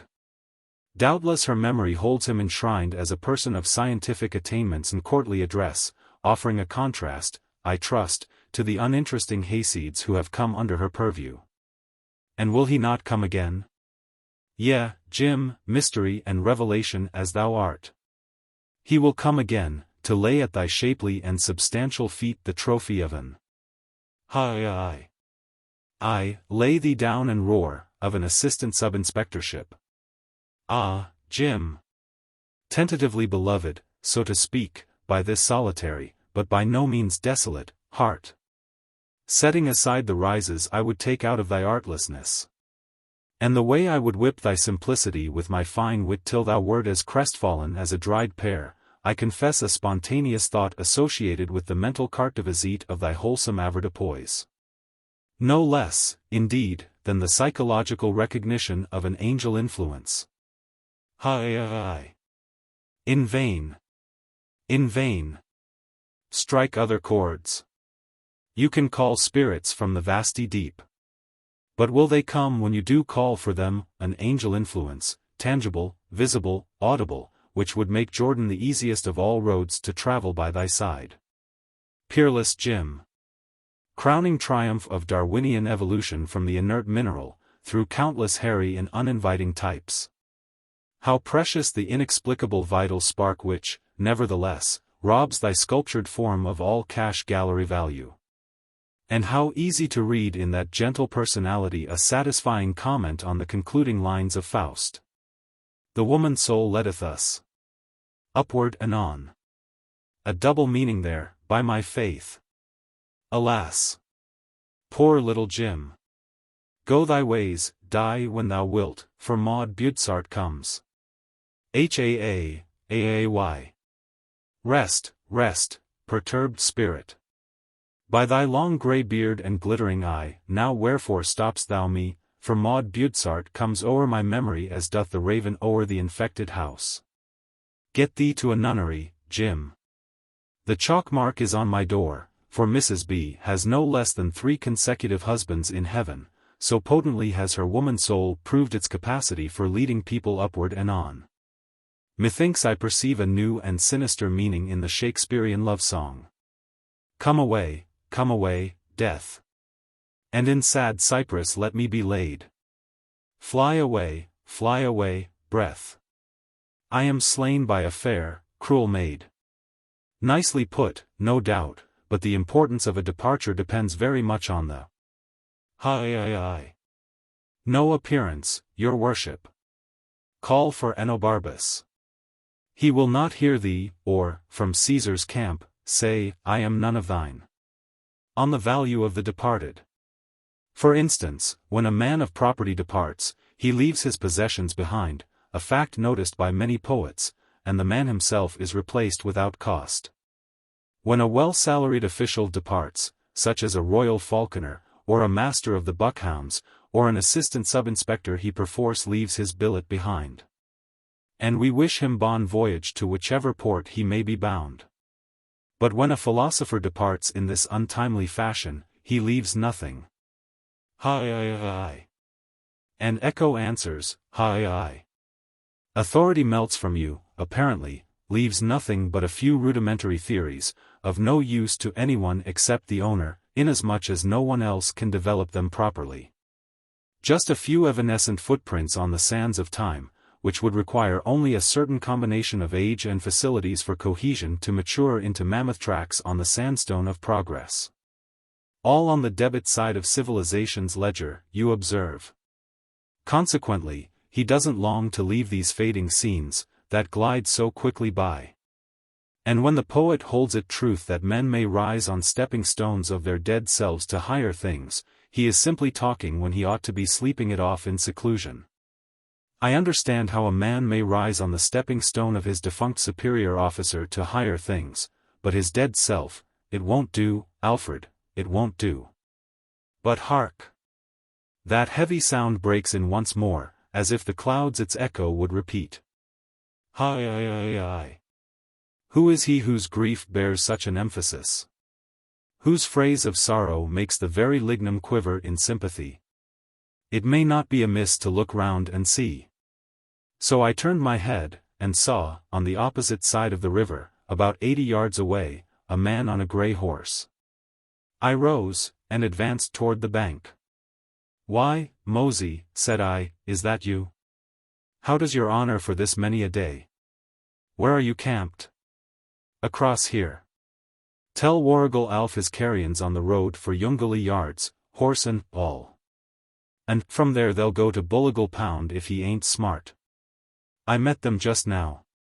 Where shall I find Alf?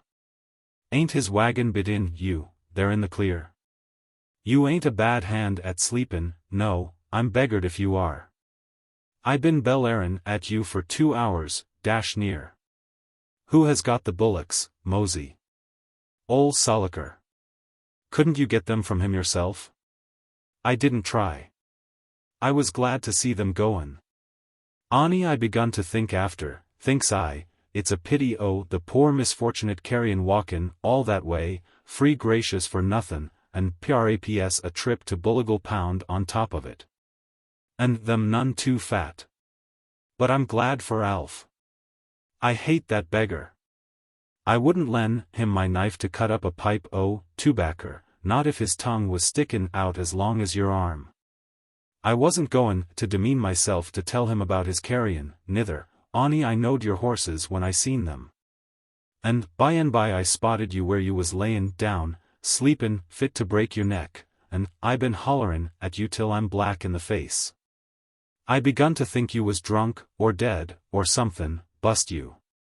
And with this address, which I give in bowdlerized form, the young fellow turned his horse, and disappeared through a belt of lignum. I walked across to the bullock wagon. The camp had a strangely desolate and deserted appearance. 3 yokes lay around, with the bows and keys scattered about, and there was no sign of a campfire. Under the wagon lay a saddle and bridle, and beside them the swollen and distorted body of Alf's black cattle dog, probably the only thing on earth that had loved the gloomy misanthrope.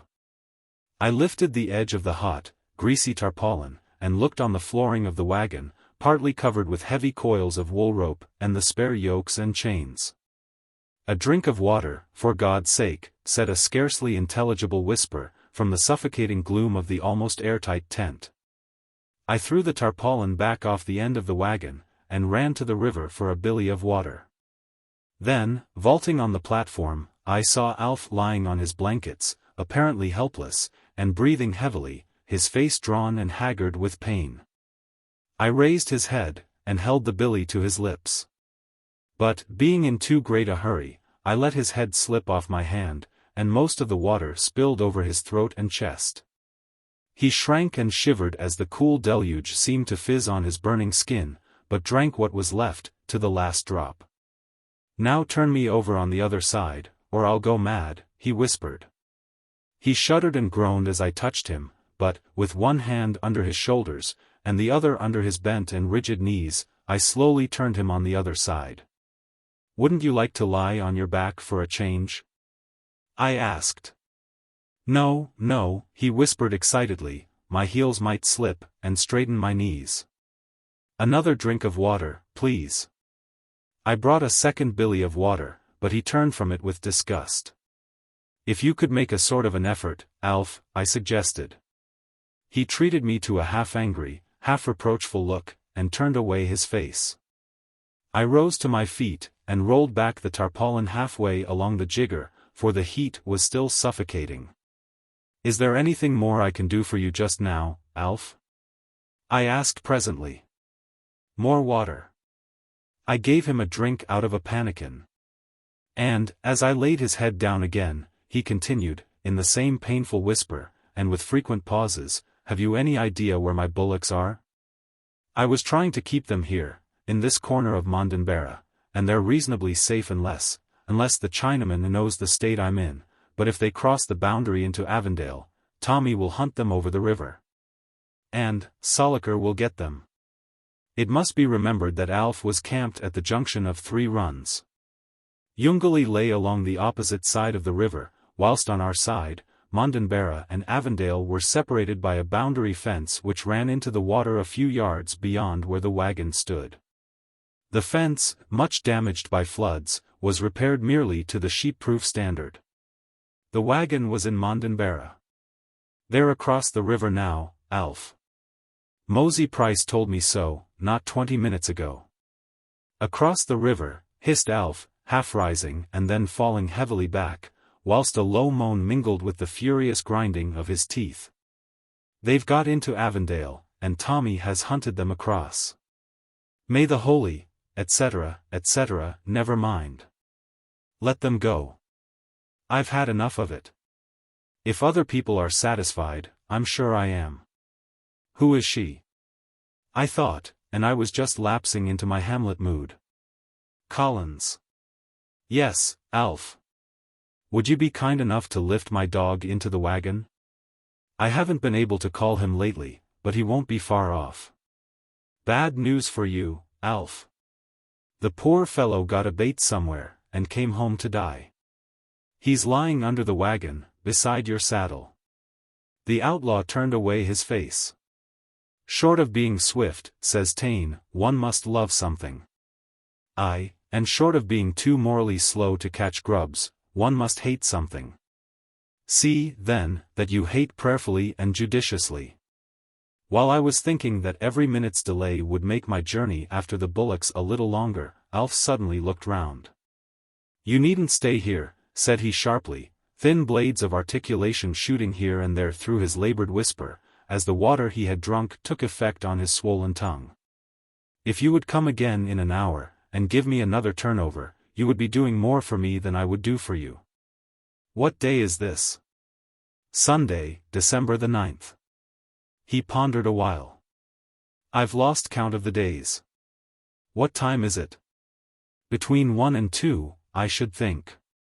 My watch is at the bottom of the Murray. Afternoon, of course. I think I ought to be dead by this time tomorrow. What's keeping you here?" "I want to be alone." "Don't talk nonsense, Alf. I'll pull you through, if I can only hit the complaint. Have you any symptoms?" "I don't know. I don't know. I was gradually getting worse and worse for a week, or more. But still able to yoke up a few quiet bullocks to shift the wagon every day.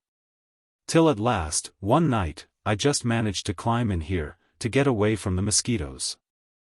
I don't know what night it was, or how the time has passed since then.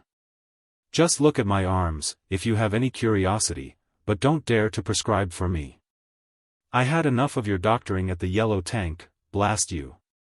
Without heeding his reminiscence, which has no connection with the present memoir, I untied an old bootlace which fastened one of his wristbands, and drew up the sleeve.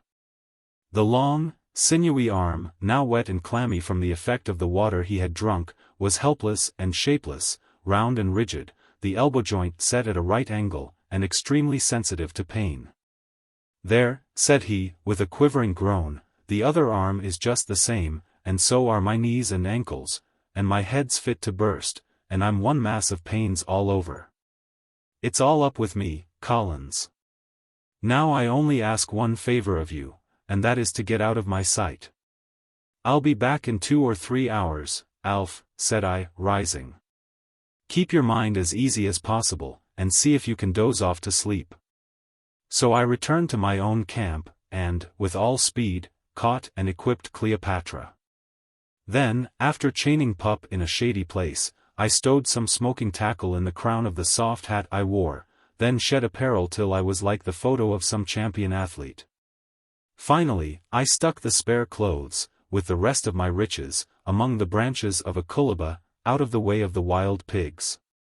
The next moment, I was in the saddle, and Cleopatra, after perfunctorily illustrating Demosthenes' 3 rules of oratory, the first, action, the second, ditto, the third, ibid, turned obediently toward the river, and was soon breasting the cool current, while, with one arm across the saddle, I steered him for the most promising landing place on the opposite bank. Let me remark here, that the man who knows no better than to remain in the saddle after his horse has lost bottom, ought never to go out of sight of a bridge. He is the sort of adventurer that is brought to light, a week afterward, per medium of a grappling hook in the hollow of his eye. Perhaps the best plan of all, though no hero of romance could do such a thing, is to hang on to the horse's tail. Also, never wait for an emergency to make sure that your mount can swim.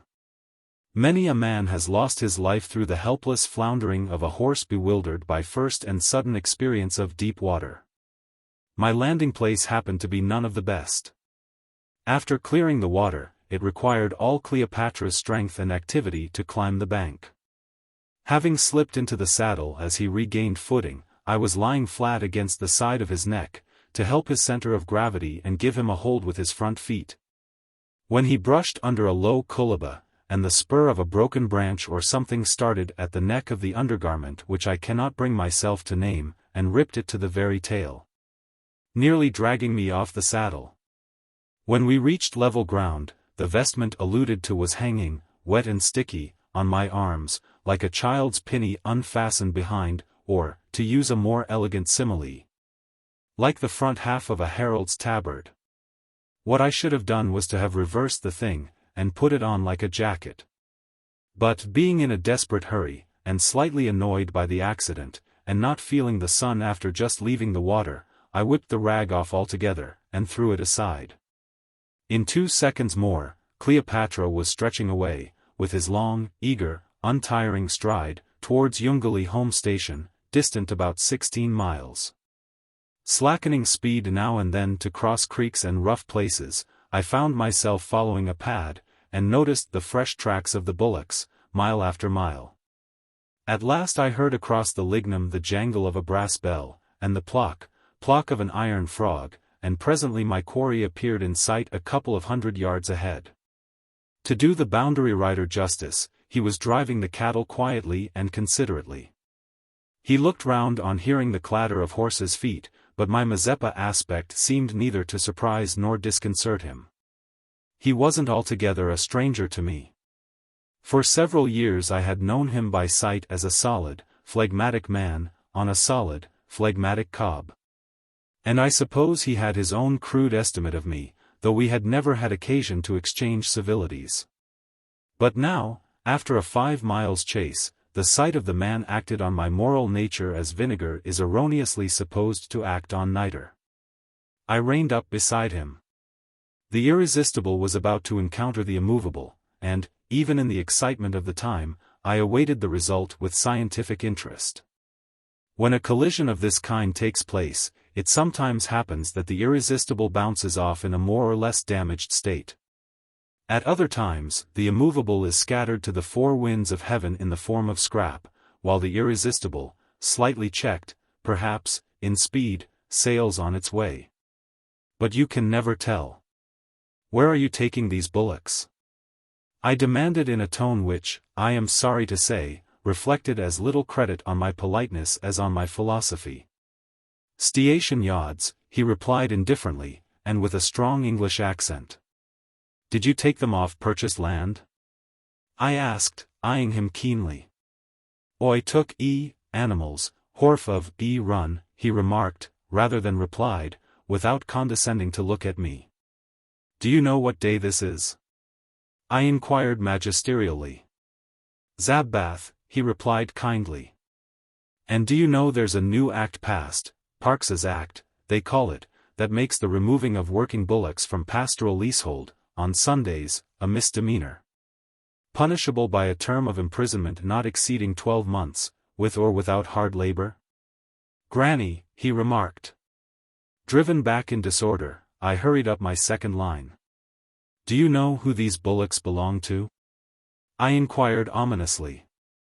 Something akin to a smile flickered round the shaven lips of the descendant of Hengist as, contemplating the lop ears of his horse, he observed contentedly. Sure. An hats frwyoiba tekin of m. Well, Alf's laid up, not able to look after them. Oivi at Yana 4.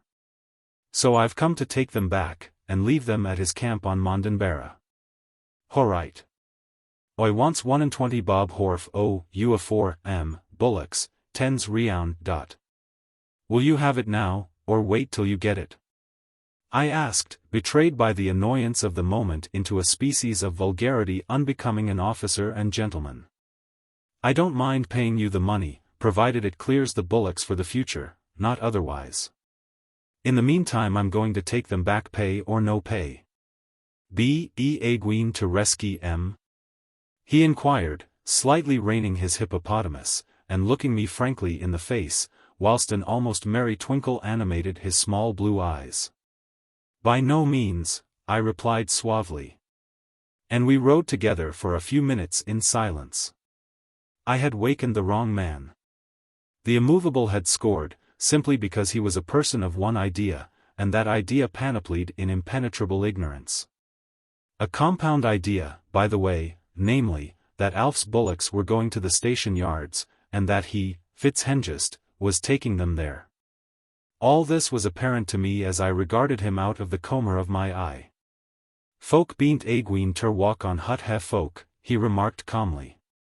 A gentleman against the world for bull-headedness, I sneered, aiming, in desperation, at the heel by which Mother Nature had held him during his baptism in the thick slab bath of undiluted oxy-obstinacy, scientific symbol, JNBL. Hordas is hordas, he argued, as the good arrow point penetrated his epidermis, fair in the vulnerable spot. I laughed contemptuously. Fat lot you care for orders. A man in your position talking about orders. Get out. What's a person to do? The point was forcing its way through the sensitive second skin, or cutis. Do. I repeated, with increasing scorn. Strikes me, you can do pretty well as you like on this station. Bean't oi a Dywin my duty? He asked in wavering expostulation, the point now settling in the vascular tissues. It's in the blood, right enough, I retorted, with insolent frankness, and still regarding him out of the corner of my eye. I believe you're Viscount Canterbury's brother, on the wrong side of the blanket. Keep tempe, said he deprecatingly, as the poison filtered through his system. Speak mind fear atwixt man and man. Bean't oi a Dywin, what oi be a peed fr Dywin? Cum. Well, you are a rum character, I remarked, judiciously assisting the action of the virus. I'm surprised at a gentleman in your position making excuses like that. Do you know, and my tones became soft and confidential, something struck me that you were an Englishman. Even this wasn't too strong. I wish you were, both for my sake and your own. However, that can't be helped. Now, for the future, you'll have the satisfaction of knowing that you had your own way, and that you walked a man's bullocks off to the yard while he was helpless. Yes, sir. I'm glad you're not an Englishman. But the sun's too hot for my bare skin, so I must be getting back, and if I've said anything to offend you, I'm sorry for it, and I beg your pardon. Then, still regarding him out of the corner of my eye, I turned Cleopatra slowly round. Ol aad, he snorted. Oi calls adj, fuel. With this up to his own dignity, the boundary man slapped his Episcopalian charger round the barrel, not round the flank, for the animal had none, with his doubled cart whip. And turned off the track at a right angle, beckoning me to follow. When he had gone 20 yards, he pulled steadily on one rein and, so to speak, wore his ship of the plains round till we faced the cattle again, for I had simultaneously pirouetted Cleopatra on one hind foot. Fetch back, Jack, said he authoritatively. Put where e got and leave Boyd. Ignorant people, we be, do know nuffik, can't do nothik roit. The black collie was sitting where he had stopped on the instant that we had turned off, sitting with his head slightly canted to one side. One ear limp and pendant, the other partly erect, and with something like a smile on his expectant face. On hearing the order, he made a wide circuit round the cattle, and quietly turned them back along the track, where he followed them as before. Meanwhile, Solliker sullenly slipped off his linen coat, and handed it to me with a low growl. I thanked him with great sincerity, and put it on. But his glance at me as we fell in behind the cattle seemed to demand further appreciation. And I was not slow to respond, partly from a sense of obligation, but principally from a broadening hope of extended concession. I had already selected him as a singularly eligible guardian for Alf's bullocks, and I knew that if I could once get him to accept the trust, nothing short of dynamite would shift him. But the seduction of a direct action, single-cylinder purpose is a contract not to be taken by any of your mushroom mental firms, and this was a large order. Of course, the diplomatic flunky touch of nature has served as a letter of introduction to the man. Now I would follow up the national phase of this delicate point of contact. No use, I remarked doggedly. I give it up. I can't find words. This is not a personal favor. It's an evidence of the principle that makes an Englishman respected all over the world. All over the world, sir, for, you know, the sun follows the English drumbeat right round the earth. Now, I can't flatter you, I'd see you in the bottomless pit first, I'm above anything of that kind. It sort of sticks in my throat, but I can assure you that, in all my experience. At's horright, at's horright. What do I think that, collie, fr adored? There was impatience in the first half of the speech, and arrogance in the last. I eased off, and took the branch track. He just knocks spots off any dog I've seen working cattle. I burst out. But you can't beat the Scotch collie. Scotch coolie be dang. Don't know a Smithfield coolie? Chalk and cheese, oi calls Smithfield collie, of course. Did I say Scotch collie? Of course, the Smithfield collie has been in good hands for hundreds of years, and when you get the pure breed, just look at that dog. How did you get such a dog as that? Bred him yourself, I suppose? Noah, he replied good-naturedly. Oi for more Troys. Cum. Bought him a pup? Troyagean. Got him a present? Troyagean. Found him? Not exactly. Troyagean. I shook my head hopelessly, though I could have suggested another title to the ownership of dogs, a very common one, too, and good enough till the proper person comes interfering. Boys' dogs are generally held under this tenure. My companion, seeing me at fault, remarked with elephantine waggishness. At dog, coomed down t me fmebm. I assumed the look of a man who conceals staggering bewilderment under the transparent disguise of incredulity. And Soliker, looking, like Thurlow, wiser than any man ever was, enjoyed my discomfiture as much as he was capable of enjoying anything. Then he proceeded with great deliberation to interpret his oracular utterance. But first, with a powerful facial exertion, he wrenched his mouth and nose to one side, inhaling vigorously through the lee nostril. Then cleared his throat with the sound of a strongly driven wood rasp catching on an old nail. And sent the result whirling from his mouth at a butterfly on a stem of lignum, sent it with such accurate calculation of the distance of his object, the trajectory of his missile, and the pace of his horse, that the mucous disc smote the ornamental insect fair on the back, laying it out, never to rise again. This was but a ceremonious prologue, intended to deepen the impression of the coming revelation. Used ev oss oid catch anywheres. Bob. Ud stan loik a statut t oid catch animal, get onter shove me hut ha aussies in yod, catch which, one, oi want. Beat doid hotum afore loss, leasways, got ees oin leg down a crack, couent recover 8, loik, fre, beast, were muen 20 yr ol, stun blin, were. A turwas, by gully. Oi got pepper follerin, automy aussies heverimonin afoot. Wet droy, day hin, day he out, 2, 3, 4 he hours runnin'. Horses, spankin a be out, kickin goop, eels loik 1 o'clock. Ed ter work down afoot, loik. But why didn't you hobble them? His face reddened slightly. Me obble my Aussies.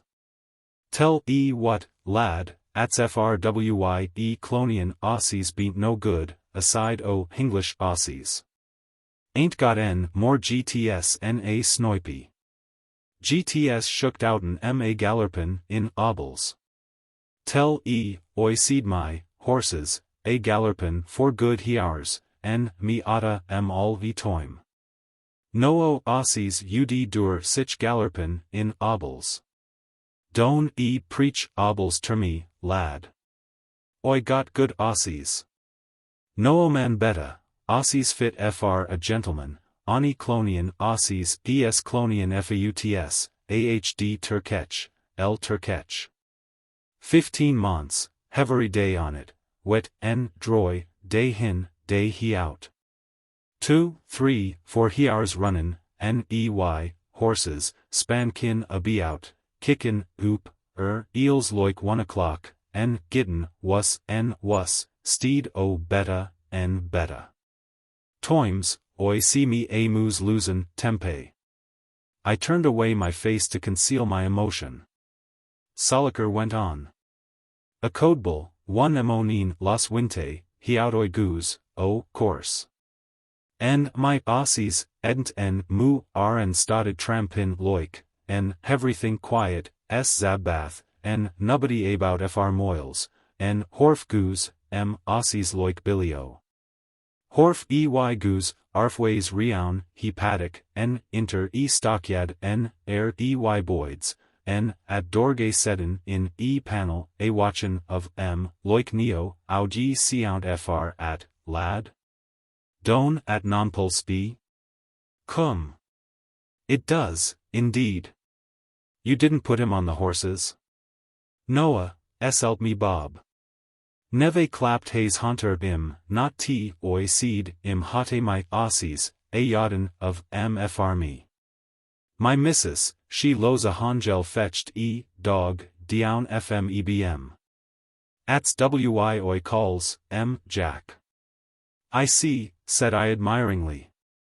Which, the censorious reader will not fail to notice, marked a slight deflection from my moral code. And he stayed with you, sir? Follard hote me OSS's eels have since. Dog, do's heverythink loik a Christian, heverythink beat torque. Hevery amonin, hits sios, Jack, wees white sios?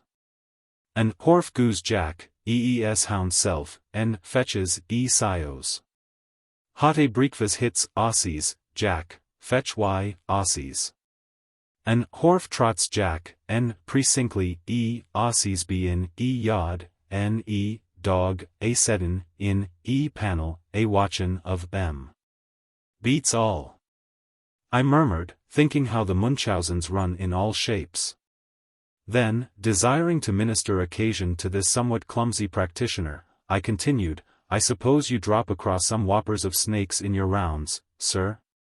Cease none. Hain't seed beat one fr to your pa, reptile, want no bigga, en me wipnl. Grand horse you're riding, I remarked, after a pause. This neatly placed comment opened a fresh Soliker's well of English undefiled. And another hour passed pleasantly enough, except that Alf's bullocks preyed on my mind, and I wanted them to prey on Yungali instead. I therefore modestly opened my mouth in parable, recounting some half-dozen noteworthy reminiscences, as they occurred to my imagination. And always slightly or scornfully referring to the magnanimous and indomitable hero of my yarn as one of these open-hearted English fools. Or as an ass of a John Bull that hadn't sense enough to mind his own business. These apologues all seemed to point toward chivalrous succor of the helpless and afflicted as a conspicuous weakness of the English character. And Soliker listened with a stolid approbation, unfortunately altogether objective in character. I never dealt better since I was a man. No one has dealt better since Antony harangued the Solikers of his day on dead Caesar's behalf, but I differed from Antony so largely in result that the comparison is seriously disturbed. There was no more spring in my auditor than in a bag of sand. The honest fellow's double-breasted ignorance stood solidly in the way, rendering prevarication or quibble, or any form of subterfuge unnecessary on his part. He merely formed himself into a hollow square and casually glanced at the impossibility of those particular bullocks loafing on his paddock. If they came across the river again, he would hunt them back into Mondenberra. He would do that much, but Muster M'Intyre's orders were orders. 2 bullock drivers, here a truculent look came over the retainer's face, had selected in sight of the very woolshed. And now all working bullocks found loafing on the run were to be yarded at the station, this lot being specially noticed, for Muster M'Intyre had a bit of a dairy on Alf. By way of changing the subject, Solliker became confidential. He had been in his present employ ever since his arrival in the country, 10 years before, and had never set foot outside the run during that time. He was married, 3 years ago come Boxing Day, to the station bullock driver's daughter, a girl who had been in service at the house, but couldn't hit it with the missus. Muster M'Intyre wanted to see him settle down, and had fetched the parson a purpose to do the job. He had only one of a family, a little boy, called Roderick, in honor of Muster M'Intyre. His own name, true to the 9th rule of the higher nomenology, was Edward Stanley Vivian, not Zedekiah Backband, as the novel-devouring reader might be prone to imagine, and his age was 44. If I knew anyone in straits for a bit of ready cash, I was to send that afflicted person to him for relief. He liked to oblige people, and his tariff was 15% per annum. But the security must be unexceptionable. I gave him some details of Alf's sickness, and asked whether he had any medicine at home, painkiller, by preference. I have great faith in this specific. And I'll tell you the reason. A few years before the date of these events, it had been my fortune to be associated, in arduous and unhealthy work, with 15 or 20 fellow representatives of the order of society which Daniel O'Connell was accustomed to refer to as that highly important and respectable class. The men of no property, true makers of history, if the fools only knew, or could be taught, their power and responsibility. Occasionally one of these potential rulers and practical slaves would come to me with white lips and unsteady pace. I say, Tom, I ain't a man to jack up while I got a sanguinary leg to stand on. But I'm gone in the inside, some road. I just been slingin' up every insect-infected sanguinary thing I've eat for the last month, and I'm as weak as a sanguinary cat. I must ding it. Meb I'll be right tomorrow, if I just step over to the pub, and git. Here I would stop him, and endeavor to establish a diagnosis. But a man with the vocabulary of a Stratford woolcomber, whatever a woolcomber may be, of the 16th century, a vocabulary of about 250 words, mostly obscene, is placed at a grave disadvantage when confronted by scientific terminology. And my patient, casting symptomatic precision to the winds, and roughly averaging his malady, would succinctly describe himself as sanguinary bad. That was all that was wrong with him. Nevertheless, having a little theory of my own respecting sickness, I always undertook to grapple with the complaint. I had noticed as a singular feature in painkiller, that the more it is diluted, the more unspeakably nauseous and suffocating it becomes. Wherefore, my medicine chest consisted merely of a couple of bottles of this rousing drug. My practice was to exhibit 6 tablespoonfuls of the panacea in a quart of oxide of hydrogen, vulgarly known as water. When my patient had swallowed that lot, I caused him to lie down in some shady place till the internal conflagration produced by the potent long-sleever had subsided to cherry red. And then sent him back to his work like a giant refreshed with new wine. I never knew one of those potentates to be sick the second time. Solliker didn't know whether his wife had any medicine, but we could see. Accordingly, when the 20 bullocks and the horse had landed themselves on Mondenberra, close to Alf's camp, we started at a canter, and, after riding a couple of miles, pulled up at a comfortable 2-roomed cottage, half concealed by the drooping, silvery foliage of a clump of myall. Solliker turned his moke loose in the paddock, I tied my horse to the fence, and we entered the house. A tall, slight, sunburnt, and decidedly handsome young woman, with a brown mustache, was replenishing the fire. "Theus, gentlemen, eba wanton zum zorter vizik fr a zik man, remarked the boundary rider, taking a seat. D. If I know whether I got any, replied his wife, with kindly concern, and with an easy mastery of expression seldom attained by her sex.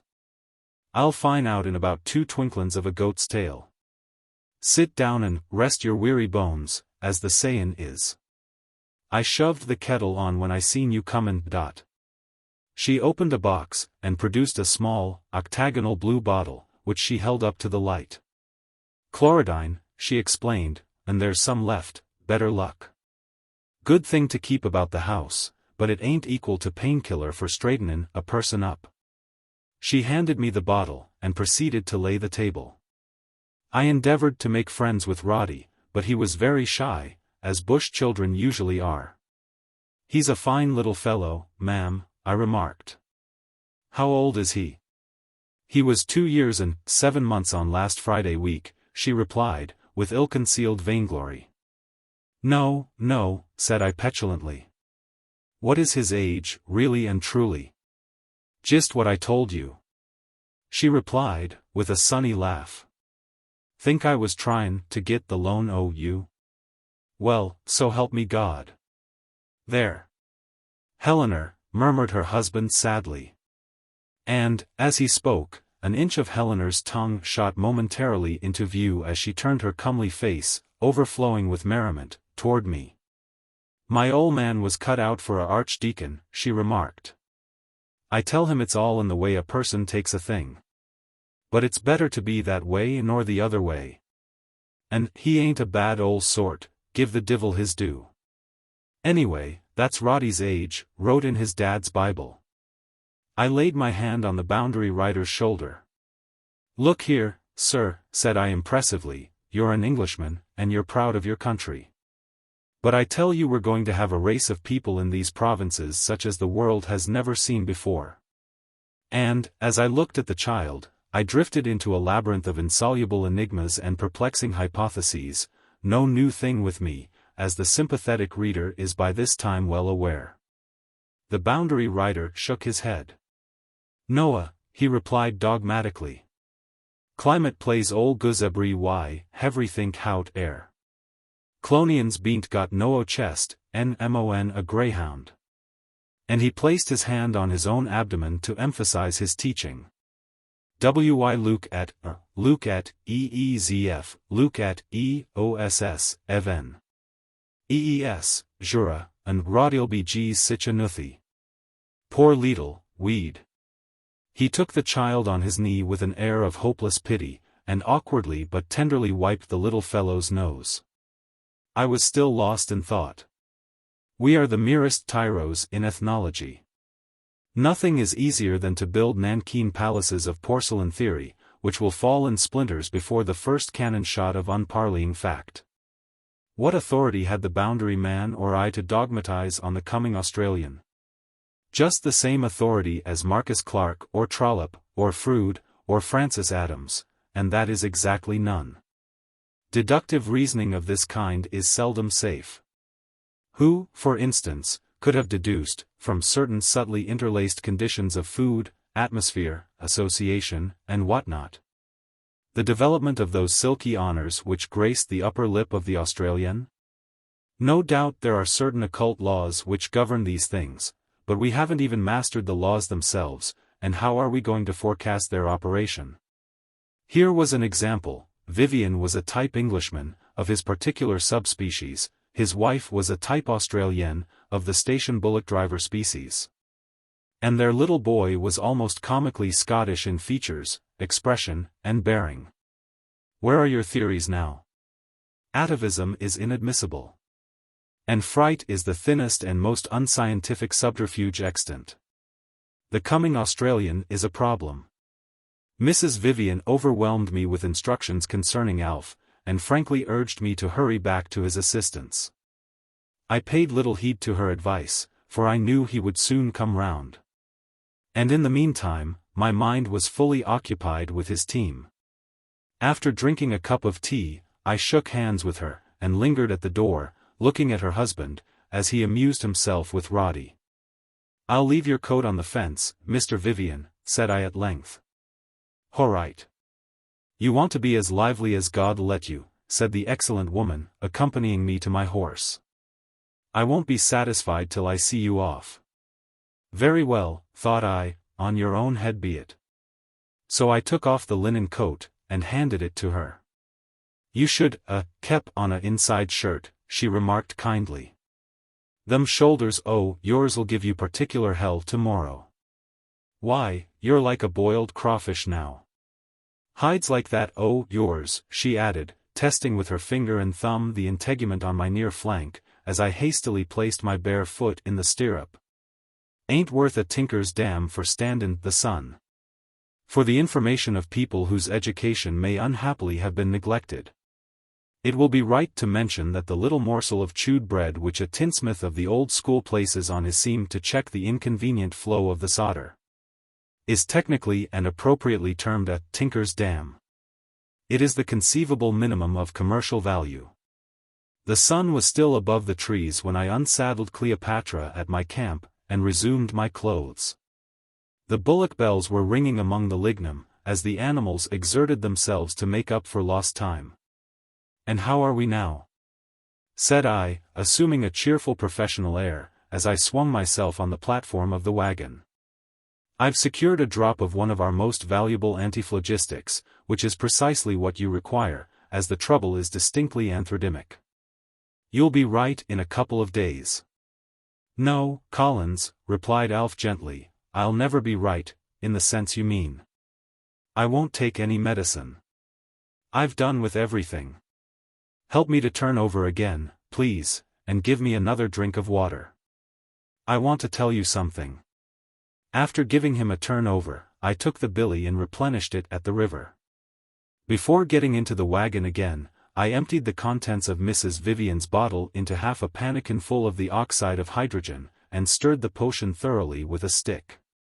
Then returning to my patient, I raised his head, and held the pannikin to his lips. He finished the draught, unconscious of its medicinal virtues. And I refolded the old overcoat which served as a pillow, and laid him down as gently as possible. "The water seems to have a peculiar taste," he murmured. "I don't notice my sight failing yet, but my hearing is all deranged. I hear your voice through a ringing of bells, and a sound like a distant waterfall. I'm just on the borderland, Collins. I've very little more to suffer, and why should I come back, to begin it all again? How long is it since you left me?" "From 4 to 5 hours, I think. I put your bullocks together. They're close by." "Well, now, I wouldn't have the slightest idea whether it was 1 hour or 12. I've been in the spirit world since then, or a spirit has visited me here. I heard, plain and clear, the voice of a woman singing old familiar songs, and that voice has been silent in death for 10 years, silent to me for 3 years before that. 13 years. That may not seem much to you, but what an age it seems to me.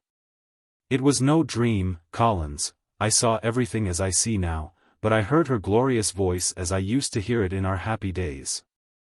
And I felt that her spirit was bringing forgiveness at last. I'm not a religious man, Collins, I don't know what will become of me after death, but God does, and that's sufficient for me. I never believed on him so devoutly as I do now that he has vindicated his justice upon me.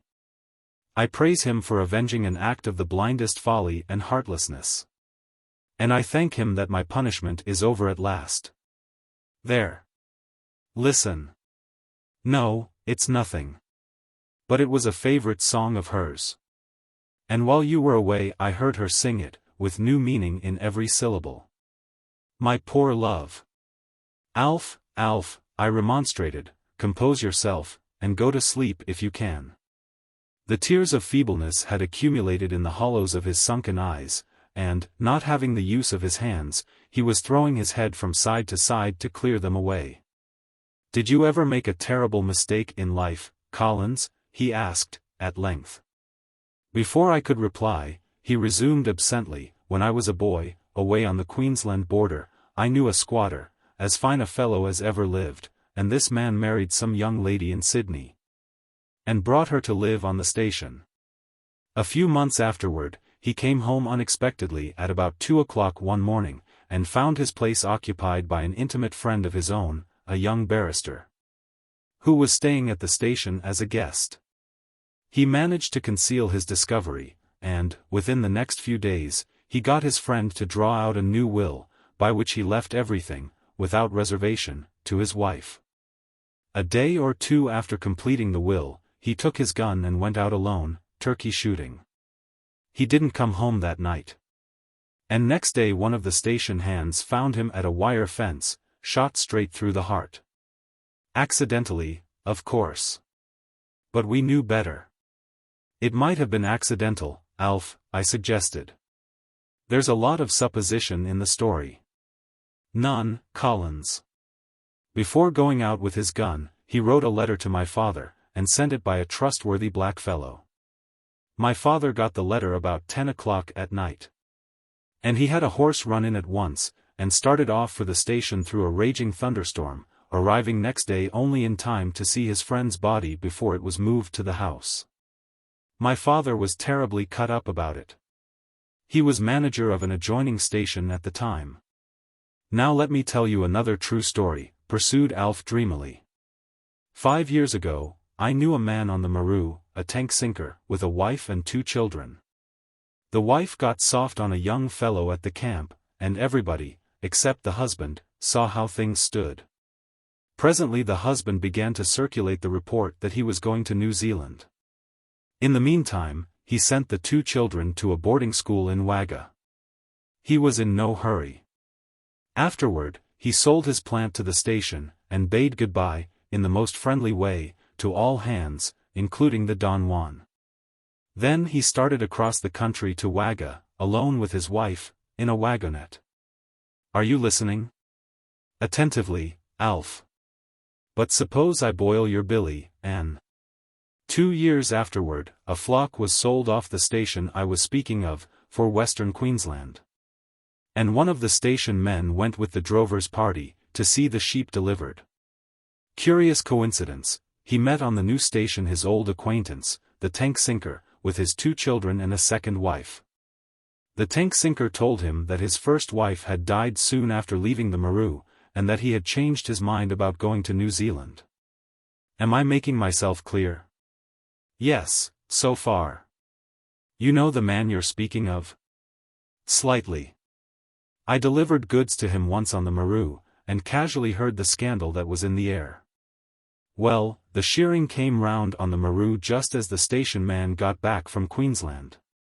And while the adjoining station was mustering for the shed, a boundary man found, in the centre of one of the paddocks, in the loneliest, barrenest hole of a place in New South Wales, he found where a big fire had been made, and some bones burnt into white cinders and smashed small with a stick.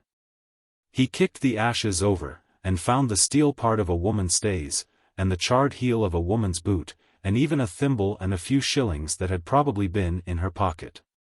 I was on the station at the time, waiting for wool, and saw the relics when the boundary man brought them in. There are queer things done when every man is a law unto himself. Supposition, Alf. And strained supposition at that. But why should you trouble your mind about these things? There was no supposition on the station where the things were found, nor on the station the tank sinker had left, when they compared notes. The things were found 3 or 4 miles off a bit of a track that led to Wagga, and there was a pine of a year and a half old growing in the ashes. But we'll pass that story. I want you to listen to another. Some other time, Alf. I'll make you a drink of tea, Anne. When I was young, continued Alf doggedly, I was very intimate with an American, a man of high principle and fine education. Best informed man I ever knew. This poor fellow was a drunkard, occasional, but incorrigible. Misfortune had driven him to it. His wife was dead, his children had died in infancy, and at 45 he was a hopeless wreck. He worked at my father's farm on the Hawkesbury for 2 or 3 years, and died at our place when I was about 25, immediately before I left home. I don't like to correct you, Alf. I interposed. But I understood you to say that your father was a station manager, on the Queensland border. Up to the time I was 21 or 22. Then he bought a place on the Hawkesbury, intending, poor man, to spend the evening of his life indulging his hobby of chemistry, while I took the care of the place off his hands, for though I have 2 sisters, I was his only son. His great ambition was to bequeath some chemical discovery to future generations. But I demolished his castles in the air along with my own. It's no odds about myself. But my poor father deserved better, after all his work and worry. Ah, my God! We parted in anger, and now I don't know whether he's alive or dead. The prodigal paused, and sighed bitterly. And your mother? I suggested experimentally.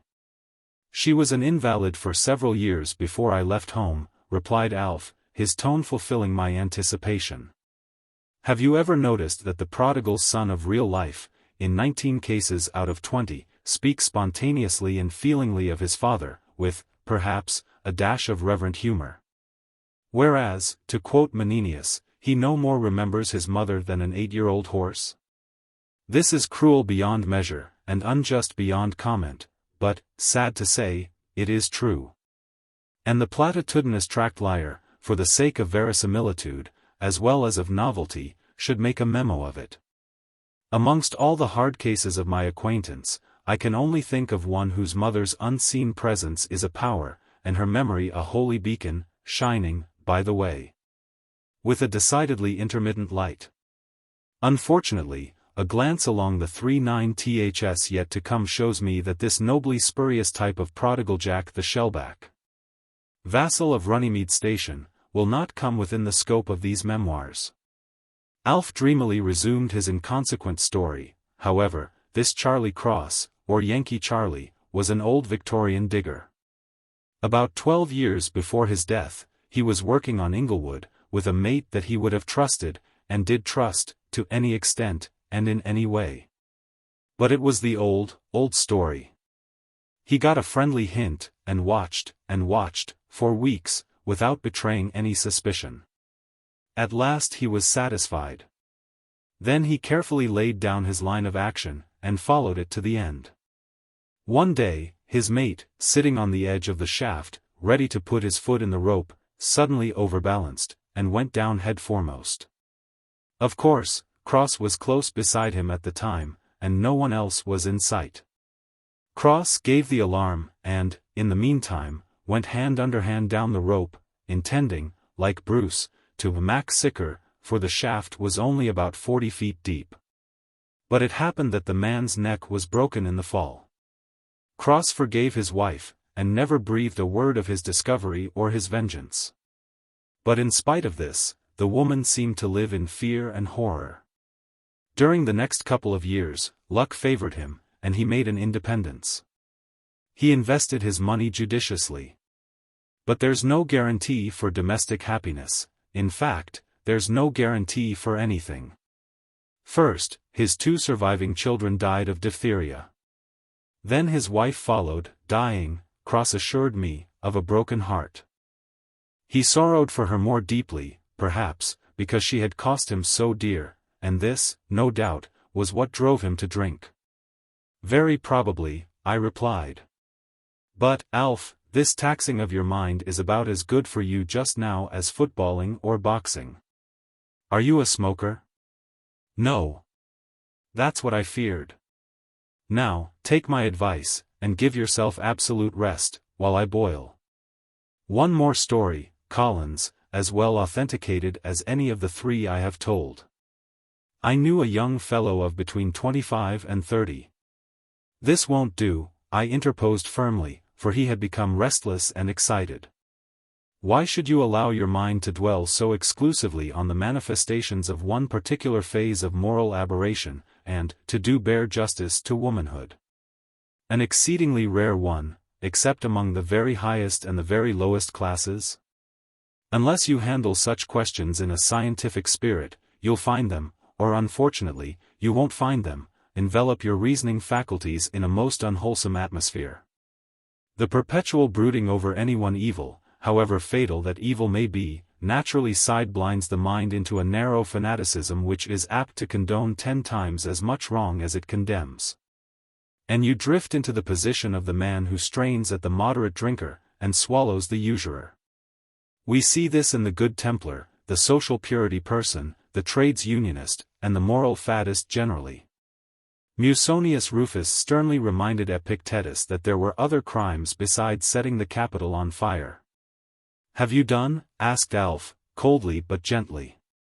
"Let me tell you one more story while I'm able." "I'll soon be silent enough. The man I'm thinking of was a sawmill owner. He had been married a couple of years, and had one child. I couldn't say that he actually loved his wife. In fact, she wasn't a woman to inspire love, though she was certainly good-looking. At her very best, there was nothing in her. At her worst, she was ignorant, and vain, and utterly unprincipled. No, not exactly unprincipled, but non-principled. She was essentially low, if you understand my meaning, low in her tastes and aspirations, low in her likes and dislikes, low in her thoughts and her language, low in everything. She may not have been what is called a bad woman, but, that miserable want of self-reverence, I can't understand how. Would you give me another drink, please?" He drank very little this time. He had been speaking with an effort, and a haggard, hopeless look was intensifying in his face. I began to suspect a temporary delirium. The presentiment of impending death was unreasonable, though not ominous, so also with the determination to narrate irrelevant stories. But the incongruity of the two associated notions set me speculating in a sympathetic way. "Alf," said I gravely, "it's foolish to tax your memory for anecdotes now. Try if you can settle yourself to sleep. I'm sure I'll have great pleasure in exchanging yarns with you at some future time, when you're more fit." "Listen, Collins," he replied sullenly. Our sawmill owner got the inevitable glimpse of the truth.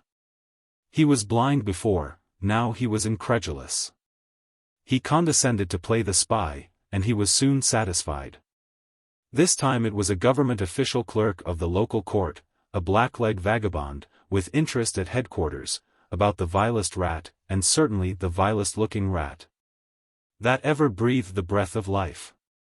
Our hero took no further notice of him than to terrify him into confession, and drive him into laying the blame on his paramour. And the amusing feature of the case was, that she, finding herself fairly run to earth, thought she had nothing to do but to turn from the evil of her ways, and take her husband's part against the other fellow. But no, no. Our hero, after thinking the matter over, took her into his confidence, without giving her any voice in the new arrangement. He sold out to the best advantage, and divided the proceeds with her, reserving to himself enough to start him in a line of life that he could follow without the annoyance of being associated with anyone. All that he earned afterward, beyond bare expenses, he forwarded to her, to save or squander as she pleased. The only condition being that she should acknowledge each remittance, and answer, as briefly as possible, such questions as he chose to ask. She humbly assented to all this, evidently looking forward to forgiveness and reconciliation, somewhere in time or eternity. But, by God, she mistook her mark. He laughed harshly, paused half a minute, and resumed. One restraint upon our hero was the thought of his little boy, only old enough to creep about, and incredibly fond of him. Though this never softened him towards the worthless, cursed mother. Anyway, after about 3 years, the little boy died, and his heart was turned to stone.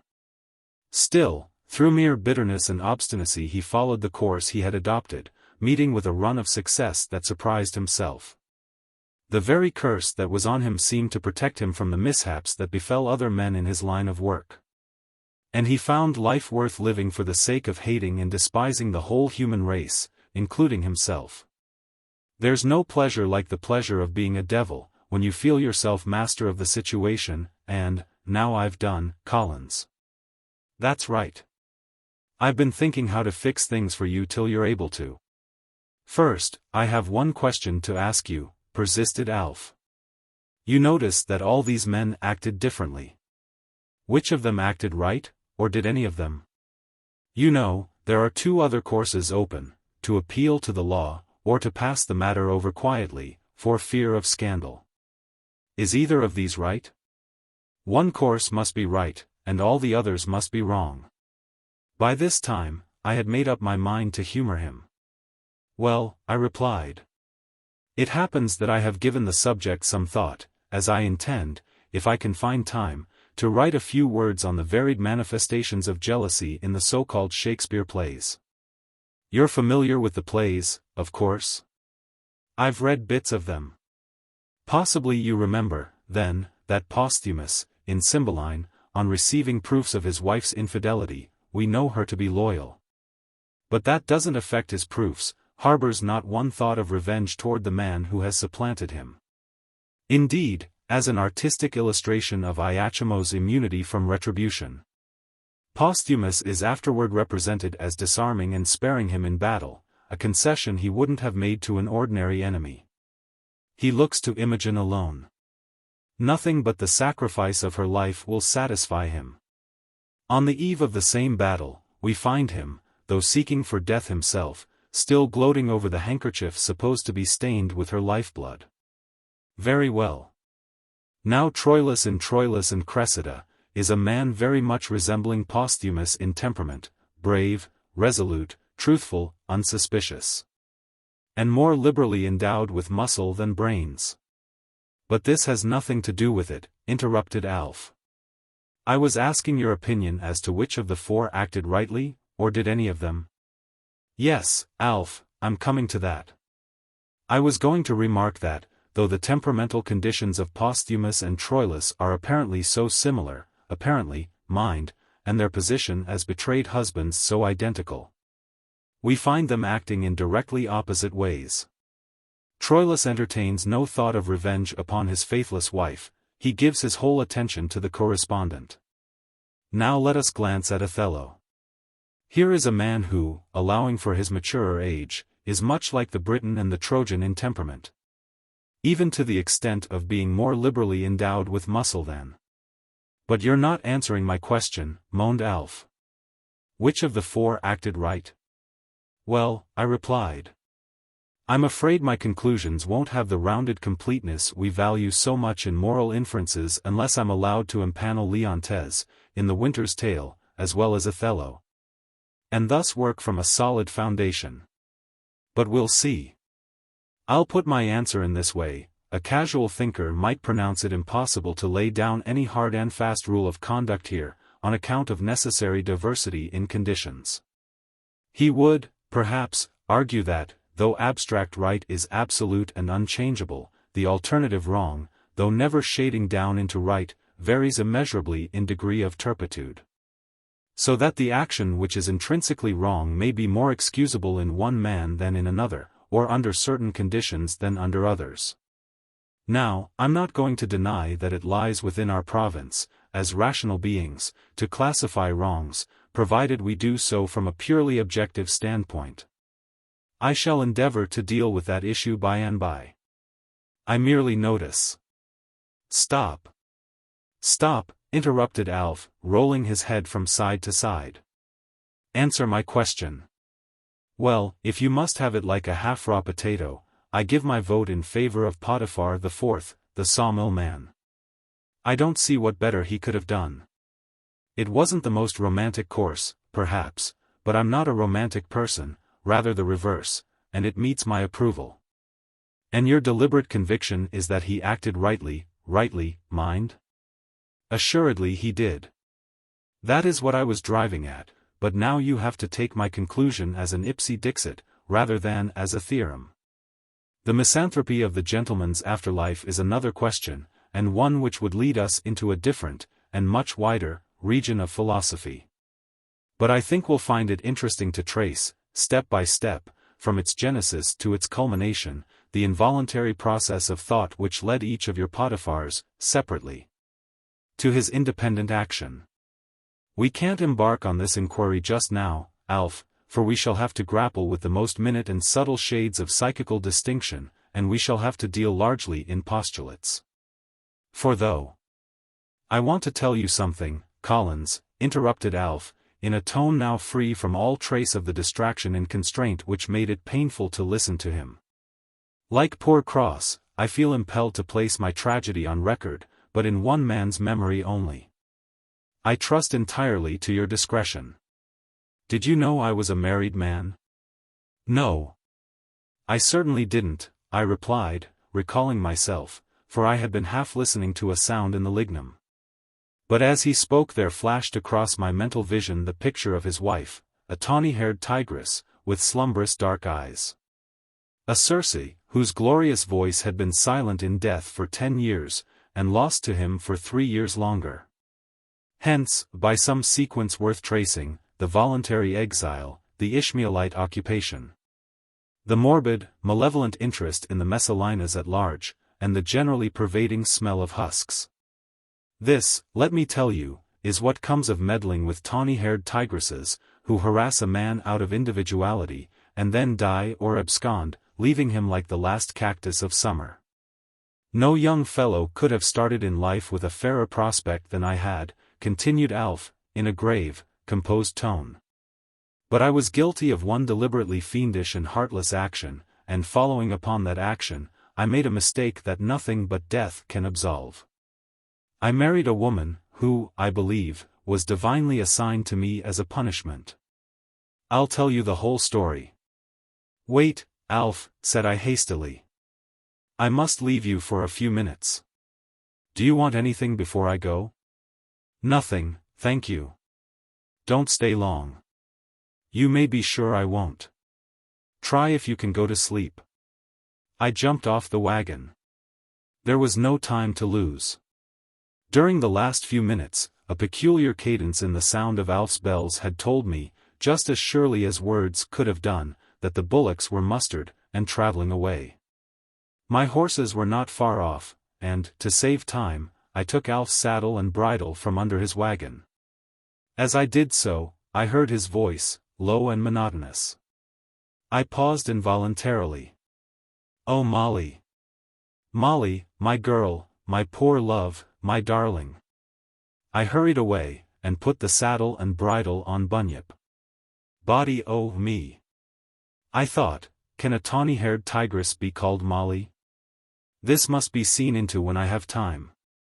In a couple of minutes Bunyip had settled down to that flying trot which would have been an independence to anyone except myself. After clearing the lignum, I got a back elevation of the bullocks, half a mile out on the plain. And, rapidly overhauling them, I perceived that I should have to pit myself against the Chinese boundary rider this time. Consequently I felt, like Cassius, fresh of spirit and resolved to meet all perils very constantly. Out of my way, you Manchurian leper, or I'll run over you.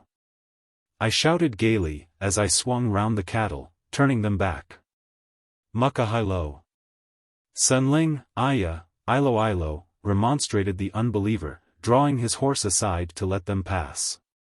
You savvy, John, said I, suiting my language to his comprehension, while from my eye the gladiator broke, bail you snavelum that peller bullock. Me fetch you ol' man lick under butt of lug, me gibbet you big one dress down. Company pa, John.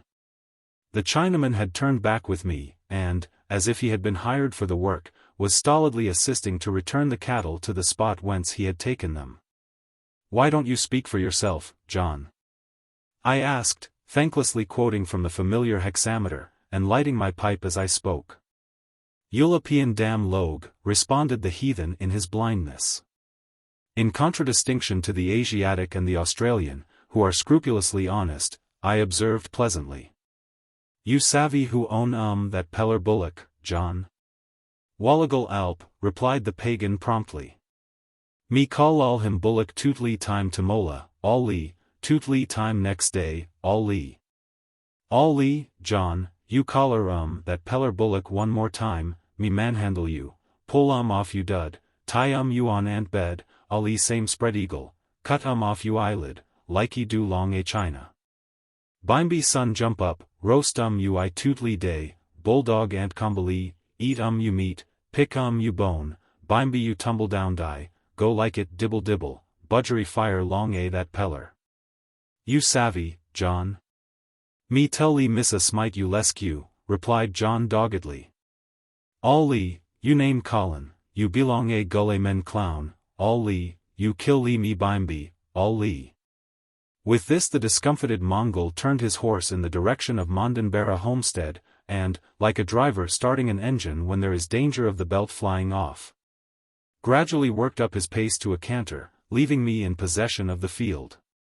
But in cases of this kind, there is only one thing worse than victory. I was fairly in a fix with Alf's bullocks. You must understand that these beasts had no legal right to be anywhere except traveling along the track, or floating down the river.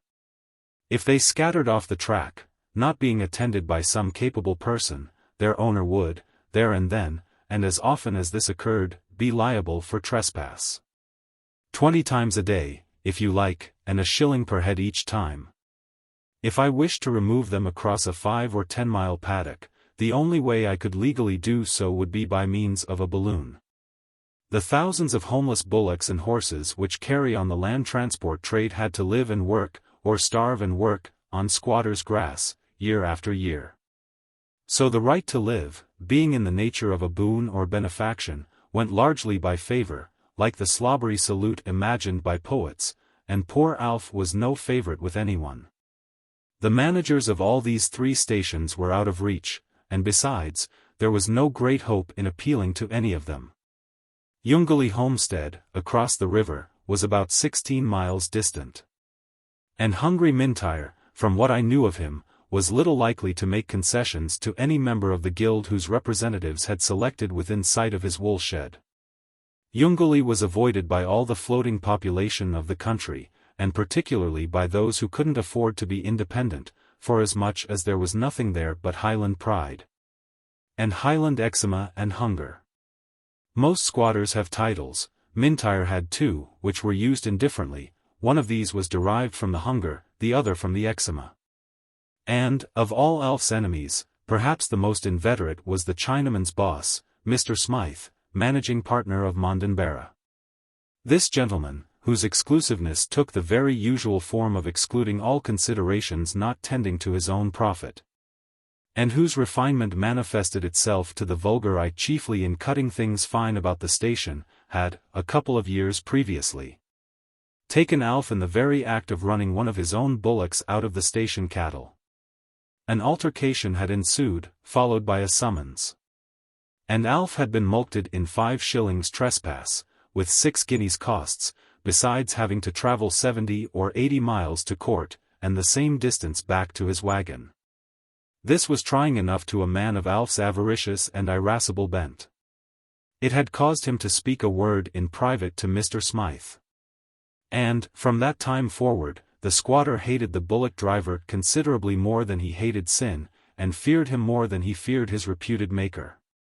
Poor Smythe! The remembrance of him wrings my soul with pity, even now. He was parsimonious, cunning, pusillanimous, fastidious, and hysterically excitable. He was cruelly sat on by his inexorable partner, Gregor, contemned by his social equals, hated by his inferiors, and popularly known as the Marquis of Canton. His only friend was his brother Bert, a quiet youth, who attended him with Monthalan fidelity. And his appreciation of the cheap and reliable Asiatic was passively recognized by a station staff of Jos devotees. There was no use in my appealing to this gentleman, for, though most men in his place would have accepted the opportunity of laying Alf under an obligation, I knew his unhappy moral organization well enough to be certain that neither policy nor magnanimity could intervene on behalf of a prostrate enemy. And to make matters more hopeless, Confucius would be just ahead of me, with his story of forcible rescue, coupled with personal threats of the gravest character. Avondale remained. This station belonged to that grand old colonist, Captain Royce, who governed the seigneury from his Toorak mansion, like von Moltke commanding an army from his telegraph office. The large-hearted patriarchal traditions of early days were still current on the station, but that property had to pay, and pay well, at the manager's peril. To illustrate this, Captain Royce, in responding to our pastoral interests, never failed to remark that no working beast had ever been impounded from Avondale. This, of course, conveyed the impression that it was a run flowing with grass and water for distressed teams. But the unhappy manager, watched and reported always by at least one Narangi, and ground, as you see, between the upper millstone of Royce the munificent and the nether and much harder one of Royce the businessman, had to transmute every blade of grass, or twig of cotton bush, into a filament of wool, or let somebody else have a try. Consequently, the boundary riders of Avondale had strict orders to hunt all strays and trespassers across the frontiers of stations that did impound. So the fine old squatter king got there just the same, also the carriers' teams and the drovers' horses. One characteristic of Avondale was that the rank and file of the station were always treated with fatherly benevolence, and were never discharged. They gradually got useless by reason of mere antiquity, and, without actually dying, slowly mummified, and were duly interred in the cemetery at the homestead.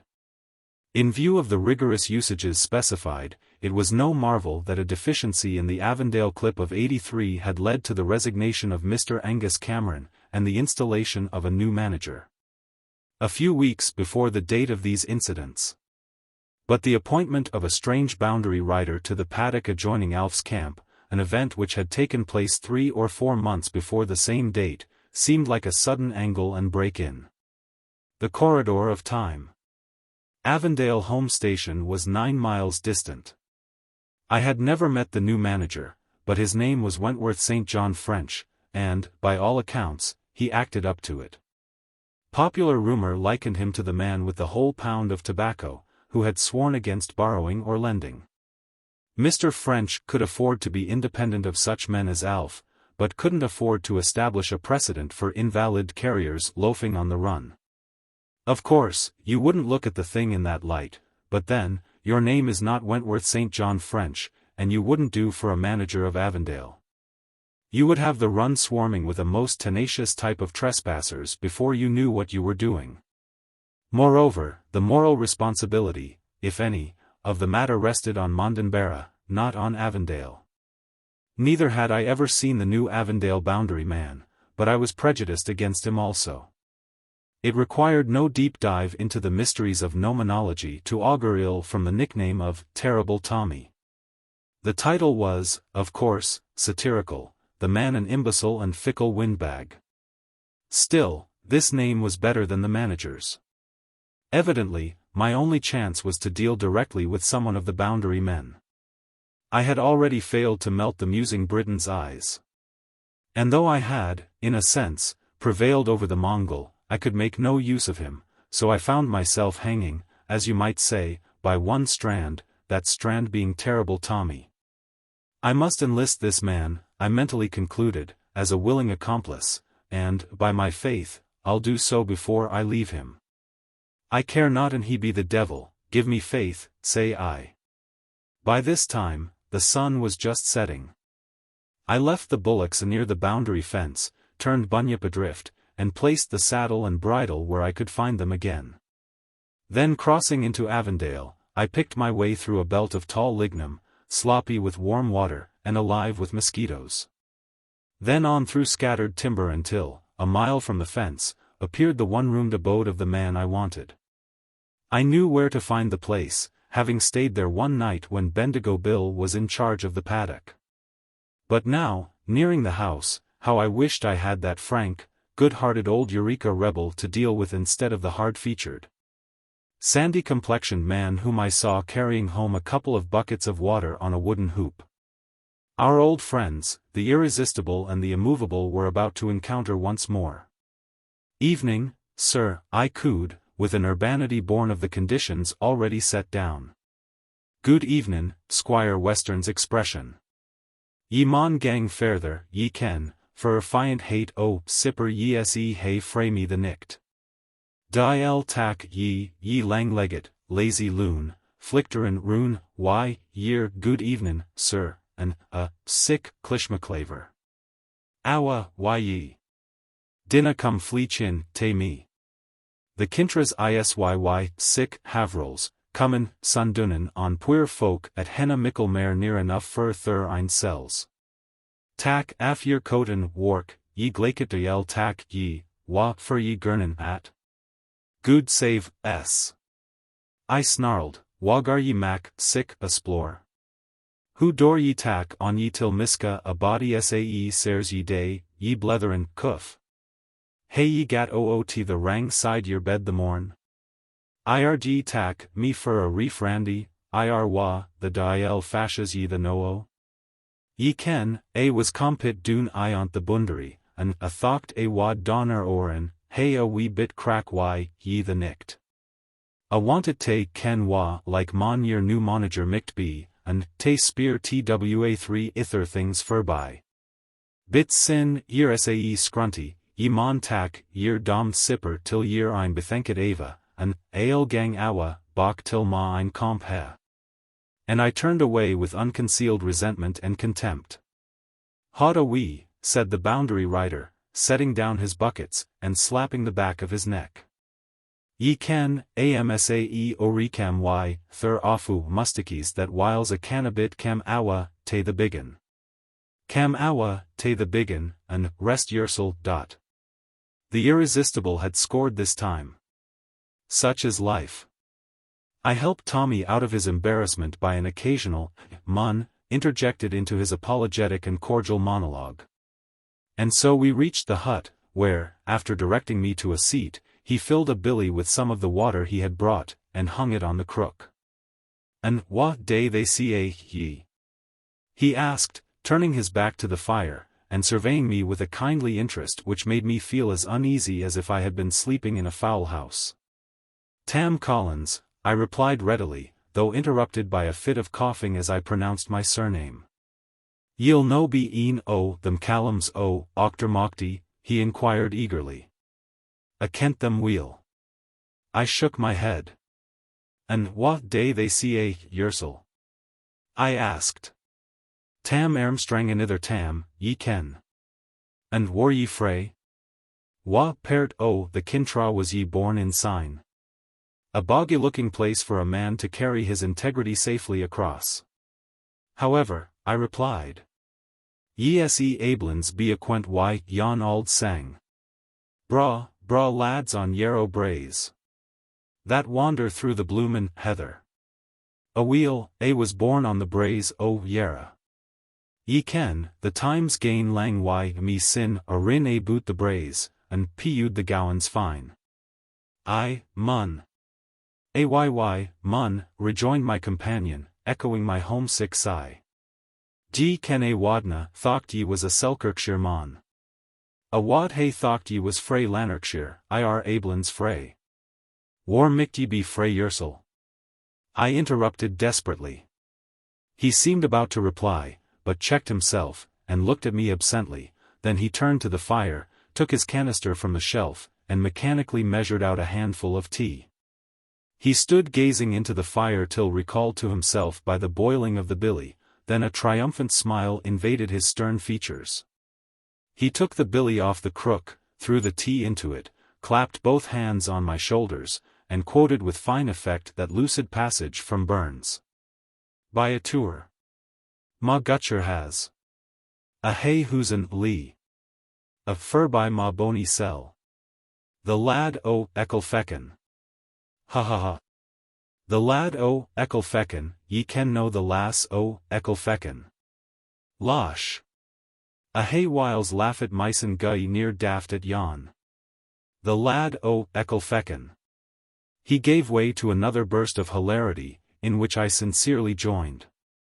A henna thocht a boot yon a tomon sign, he continued, wiping the dew of merriment from his eyes.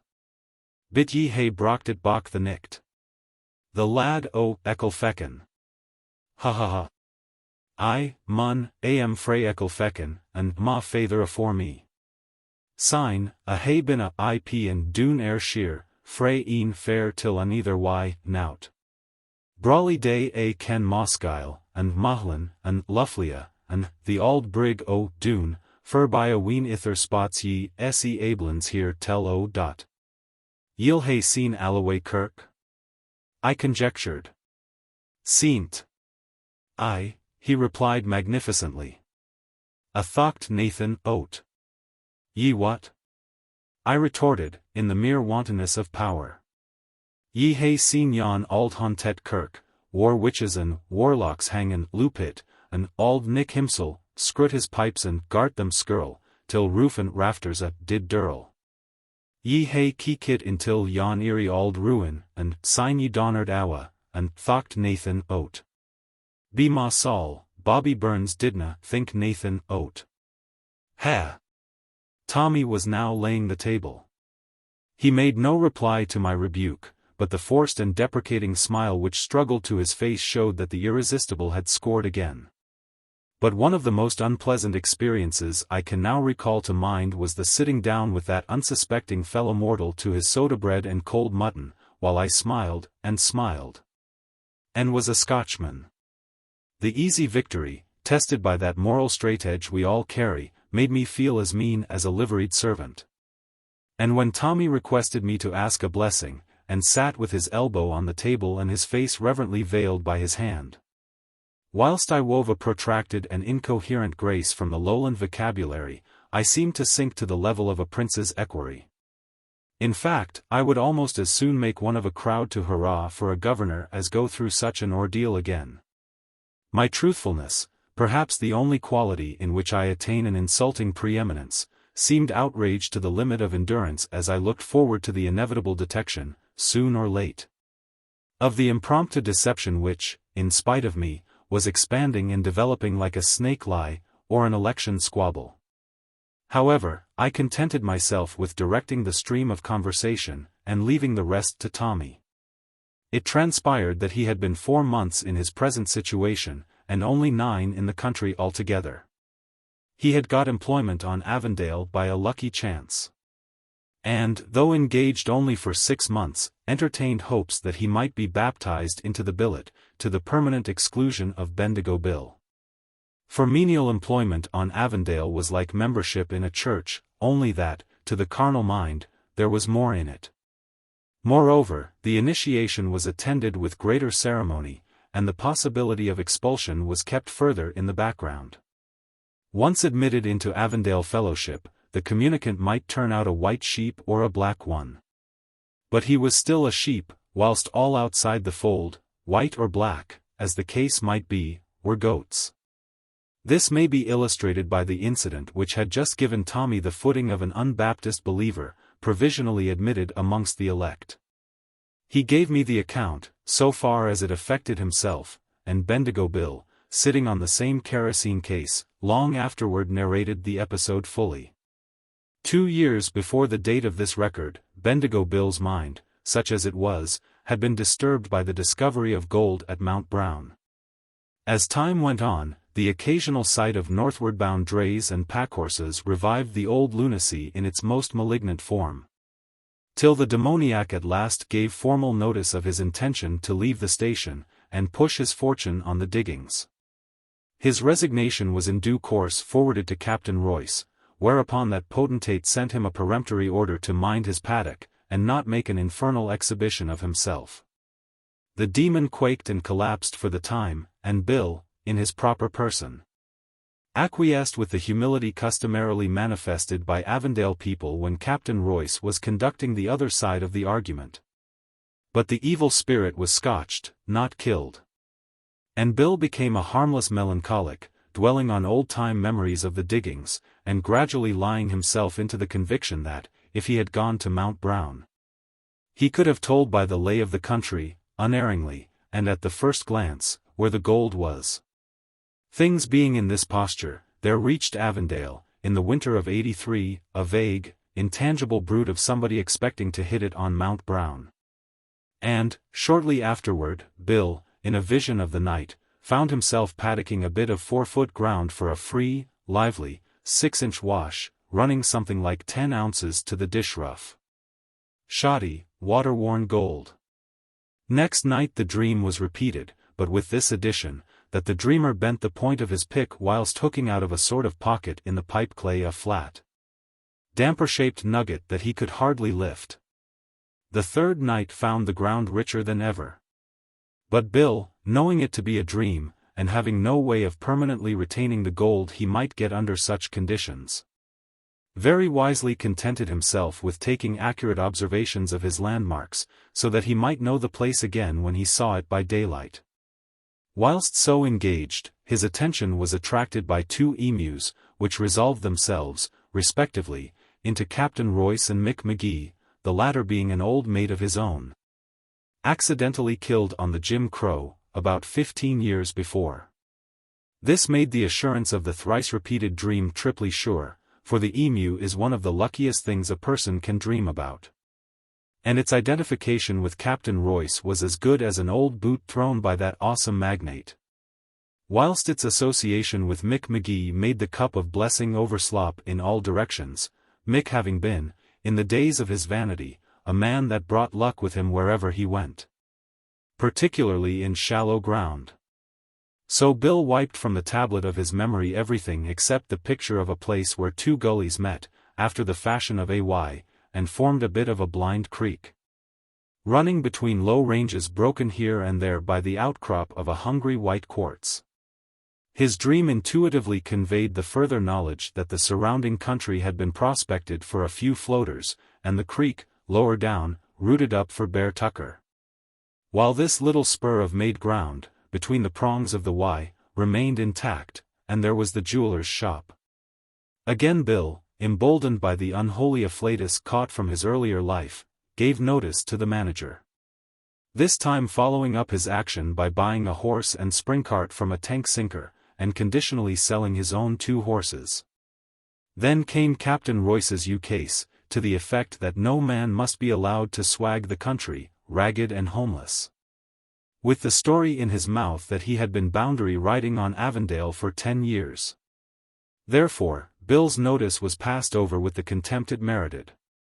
But something must be done, so a 6 months' leave of absence was granted. And the manager was instructed to employ, for that time only, the first likely-looking stranger who presented himself, the latter being clearly given to understand that he was only in the loosest sense of the word an Avondale employee. If Bill returned on the expiration of his furlough, he should be reinstated, and all would be forgiven.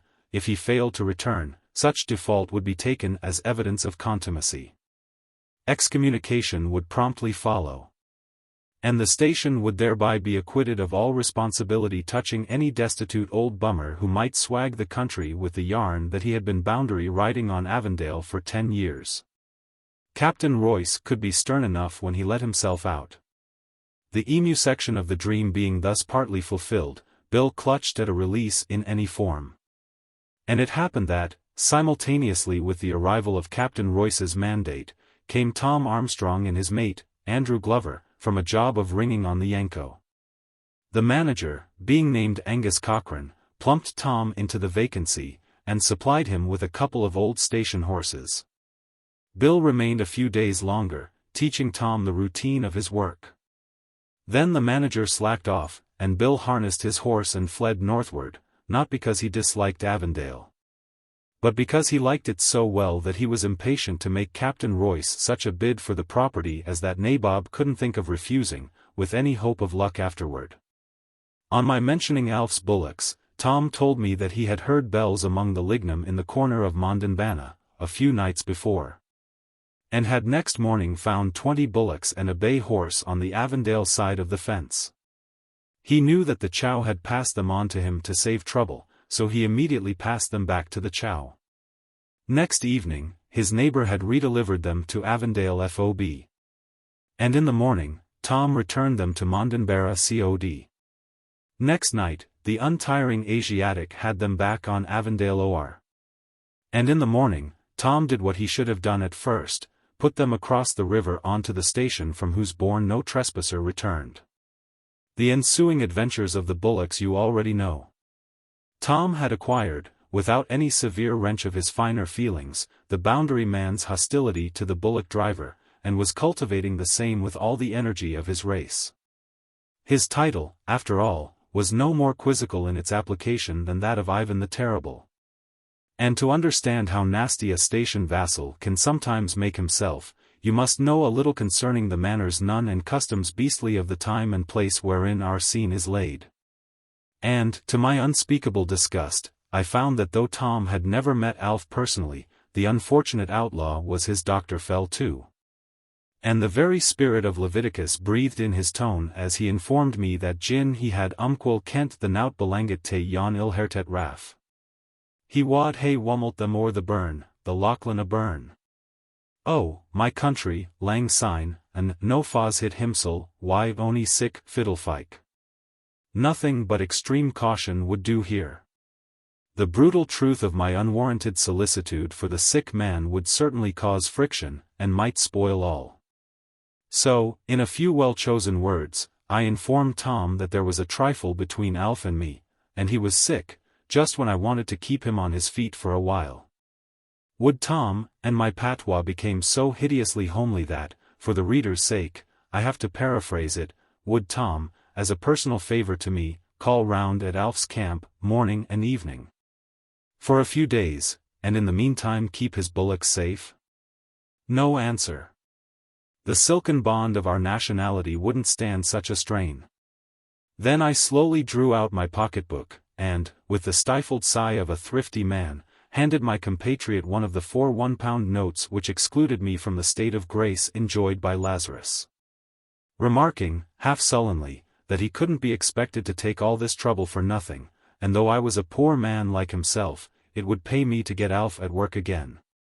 And, considering that a bullock driver often has it in his power to do a good turn for a boundary man, wouldn't it be better, I suggested, for Tom to do all this on his own account? Without a whisper concerning my interposition? I had known better than to make such a proposition to Soliker. That impracticable animal, who would have uncovered his head to receive baksheesh, as baksheesh, from a gentleman, would have spurned my lubricant as an unholy thing.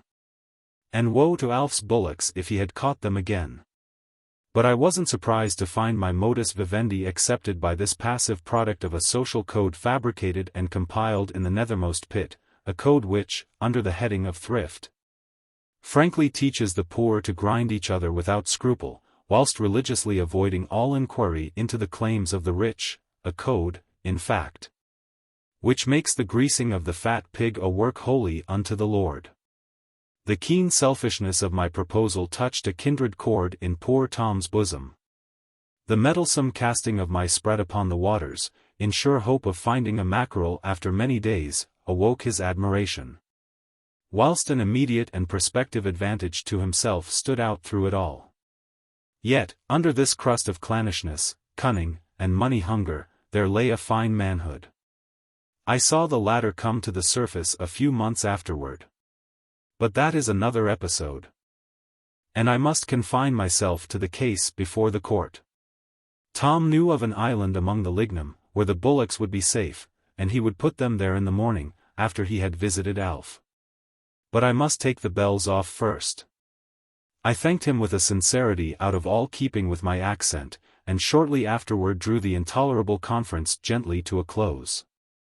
Upon the whole, I had impressed my host as a shrewd, well-informed person, too much taken up with the cares of the world and the deceitfulness of riches to dwell upon personal memories of the auld kintra. I was touched to notice a certain disappointment and forlornness in his manner as he accompanied me to the boundary fence, where we shook hands and parted, each looking forward to the probability of meeting again, but with different degrees of longing. And now, thought I, as I recovered Alf's saddle and bridle, Heaven grant that parting may be a Kathleen Mavourneen one, and let me have some other class of difficulty to deal with next time. Thus, in the best of spirits, owing to the prospect of some smooth travelling on my main trunk line, after having traversed the steep and crooked section to which I had been committed by one touch of the switch 2 hours before, I made my way through the lignum to Alf's camp. Guided partly by the instinct which we share unequally with the lower creation, and partly by the smell of the dead dog, Zephyr-born on the night air. After dragging the poor animal's body a little distance away, I vaulted into the wagon, and spoke cheerily to Alf. No reply. I struck a match, and saw him sleeping the peaceful, dreamless sleep of a tired child. I lit a bit of candle I had noticed in the daytime, and sat down to note his progress in a professional way. His pulse was right, as I found by timing it with my own, and the hard swelling of the elbows seemed to have relaxed a little. The backs of his hands were pretty bad with the external scurvy known as barcoo rot, produced by unsuitable food and extreme hardship, but that had nothing to do with the complaint which had so strangely overtaken him. His breathing was gentle and regular, though his face was covered with gorged mosquitoes. The healthy moistness of the skin showed that my prescription had operated as a sudorific, no less than as a soporific. Altogether, there was a marked diminution of what we call febrile symptoms. And, better still, he had managed to turn himself over since I left him. I lit my pipe, and contemplated the unconscious outlaw. Without being aggressively handsome, like Dixon or Willoughby, Alf, in his normal state, was a decidedly noble-looking man, of the so-called Anglo-Saxon type. Modified by 60 or 80 years of Australian deterioration. His grandfather had probably been something like Solliker, and the apprehensions of that discomfortable cousin were being fulfilled only too ruthlessly. The climate had played old gooseberry with the fine primordial stock. Physically, the Suffolk punch had degenerated into the steeplechaser. Psychologically, the chasm between the stolid English peasant and the saturnine, sensitive Australian had been spanned with that facilis which marks the descensus Averni. But the question of racial degeneracy, past, present, or to come, troubled its victim very little as he lay there. Indeed, it had never troubled him much.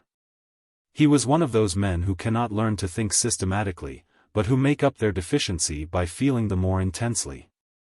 And now that the unseen guide had given his beloved sleep, and the stern, defiant blue eyes were veiled, and the habitual frown smoothed from the fine forehead, I found something pathetic in the worn repose of the sleeper's face.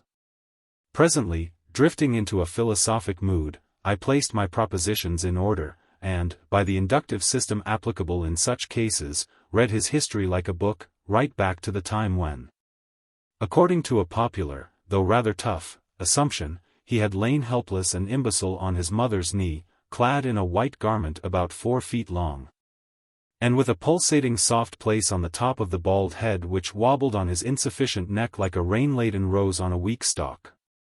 Little dreamed that mother, poor mortal, when with tireless iteration she ticked off his extremities, this pig went to market. This pig stayed at home, little did she dream, when she wiped the perpetual dribble from his mouth. When she poured all manner of unintelligible tommyrot into his inattentive and conspicuous ears, little did she then dream that the blind evolution of events would transform her inexplicably valued baby into a scrap of floating wreckage on a sea of trouble, scarcely amounting to a circumstance in the vast and endless procession of his fellow waifs. Doubtless, he would soon be on his feet again, but to what end? Merely to resume the old persecuted life, still achieving, still pursuing that strictly congruous penalty which waits upon the man whose life is one protracted challenge to a world wherein no person except the systematic and successful hypocrite has too many friends, or too good a character. Any fool can get himself hated, if he goes the right way to work, but the game was never yet worth a rap, for a rational man to play. This in clear view of the fact that most people lose more by their friends than by their enemies. But there are few sins more odious than ill nature. And there's nothing blessed about the persecution you undergo on that account. Your position is not heroic, at best, it is only pitiable, at worst, it is detestable. Athanasius contra mundum is grand only in cases where the snag is right, and the mundus wrong. Then persecution becomes the second highest form of blessedness, the highest form, of course, being the ability to turn round and flatten out the persecutor. Now, if Alf could open the windows of his understanding, but then, one of the gravest disabilities in the leopard of 35, or thereabout, is connected with the changing of his spots. Such is life. With these reflections, I extinguished the candle, and left the wagon. The bullocks happened to be close by.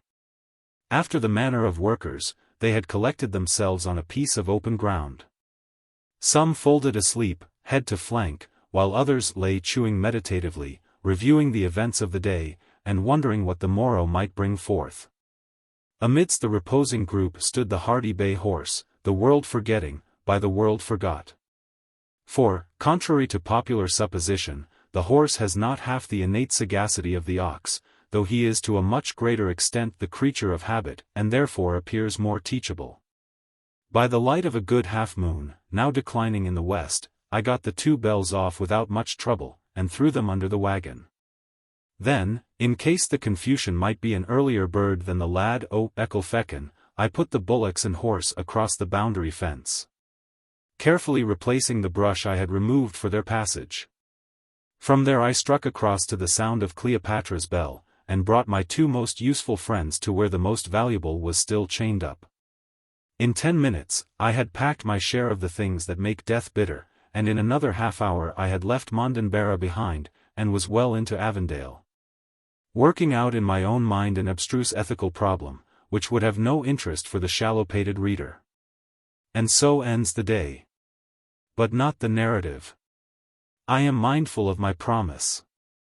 As hour after hour passed, the insecurity of Alf's situation grew upon me, till I could think of nothing else.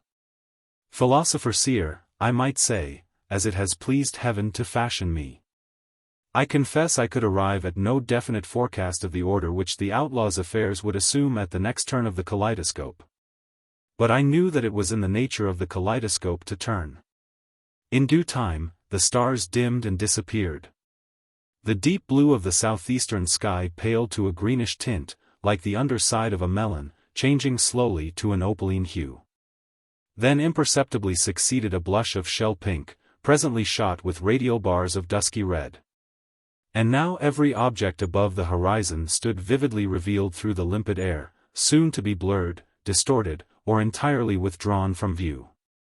In the favorable interval of 10 or 15 minutes, I saw Pundu Homestead, 6 or 8 miles ahead.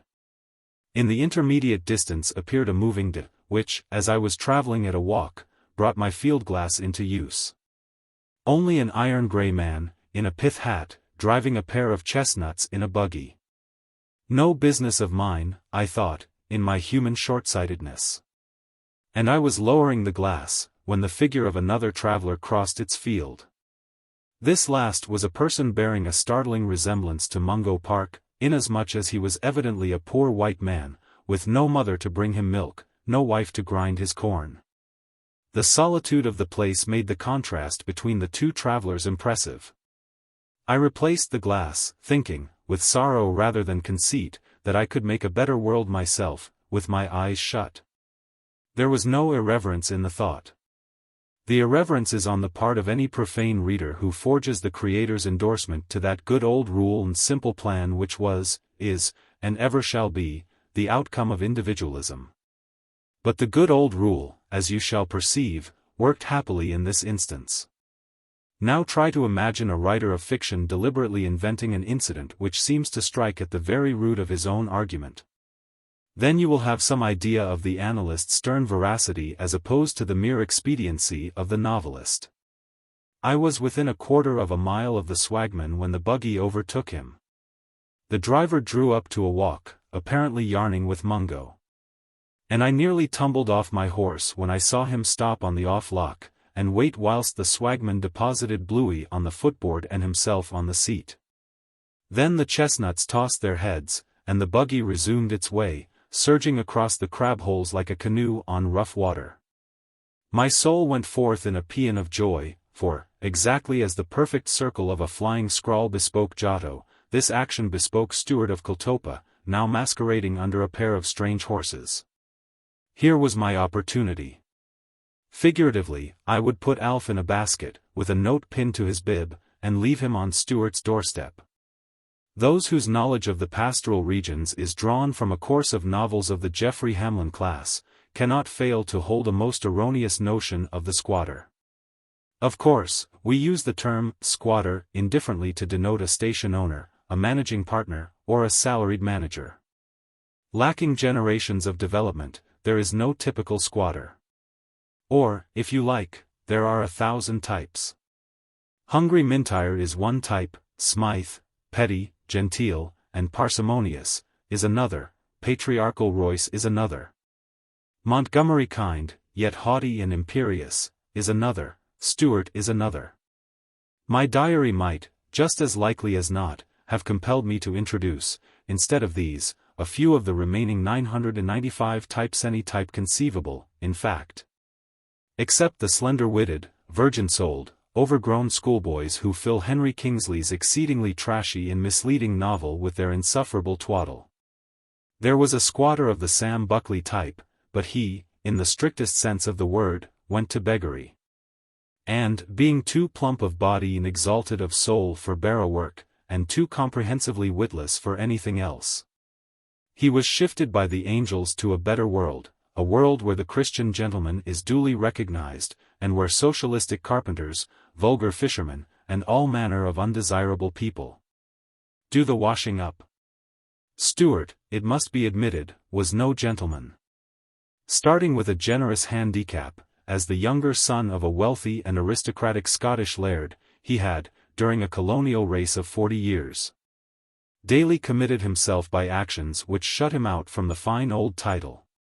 He was in the gall of altruism, and in the bond of democracy. Amiable demeanor, unmeasured magnanimity, and spotless integrity, could never carry off the unpardonable sin in which this lost sheep-owner wallowed, the taint, namely, of isocratic principle. When a member of the classes takes to his bosom that unclean thing, in its naked reality, he thereby forfeits the title of gentleman, and becomes a mere man. For there is no such thing as a democratic gentleman, the adjective and noun are hyphenated by a drawn sword. If the said unclean thing eats into its victim to the same extent that the wolf did into Baron Munchausen's sleigh-horse, the metamorphosed subject comes perilously near being what the Orientals call a dog of a Christian.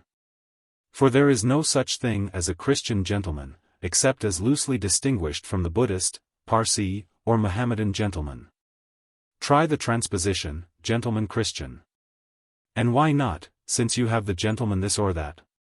Taking the shifty, insidious title in its go-to-meeting sense, every Christian is prima facie a gentleman. Taking it in its everyday sense, no gentleman can be a Christian, for Christianity postulates initial equality, and recognizes no gradation except in usefulness. So Stuart was never, even by inadvertence, spoken of as a gentleman, always as a Christian. 60 years of wise choice in the perpetually recurring alternatives of life, had made the golden rule his spontaneous impulse. And now, though according to the shapen in iniquity theory, he must have had faults, no one in Riverina, below the degree of squatter, had proved sharp enough to detect them. It was considered bad form to express approval of anything he did. Stuart. Oh, he's a ADJ, Christian. That was all. He had reached a certain standard, and was expected to live up to it. Such is life. By a notable coincidence, Stuart was rich. Not owing to his Christianity, bear in mind, but partly to a faculty for knowing by the look of a sheep, as it raced past, whether the animal was worth 6 and 10pence or 7 shillings. Partly to his being able to tell, by what was happening in some other quarter of the globe, how the wool market was going to move, partly to his being connected with a thing that paid. Partly to his knowing when he was well off, and leaving the reflected meat to the inverted dog in the water. Partly to a stubborn crotchet which made him hold the giver of usury, as well as the taker, to be beyond the pale of mercy, partly to a fine administrative ability. Partly to the avoidance of expensive habits, partly to all these combined, but chiefly to the fact that his manna never failed. Anyway, he could afford to impart, in judicious assistance to deserving and undeserving people, more than the average squatter spends in usury and extravagance put together. And be better off all the while. An illustration may not be amiss here.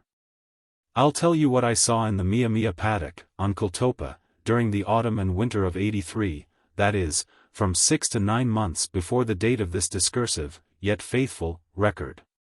'83 was a bad year. The scanty growth of the '82 spring had been eaten off nearly as fast as it grew. And afterward the millions of stock had to live, like the Melbourne unemployed of later times, on the glorious sunshine. Then when the winter came, it brought nothing but frost, and the last state of the country was worse than the first. The mile-wide stock route from Wilcannia to Hay was strewn with carcasses of traveling sheep along the whole 250 miles. On one part of the route, some frivolous person had stooped the dried mummies, they were lying so thick, in order that drovers and boundary men might have the pleasure of cantering on ahead to run the little mobs out of the way. And as human nature, thus sold, never grudges to others participation in the sell, the stooks improved in size and lifelikeness for weeks and months. I remember noticing once, in passing along the 50-mile stretch of that route which bisects the One Tree Plain, that, taking no account of sheep, I never was out of sight of dying cattle and horses, let alone the dead ones. The famine was sore in the land. To use the expression of men deeply interested in the matter, you could flog a flea from the Murrumbidgee to the Darling. Or, to put it in another way, the life of stock in Riverina was as cheap as the life of the common person in the novels of R.L. Stevenson, Rider Haggard, Rudyard Kipling, and some other modern classics. Kultopa, being the best of land, and lightly stocked, was an exception. And thither flocked nearly all the uncircumcised of Riverina, with their homeless bullocks and horses. Stuart wasn't the man to order them off, while ordering would have been of any use. And in affairs of this nature, the squatter who hesitates is lost. The time comes when grass loafers will stand a lot of ordering off. In extreme cases, such as the one under review, they are about equal in tenacity to the Scythians or the Cimbri of olden times. There was no end to them. Week after week, month after month, they came stringing in from 7-syllabled localities on all points of the compass. Some with sunburnt wives, and graduated sets of supple-jointed keen-sighted children, the latter, I grieve to admit, distinctly affirming that disquieting theory which assumes evolution of immigrating races toward the aboriginal type. There was plenty of rough feed in the Mia Mia paddock, and there the tribes congregated to hold their protracted feast of tabernacles, their vast camp meeting, which they by no means conducted on religious lines. For the easy profanity, unconscious obscenity, and august slang of the back country scented the air like myall. Whilst the aggregate repertory of bona fide anecdote and reminiscence was something worth while. No young fellow in that great rendezvous dared to embellish his narrative in the slightest degree, on pain of being posted as a double-adjective blatherskite. For his audience was sure to include a couple of critical, cynical, iron-grey cyclopedias of everything Australian, everything, at least, untainted by the spurious and blue-molded civilization of the literal. An evangelist, collecting money for the support of an Aboriginal mission, went 50 miles out of his way to give these unregenerate brethren a word of exhortation. This good man, he probably never had a sovereign which he regarded as his own, and, rest his soul, he needs no money now, this good man afterward told me, with tears of gratitude and sorrow in his eyes, that he got a fine collection in the Mia Mia, but no souls. And both clauses of his statement seemed to have the ring of truth. Stuart sullenly avoided this gathering of the clans. He knew he wasn't wanted there. And, as the paddock consisted chiefly of purchased land, he felt that the conventionalities were, in a sense, violated. But what could the people do? It was a miserable business altogether. At last, moved by the report of the Mia Mia boundary rider, he drove slowly along the river frontage, and saw 5 miles of wagons, wagonettes, spring carts, buggies, tents, women, children, dogs, cooking utensils, and masculine laundry. He saw fellows patching tarpaulins, mending harness, making yokes, plaiting whips, fishing, pig hunting, reading Ouida, yarning round fires, or trying to invent some new form of gambling. But he only saw their backs, and they didn't see him at all. He took a tour round the paddock, and found a racecourse duly laid out in a suitable place, with a few fellows training their bits of stuff for a coming event. Others were duck shooting in the swamps, and others after turkeys on the plains, whilst a few diverted themselves by coursing rabbits on the sand hills. And as for bullocks and horses, why, they were as grasshoppers for multitude. A closer examination brought to light his own sheep. Wild and shy, as paddock merinos always are, these had withdrawn to the quietest places they could find, and were there making the best of a bad job. Stuart lost his temper, for once. And he that is without similar sin among the readers of this simple memoir is hereby authorized to cast the first stone.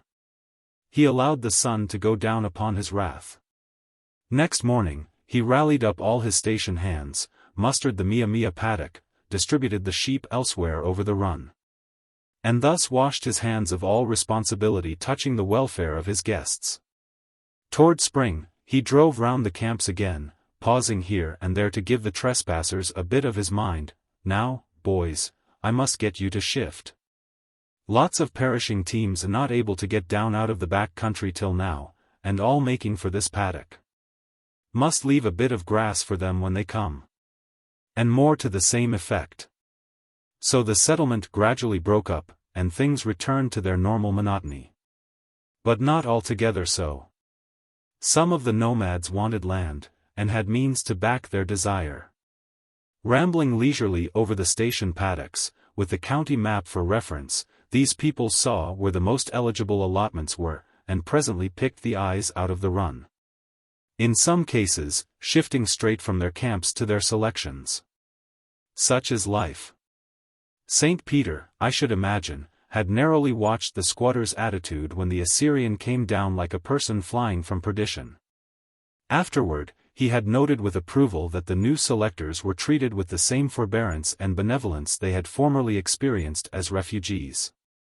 But not until he saw Stuart pounce on the incident of the Mammoth Surprise Party as a clinching argument against land monopoly, did that austere janitor hang his keys on his thumb, to hunt up. Far back in his book, the page reserved in case of rich men. And still the metaphor of the camel and the needle's eye stands unimpaired. The difficulties vanish only when you attain some conception of what the kingdom of God is, how much more to the purpose than pearly gates or jasper seas, how accordant with the Ormuzd in man. How premeditated in design, how indomitable in patience, and how needfully and inexorably guarded by the diminutive portal above referred to. Good morning, Collins. Good morning, Mr. Stuart. An early stirrer, by the rood. Yes, I have a Sheol of a long stage before me today.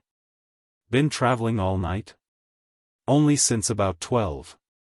I camped yesterday in the Dead Man's Bend, on Mondenberra. I've been kept on the move since dinner time, or so. Tell you how it came. I was lying in the shade of a tree, having a smoke, and thinking about one thing or another, when I heard someone calling from the other side of the river. It was Mosey Price, and he told me, etc. etc. Stuart sighed, glanced toward the southeast, produced a cigar case, took thence 3 cigars, handed one to me and another to Mungo Park, lit the third himself. Then smoked listlessly and mechanically. Good, he remarked, throwing away the inch-long stump of his cigar, and gathering his reins. What's your name? He continued, turning to the swagman. Bob Sterling, replied the African explorer. I worked on Kultopa many years ago, but I don't suppose you remember me. I'm not sure. However, I'll find a nice comfortable week's work for you, at all events. Collins, I give you credit. You should have gone into politics. You'd have made a good diplomatist. I'm glad you think so, Mr. Stuart. But the main body of the story has to come. You see, I was, in a sense, no farther forward than at first. Alf's bullocks were only respite, and briefly at that. So, as I was telling you, I left them against the boundary fence, and walked across to interview this terrible Tommy. He was my last resource. I just met him carrying home a couple of buckets of water from the lagoon. Evening, sir, says I, as sweet as sugar, etc., etc. Stuart glanced at the blazing orb, now slowly climbing the coppery sky, sighed again, lit another cigar, and smoked impassively. If I approve of your action in that instance, Collins, he remarked gravely, throwing away his second stump, and groping for something under the buggy seat. Indeed, Mr. Stuart, I don't defend the action. I only endeavor to palliate it on the plea of necessity. And, if Adam fell in the days of innocency, what should poor Tom Collins do in the days of villainy? Shakespeare, observed the squatter approvingly, as he drew a bottle and glass from a candlebox under the seat. Misquoted, though, unless my memory betrays me. But I look at the thing in this way: the Pundu people put a couple of bottles of Albury into the buggy, and I think we can do one of them now, early as it is. When shall we three meet again? How is that for aptness? A Roland for your ADJ, Oliver. I look at the thing in this way, Collins, but you mustn't take anything on an empty stomach. I have some sandwiches here. He handed a couple to me, a couple to Bob, and reserved a couple for himself. I look at the thing in this way. I put myself in Tommy's place. Now, if any man presumed to play such a trick on me, why, and me, I should take it very ill. Now, Collins. Oh, stop, please. Don't fill that glass for me. I'm very sensible of your disapproval, Mr. Stewart. I'm more sorry than I can express, not in the way of penitence, certainly, but that I should be unfortunate enough to have incurred your displeasure. I wish you could put yourself in my place, instead of Tommy's. Well, long life to you, Mr. Stewart, both for your own sake and the sake of the public. Thanks for the good wish, Collins, and to Sheol, with the flattery. I may tell you that I do put myself in your place, as well as in Tommy's. But, Ennet, you don't seem to be alive to the principle of the thing. You're not a blue ribboner, I suppose? And he tendered the replenished glass to Bob. Bad hand you've got, poor fellow. Severe accident apparently? Sepoy bullet at Lucknow, sir. I was a lad of 19 then, just joined. You've been a soldier?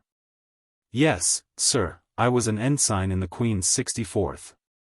We formed part of Havelock's column of relief. The placid, unassertive, incapable face told the rest of the poor fellow's story. You don't seem to be alive to the principle of the thing, repeated Stewart, turning again to me. Your cosmopolitanism is a big mistake. Every man has a nationality, remember. And though you'll find many most excellent fellows of all races, yet, if you want the real thing, you must look. May God bless you, Mr. Stewart. Murmured Sterling of ours, raising the glass to his lips. Thank you, my friend, you must look to Scotland for it. And, Ennet, man, this is the very nationality you have been fleering at. Of course, I don't dwell on the subject because I happen to be a Scotsman myself, only, I must say I should never have expected, but what do you think is the matter with Alf Morris? Difficult to say. Some sort of arthrodinic complaint, I fancy. At all events, he's badly gone in most of his joints. Poor devil, soliloquized the squatter, filling the glass for himself. He's a bad lot, bad lot, nation bad lot. Bitter, vindictive sort of man. You're familiar, like myself, with Shakespeare. Now, Morris reminds me of Titus Andronicus. Better luck, boys. Thank you, Mr. Stewart. Thank you, Mr. Stewart. This Titus, as you may remember, was expelled from Athens by the people, after they had elected him consul. They couldn't stand his pride. He took up his abode in a cave, and, for the rest of his life, met every overture of friendship with taunts and insults. Even in his epitaph, written by himself. Here rests his head upon the lap of earth. Now, Ennet, I committed those lines to memory, 45 years ago. I wish I could recall them. I think I can repeat the passage, Mr. Stewart, said I modestly. Here lies a wretched corse, of wretched soul bereft. Seek not his name. A plague consume you wicked caitiffs left. Here lie I, Timon, who, alive, all living men did hate. Pass on, and curse thy fill, but pass, and stay not here thy gate. Good, replied the squatter, all his hurry forgotten in the fascination of profitless gossip. Now there you have Morris to the very life. Hopeless D case. But the misanthropy of the Shakespearean hero was not without cause, Mr. Stewart, I urged. Given certain rigorous circumstances, acting on a given temperament, and you have a practically inevitable sequence, perhaps a pious faith, perhaps a philosophic calm, perhaps an intensified selfishness, perhaps a sullen despair. In fact, the variety of possible results corresponds exactly with the variety of possible circumstances and temperaments. In the case of the Greek misanthrope, the factor of temperament is first carefully stated, then the factor of circumstances is brought into operation. Then the genius of the dramatist supplies the resultant revolution of moral being, in such a manner as to excite sympathy rather than reprobation. Reasoning from cause to effect, we see the inevitableness of the issue. But in Morris's case, we must reason from effect to cause. We see a certain outcome. D unmistakably, muttered the squatter. And it rests with us to account for this from prior conditions of temperament and circumstances. Then we shall have, so to speak, the second and third terms, and from these it won't be difficult, I think, to calculate the term which should antecede them, namely, temperament. Morris is a widower. His wife was a magnificent singer, and, in a general way, one of those tawny-haired tigresses who leave their mark on a man's life, and are much better left alone. Has he any children? Asked Stewart. Well, no, these tawny-haired tigresses don't have children. Anyway, she died some 10 years ago, but at the time of her death they had been separated for about 3 years. They couldn't have been living long together, or else he married young, suggested Stewart. No, they weren't long together, but Alf is a man of peculiar moral constitution. He frets a lot over her memory, loves and hates her at the same time. Secondary to this, is a misunderstanding with his father, which caused Alf to clear off, leaving the old man to mind everything himself. Of course, I'm only giving you the heads. And my information is derived from no random hearsay, but is obtained by an intransmissible power of induction, rare in our times.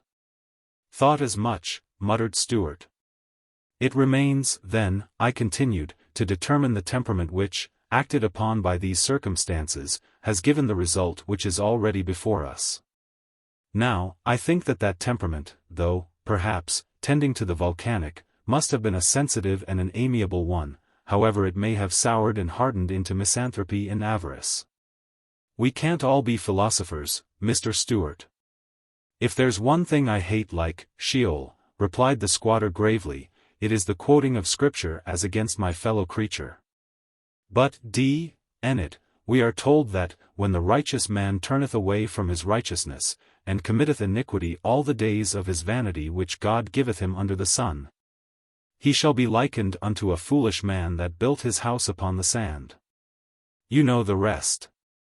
If we take upon us to judge Morris at all, we must judge him as he is. Your judgment is generous, but nonsensical, mine is rational, but churlish, churlish. He paused, in evident discomfort, flicked a roly-poly with his whip, and continued. You know, I had him on Kultopa for a couple of months, bringing in pine logs, when Barker's sawing plant was there. Well, without going into details, capable fellow, too. Fine combination of a cultivated man and an experienced rough-and-ready bushman. Strictly honest, also, I think, only for his naval disposition. Dr. Johnson liked a good hater, I suggested sadly, for it was evident that my unfortunate protégé had already, in his own peculiar way, recommended himself to Stewart. You can imagine, by that circumstance alone, what a strong tincture of venom was held in solution by this feeble tenant of an hour. Indeed, if the matter had rested with the squatters, they would have starved him out of Riverina by industrial boycott.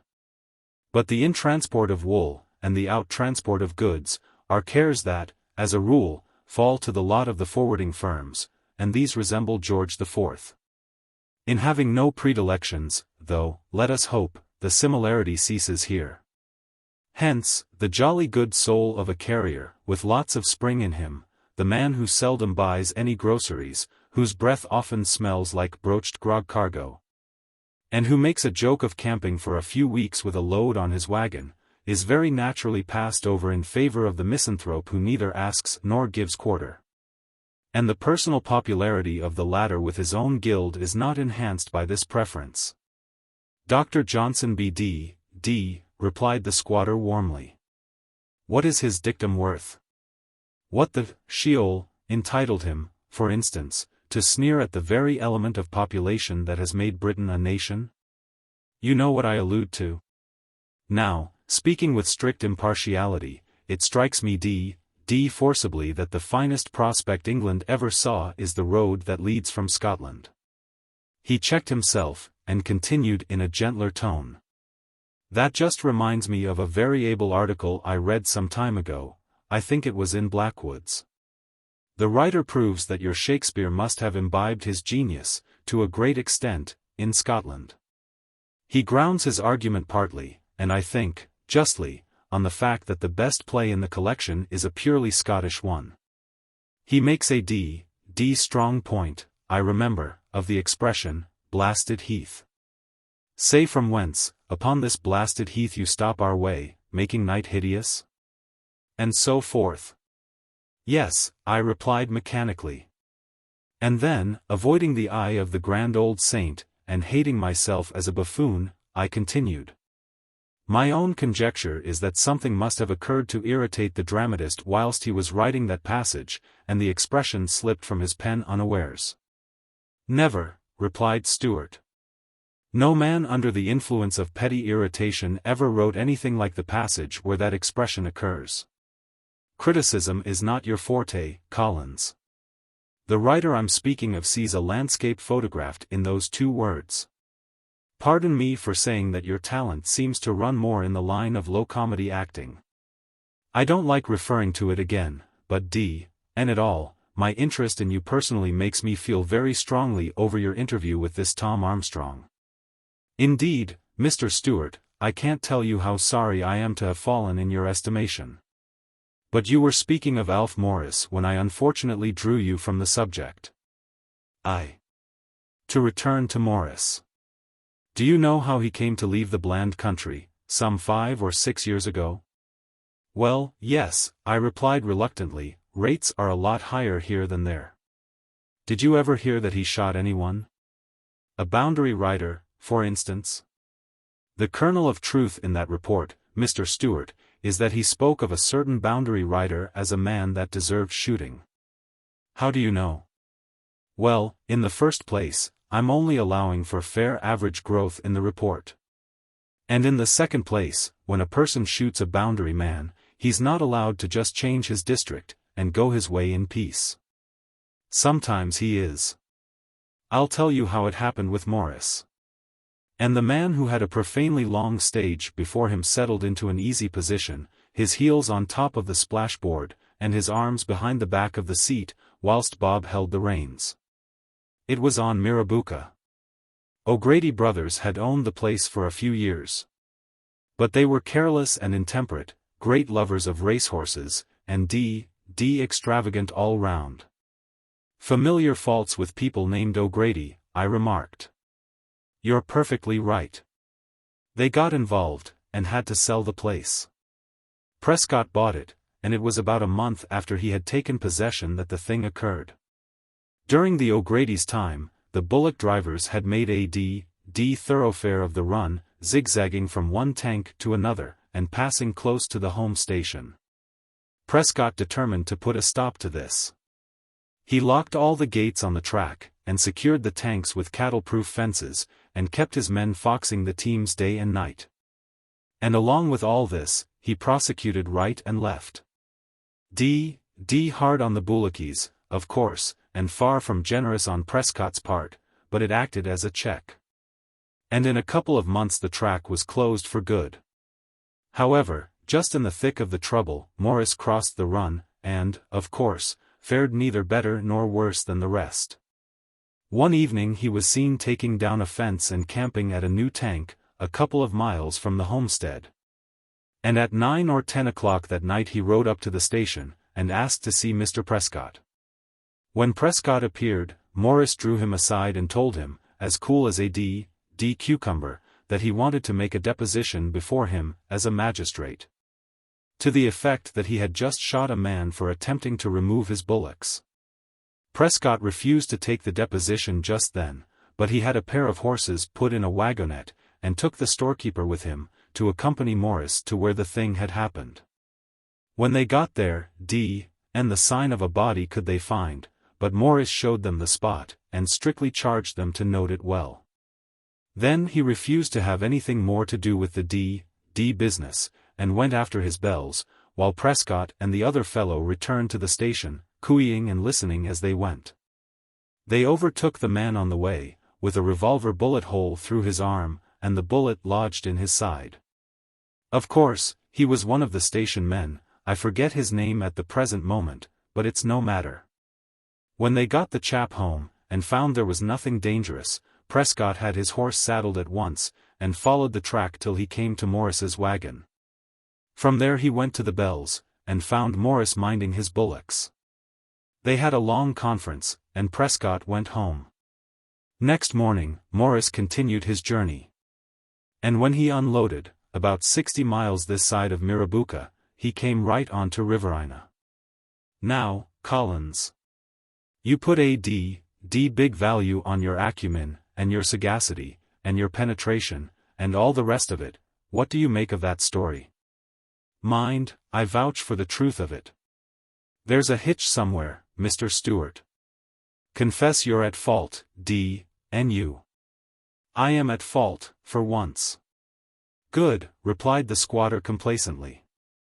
Now I'll give you the key. When the O'Grady's sold the station, there was a 200-pound tank nearly finished, but not paid for. And somehow, if I know how people can make such blunders. Somehow this tank was overlooked in the valuation. Prescott considered that the terms of sale included the tank, the liability being still on the O'Grady's. While they imagined that the whole transaction was taken off their hands. If the truth must be told, Prescott tried to do a sharp thing, under the cloak of an oversight. And the O'Grady's checkmated him with a sight sharper thing. In this way. Their last action, while the station remained in their power, was to transfer the tank to the department, on condition that a section of land should be reserved round it. The department accepted it on these terms, and struck the section off the Mirabuka assessment. But Prescott got wind of the thing before it was gazetted, and was moving heaven and earth to secure the reserve, just at the time Morris camped there. How Morris came by this information beats the devil. But, of course, all he had to say to Prescott was, I caught some scoundrel stealing my bullocks by night off the government reserve close by here. I tried without effect to get them from him peaceably, and I was compelled to stop him by force. I was careful to ask him if he was a government official. But, he gave me an insulting answer. Then, knowing him to be a cattle thief at large, I shot him in the act of felony. It didn't suit Prescott to stir up the question of the reserve just at that time, so what the Sheol could he do? And, in any case, Morris was within his legal rights. The reserve was as free to him as to Prescott, and, it all, stock must be protected. Curious case altogether. Of course, Prescott afterward got the land secured quietly. But just think of the cold-blooded calculation and unscrupulousness of Morris. He's a man to be avoided, Collins. Well, I replied, baffled and hopeless, I've nothing more to say, except that, generally speaking, the man who ought to be avoided is just the sort of person that my own refractory nature clings to with the fellow feeling which makes us wondrous kind. Therefore I'll go away sorrowful, not because I have great possessions, for I certainly haven't, but because my last hope for Alf was that you might interest yourself in his present difficulty. A half-inquiring, half-incredulous look crossed the frank face of the fine old believer, followed by one of his evanescent frowns.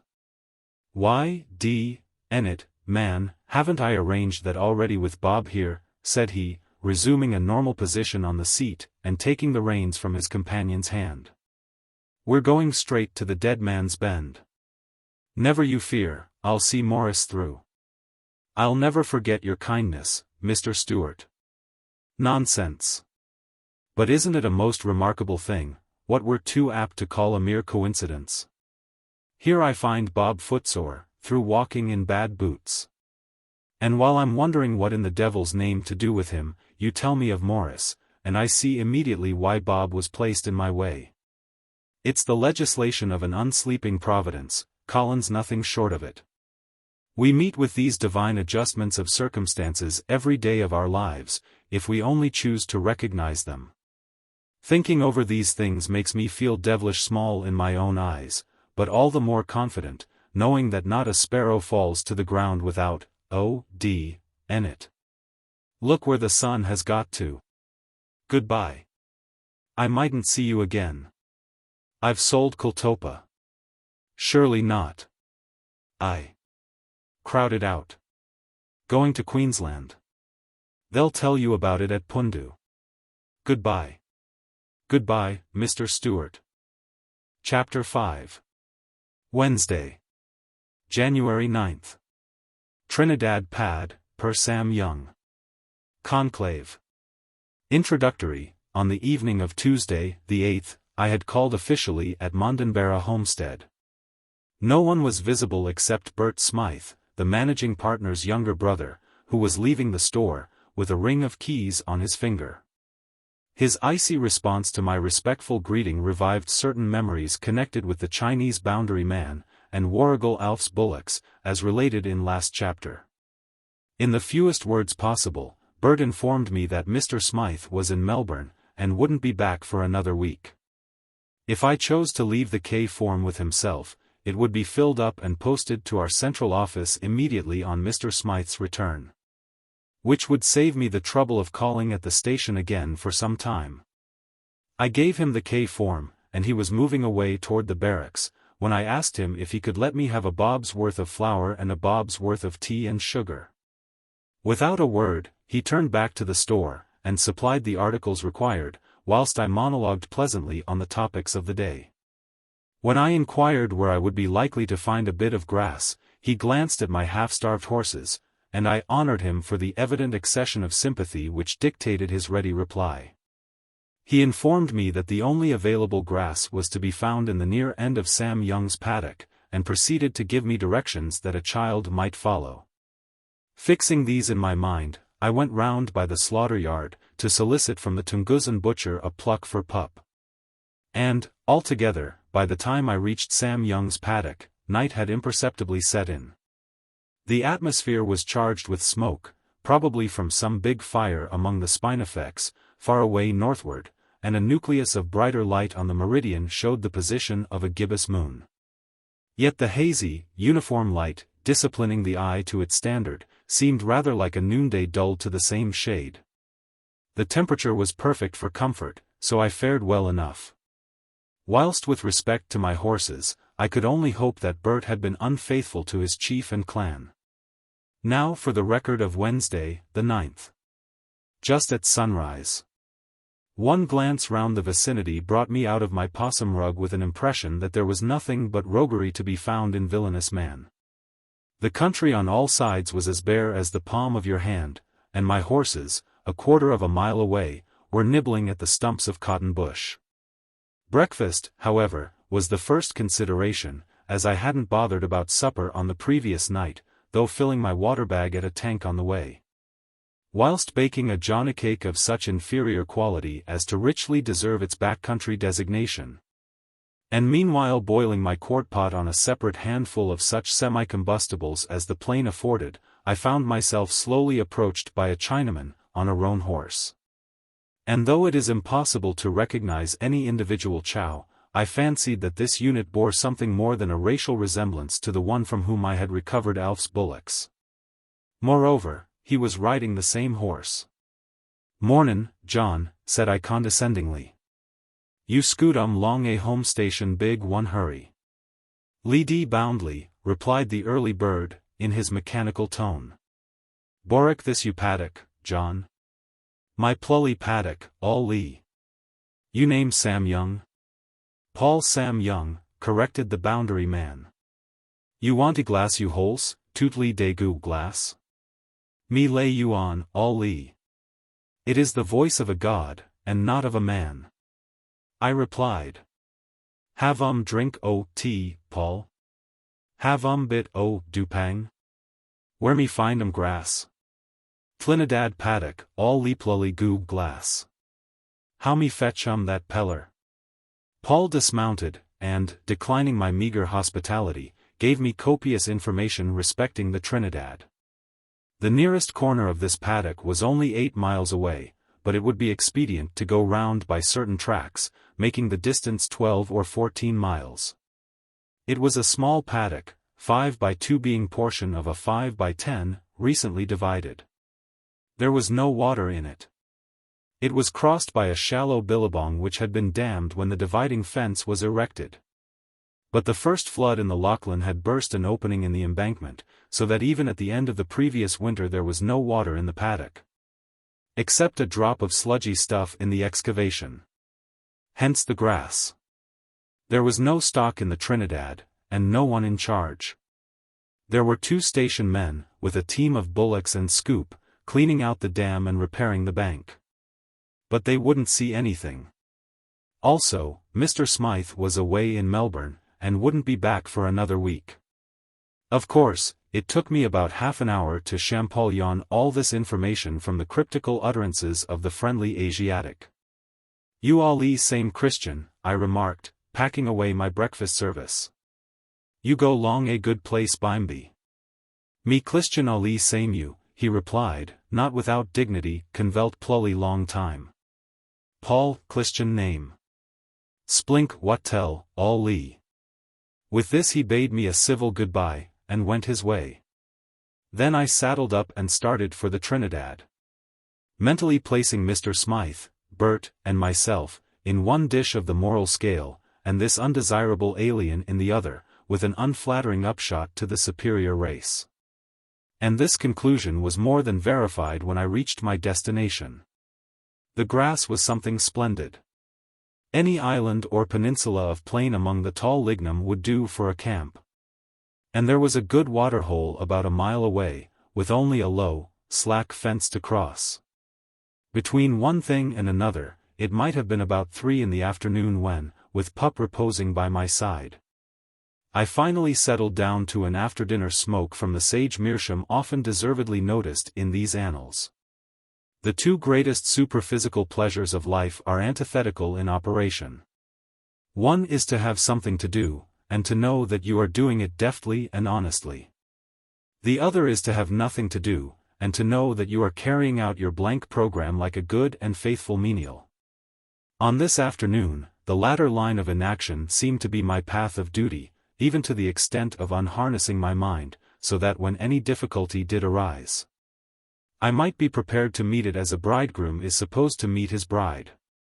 Therefore whenever my reasoning faculties obtruded themselves, I napped the coxcombs with a stick, and cried, down, wantons, down. Briefly, I kept my ratiocinative gear strictly quiescent, with only the perceptive apparatus unrestrained, thus observing all things through the hallowed haze of a mental Sabbath. There is a positive felicity in this attitude of soul, comparing most favorably with the negative happiness of nirvana. Taking it easy, Tom, conjectured a familiar voice. No, Steve, I murmured, without even raising my eyes. Tea in the quart pot there. What are you after? Or is someone after you? Prospecting for a bite of grass. Well, you've bottomed on the wash. Thought you were out to Kulkaroo with salt? Just getting down again, with a half-load of pressed skins. Bullocks living on box leaves and lignum. Rode over to get the geography of this place by daylight. Saunders, the fencer, told me about it this morning. He's got a 10-mile contract away on Pulkija, and he's going out with 3 horses and a dray load of stores for himself. Dray stopped on the road for the last week, with his wife minding it. Horses supposed to be lost in the lignum on Yunguli, and him hunting them for all he's worth. Keeps them planted all day, and tails them here at night. He wouldn't have laid me on, only that he's going to drop across them tomorrow morning, and shift. Anyone coming with you tonight? Baxter and Donovan. It's a good step to travel, must be 10 or 12 mile, but this grass is worth it. Safe, too, from what I hear. Might get 2 goes at it, by taking the bullocks out at daylight, and planting them till night. However, I must get back, to meet the other chaps with the mob. Well, I'll be here when you come. Thompson turned his horse, and disappeared round a promontory of lignum. By this time, the sun was dipping, dusky red, toward the smoky horizon. So I addressed myself to the duties of the evening, which consisted in taking my horses and pup to the water, and bringing back a supply for myself. Also, as a concession to the new aspect of things, I took the bell off Cleopatra. Daylight had now melted into soft, shadowless moonlight, and the place was no longer solitary. Dozens of cattle were scattered round, harvesting the fine crop of grass, and Thompson, with his 2 confederates, joined me. During daylight, I had made it my business to find a secluded place, bare of grass, where a fire could be kindled without offending the public eye.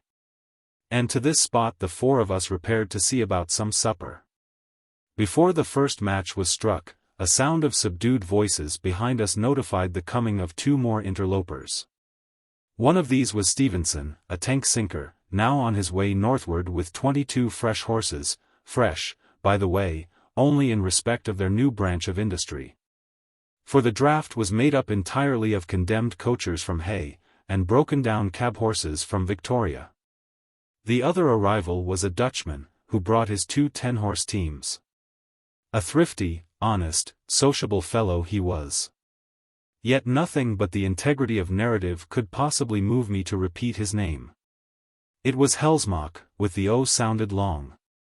The first time I had addressed him by name, many years before, a sense of delicacy had impelled me to shorten the vowel, also to slur the first syllable, whilst placing a strong accent on the second.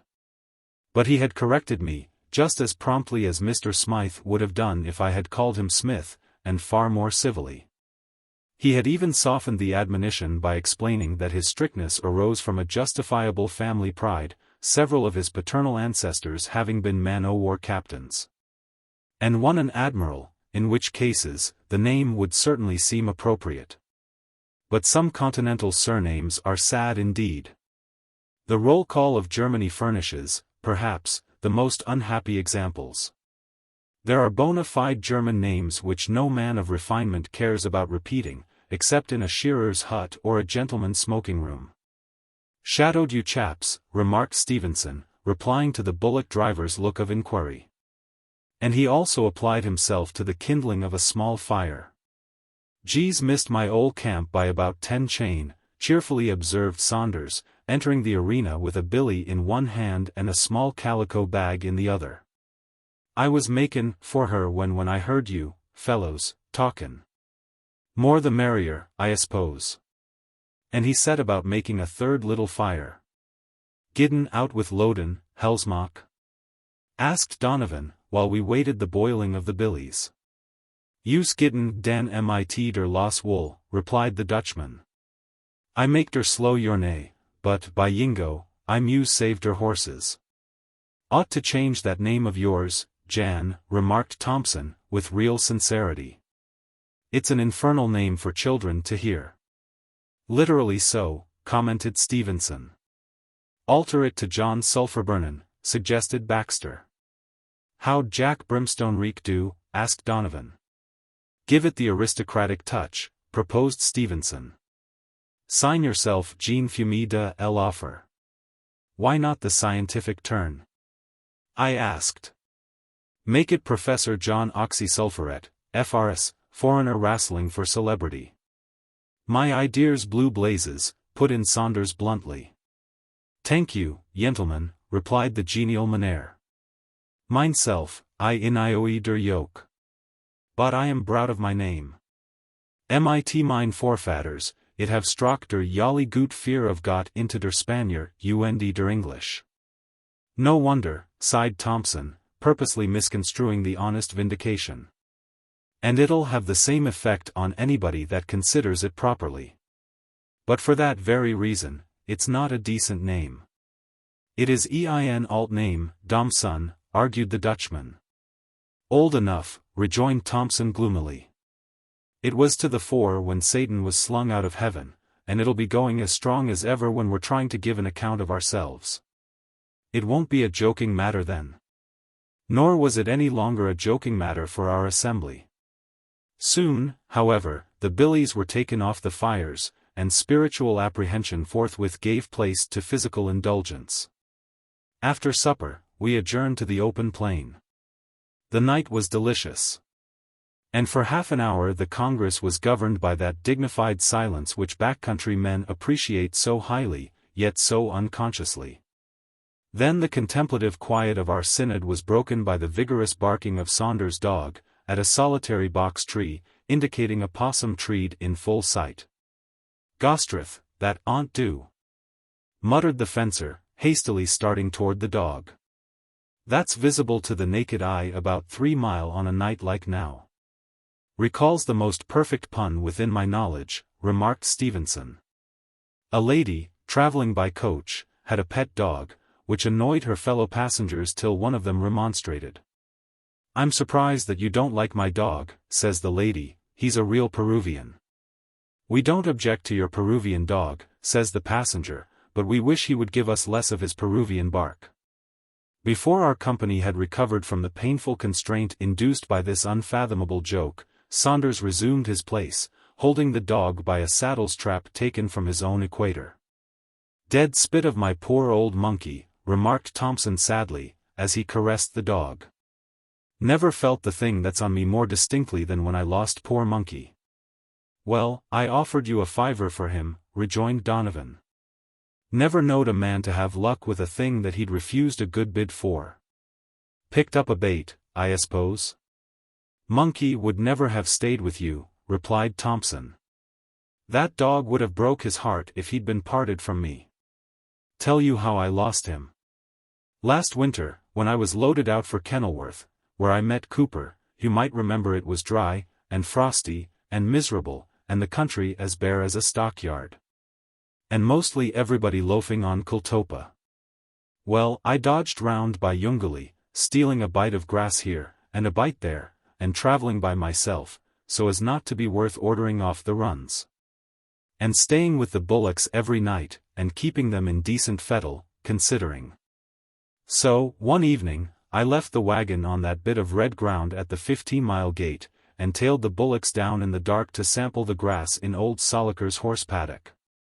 About 11 at night, when the first of them began to lie down, I shifted the lot to an open place, so as to have them all together when they got full. I was in bodily fear of losing some of them among the lignum, in the dark, for it's a hanging matter to duff in a horse paddock on Yunguli.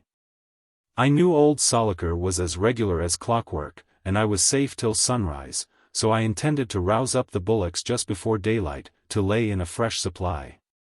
In the meantime, I settled myself down for a sleep. "Where was the ADJ dog?" asked Baxter. "Rolled up in the blanket with me, I tell you. And we both slept like the dead." "Owing to having no fleas on you," suggested Stevenson. "Don't know what was the cause. But the thing that woke me was the jingle of a Barwell horse bell on one side, and the rattle of a bridle on the other. Sure enough, there was the sun half an hour high, and old Soliker about 30 yards off, and here on the other side was his 2 horses dodging away from him. And me in a belt of lignum, halfway between, and my 20 bullocks, as bold as brass, all feeding together in the open, a bit to the left of the horses. It was plain to be seen that the old fellow hadn't caught sight of the bullocks on account of the belt of lignum where I was planted. But he was making for an openish place, not 20 yards ahead of him, and when he got there it would be all up. So I grabbed hold of Monkey, and fired him at the horses. He was there. He went like a boomerang when I let him rip, and in 2 seconds he had the blood flying out of those horses' heels, and, of course, they streaked for the clear ground near the hut. As soon as I let the dog go, I turned my attention to Soliker. At the first alarm, he stopped to consider.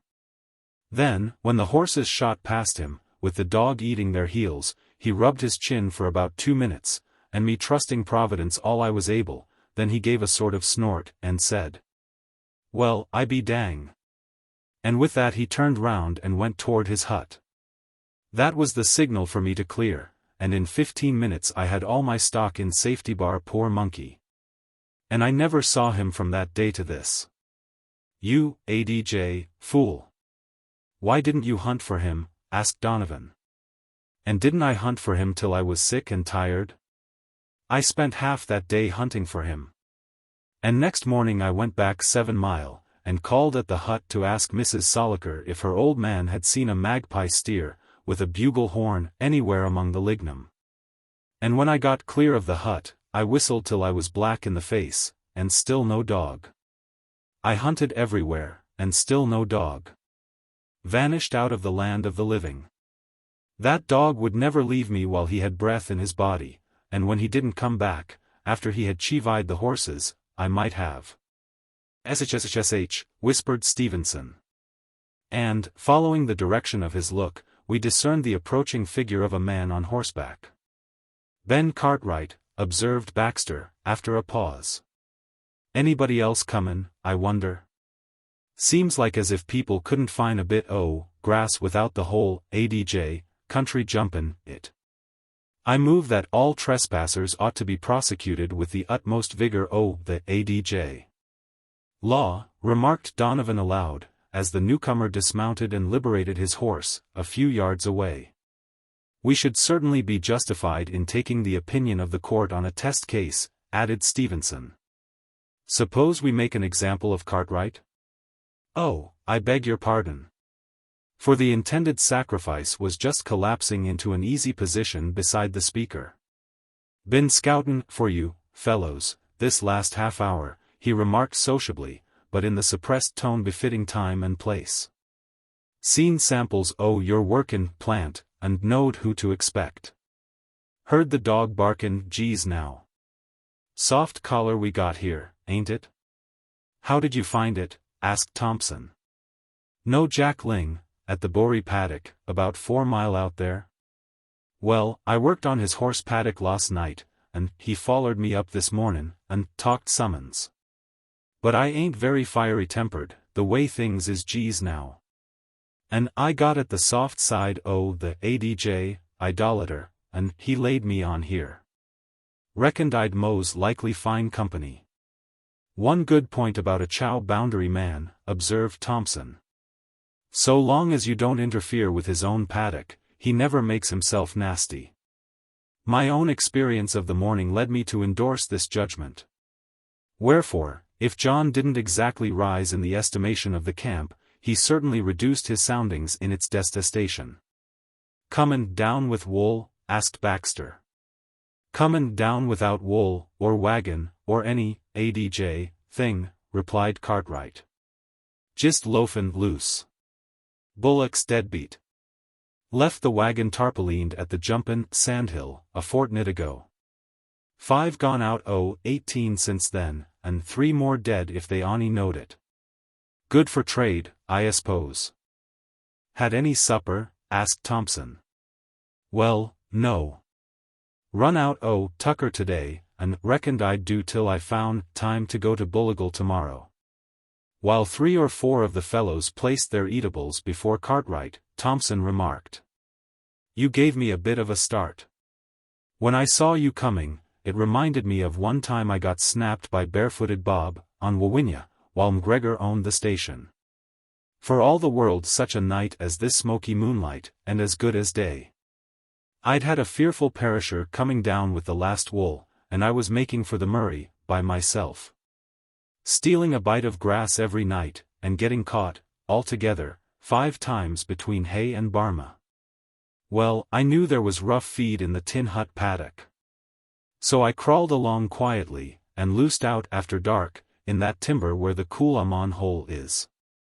Then I sneaked the bullocks through the fence, and out past that bit of a swamp. And they had just settled down to feed, when I saw someone riding toward me. I've got possession of some bullocks close handy here, says he, do you own them? Yes, says I. And, by the same token, I have possession. Right you are, says he. Court job, if you like. Your name's Stephen Thompson. Good night. Hold on, says I. On second thoughts, I haven't possession. But I think I know your voice. Aren't you barefooted, Bob? Where's Bat? Laying for Potter's horse teams tonight, says Bob. He'll get them, right enough. Come over to the wagon, and have a drink of tea, says I. No, no, says he, none of your tow-rag business. I'll just stop with these bullocks till it's light enough to count them out of the paddock. So we stayed there yarning all night, and in the morning we settled up, and he saw me out of the paddock.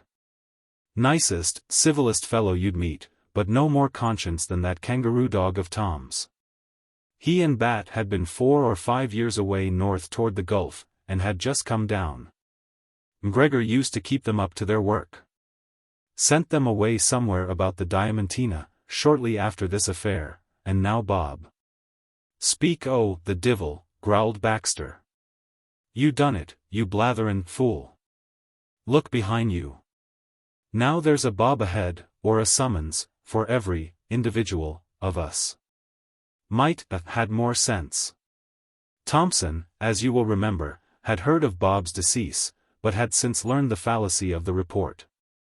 I was therefore, probably, the only person present who took for granted that McGregor's obnoxious familiar was so removed from further opportunity of mischief as to leave him a safe subject of conversation among people situated as we were. Hence the well-concealed disquietude of the company was nothing in comparison with my own perplexity, which, I trust, was no less successfully disguised. For it was Bob himself who had just ridden round a contiguous cape of lignum, and now, dismounting and throwing his reins on the ground, joined our unappreciative group. After folding his interminable legs in 2 places, and clasping his hands round his shins, this excrescence on society remarked, in basso profundo. Evenin', chaps. Evenin', came in sullen, but general, response. Then Baxter queried indifferently. Same ol' lay? Not me, replied the deep, low voice. Every man to his work. My work's Molockin, in a reservoir, with a Newchum weaver from Leeds for a mate, and a scoop that's nither make nor form, and the 10 worst bullocks ever was yoked. Well, Bob, said I. Though you gave me a fright, I must congratulate you. I heard you were dead. Wouldn't mind if I was dead, Collins.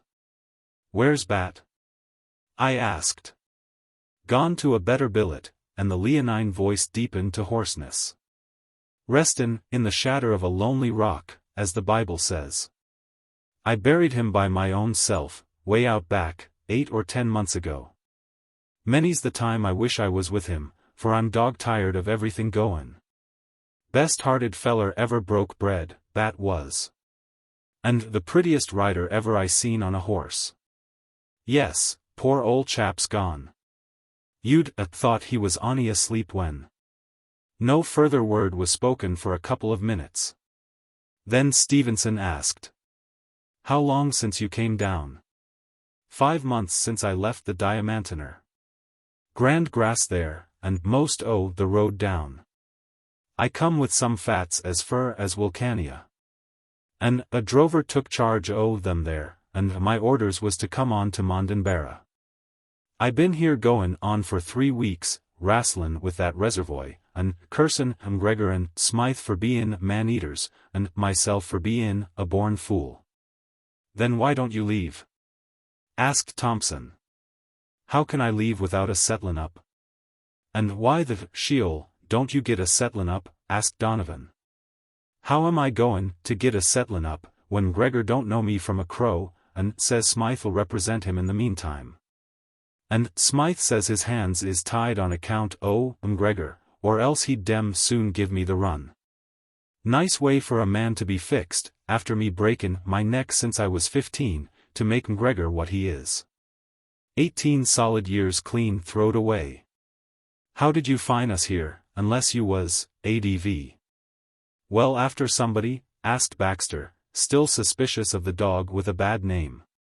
Well, I am after somebody. I'm after ol' McGregor, at least, I'll be after him as soon's I get this reservoir off my mind. Dare say I'll get you to understand by and by. See, just when Smythe wanted this job fixed up, he got a slant 14 bullocks, sold at a gift, for debt, and he thought that would be the cheapest way to get the work done. For he didn't want to engage any your sort, knowin' you'd loaf on the grass, and most likely make a song about it, and be the instigation of no end trouble watchin' the place. Well, them 14 was put in Sling-Ho's paddock for a fortnight before I come, and I could on'y muster 10. And me and this mate mine we made a start with that lot, not knowin' which was nearsiders, nor offsiders, nor leaders, nor nothing. Nice contract. Anyway, just before dark this evenin', I seen two the missin' ones in the adjoinin' paddock, so I rooted up one my horses, and fetched them in here. Then I heard a dog barkin' out this way, and I thought I'd come across to kill time, and then I happened to hear a lot Logan where them other blokes is camped. Which other blokes? Asked Saunders. Dan Lister and 3 Vic chaps. Be about half a mile out there. Dan's as sulky as a pig with these coves for fushing him, and they're Logan at him like 3 overgrown kids. They got 12 bullocks each. Dan tells me he dropped 2 out of his 18, comin' down from Multunya. Says one the chinks laid him on to this bit grass. 2 other fellers I met in the plain strangers to me, they had the very same yarn. Them heathens think I'm in charge here, and they're workin' a point to make me nasty with the chaps on the track. And if I was in charge, that's just the sort thing would put a hump on me. Sort offsider for a gang chinks. My word. Been many people workin' on this paddock lately? Asked Saunders innocently. Well, besides your 3 horses, there's been an odd team now and agin for the fortnight or 3 weeks I been here. Good many last night. Rallyin' up tonight. No business mine.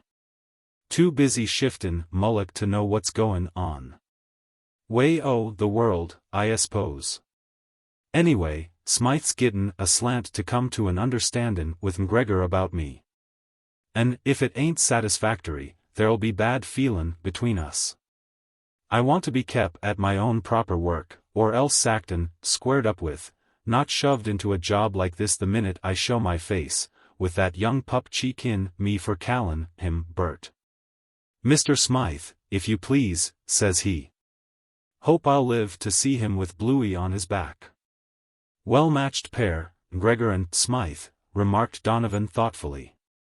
Wonder which of the 2 individuals is worst in the sight God. Toss-up, replied Bob. Same time, there's a lot difference in people, accordin' to the shape their head. There's Stewart of Kultopa, he don't demean hisself with little things, he goes in for big things, and gets there, and he's got the heart to make a proper use what money travels his road. Comes out a Christian. Then there's Smythe, his mind's so much took up with the tuppenny-thruppeny things that he can't see the big thing when it's starin' him in the face. Can't afford to come out anything but a peasant. Then there's McGregor, he goes in for big things and little things, and he goes in to win, and he wins, and all he wins is Donald McGregor. Comes out a bow constructor.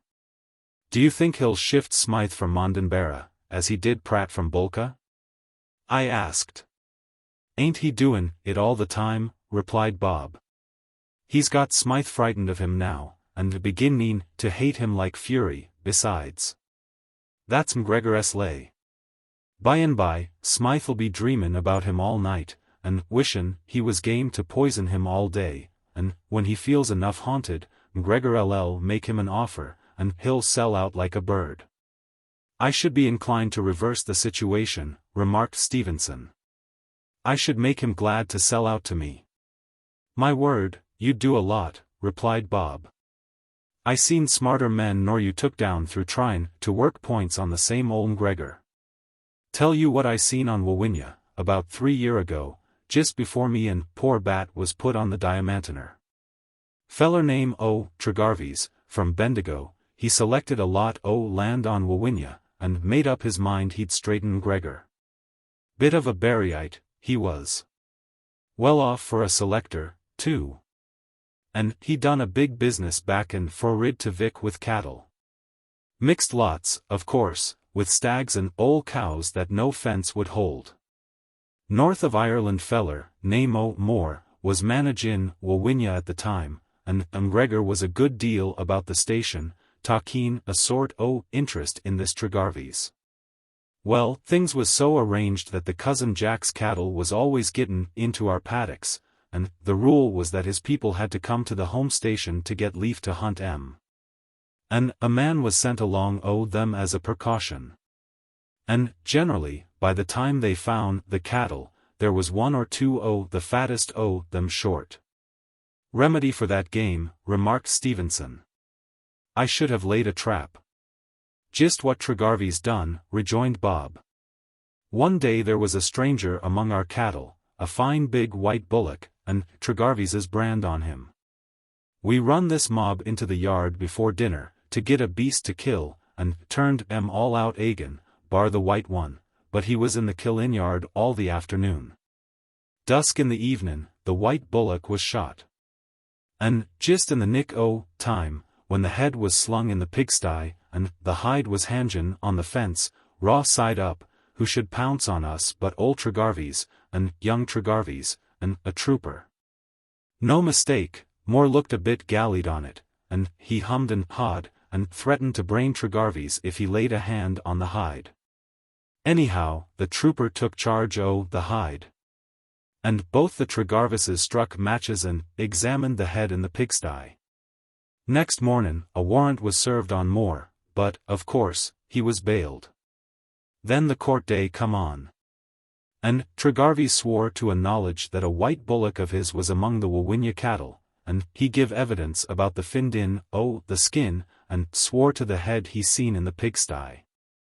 And young Tregarves, he swore he was watchin' with a telescope, and seen a white bullock o' there's yard with some more, and all the rest turned out. And he kept his eye on that white bullock all the afternoon, and he heard the shot, and went up with his ole man and the trooper. And he seen the raw hide hangin' on the fence, and the head in the pigsty, and a couple o' fellers hoistin' the carcage on the gallows. When the magistrate asked Moore if he wanted to make a statement, he said he was quite bewildered about it. He allowed he had picked the white bullock for killin', and he had give the order. But he'd swear the beast belonged to the station.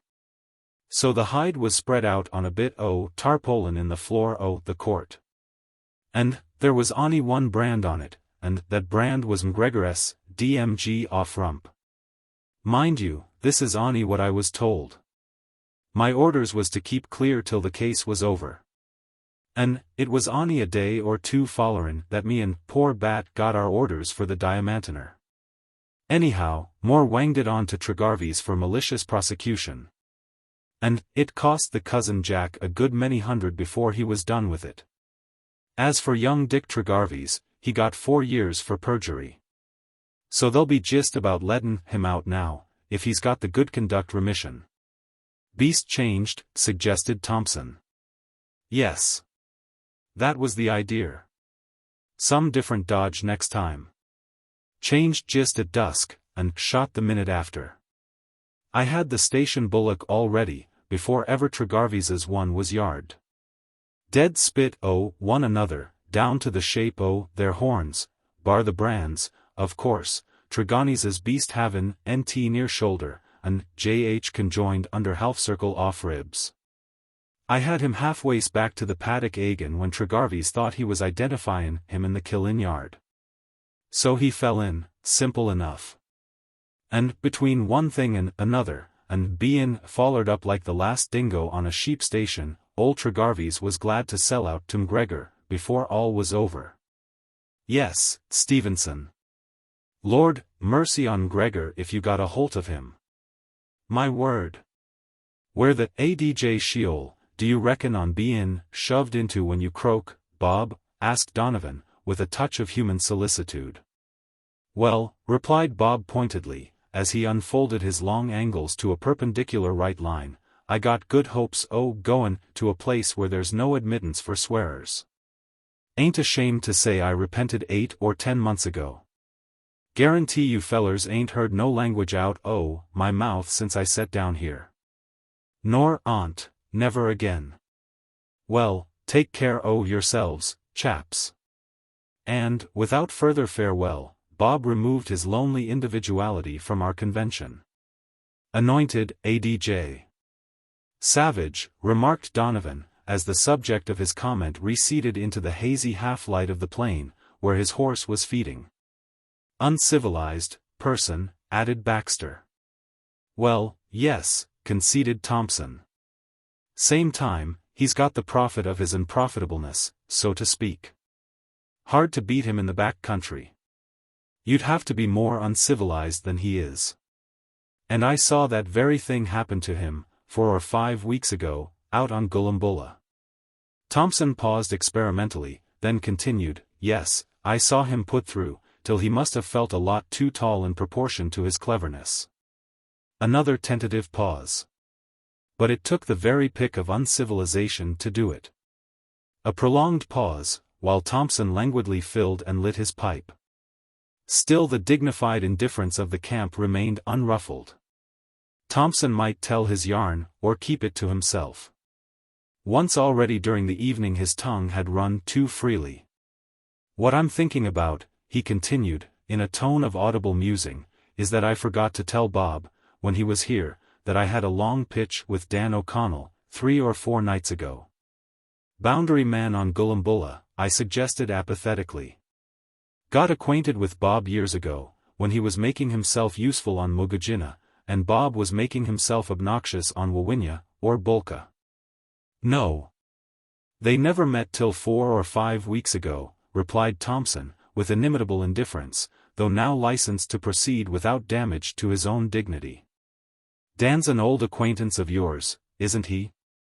I heard your name mentioned over the finding of a dead man, George something, had been fencing on Multunya, George Murdoch." "Yes." Thompson told a story well. I verily believe he used to practice the accomplishment mentally, as he sauntered along beside his team. He knew his own superiority here. His acquaintances knew it too, and they also knew that he knew it. Hence they were reluctant to minister occasion to his egotism. "Speaking of Bob," he continued listlessly, "I met him in the hut, at Kulkaroo, on the evening I got there with the load. He was on his way down from that new place of McGregor's, where he's been. And he had come round by Kulkaroo to see one of the very few friends he has in the world, but he lost his labor, for this cove had left the station more than a year before. However, we had been yarning for hours, and the station chaps were about turning in, when we heard someone coming in a hurry. No less than Webster himself, first time he had been in the hut since it was built, the chaps told me afterward. He had a leaf of a memorandum book in his hand. And says he, 'Child lost in the scrub on Gulumbulla. Dan O'Connell's little girl, 5 or 6 years old. Anybody know where there's any black fellows?' Nobody knew. 'Well, raise horses wherever you can, and clear at once,' says he. 'One man, for the next couple of days, will be worth a regiment very shortly. As for you, Thompson,' says he, 'you're your own master.' Of course, I was only too glad of any chance to help in such a case, so I went for my horse at once. Bob had duffed his 2 horses into the ration paddock, on his way to the hut, and had put them along with my mare, so that he could find them at daylight by the sound of her bell. This started me and him together. He lent his second horse to one of the station chaps, and the 3 of us got to Gulumbulla just after sunrise, first of the crowd. 25 mile. There was tucker on the table, and chaff for our horses, and, during the 20 minutes or so that we stayed, they gave us the outline of the mishap. Seems that, for some reason or other, valuation for mortgage, I'm thinking, the classer had come round a few days before, and Spanker had called in every man on the station, to muster the ewes. You know how thick the scrub is on Gulumbulla? Dan came in along with the rest, leaving his own place before daylight on the first morning. They swept the paddock the first day for about 3 parts of the ewes, the second day they got most of what was left. But Spanker wanted every hoof, if possible, and he kept all hands on for the third day. Seems, the little girl didn't trouble herself the first day, though she hadn't seen Dan in the morning. But the second day there was something peculiar about her, not fretful, but dreaming, and asking her mother strange questions. It appears that, up to this time, she had never said a word about the man that was found dead near their place, a couple of months before. She saw that her parents didn't want to tell her anything about it, so she had never showed any curiosity, but now her mother was startled to find that she knew all the particulars. It appears that she was very fond of her father, and this affair of the man perishing in the scrub was working on her mind. All the second day she did nothing but watch. And during the night she got up several times to ask her mother questions that frightened the woman. The child didn't understand her father going away before she was awake, and not coming back. Still, the curious thing was that she never took her mother into her confidence, and never seemed to fret. Anyway, on the third morning, after breakfast, her mother went out to milk the goats, leaving her in the house. When the woman came back, she found the child gone. She looked round the place, and called, and listened, and prospected everywhere, for an hour, then she went into the house, and examined. She found that the little girl had taken about a pint of milk, in a small billy with a lid, and half a loaf of bread. Then, putting everything together, the mother decided that she had gone into the scrub to look for her father. There was no help to be had nearer than the home station, for the only other boundary man on that part of the run was away at the muster. So she cleared for the station, 12 mile, and got there about 3 in the afternoon, not able to stand. There was nobody about the station but Mrs. Spanker, and the servant girl, and the cook, and the chow slushy, and Mrs. Spanker was the only one that knew the track to the ewe paddock. However, they got a horse in, and off went Mrs. Spanker to give the alarm. Fine woman. Daughter of old Walsh, storekeeper at Mugajina, on the Deniliquin side. It would be about 5 when Mrs. Spanker struck the ewe paddock, and met Broom and another fellow. Then the 3 split out to catch whoever they could, and passed the word round. Dan got the news just before sundown. He only remarked that she might have found her own way back, then he went for home as hard as his horse could lick. As the fellows turned up, one after another, Spanker sent the smartest of them, one to Kulkaroo, and one to Mulpa, and 2 or 3 others to different fencers' and tank sinkers' camps. But the main thing was black fellows. Did anybody know where to find a black fellow, now that he was wanted? Seems, there had been about a dozen of them camped near the tank in the cattle paddock for a month past, but they were just gone, nobody knew where. And there had been an old lubra and a young one camped within a mile of the station, and an old fellow and his lubra near one of the boundary men's places, but they all happened to have shifted. And no one had the slightest idea where they could be found. However, in a sense, everyone was after them. But, as I was telling you, we had some breakfast at the station, and then started for Dan's place. 7 of us by this time, for another of the Kulkaroo men had come up, and there were 3 well sinkers in a buggy. This was on a Thursday morning. And the little girl had been out 24 hours. Well, we had gone about 7 mile, with crowds of fresh horse tracks to guide us. And we happened to be going at a fast shog, and Bob riding a couple or 3 yards to the right, when he suddenly wheeled his horse round, and jumped off. "How far is it yet to Dan's place?" says he. 5 mile, says one of the well sinkers. "We're just on the corner of his paddock." "Got tracks?" "Yes," says Bob. "I'll run them up, while you fetch the other fellows. Somebody look after my horse." And by the time the last word was out of his mouth, he was 20 yards away along the little track. No trouble in following it, for she was running the track of somebody that had rode out that way a few days before, thinking it was her father's horse, poor little thing. Apparently she had kept along the inside of Dan's fence, the way she had generally seen him going out, till she came to the corner, where there was a gate. Then she had noticed this solitary horse's track striking away from the gate, out to the left, and she had followed it. However, half a mile brought us to a patch of hardish ground, where she had lost the horse's track, and there Bob lost hers. Presently he picked it up again. But now there was only her little boot marks to follow. "A goot dog would be wort 50 men dear, I tink," suggested Hellsmock. "Same thought struck several of us, but it didn't strike Bob," replied Thompson. Fact, the well-sinkers had brought a retriever with them in the buggy. A dog that would follow the scent of any game you could lay him on, but they couldn't get him to take any notice of the little girl's track. Never been trained to track children, and how were they going to make him understand that a child was lost? However, while two of the well-sinkers were persevering with their retriever, the other fellow drove off like fury to fetch Dan's sheepdog, making sure that we would only have to follow him along the scent.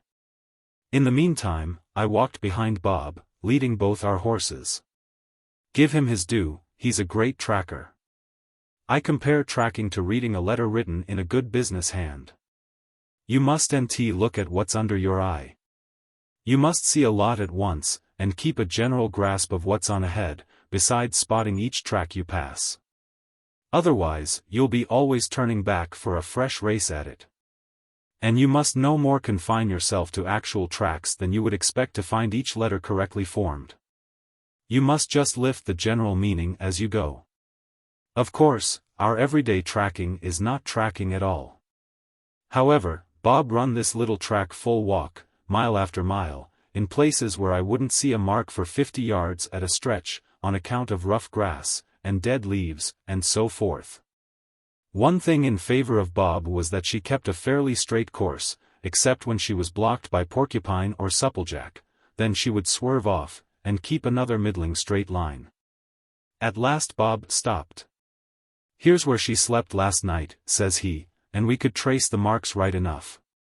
We even found some crumbs of bread on the ground, and others that the ants were carrying away. She had made 12 or 14 miles in the day's walk. By this time, several chaps had come from about Dan's place, and they were still joining us in 2s and 3s.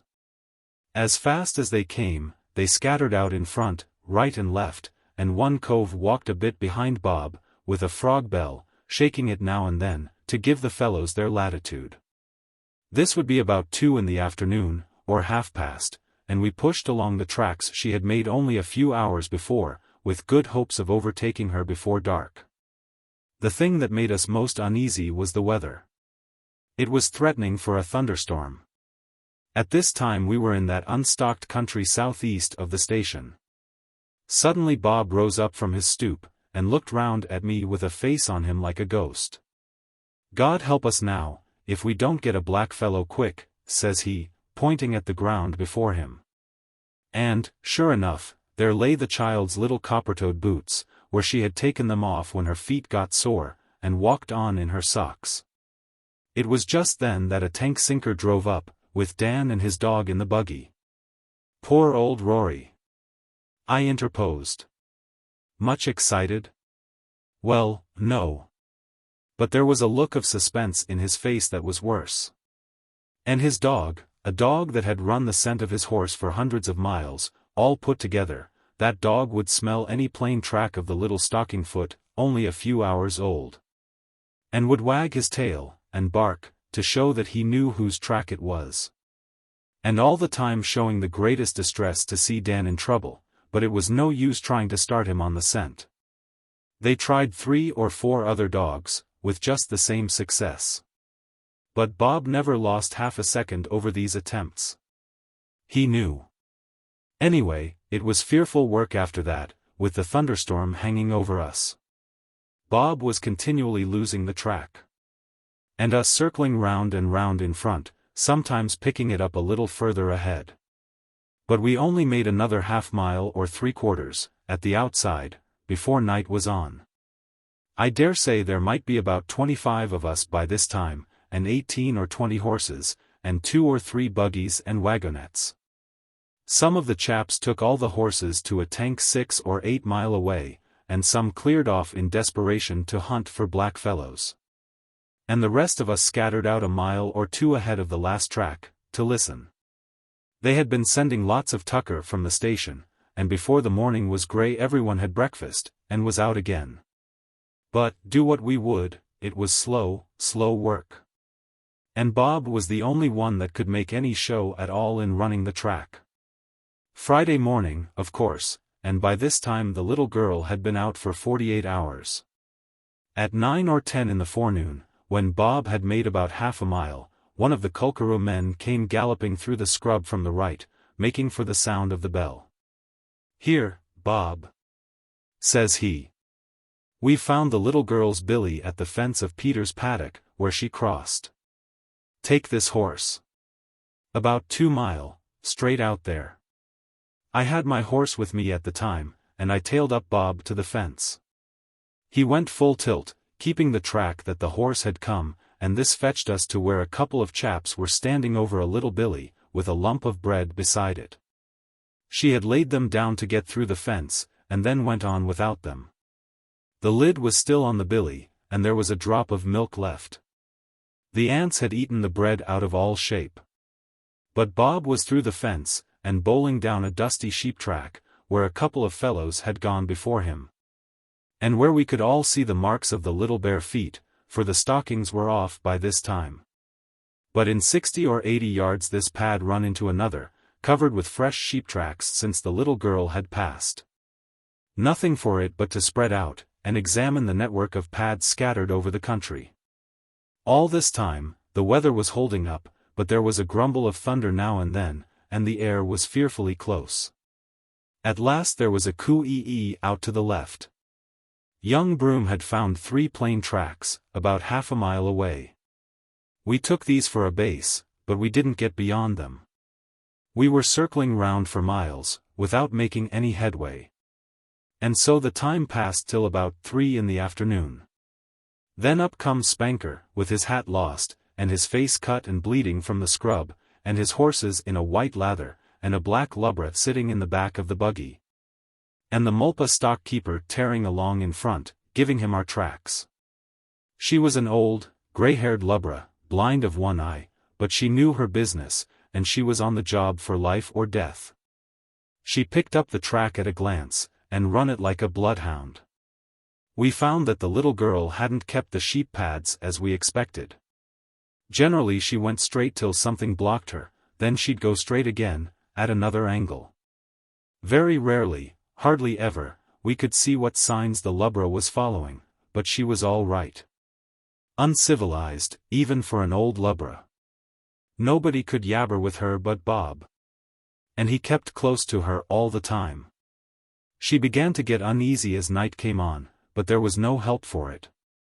She went slower and slower, and at last she sat down where she was. We judged that the little girl had made about 17 mile to the place where the lubra got on her track, and we had added something like 4 to that. Though, mind you, at this time we were only about 12 or 14 mile from Dan's place, and 8 or 10 mile from the home station.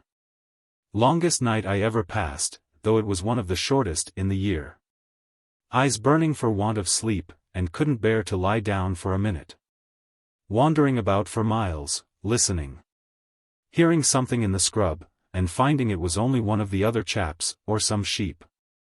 Thunder and lightning, on and off, all night, even 2 or 3 drops of rain, toward morning. Once I heard the howl of a dingo, and I thought of the little girl, lying worn out. Half asleep and half fainting, far more helpless than a sheep, and I made up my mind that if she came out safe I would lead a better life for the future. However, between daylight and sunrise, being then about a mile, or a mile and a half, from the bell, I was riding at a slow walk, listening and dozing in the saddle. When I heard a far-away call that sounded like "Dad-dee." It seemed to be straight in front of me, and I went for it like mad. Hadn't gone far when Williamson, the Narangi, was alongside me. "Hear anything?" says I. "Yes," says he. Sounded like "Daddy." "I think it was out here." "I think it was more this way," says I, and each of us went his own way. When I got to where I thought was about the place, I listened again, and searched round everywhere. The bell was coming that way, and presently I went to meet it, leading my horse, and still listening. Then another call came through the stillness of the scrub, faint, but beyond mistake, "Dad-dee." There wasn't a trace of terror in the tone, it was just the voice of a worn-out child, deliberately calling with all her might. Seemed to be something less than half a mile away. But I couldn't fix on the direction, and the scrub was very thick. I hurried down to the bell. Everyone there had heard the call, or fancied they had, but it was out to their right, not in front. Of course, the lubra wouldn't leave the track, nor Bob, nor the chap with the bell, but everyone else was gone, Dan among the rest. The lubra said something to Bob. "Pickaninny tumble down here again," says Bob. "Getting very weak on her feet." By and by, Pickaninny plenty tumble down. It was pitiful, but we knew that we were close on her at last. By this time, of course, she had been out for 72 hours. I stuck to the track, with the lubra and Bob. We could hear some of the chaps coo-eeing now and again, and calling Mary. Bad line," muttered Saunders impatiently. "Seemed to confuse things, anyway," replied Thompson. And it was very doubtful whether the little girl was likely to answer a strange voice. At last, however, the lubra stopped, and pointed to a sunbonnet, all dusty, lying under a spreading hop bush. She spoke to Bob again. "Pickaninny sleep here last night," says Bob. And that was within 100 yards of the spot I had made for after hearing the first call. I knew it by 3 or 4 tall pines, among a mass of pine scrub. However, the lubra turned off at an angle to the right, and run the track, not an hour old, toward where we had heard the second call. We were crossing fresh horse tracks every few yards. And never 2 minutes but what somebody turned up to ask the news. But to show how little use anything was except fair tracking, the lubra herself never saw the child till she went right up to where she was lying between 2 thick, soft bushes that met over her. And hid her from sight. "Asleep?" I suggested, with a sinking heart. No. She had been walking along, less than half an hour before, and she had brushed through between these bushes, to avoid some prickly scrub on both sides. But there happened to be a bilby hole close in front, and she fell in the sort of trough, with her head down the slope, and that was the end of her long journey. It would have taken a child in fair strength to get out of the place she was in, and she was played out to the last ounce. So her face had sunk down on the loose mold, and she had died without a struggle. Bob snatched her up the instant he caught sight of her, but we all saw that it was too late. We coo-eed, and the chap with the bell kept it going steady. Then all hands reckoned that the search was over, and they were soon collected round the spot. Now, that little girl was only 5 years old, and she had walked nothing less than 22 miles, might be nearer 25. There was a minute's silence. Personal observation, or trustworthy report, had made every one of Thompson's audience familiar with such episodes of new settlement. And, for that very reason, his last remark came as a confirmation rather than as an overstatement. Nothing is more astonishing than the distances lost children have been known to traverse. How did poor Rory take it? I asked. Dan? Well, he took it bad. When he saw her face, he gave one little cry, like a wounded animal. Then he sat down on the bilby heap, with her on his knees, wiping the mold out of her mouth, and talking baby to her. Not one of us could find a word to say. But in a few minutes we were brought to ourselves by thunder and lightning in earnest, and the storm was on us with a roar. And just at this moment Webster of Culkaroo came up with the smartest black fellow in that district. We cleared out one of the wagonettes, and filled it with pine leaves, and laid a blanket over it. And Spanker gently took the child from Dan, and laid her there, spreading the other half of the blanket over her. Then he thanked all hands, and made them welcome at the station, if they liked to come. I went, for one, but Bob went back to Culkaroo direct, so I saw no more of him till tonight. Poor Dan. He walked behind the wagonette all the way, crying softly, like a child, and never taking his eyes from the little shape under the soaking wet blanket. Hard lines for him. He had heard her voice calling him, not an hour before, and now, if he lived till he was 100, he would never hear it again. As soon as we reached the station, I helped Andrews, the storekeeper, to make the little coffin. Dan wouldn't have her buried in the station cemetery. She must be buried in consecrated ground, at Hay. So we boiled a pot of gastar to the quality of pitch, and dipped long strips of wool bale in it, and wrapped them tight round the coffin, after the lid was on, till it was 2-ply all over. And as hard and close as sheet iron. Aye, and by this time more than a dozen blackfellows had rallied up to the station. Spanker arranged to send a man with the wagonette, to look after the horses for Dan. The child's mother wanted to go with them, but Dan refused to allow it, and did so with a harshness that surprised me. In the end, Spanker sent Ward, one of the Naranjis. I happened to camp with them 4 nights ago, when I was coming down from Kulkaroo, and they were getting back to Gulumbulla. However, added Thompson, with sublime lowliness of manner, that's what I meant by saying that, in some cases, a person's all the better for being uncivilized. You see, we were nowhere beside Bob, and Bob was nowhere beside the old lubra. Had you much of a yarn with the poor fellow when you met him? I asked. Evening and morning only, replied Thompson, maintaining the fine apathy due to himself under the circumstances. I was away all night with the bullocks, in a certain paddock. Didn't recognize me. But I told him I had been there, and then he would talk about nothing but the little girl. Catholic priest in Hay sympathized very strongly with him, he told me, but couldn't read the service over the child, on account of her not being baptized. So Ward read the service. His people are English Catholics.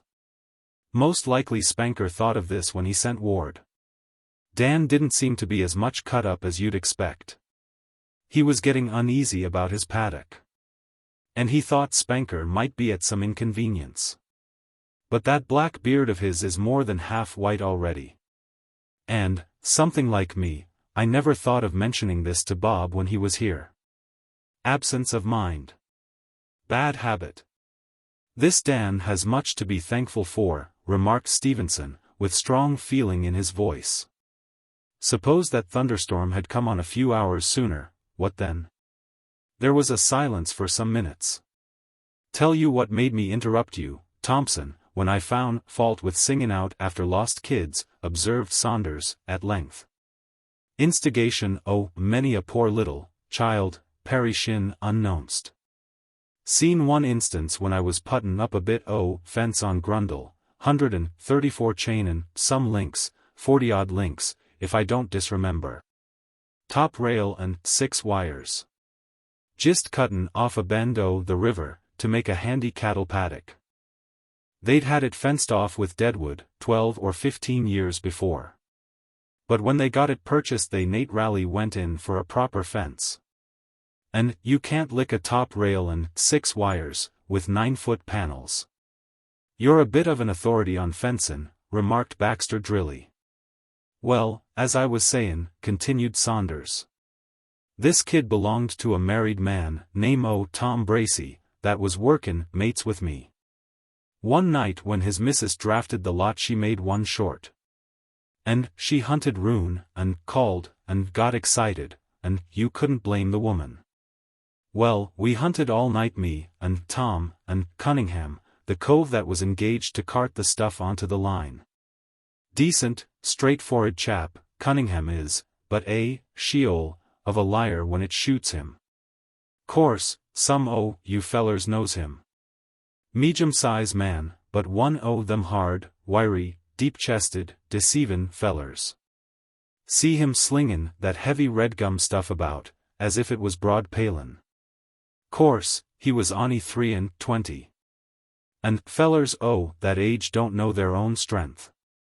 His bullocks was fearful low at the time, on account of a trip he had out to Wilcannier with flour. And that's how he come to take this job. Never mind Cunningham, he's dead now, observed Donovan indifferently. Well, as I was tellin' you, pursued Saunders, we walked that bend the whole ADJ night, singin' out Henry, and in the mornin' we was just as fur as when we started. Tom, he clears off to the station before daylight, to get help, and by this time I'd come to the conclusion that the kid must be in the river, or out on the plains. I favored the river a lot. But I bethought me where this deadwood fence had been burnt, to get it out our road, before the grass got dry. So I starts at one end to examine the line soft ashes that divided the bend off the plain, and hardly a sign traffic across it yet. Hadn't went, not 15 chain, before I bumps up agin the kid's tracks, plain as ABC, crossin' out towards the plain. QES for Cunningham, shows him the tracks. And the two of us follers the line ashes right to the other end, to see if the tracks come back. No, ADJ, tracks. So we tells the missus, and she clears out for the plain, and me after her. Cunningham, he collars his horse, and out for the plain too. Station chaps turns up, in ones and twos, and when they seen the tracks, they scattered for the plain too. Mostly young fellers, on good horses, some them good enough to be worth enterin' for a saddle, or the like that. Curious how horses was better and cheaper them days nor what they are now. I had a brown mare that time, got her off of a traveler for 3 notes, and you'd pass her by without lookin' at her. But of all the deceivin' goers you ever come across. No odds about the mare, she's dead long ago, interposed Thompson. About 2 o'clock, continued Saunders cheerfully, I was dead beaten, leg tired, and I went back to the tent, to get a bite to eat. And, comin' back agin, I went roun' to have another look at the tracks. Now, thinks I, what road would that little wanderer be likeliest to head from here? And I hitches myself up on a big old black log that was layin' about a chain past the tracks, and I set there for a minute, thinkin' like Sheol. You wouldn't call it a big log for the Murray or the lower Goulben, but it was a fair-size log for the Murrumbidgee. I seen some whoppin' redgums in Gippsland too. But the biggest one I ever seen was on the Goulben. Course, when I say big, I mean measurement, I ain't thinkin' about holler shells, with no timber in 'em. This tree I'm speakin' about had 11,200 and some odd feet timber in her, and Jack Hargrave, the feller that cut her. His troubles is over too, murmured Baxter. Well, as I was tellin' you, I begun to fancy I could hear the whimper of a kid, far away. 'Magination, thinks I, lease ns fit to break my ADJ neck. Here's it agin. Seemed to come from the bank the river. Away I goes, hunts roun' lease ns, calls Henry. Lease ns agin. Not a sound. Couple the station hands happened to come roun', and I told them. Well, after an hour Searchin and lease neen. The 3 of us went back to where I heard the sound. I hitches myself up onto the log agin, and says I. This is the very spot I was, says I, when I heard it. And before the word was out my mouth, verb, me if I didn't hear it agin. There you are, says I. What the Sheol are you blatherin' about, says they. Don't you hear the ADJ, kid, says I. Oh, that ain't the kid, you ADJ, fool. Says they, lookin' as wise as Solomon, and not lettin' on they couldn't hear it. But for an all, they parted, and rode roun', as slow as they could crawl, stoppin' every now and agin, and listening for all they was worth, and me settin' on the log, puzzlin' my brains. At last I hears another whimper. There you are again, says I. And one cove, he was stopped close in front the butt end the log at the time. And he jumps off his horse, and sticks his head in the holler the log, and lets a oath out of him. Fearful feller to swear, he was. I disremember his name geez now. But he'd been on Grundle ever since he bolted from his old man's place, in Bullock Forest, on account of a lickin' he got, and it was hard to best him among sheep. And now I recollect his name was Dick, it's just on the tip o' my adj tongue. No matter his name, interposed Helsmock, he have joined der grot majority too. Well, as I was sayin', continued the patient Saunders, we leased Ned at the mouth o' the holler, and heard the kid whinin' inside, and when we sung out to him, he was as quiet as a mouse. And we struck matches, and tried to see him, but he was too fur along, and the log was a bit crooked, and when you got in a couple o' yards, the hole was so small you'd wonder how he done it. Anyhow, the 2 station blokes rode out to pass the word, and the crowd was there in half an hour. The kid was a good 30 foot up the log. And there was no satisfaction to be got out of him. He wouldn't shift, and by we come to the impression that he couldn't shift. And at last we had to chop him out, like a bee's nest. Turned out after that the little stray had found himself out of his latitude when night come on. And he'd got gumption enough to set down where he was, and wait for mornin'. He'd always been told to do that, if he got lost. But by he heard Henry boomin' and bellarin' backin' forrid across the bend in the dark, and he thought the booty man, and the bunyip, and the banshee, and Sheol, knows what all, was after him. So he found this holler log, and he thought he couldn't get fur enough into it. He was about 7-year-old then. And that was in 71, the year after the big flood, and the shearin' was just about over. How old would that make him now? 19 or 20. He left his old man 3 year ago, to travel with a sheep drover, name Sep Halliday, and he's been with the same bloke ever since. Mos likely some you chaps knows this Sep. Stout but of a feller, with a red beard. Used to mostly take flocks for truckin' at Deniliquin. But that got too many at it, like everything else, and he went out back, Cooper's Creek way, with 3,000 gunbar youse, the beginning o' last winter. And I ain't heard of him since he crossed at Wilcannier. No wonder, I observed. He's gone aloft, like the rest. There was a pause, broken by Stevenson, in a voice that brought constraint on us all. Bad enough to lose a youngster for a day or two, and find him alive and well. Worse, beyond comparison, when he's found dead, but the most fearful thing of all is for a youngster to be lost in the bush, and never found, alive or dead. That's what happened to my brother Eddie, when he was about 8-year-old. You must remember it, Thompson. Wasn't my father out on the search? Replied Thompson. Tom's father, too. You were living on the upper Campaspe. Yes, continued Stevenson, clearing his throat. I've been thinking over it every night for these 25 years, and it seems to me the most likely thing that could have happened to him was to get jammed in a log. Like that other little chap.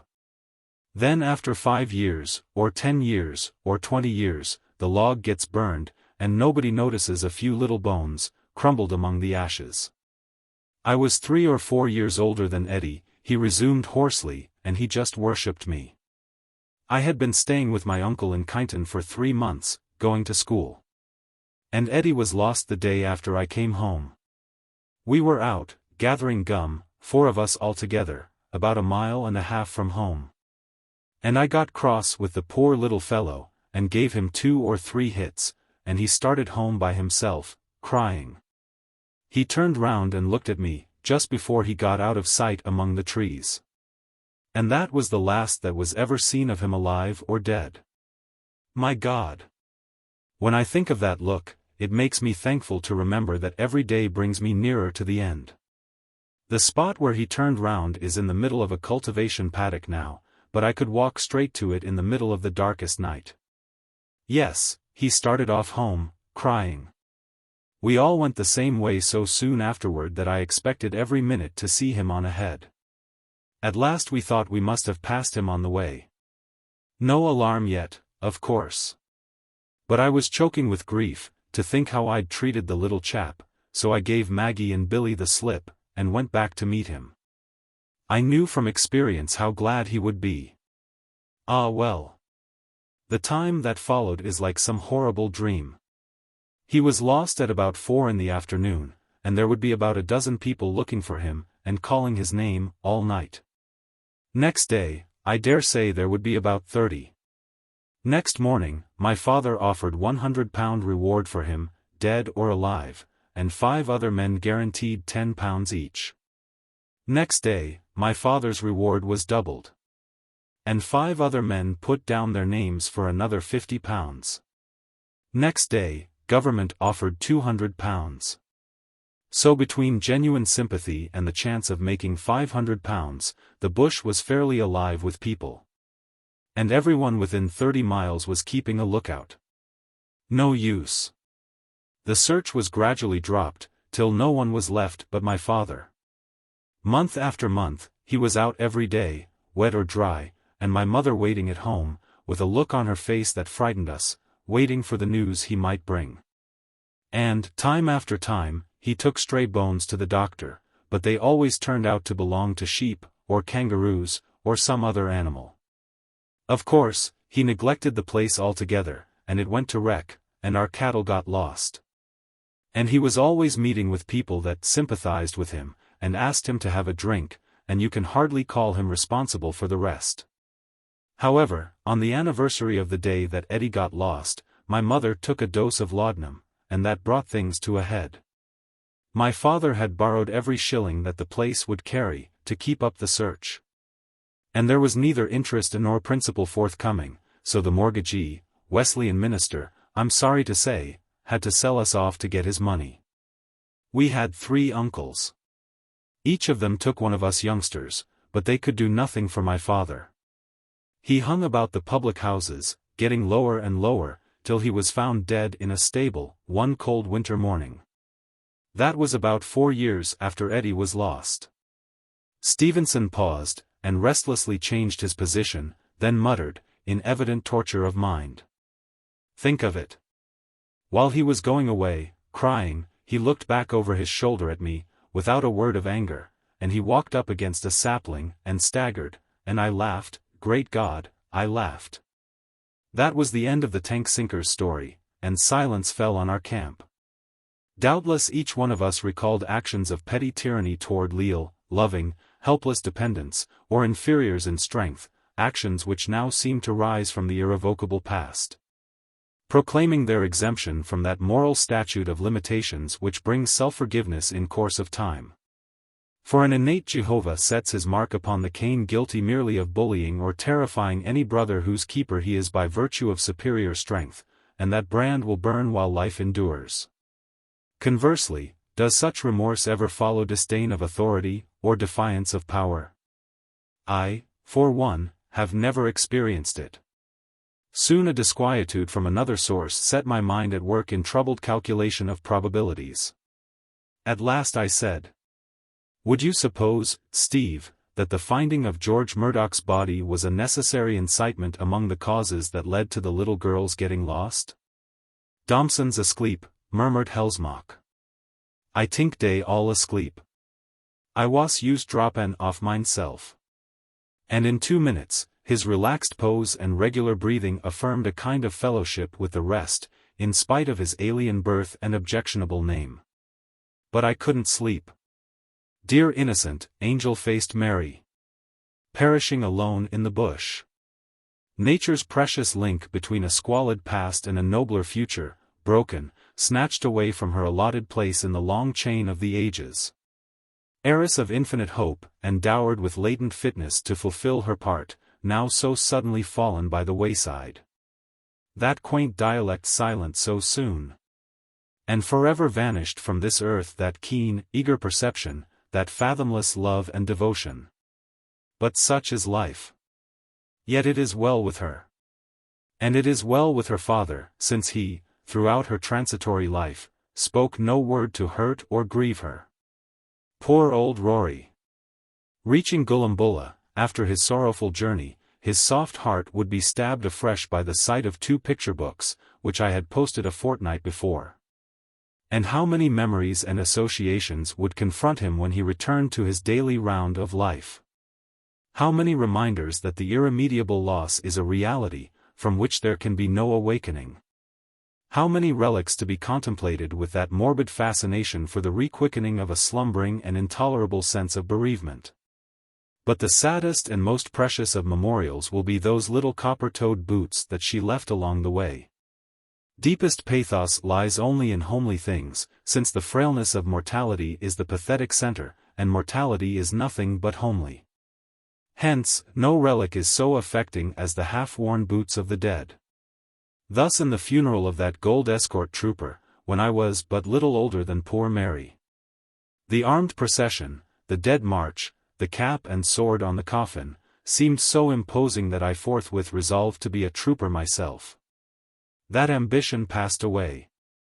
But the pathos of the empty boots, reversed in the stirrups of the led horse, has remained with me ever since. From sad reflections, I seemed to be thus drifting into philosophic musing, when Hellsmock shook me gently by the shoulder. A glance at the setting moon showed that I had been asleep, and that it was long past midnight. Here, therefore, ends the record of January the 9th. And you might imagine this chapter of life fitly concluded. But sometimes an undercurrent of plot, running parallel with the main action, emerges from its murky depths, and causes a transient eddy in the interminable stream of events. Something of this kind occurred on the morning of the 10th. "Collins," said the Dutchman softly. "Don wake op der Ottervellers, do no goot use now. I gone way round der Licknum, und der bullock und der horse not dear. Not 10 kronk, I hope. Me's well come another trip." I left my lair, and we walked out across the plain, followed by the faithful pup. When we had ranged for an hour, in half-mile zigzags, day began to break. And nothing had turned up, except 4 of Stevenson's horses. But we heard, through the stillness of the dawn, a faint, faraway trampling of hoofs.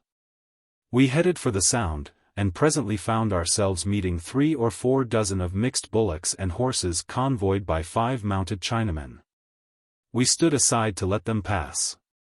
By this time, an advancing daylight enabled me to recognize the roan horse of Sam Young, also called Paul, with a rider who was more likely to be that proselyte than anyone else.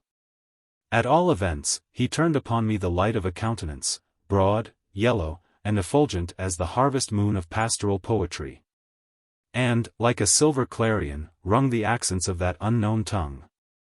"Opang Sun Lo. Missa Colin. Sun Lo.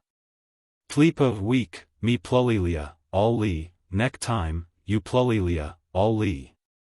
Missa smite talki you bimbi. Haka long si ho. You lescu wallagal elp bullock, You kill lee me, by cli. Wh you holes. Ling tang han me. My wood, plinidad plully goo glass, no fia. Hai lung sing alo. Goo Molnan, Missa Hellsmock, chanted another yellow agony. Nici Molnan, Missa Hellsmock. Wafo you telli me la wintel you sklo my plully neck. Lak no halong li. Missa smite wakey you up, Tylan ahead you holes. Mandisling lohi. Donder und blitzen, retorted the Dutchman, striding toward the escort, which scattered at his approach. Jomp off dem alt crocs, every man yak of you, und swelt mein Gott. I will paunch der head of der vive of you altogether mit, ef so mach der judge siegs mons pot me into der Yale bot. Hellsmock, said I, restraining him, upon the heat and flame of thy distemper sprinkle cool patience. Let us accept the situation with dignity. Let us pit the honest frankness of the played-out Caucasian against the cunning of the successful Mongol. Then, addressing the Turanian horde, and adapting my speech to the understanding of our lowest types, my word. I exclaimed admiringly, you take budgery rise out a whitepeller, John. Marajig you. Borik you shift that peller bullock, Borik you shift that peller Yeraman. Whitepeller gibbet you 5 bob, buy it opium. You savvy? Bale whitepeller tell boss. Bimeby Whitepeller yabber like it, Chinaman berry good yabber likeit, come and have a drink, John, yabber like it, Chinaman brother belong a Whitepeller. You savvy, John? Lack hilo hen slung. Caroled a third chow disdainfully. You go hell lee shut up. European ali sem plully hull. Lumlano sun hi me. And the raiders went on their way, warbling remarks to each other in their native tongue, while the discomfited foreign devils hurried toward their camp, to give the alarm. But Baxter, Donovan, Thompson, and Saunders had already gone out to feast their eyes on the change which such a night would make in the appearance of their stock. Stevenson was just getting on his feet, and feeling for his pipe. Cartwright was still asleep. It seemed a pity to disturb him. Sharply wedded to this form of self-indulgence by hardship that would have finished any civilized man, he had gently dozed off as the last bite of a copious and indigestible supper reached his emu stomach, and had never moved since. Now who dey thought them chinks was so suddent, he mused, as I woke him with the tidings. Trapped. Gosh, what a slant I'd had at that fellow, horsebatic, if I'd ony knowed. Cut and dried, I be bound. No good che win over it now, anyhow. After you with them matches, Stevenson, mine's all done. Barefooted Bob's mixed up in this, remarked Stevenson, handing the matches. Now, who would have suspected it, from his manner last night? But no one is to be trusted. Better take our saddles and bridles with us. In respect of imbecility and ignorance, I grant you, I replied. But in respect of deliberate deceit, most men are to be trusted. By the way, there's 4 of your frames left, out near those culebras. Stake the question on Bob, he suggested. May as well catch them, and ride. So be it, to both proposals. The sun was now above the indefinable horizon, looming blood-red through the smoky haze. All objects, even in the middle distance, showed vague and shadowy. But, knowing which way the marauders had taken their prey, we went after them, making a slight detour to secure the 4 horses. But we were just in time to discern a Chinese patrol tailing the same beasts toward a larger detachment, which was moving in the direction taken by the earlier draft. We followed. And, for my own part, even if I had not been personally interested, I should have judged it well worth going a mile to witness the strong situation which supplied a sequel to our homely little drama. Precise and faithful execution, cooperating with masterly strategy, had realized one of the most magnificent hauls of assorted trespassers that I have been privileged to survey. I jotted down a memo of the numbers. There were 254 head of overworked and underfed beasts, 173 bullocks and 81 horses. These were in the custody of 9 Mongolians, 2 young Australians, and 2 gentlemen, the latter being Mr. Smythe and Bert. Also, 7 bullocks and 3 horses left their bones in the paddock, as evidence of the bitter necessity which had prompted this illegal invasion of pastoral leasehold. There were, including myself, 23 claimants, present in person, or arriving by 2s or 3s. A few of these were ludicrously abashed, others were insolent. But the large majority observed a fine nonchalance, shading down to apathy. And Mr. Smythe, true to his order of mind, treated the first with outrageous contumely, the second with silent contempt, and the third with a respect born of vague disquietude and anxiety for the morrow. A squatter, just or unjust, generous or avaricious, hardy or exclusive, debonair or harsh, should be a strong man. This was a weakling, and my soul went forth in genuine compassion for him.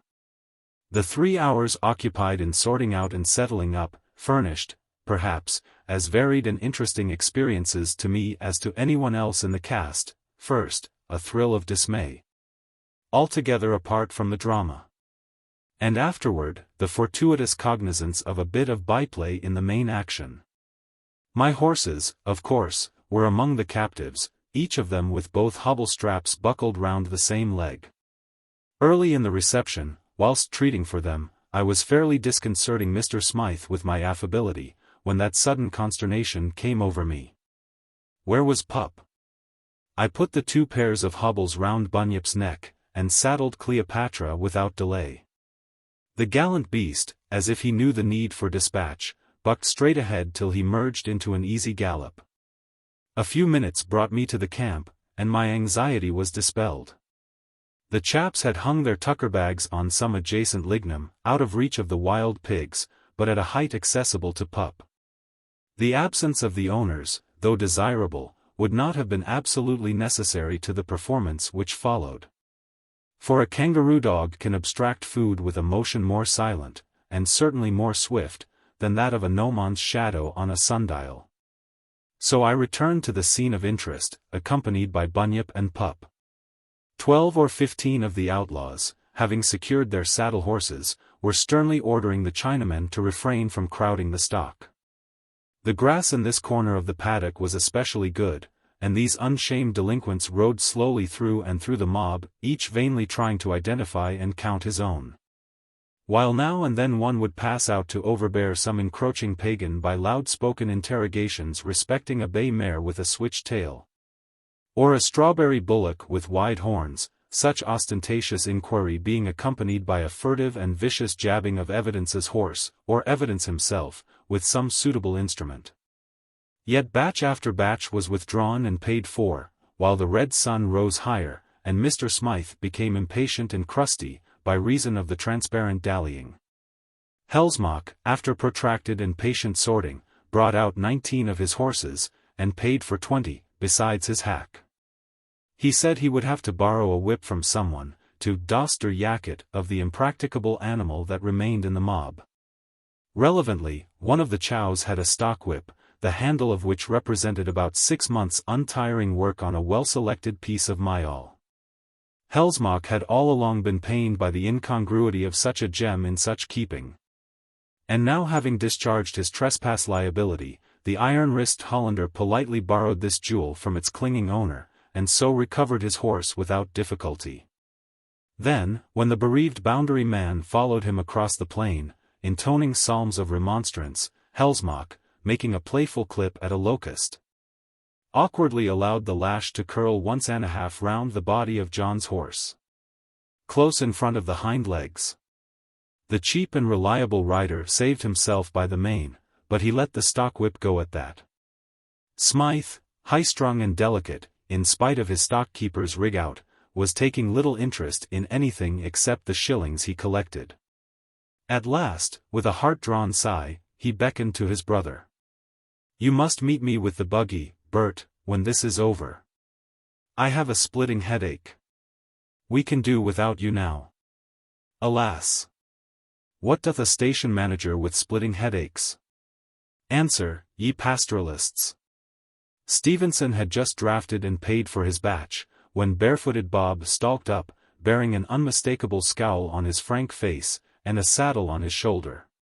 "Did you receive my message last night, Bob?" demanded Smythe.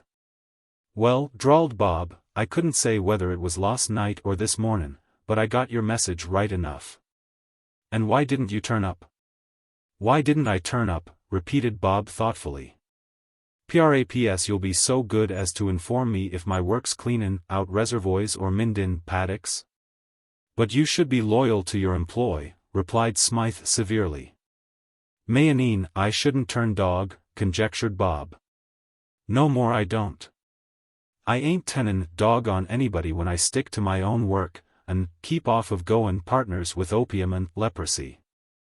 Same time, mind you, I'd be tennin' dog on the station if I took advantage o' your message, to go round warnin' the chaps that was workin' on the paddock.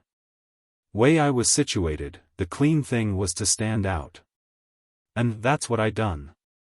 Meanwhile, Stevenson had lingered to feel his pockets, sort his papers, examine his horse's legs, and so forth, while his draft spread out over the grass. "You were right, and I was wrong," he remarked, aside to me. "Bob is trustworthy, ruthlessly so. Only in respect of conscience, which is mere moral punctilio, and may coexist with any degree of ignorance or error," I replied. "I wouldn't chance sixpence on his moral sense, nor on yours, either. Thank you, both for the lesson and the compliment. Don't forget to call round at my camp, any time you're crossing Cullybuka. Goodbye. Are your bullocks here, Bob? Demanded Smythe. Horses too, replied Bob. Ain't you lookin' at them? But Smythe didn't know half a dozen beasts on the station. And Bob, as he afterward told me, was aware of his boss's weakness in individuality.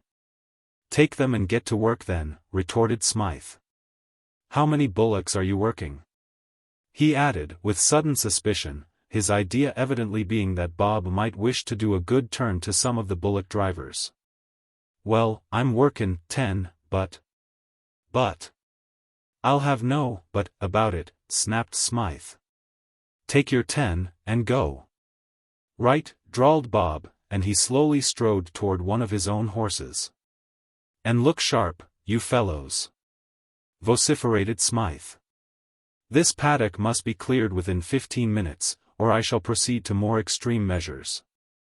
Whereupon Thompson withdrew his lot, deliberately followed by 4 other culprits, whose names are immaterial.